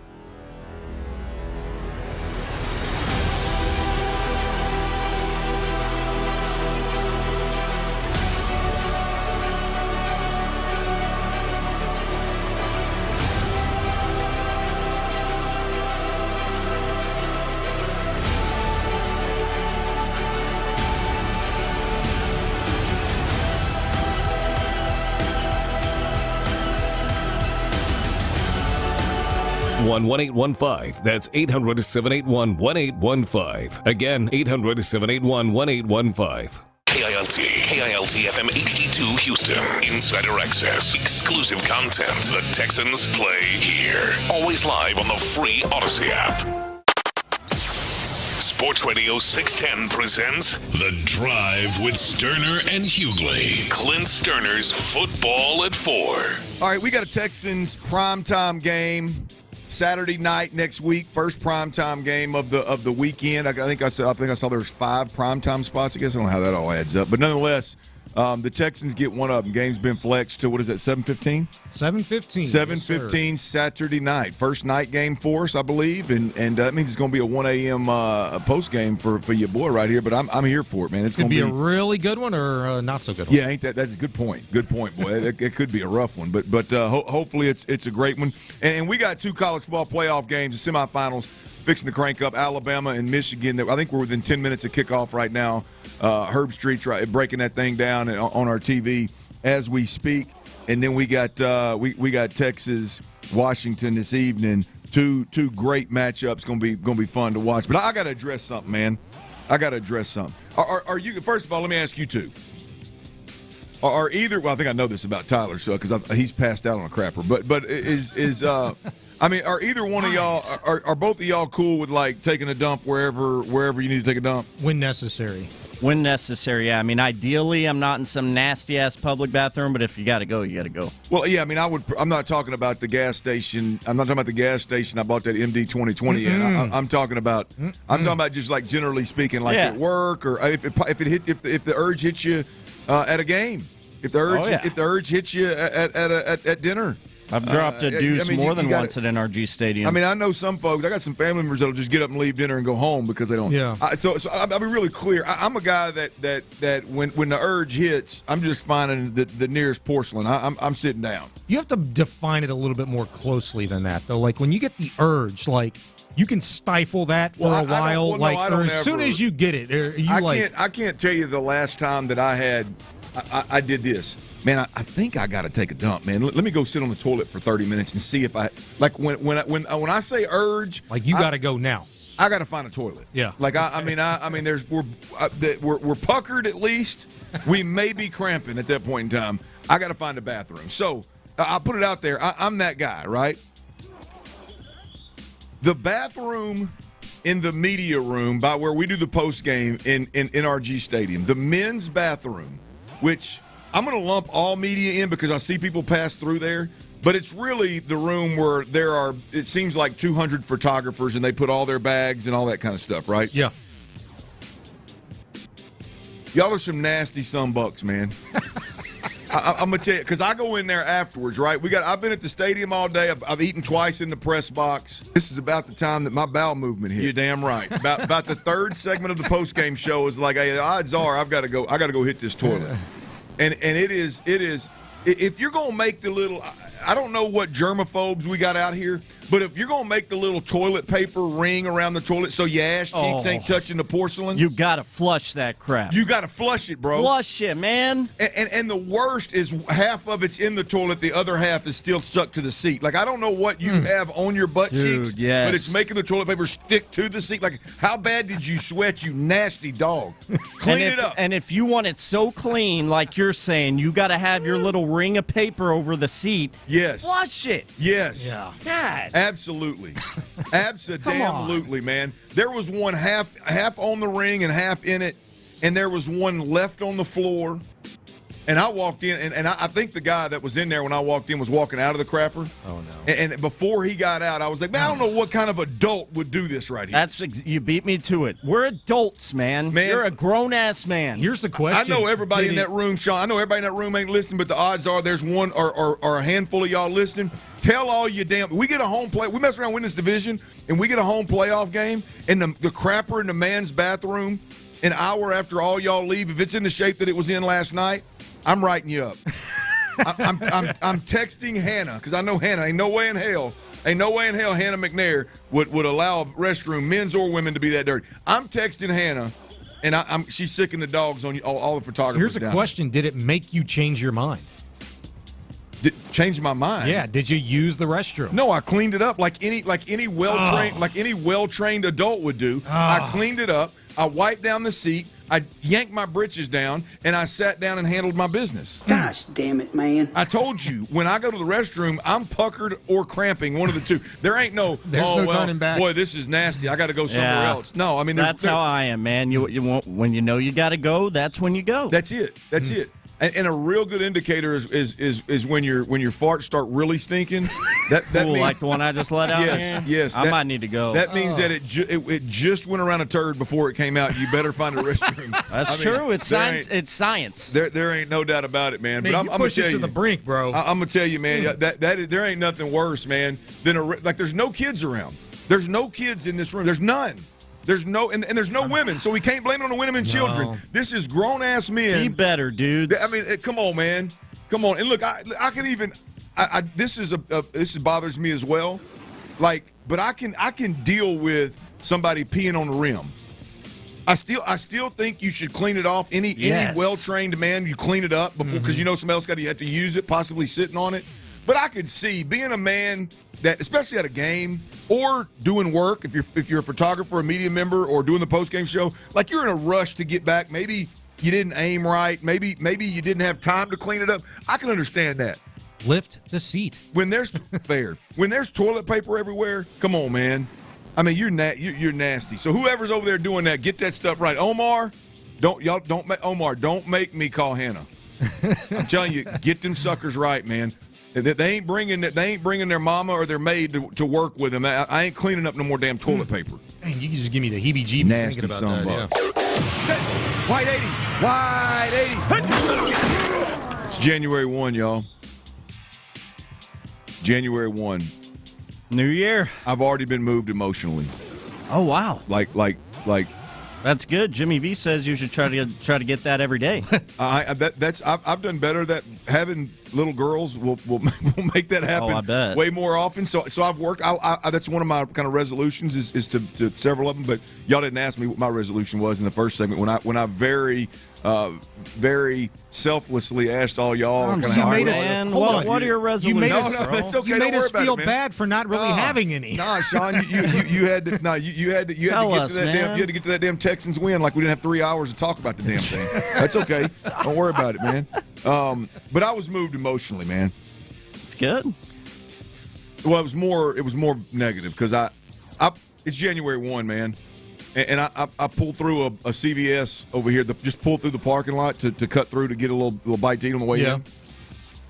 And there's a dude's car broke down in the CVS parking lot, hood up, older model car, a lot of dust, a lot of brake dust, a lot of grease, you could tell. Mm-hmm. Sounds like Ron's car.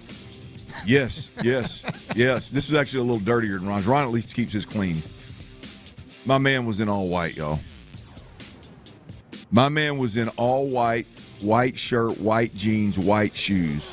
All greased up, huh? No, he hadn't got there yet, but he was on January 1. He was headed to some kind of get down. Got something? That's a tough start to the year. He was headed to some kind of get down, all white. And you know what? I was coming in, as y'all know, on two wheels, and I couldn't even offer the guy any assistance. I couldn't offer him my phone. I couldn't offer him a ride. Damn sure I ain't worth a damn under a hood, so that wouldn't have been no. But I was on borrowed time, so I couldn't stop. You could have let us know. No, you could hold it down. No, hell no. Y'all would have had to let them know. You know how late I came in. You'd had to let that too. Like, hey man, I'm Sean. I'm in for Clint and Ron. Yeah, I hate that for that guy, but I'm glad you decided to just cruise on in. I'm telling you, man. I turned in. I was like, ooh, that's rough on New Year's Day. And then I saw his car with the hood up. And then I checked him out again. He was in all white. I was like, oh my man. I know you. He was so excited about whatever New Year's Day party he was going. How old was he? Had to be 45, 50. Maybe. I mean, he may have been a late 30 that had been rode hard and put up with. I mean, he was going to a party now. This fella was going to a party. He wasn't going to no damn brunch. I guarantee you that. He was going somewhere to get down, and his damn car broke down. Man, I felt for my man. I was literally, and I'm being genuine and sincere. Like I felt bad for not being able to help him because of all the hood, the dirty car, the white get up, New Year's Day, and me being late. Man, I couldn't help the guy. So you got to carry a spare change of shirt and pants just for that instance. If you're driving like a car that could could happen to like at any moment, Ron, you got to come prepared. Hey, he was going to an all-white party too, man. He was going to an all-white party in a dirty-ass black car that didn't get him there. It was not good. We'll say a prayer for him. I hope he made it, man. I hope you made it, bud. Red 22. You mentioned something a little earlier, Sean. Yeah. And we ran out of time, but you mentioned all the possibilities here for the Houston Texans after beating the Titans this weekend. Mm-hmm. They could potentially be the 4th seed, which means they'd win the division, play the Browns at home. They could beat the Colts and end up the 6th seed, face the Chiefs at Arrowhead in Kansas City. Mm-hmm. They could very easily be the 7th seed, beat the Colts, and end up playing the Buffalo Bills in Buffalo. I can't look at all of those scenarios without thinking to myself, which one would you prefer? Tyler? Johnny? If you're the Texans, and look, I know you'd rather win the division and say you won the division. I'm just about the opponents. Would you rather face the Browns at home, the Chiefs in Arrowhead, the Bills in Buffalo? Which would you rather tackle in the first round of the playoffs? It's a great question, and I feel weird for kind of saying this because it's deeper than just wanting to host a playoff game.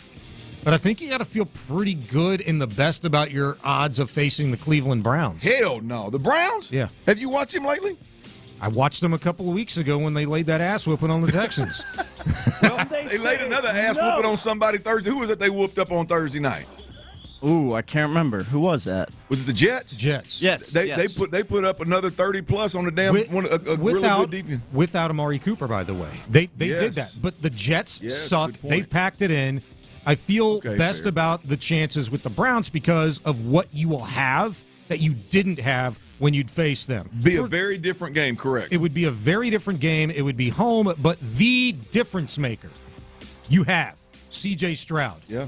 And the way that this defense is getting after the quarterback when they're at full, not even at full strength, but when they've got at least one of their edges going, holy smokes, dude, you better watch out. And then you got to believe that Jonathan Grenard, Will Anderson going to be back healthy. If that was the case, you're playing a playoff game.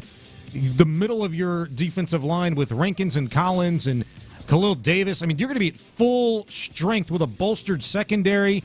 I think it'd be a much different story. And the fact that you just beat the Tennessee Titans after facing them for the second time in just the last 3 weeks, you'd be doing the same thing with the Cleveland Browns. I like the ability, the propensity by this coaching staff to adjust game plan-wise, especially when you have the personnel to do it. I love your effort, man. I mean, you're good, bro. Hey, look, you're good. There's two he'd be hellacious on a debate stand because I mean that was. I mean, there's two other reasons why I'm not choosing the Chiefs or the Bills. One, karma against the Bills in Buffalo. Don't want to revisit that. Karma against the Chiefs in Kansas City. Definitely don't need to revisit that. See, that's why I'm going Arrowhead. I would like to go to Arrowhead, but not only because this Chiefs team we see this year is obviously struggling. Like, this is not like the Chiefs years of past, but I love the poetry of it, man. It would be a full circle moment. But we all remember 24-0 in Kansas City. But now we got C.J. Stroud. We're finally on the other side of this thing, knock on wood, hopefully. I love the thought of that full circle moment. Go to Kansas City, exercise that demon, and get a dub. This ain't that hard, guys. It's Kansas City. It's the Kansas City Chiefs, without a doubt. I feel like you're out of your damn mind. They are the least talented team in this group. They are the one team in this group that's not making a strong push and playing their best football right now. Let me hear you say hell yeah! They're the one team on this list that their defense is struggling. They're not who they were carrying this team early in the season. Their quarterback is playing not bad. He's playing terrible football right now. It's crazy to say it, but if I'm the Texans, give me that 6th seed and send me to Kansas City. I'm with you. I don't want no parts of the Buffalo Bills in Buffalo with Josh Allen running that thing downhill, possibly terrible weather. And I'm going to tell you, I don't want no part of the Browns. The Browns scare me, man. Myles Garrett, nightmare fuel. That defense and the way that the way that they're spinning it around the park on any and everybody. Everybody wants to talk about, well, Flacco's, he's thrown a bunch of touchdowns, but he's thrown a bunch of interceptions too. That's the way of the league. The great quarterback, the winning teams in this league, go back and look at it, the AFC and NFC teams and the Super Bowl winners, they've all got a boatload of of interceptions. The key is they got a boatload of touchdowns too. Yeah, well, right? And so when you look at Flacco, the key is Flacco, for every interception, that dude's got 4 or 5 explosives and 2 touchdowns for every interception. Mm-hmm. So I mean, the Browns are the team that I don't want no part. I don't want to see them. It's a good point. I don't want to see them, Bob. Because the interceptions that Flacco's thrown, it's been kind of it's been neutralized though. I mean, the 2 picks that he threw against the Texans, one was literally at the buzzer at half, intercepted by Derek Stingley. Good point. And I forget the other one, what the first one was, but the Texans didn't do a damn thing with it. And that was one of the few times this season where a team that has kind of become known for playing complementary football in many more ways than one wasn't able to capitalize that day. But I just look at what the Texans were facing. They were in that game with their backs up against the wall in a number of different facets. Hey, and you may be right, man. This is something we will talk about tomorrow. Ron's going to be out tomorrow. We're going to talk about this a little bit more in depth tomorrow. It has nothing to do from a historical standpoint, and I get where the Chiefs are at as a football team right now, but damn, man, the fear is there until it's not. When you have to go up against Patrick Mahomes and Travis Kelce, is it Travis or Jason? I always get him confused now because Travis is Kansas City. Yeah, Travis. There you go. Travis is Swifty Kelce. He's a Swifty. When you have to go up against those guys in their house and Andy Reid, that scares me. Because they could click it on at just any given point in time. And I don't want to be a part of that.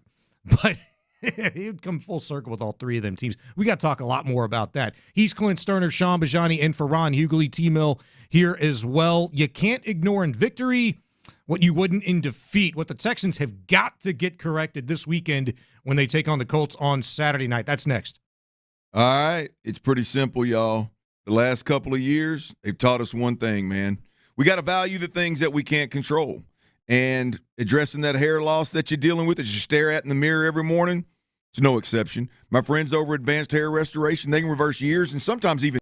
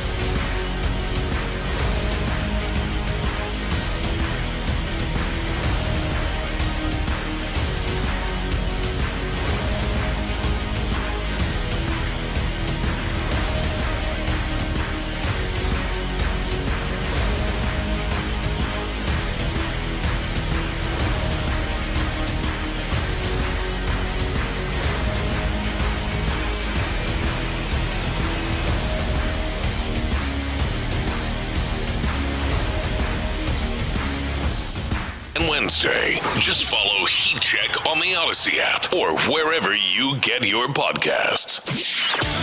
It's Reaction Monday, presented by Shoppers John Deere on Sports Radio 610. Here's The Drive with Stoerner and Hughley. Fairbairn. Snap is down. John Weeks with it. Johnston with the hold. The kick is up and good, and the Texans have a 3-0 lead. 7:17 to go, first quarter.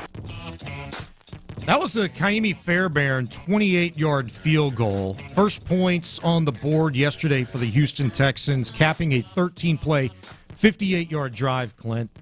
They were moving the ball, and I think very early on you could see that, hey, this is an opportunity, the few, the proud, in which the Texans could really lean into the run game. The Marines. Isn't that one? The few, the proud, the Marines? The few, the proud, the Marines. Devin Singletary, 16 carries, 80 yards yesterday early on. You realized you could run the football on 1st and 10, but that, it just felt like, man, how's today going to go? You can't get into the end zone when you drive the ball down the field. Texans drive, it stalled out on the 10-yard line. Is this going to be one of those days where you have to really lean into Kaimi? And they did as well. He was 4 for 4, did a terrific job. Hit from 20-some-odd, 30-some-odd, 40-some-odd, 51-yard field goal. There was another drive in the third quarter in which the Texans took over on the Titans' 35-yard line and gained 2 yards and had to settle for a 38-yard field goal, I think it was. Or maybe that was the 51-yard. I can't remember. Point is, Texans just 1 of 3 in the red zone.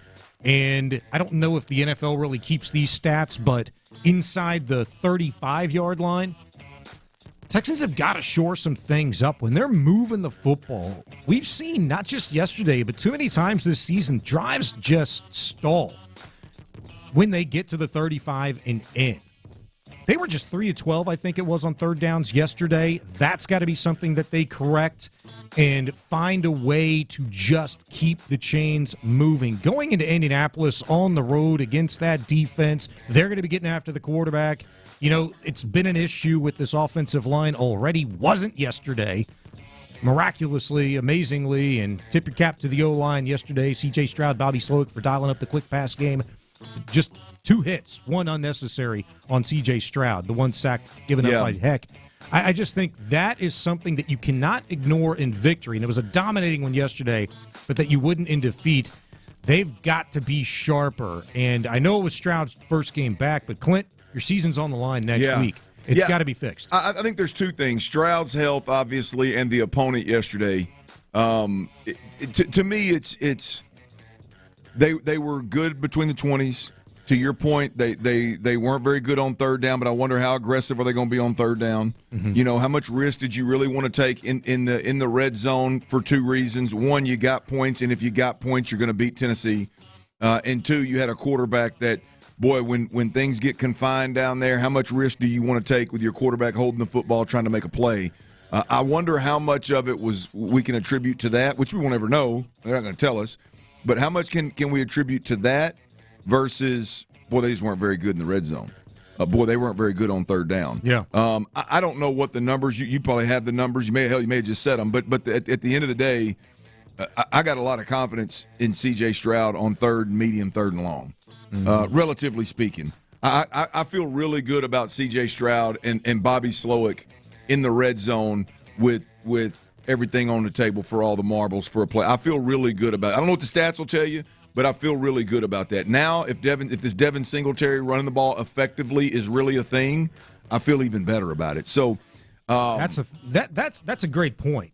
Devin Singletary's playing the best football he has in his entire career. Yeah. I went back and looked at the numbers, and I've done this now 2 weeks in a row. Yesterday, he averaged exactly 5 yards per carry. 7 out of his last 8 games, and that goes all the way back to when he put up $150 and then $120 in back-to-back weeks. 7 out of his last 8 games, he's averaged at least 4.65 yards per carry as the primary back for the Texans. So there's that.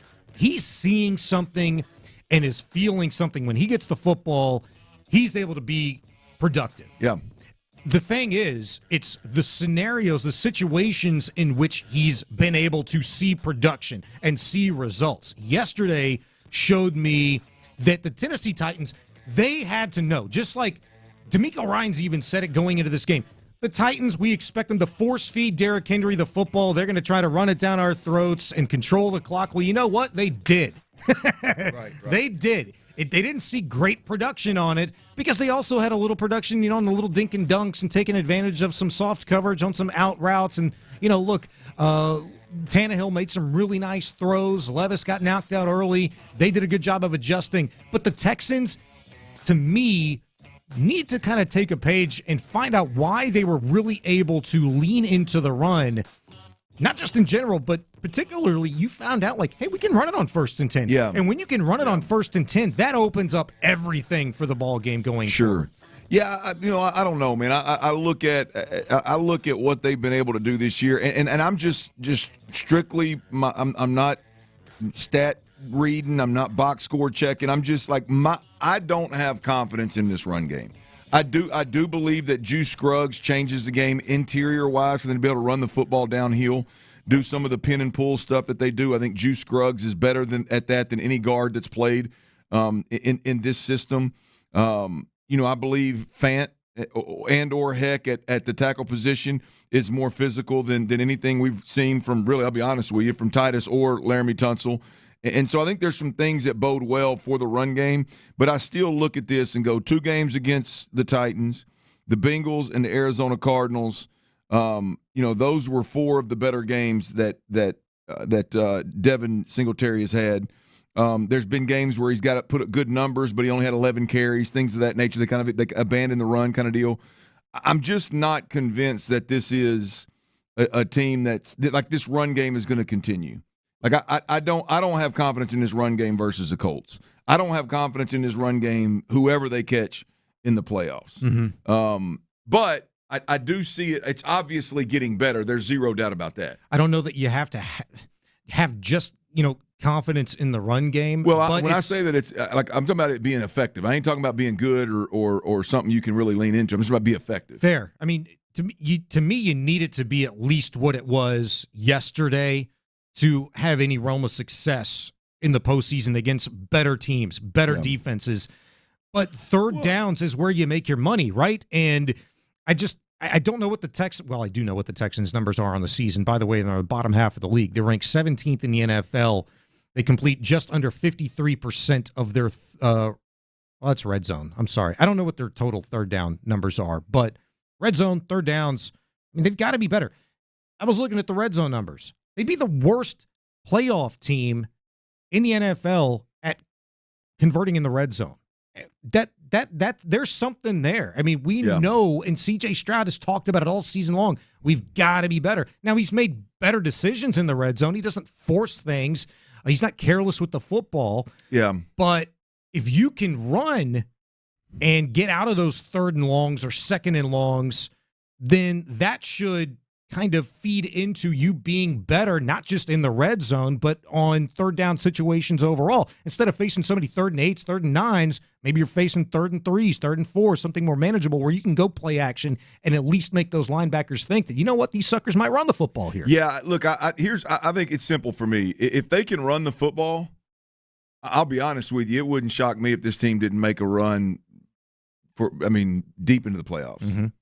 If they can't, I don't think they win a game, but I still feel good about C.J. Stroud and his ability to make plays when the moments are big. If they can run it, if this football team can run the football the way C.J.'s playing and the way Bobby Slowick's dialing things up, if they can run the football, they can beat anybody in the league right now. Yeah, you just mentioned with the exception of maybe outscoring Miami or outscoring Baltimore or being more physical than one of those NFC teams at the top, and that's a tall task.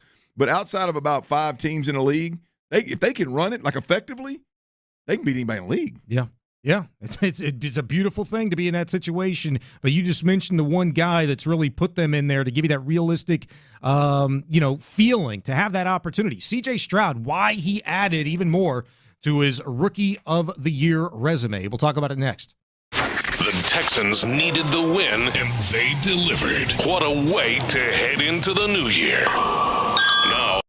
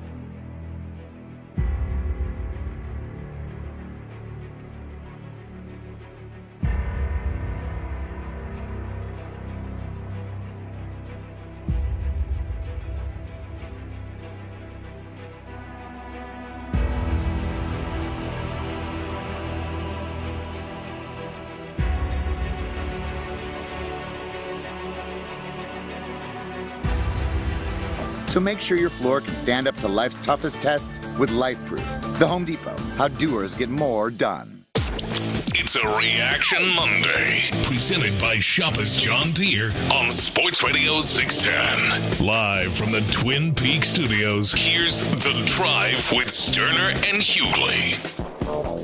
Good to be here on a Reaction Monday. Sean Bajani in for Ron Hughley alongside Clint Stoerner, Tyler Milner. Coming up at the top of the hour, 5 o'clock. Vandermeer and John Harris will have DeMeco Ryans right off the jump with the Coaches Show. Rock and roll, meow. I haven't heard that one. Texans Radio from 5 until 7 right here on Sports Radio 610. A Reaction Monday, a lot to react to after the 26-3 blowout victory over the Titans yesterday. C.J. Stroud in his return, Clint, 24-32. 213 yards, a touchdown, highest completion percentage of the season at 75%. I know you've got a lot of things to say about what you saw from C.J. Stroud. What was the biggest thing that jumped off of the page for you? Well, at some point, this guy's got to quit impressing, right? And I mean, I feel like I'm pretty critical of all the quarterbacks, of everybody, but definitely quarterbacks. And this guy just consistently adds to his resume that's already unbelievably impressive. And I'm not talking about – I don't need to preface that by saying for a rookie. It's unbelievably impressive for a quarterback in the NFL. But this, to me, the statement that C.J. Stroud made to me is just the level of awareness, the level of true, real maturity, of understanding the moment. I knew that this kid could make the more difficult throws in the game look effortless. I knew that this guy, if the safeties were deep and the backers were belling, I knew he was going to minimize the risk and check the football down and just play efficient. But he played unbelievably. He took that to another level. As you mentioned, 75% completion. I mean, he played within the system. Stayed literally with like Tom Brady within the system. Like don't ever stray from the plan, your read, trust your eyes, get the ball out, be aware. I mean, 99% of the time. The only time he didn't is the sack that's being given to Charlie Heck where Landry got the sack. That's 100% on C.J. Stroud. That's the only time in yesterday's game where I was like, what are you doing? Like, where's your head at? What the hell are you thinking? Hold on. Was that the only time where you thought, what are you doing? Because I think about 70,000 fans in that stadium and hundreds of thousands watching elsewhere probably all crapped their pants whenever CJ took off on that 4-yard scramble in the first half. When he ran out of bounds? Yeah. Worried about the concussion and taking a big hit. Sure, but he's in control of that. When you start going backwards and spinning out and turning this way and that, like you're not in control of that. Like at that point, yeah, right? But I get your point. I mean, overall, 99% of the time, this guy played within the system. And that's, look, important for two reasons. One, because he's coming off the concussion, and two, because you didn't need to vacate the system in order to win this ball game. Mm-hmm. The Titans were not – they shown earlier they were not going to be – if you just took care of the football, if you did the simple things savagely well, stayed within the system, when you got points, don't get penalties, throw interceptions or take sacks and put yourself out of field goal range, get the points – then you're going to be fine. And for me, CJ just showing that all those things, starting with his health, he was aware of them. He took them into consideration. And for 4 quarters, with the exception of 1 or 2 plays, it was of the utmost importance. Mm-hmm. The respect, I mentioned earlier, the safeties staying deep and the linebackers belling anytime, like I'm talking turn and running, not just belling and backpedaling, turning and running to take away the mid-range game and take away the shots over the top. The respect that he's getting from defensive coordinators and the respect he's getting from defenses in general is absolutely tremendous. How you just described that, with safeties turning and running, and linebackers falling back into coverage. That play where he took off on that 4-yard scramble. You go back and watch that. It's number 35, I want to say. I highlighted. It's on my Twitter somewhere, at Sean Bajani. I highlighted that play because at the snap of the ball, Robert Woods is the wideout to CJ's right there. Okay. He runs a go, and that safety just bails to help over the top. Woods slows down. It looked like to come back for a curl route. but it was a millisecond, and CJ didn't let not one single solitary route develop on that play. He saw that safety turn and run and sees this gigantic hole that opened up in the middle of the field. And mind you, it was a 3rd and 10. Yep. He takes off running. It looks like he could get that and then some. But a linebacker who dropped into coverage in the middle of the field came back, sifted down quickly, and ended up, forcing them out of bounds for a 4-yard gain. They have to settle for a field goal at that instance. But it's a play like that where CJ isn't worried about taking a hit. Yeah. CJ's thinking about first down. He wouldn't run on a 3rd and 10 without letting a route develop because he had time. He just saw it part like the Red Sea thinking, like, I'm going to go get this sucker. That, to me, was, and I don't remember at what instance that was in the ball game. It was fairly early on in the first half, but I was like, CJ's thinking concussion. What concussion? I ain't worried about taking no damn hit. I'm worried about football. And that was the most encouraging thing for me. Well, it's just the awareness, man. Whether it's a concussion or the opponent, just the awareness is tremendous, man. And to be able to go out there and for 4 quarters show that awareness. It's one thing to go into the game and maybe play a quarter or a half that way, and then get horny in the second half and want to throw for a big touchdown or run your stats through the roof. But he did for 4 quarters. I mean, again. I mean, he's locked in, and it's very Tom Brady-esque from a standpoint of just, hey man, I'm gonna be cool, calm, and collected. My goal is obviously to beat you, but my goal is to, at the end of the game, I'm not going to have a grass stain 1 on my jersey. Mm-hmm. And that is just, it's hard to play the brand of football that it's hard to play that brand of football. It's hard to just not get bored with it, especially when you have the ability to go over the top. And by the way, he did all of that. There were still 2 or 3 throws that were big boy throws from C.J. Stroud. Yeah, that out route to Nico Collins, the little toe There was one to Nico and there was one to Robert Woods that I remember. Mm-hmm. And they are big boy throws. Now, again, 7 steps, 1, 2, 3, 4, 5, 6, 7, 1 hitch, balls on the sideline.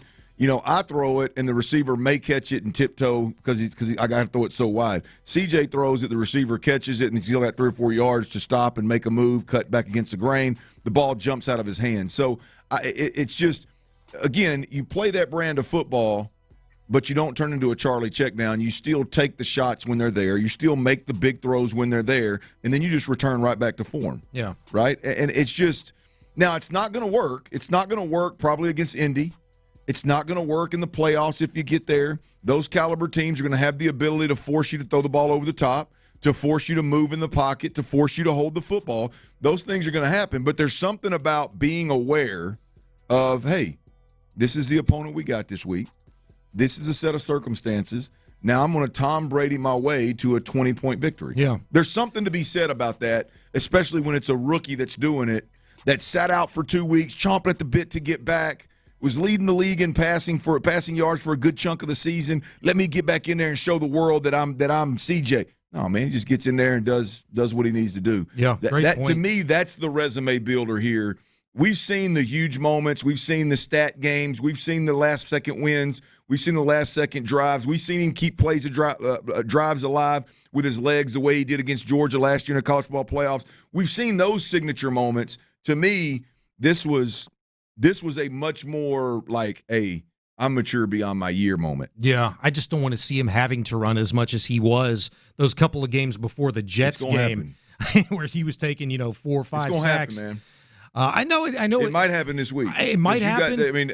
I hadn't checked Indy to see who all's healthy up front, but this is a different defensive front than what they just bumped up. It is, and as DeMeco Ryans said earlier today, when he took the podium and he was asked this very question about it being so long ago that these 2 teams, the Colts and the Texans, had faced each other. It's a fresh start for both. You've got a ton of film on both of these teams, and you know what they look like with and without key pieces. It's going to be very interesting to see how Gus Bradley, the Colts defensive coordinator, attacks Bobby Slowick's game plan. C.J. Stroud on Saturday. By the way, Saturday 7:15. Texans flexed into a primetime slot this weekend for the first time all season long. Second game on a Saturday. I forget, it's the Ravens, I believe. Yeah, the Ravens and the Steelers in Baltimore will kick things off on Saturday. And if the Texans win, on Saturday, they will have to await their fate in terms of what seed. It could be the 4, could be the 6, could be the 7. Their eyes will be peeled on the Jacksonville and Tennessee game, as well as the Buffalo and Miami game on Saturday, as will we. Yes, indeed, man. This is just so beautiful to think. Literally a year ago, this Indianapolis game was all about getting the first-round pick, and it was really two dysfunctional organizations, two awful football teams, that just top to bottom just weren't getting it done and appeared to be light years away from any level of improvement, any significant level of improvement. And now you sit here and you look at what the Texans have been able to do, starting with Cal and Hannah McNair, turning this thing around, making some tough decisions, both getting rid of some folks that they were close to, as well as hiring the next head coach in DeMeco Ryans, retaining. I don't care what anybody says. It wasn't just as cut and dry as a lot of people make it out to be. It was a rough run for Nick Caserio for a couple of years with his ties to Jack Easterby. They make the right decisions. DeMeco does his thing, and boom, we're sitting here with the potential of winning 10 games and possibly winning the division. And then you look across the field at the Indianapolis Colts. I don't know all the ins and outs of the decisions that were made. I love the hire of Shane Steichen, and it's paid off because, again, 9 wins, potentially could win the division. It's 2 Coach of the Year candidates, I would think. I don't think either are going to win it, but I think there's 2 good Coach of the Year candidates going to be on the field. And so the NFL clearly thinks it's a sexy matchup because they're giving them prime time Saturday night. I'm here for it, man. This is an unbelievable story being written by the Houston Texans and, hell, the Indianapolis Colts. It is. Check out SportsRadio610.com tomorrow. I know John Mclain is working on an article about just that, the stark difference between the matchup between these two teams last year at this time versus a completely different scenario for both teams heading into Saturday. I'm looking forward to it tomorrow. Tomorrow is Tuesday.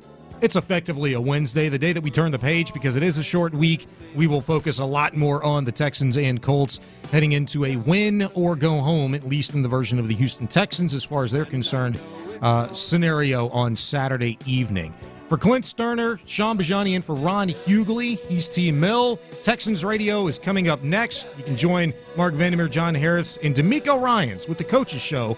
That's next at Sports Radio 610.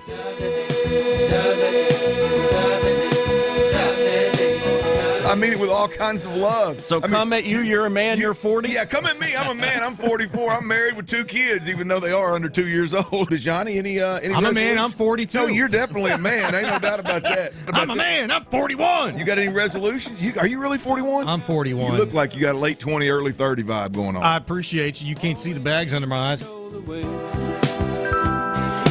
Then I look at you. Andre Johnson is officially a finalist for the 2024 NFL Hall.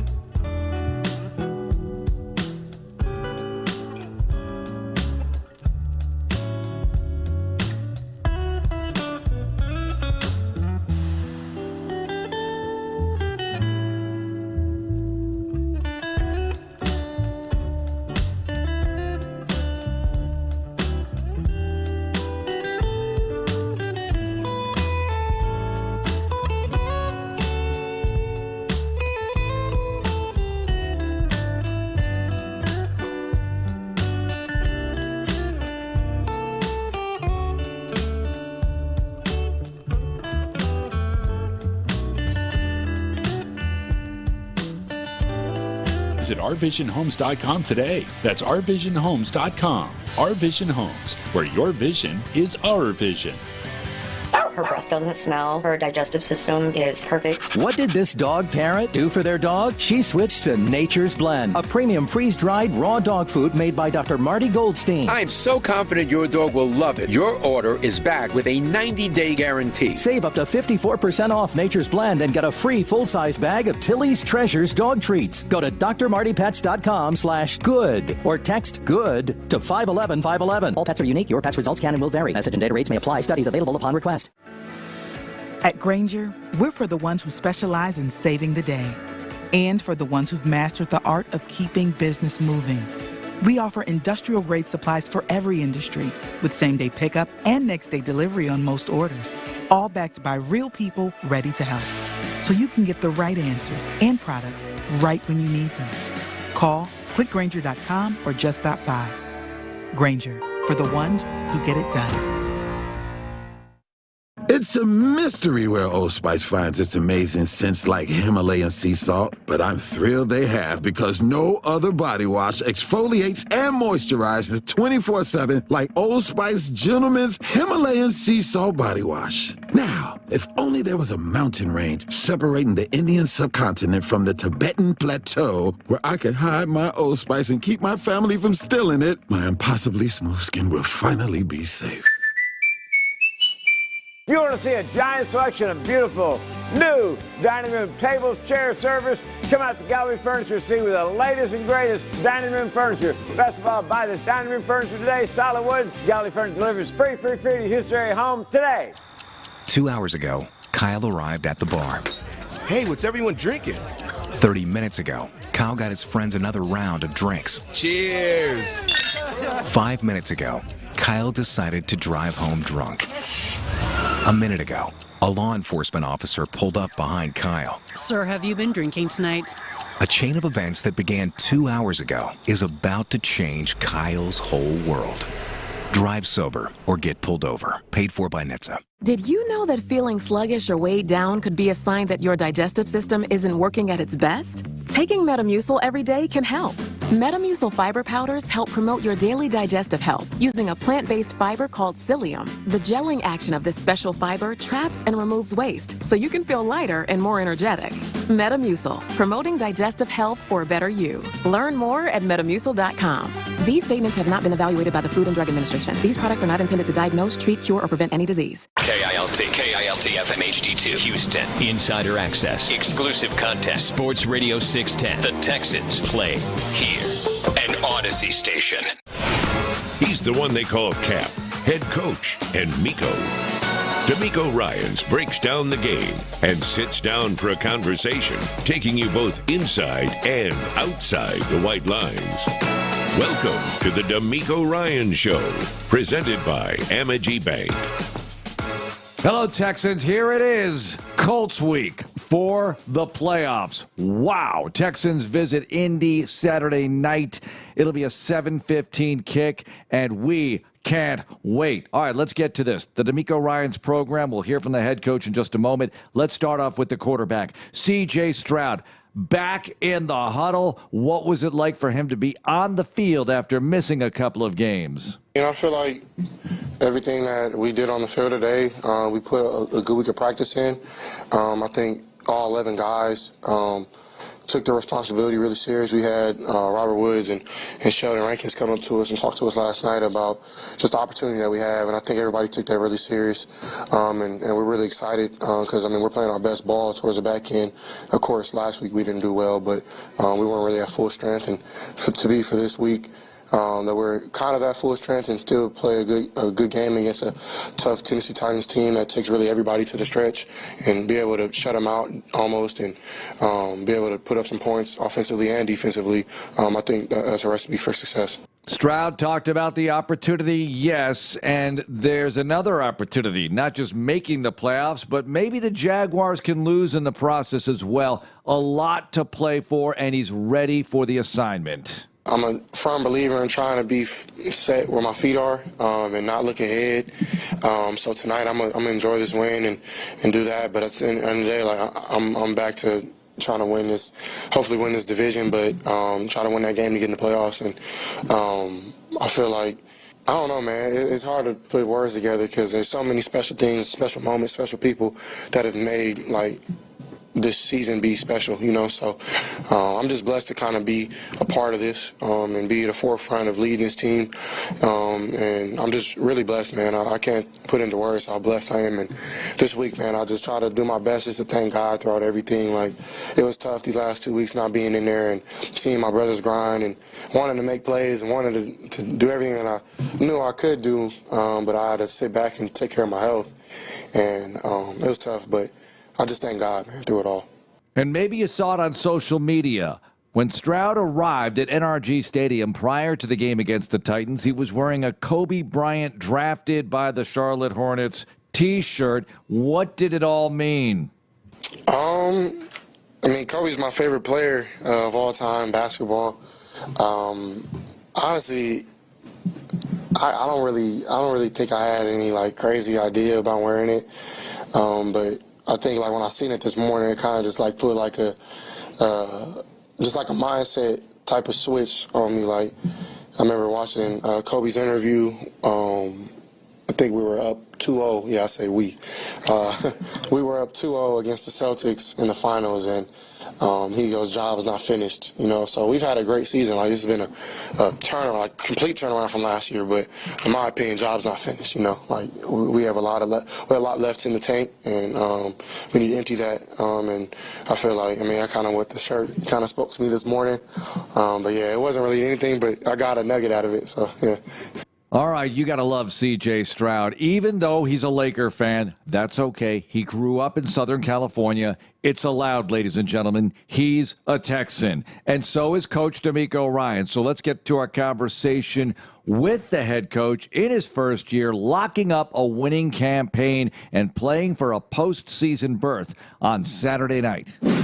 Huge week. We appreciate the time, Coach. Congratulations on beating the Titans and having this big opportunity. You always say it, you earn the right for these things, and you guys certainly have. For sure. No, it's an exciting moment, and our guys have earned this moment, and that's what I'm most proud of, right, to be in this position because of the work, the sacrifices that they made, the work that they put in to have us in this position. Man, it's a huge honor to be able to still be vying for an opportunity at this point in the season. So excited for the opportunity, excited for our guys to experience it. Coach, every single week, noon. You get a routine of doing it at noon. All of a sudden, record scratch. Saturday at 7. I know it's 19 hours difference. It doesn't sound like a whole lot, but in your world, that's a massive difference. How do you kind of go about making the changes of doing things a day early? Yeah, for sure. So we just bump our schedule up. Right, so typically this will be our day after game, right? Monday for us. Now we had our Victory Monday, or this is the guys' Victory Monday. Now we just bump it all up. So now we play on Saturday. That's, we just count. That's our Sunday. Yeah. So tomorrow will be our Wednesday. So guys may get a little confused. We come in here tomorrow. It's like, hey, this is our Wednesday. This is our Thursday, Friday. And we get going on the same schedule just to keep our guys into the same routine that we've been on all year. All right, more on the upcoming game in just a few moments, but a little reflection on the Titans game. One thing that stood out to me in the first matchup was stop after stop after stop that you made, the kind of energy and commitment that took, but you were able to duplicate that in the rematch, Coach, and your defense really came up strong time and time again. Yeah, really. As I always talk about, it was the defensive line, right? And the pressure that they were able to generate up front, right, really controlling the line of scrimmage in the run game and then in the passing game where – and I was looking up. It's like, okay, I don't have to really call a blitz. They're getting there with the front four. Coach Jock, Coach Rod, they did a really great job of, scheming their game plan, all right, for how we wanted to rush these guys. They did a really good job no matter who was up. Everybody was able to be effective. Everybody contributed, right? Even Kurt is getting in. We got Derek Barnett. You got Will, all right. Jerry, each guy was able to be effective. Tart stepped in, played big for us in the run game. So to have all 8 D linemen contribute, that was the reason why we were successful. Was Stingley an honorary defensive lineman for that stop? Where you went nuts? He's very much so an honorary D lineman, and he's flexing. He's saying, "Yeah, I'm a box safety. I can be a box safety." He was. I was happy to see him, man, step up and make that tackle. And actually, Coach Dino had showed me a tackle he made, I think it was last year, versus Derrick Henry on the edge. Like, hey, Coach, he's done it before, and so it's cool to see him step up and do that again. All right, Coach, I'm going to kind of bridge the gap between what I want to ask you about with a stat. Your sack yardage yesterday was higher than Derrick Henry's rush yardage. Your sack yardage accounted for 50 yards and losses. Derrick Henry was only able to come up with 42.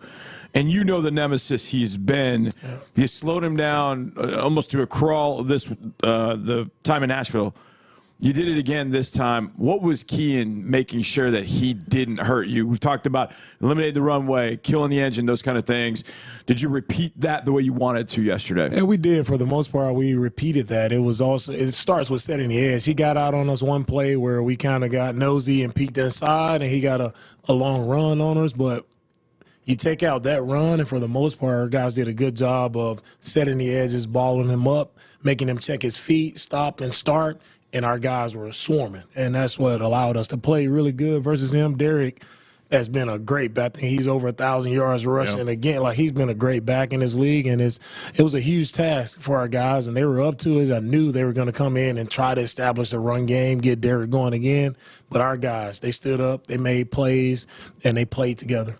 I know you probably want to run it for 200 a game or whatever, Coach, but we've seen tremendous progress here in the second part of the season, more consistency in the ground attack. Is that the way you feel about it? Yeah, it has been very much more consistent. I think guys are dialed into what we're asking them to do. Guys are really executing what we're asking them to do much better. The O-line, they've done a great job of targeting their guys, their hat placement, being in the proper leverage. And Motor, he's done a great job of running the ball for us, and we just continue to lean on him and what he's able to do, creating those 5+ runs to keep chains moving. Yeah, he did a tremendous job, but your quarterback was back for the first time in 3 weeks, playing against the Jets December 10th. He's back December 31st.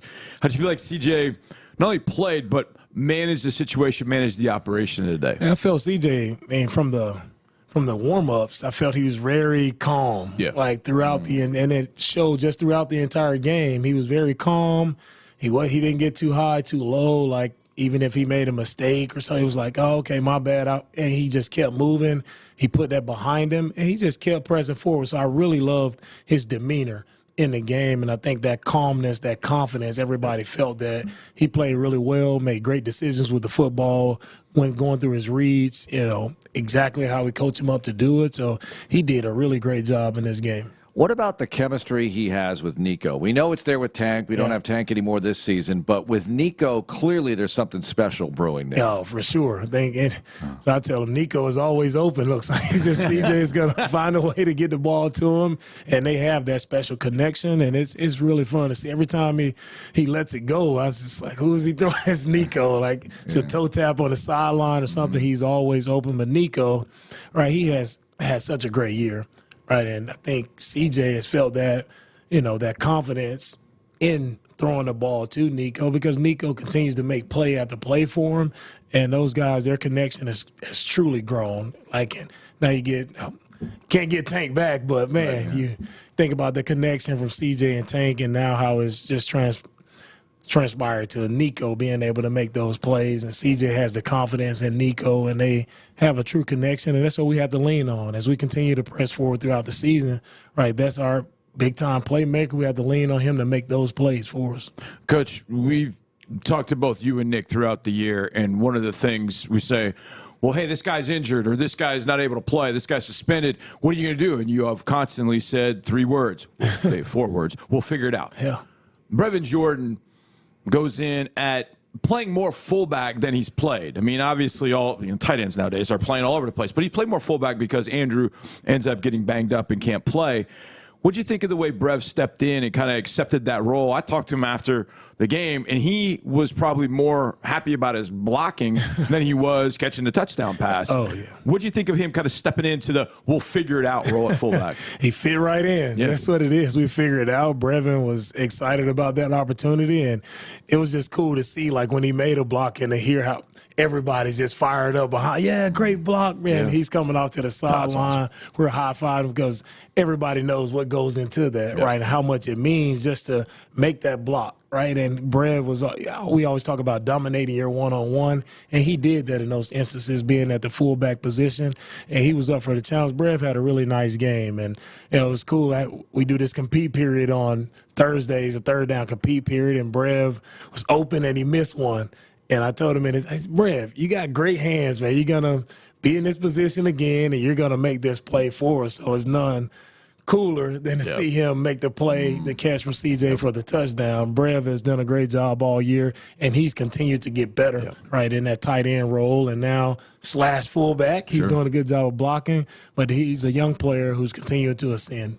What about the tackle situation? I've lost track of all the adjustments you've had to make here on the O-line, Coach, but you had Laramie nicked up or whatever. You had George going over to the left, Charlie Heck playing right, and we just got him back recently, relatively. So your thoughts on that? It starts with just, man, having a deep group where you can, having that flexibility to move guys around. Right now we had George who goes in at left tackle, and we continue to drive. We continue to be efficient. We don't lose a step there. Hopefully we can get Laramie back this week. Hopefully it's not that bad. We'll see how he progresses throughout the week. But it's also comforting to know when you got guys as Charlie, right, and George who can step in and we can continue to run our offense. Guys can continue to protect our edges, which is the utmost important, right? We have to make sure CJ is protected, and those guys have done a great job. How bizarre is it when you see, all right, Tierre Tart makes a play for you against his former team. You're looking at Wallow over there. Wait a minute, that's their guy now? He's playing defense for them. It's strange, but that's the NFL, right? That is. And a lot of moving pieces in the NFL, a lot of guys moving from team to team. And the main thing is a lot of guys, like Wallow, a lot of guys just want the opportunity to play, right? And we try to keep Wallow around, but he's like, man, I got the opportunity to go play. And as a coach, you're kind of selfish. You want to keep him, but at the same time, like, no, man, go ahead. Right, you deserve it. Like, he did a great job for us on our scout team all throughout the year. Probably won about 5 scout team players of the week. And, he deserved the opportunity to go play. So I was happy to see Wallow out there playing, significant snaps. And, man, we were able to get one of their guys, and Tart, able to get him off of waivers. And he's been a good addition for us, a big guy. Really playing good in the run game is something we've been missing in the run game, having a bigger body in there. He did a good job of stepping up for us. Oh, we have a lot more to get to here on the DeMeco Ryans show, including long day in the hotel to get ready for the crucial night game with the Colts. How are they going to handle the routine change? A lot more on that. And you'll hear from Kareem Jackson. You'll hear from Will Anderson, exclusive interviews. And also Sheldon Rankin's terrific visit on Texans postgame with Sean Pendergast and Clint Stoerner. It's all coming up here on the DeMeco Ryans show. It's Texans Radio. More of the DeMeco Ryans Show, presented by Amegy Bank, continues in a moment. I'm Steve Naylor. We're a manufacturer in the HVAC business. The reason why we've been with Amegy Bank all this time is because they meet our needs. They're very responsive and they react quickly. We can call them up anytime and they work really hard to get us what we need. They are absolutely invested. Amegy Bank is very involved with what we're doing, and they want to hear our story and they want to know how they can help us. They make you feel like you're part of the family. Amegy Bank. Here, you grow. A division of Zions Band Corporation N.A., member FDIC. It's the final days of the Make the Holidays Bright sales event at your local Ford dealer. Don't miss your chance to get special offers on our adventure-ready Ford SUVs or on our great selection of Ford trucks. Choose from a large inventory of Ford vehicles equipped with technology, space, and flexibility for any season. So hurry in to your local Ford dealer today during the final days of the Make the Holidays Bright sales event. The Whataburger Sweet and Spicy Bacon Burger is an all-time favorite. It brings so many flavors together in harmony, you might wonder if it's greater than the sum of its parts. It's got 2 all-beef patties, both of which fantastic. Crispy bacon, love that. Grilled onions, Melty cheese? I mean, who would say no? And sweet and spicy pepper sauce. Yes, please. I guess we're kind of partial to every part. The sweet and spicy bacon burger from Whataburger. Just like you like it. The only way to make Houston Texans game day even better? Seeing the live action next to your family, friends, coworkers, or clients. When you purchase tickets in groups of 10 or more, you get to experience exclusive benefits like discounted ticket prices, invites to unforgettable events, tailgating, or in-game opportunities, recognition for your group on the video board, and so much more. Visit HoustonTexans.com/tickets or call 832-667-2390 to learn more today. He's in! Touchdown, Houston! This is Texans Radio. And we're back with the action. Coke Zero Sugar might be the best Coke ever? That's right, Jim. With an irresistible taste and zero sugar, Coke Zero Sugar is a must-try for any sports fan. So make sure you... Wait, Jim, I didn't mean try it right now. We're still on the air. Best Coke ever? Take a taste, Jen. Really? No, not right now, Jen. We got a game to call. You need to get more from your systems and resources because the future won't wait. 1898 & Co. is a business, technology, and cybersecurity consulting firm serving the industries keeping our world in motion. As part of Burns & McDonnell, our consultants leverage global experience in critical infrastructure to develop practical solutions grounded in your operational realities. Learn more about our growing team at burnsmcd.com/Texans. Burns & McDonnell is an equal opportunity employer. It's always football season in Texas, and Reliant is bringing the energy, powering game day for the Houston Texans and Texans fans across the Lone Star State. Reliant is the only energy provider trusted by the Houston Texans to power every electric moment for the fans in the stands or on the couch this season and beyond. Reliant, proud to be the official energy provider of your Houston Texans. Reliant, PUCT number 10007. The Texans took down the Titans again. CJ fakes the give, dumps it off, short left, Brevin Jordan across the 5, walks in, touchdown, Houston. I'm gonna enjoy this win, but at the end of the day, I'm back to hopefully win this division, but try to win that game to get in the playoffs. Insider access, exclusive content. Sports Radio 610. The Texans play here. Now back to more with the head coach, the DeMeco Ryans Show. Presented by Amity Bank.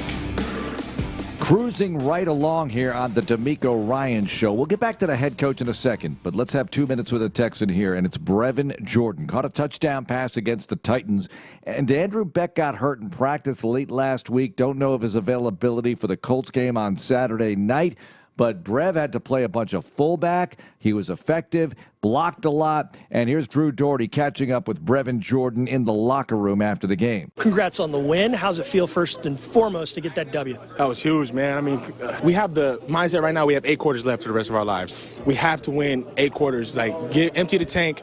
And today we had 4 quarters and we emptied the tank. You know, we feel like we still got a lot left out there, but man, huge win. We needed it, huge win. Tell me about the touchdown. What happened on that one? Yeah, so we actually caught that play earlier on the first drive, but on the first drive, I blocked the DN. I motioned over and blocked the DN. So it was kind of set up to run it again the next drive. And our OC, my tight end coach, CJ, they gave me the confidence and said, we're going to run it. Let's do it. And so they called it and I scored, man. It was just a huge opportunity, man. I'm just glad they trusted me to call the play again. And really from that point on, you guys lead by double digits the rest of the way. Mm-hmm. Yep, man. Huge, man. The defense, lights out. That scoop and score was huge for us, man. It gave us a lot of momentum to keep our foot on the gas, man. And it paid off today. It paid off. How much fun was it having number 7 back in the huddle? I know you like the other 2 guys, but there's something different about C.J. Stroud. Yeah, there's something different about C.J. Stroud, man. He's a West Coast cat. I'm a West Coast cat, so I understand kind of his aura and his thought process a little bit. But man, the dude is unbelievable, man. Me and Dawn actually said in the huddle, we were like, man, isn't it amazing to just have him back? Like, it just took a second to just be like, man, it's a different energy, man, with him in the huddle for us. You bring up the energy. You bring up 4 quarters left in the tank. Massive showdown coming up in Indianapolis. They win today. Big one. Mm-hmm. You win, you're in the playoffs no matter what. Nice, man. Huge, man. Indianapolis was an early loss for us, but we really didn't have our identity molded yet. So for us, man, this is one of those games where it was circled on the calendar for us, man. We got a victory Monday, but we got to get back to work, man. We're excited. Whether it's on Saturday or Sunday, we're going to go out there. We're going to empty the tank for 4 quarters. Yeah, you bring that up. That was a different team for you guys. They're a different team as well. 100%. I think you guys like what you got going. Yeah, man, we're very confident. As a team, offense, defense, special teams, man, we feel like if we put all 3 phases together, all 11 men on each 3 phases, play their best ball, empty the tank, man, we feel like we can do whatever we want to do. If we empty the tank, all 11 guys on all 3 phases, we feel like we can accomplish anything we want, and that includes Lombardi. A touchdown catch for Brevin Jordan today breaks things open. Brevin, thanks so much for the time. Yes, sir. Appreciate you, my guy. All right, there's Drew with Brevin Jordan. Now let's get right back to it with head coach DeMeco Ryans here in the Hyundai Texans radio studio. Coach, you've had defensive stops throughout the year. And I think asking you your favorite is probably choosing between your kids. Well, I love this thing. You're not going to do that. I feel like the one we saw yesterday was my favorite because it was 7 opportunities for them to get in the end zone, and you shut every single one of them down. And we watch on Friday that back end zone where you guys are working on the red zone routes and things like that. We see you working on it. I was standing at the same spot watching all of that work really come to fruition. I think that's probably why I was happiest with it, because you took something from the practice field and put it right in practice out on the game field. What'd you think about when you went back and watched the film of that seven play stop? What'd you think of that stand? It makes, for me as a coach, it makes you really proud that our guys were able to go through as you spoke about, the practice and how many times we go through all these different route concepts and we try to throw everything at the guys, right? And the way they handle it on Friday, to see them step into that moment in the game, as you say, 7 stops, like everybody was so calm, so confident, and more like they were ready to. They matched all the routes. I mean, you say perfect. They were on it exactly where they're supposed to be. And no better than the one with Christian. He's able to play the stick route. Been trying to get Christian to play that all year. And he finally plays it perfectly and gets the pass breakup, right, to get the 4th down stop. Man, I'm so fired up for Christian in that moment because I know how much work has went into teaching and trying to make sure we understand those pattern matches and be exactly where we're supposed to be. And he had a perfect rep there to get us off of the field. Yeah, now he's got to work on a jugs gun because that's 100 the other way. Got to catch it, right? That's 100 the other way. Yeah, that'd be nice. Good highlight. Coach Kareem Jackson got into the game. We haven't had a chance to discuss him with you yet. Last week we talked, but you acquired him after that. So what'd you see from Kareem so far? I know it wasn't a ton of plays, but it was something. And what are the expectations? Yeah, for Kareem, we wanted to get him about 15 to 20 snaps just to get his feet wet, so to say, just to get him used. I know we got him in practice on Wednesday, so there's a lot of new terminology, right? Coverages he's played before, but you have to get used to the terminology, how we do things. We may match things a little different, so just trying to allow him to get more comfortable with what we do, and he'll probably snap. So there'll be an uptick in his snaps the more comfortable he gets. All right, we finished the regular season. I said that to you yesterday. Welcome to the playoffs, because it is that mode of, well, we don't know. After this week, win, keep playing. You've been in that role before, Coach, with the 49ers, played in the playoffs with the Texans. There's something special. I know it's week 18, I get it, but it's a win and keep going situation, which you've definitely earned. What are your thoughts, kind of just that in and of itself, that it comes down to one game to keep it going for the season? Yeah, like you mentioned, man, it is the playoffs right now. You win and you stay in, and that's the mindset. That's how we have to approach it. That's what it is, win and stay in mentality. But for our guys, as we talk about and as we go through our preparation throughout the week, right, your focus still stays the same, just as you prepared last week. Don't make anything bigger than what it is. It's still about going out and playing clean football, about executing, about swarming, playing together. If we do that, then it takes care of itself. But we can't have our guys get too hyped up about it being this playoff opportunity. We just have to remain confident, remain calm in the moment, and play clean, and it takes care of itself. As opposed to the Titans, which was 2 weeks apart between the two matchups, the Colts, week 2, feels like 100 years ago. How are you different from that game? You've evolved a lot as a team since then. Definitely have evolved a lot. We know who we are as a team now. I would say in week 2, you're kind of still trying to figure out, right, who you are, the style of play you're going to play. You have an idea of how you want to do that going into the year, but it takes time for a team to gel, and it takes time to see, who are the real playmakers, who's going to step up in those moments when the lights are on. So you kind of figuring your team out, and, man, I didn't know who we were at that point in time of the year. But it's awesome to see, all right, the growth from our team from that game 2 to where we are now. It's just you know who we are, or you know the style of play that we want to play.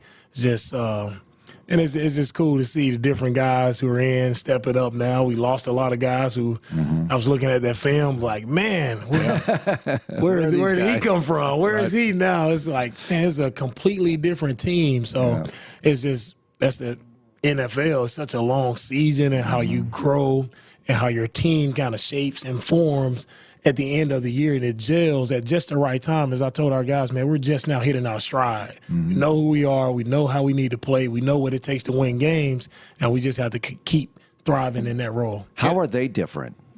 Yeah, they're different, and where I think they're different is just the running game of these guys. They ran the ball well versus us, but now getting, all right, Jonathan Taylor back, I think that's where they're going to lean heavy. They're going to run it. They probably run it more than anybody in the league. So we have to do a really good job of stopping the run. And the quarterback, I think he's just been so efficient. They don't throw it deep a lot, but when they scheme up some shot plays, they're wide open and they're able to make those plays. But they're very efficient, throwing the ball under 10 yards, getting the ball into their playmakers' hands. How about Pittman? All right, and he's able to make some big-time plays for them. Coach, on the defensive side of the ball, they've got two of the best in the middle with DeForest Buckner and Grover Stewart. And that's one thing that hasn't changed from week 2 to week 18 is you still got to face those two hosses in front. How problematic is that for your interior to have to block those two guys all game? That's gonna be a problem. Those are two big time playmakers. They're big guys. They're gonna cause problems run game, pass game. So you have to find ways to slow them down as much as you can, whether it's getting on the perimeter, right, double teams, sliding the front, right, sliding the protection to one guy or the other. You just have to scheme it up the proper way so those guys don't wreck the game. I'm still mad at John for having traded him from the 49ers to the Colts, but, we got to let it go at some point. What about playing at night, the dynamic of being on the road? You have all day in the hotel, haven't had this since the preseason, and this is something because, as John said, you're used to these noon starts. So how do you handle a day in the hotel while you're getting ready for such a huge game at night? I kind of go back to our preseason game versus the Saints. The last time we were in this position, we played the night games. I'll go back to that schedule and kind of see how we did that. And we'll have chapel and mass for our guys on Saturday morning, all right, before the game. They'll wake up, breakfast, chapel, mass. Then we'll have a few special teams walk through, O&D walk through, just to get the guys up, moving around so nobody's just laying in the bed all day. I want the guys to be up and moving around. And then after that, it's just guys, whatever you need to do to get ready, hop on the buses and have your mindset right, and we're ready to roll. Coach, I want to ask you about something CJ said during his presser. He said the time is now. He's like, he didn't have to say it, but it's like, he's 22. Everybody knows the future is going to be great with him and with everything that's going on here. But he said, no, we're not worried about that. We're worried about it right now. This is the time for us. What are your thoughts when your young quarterback says something like that? Yeah, I love it because that's the truth of the matter, right? No one can predict what's going to happen in the future, even though people may say, oh, the future is bright or we have young talent. Like, every year is different. Things happen. God, you lose guys, teams change every year, so you have to own the moment that we have right now. And right now we have an opportunity versus the Colts. So that time is right now. If we handle business the right way, we know how good our team can be. We know how good of football we can play. So that time is now, and I definitely agree with what CJ says. All right, the Amegy Bank Ask Coach question of the week, and I asked Nick Caserio a version of this as well. When you're on the road and you do have some downtime, if there's any, and maybe you have a little bit now because you have a night game, what do? Are you reading? Are you watching a streaming service like Netflix or Amazon Prime, or are you just really dug into football? What do you do, Coach? Yeah, for the most part, I'm digging into the film as much as I can, trying to get those. Man, let me watch it one more time, see how comfortable I get with the. Then you watch whatever college. Most of the time, college football is on. Right. I don't think we'll have that this Saturday. No, Friday night. It'll be over. So won't have college football to watch. So if there's something on Netflix or Amazon to watch, you try to watch a little something to get your mind away to burn some of that downtime. But for the most part, it's just all ball going through the game plan over again. Do you get some sleep the night before the game usually? Try to. It's hard. It's hard to go to sleep. You're so anxious thinking about that moment, thinking about the game, so it's hard to get rest. Talking to you right now, you want to play tomorrow. Let's go. I mean, you seem like, okay, let's just go. Let's go play right now. Yeah, man, it's an exciting moment. I'm excited about the opportunity, ready to go. No, got a lot of preparation still ahead, so calm down a little bit, Meek, but so we'll get there, man. I am excited. Everybody's excited, Texans, with a winning campaign.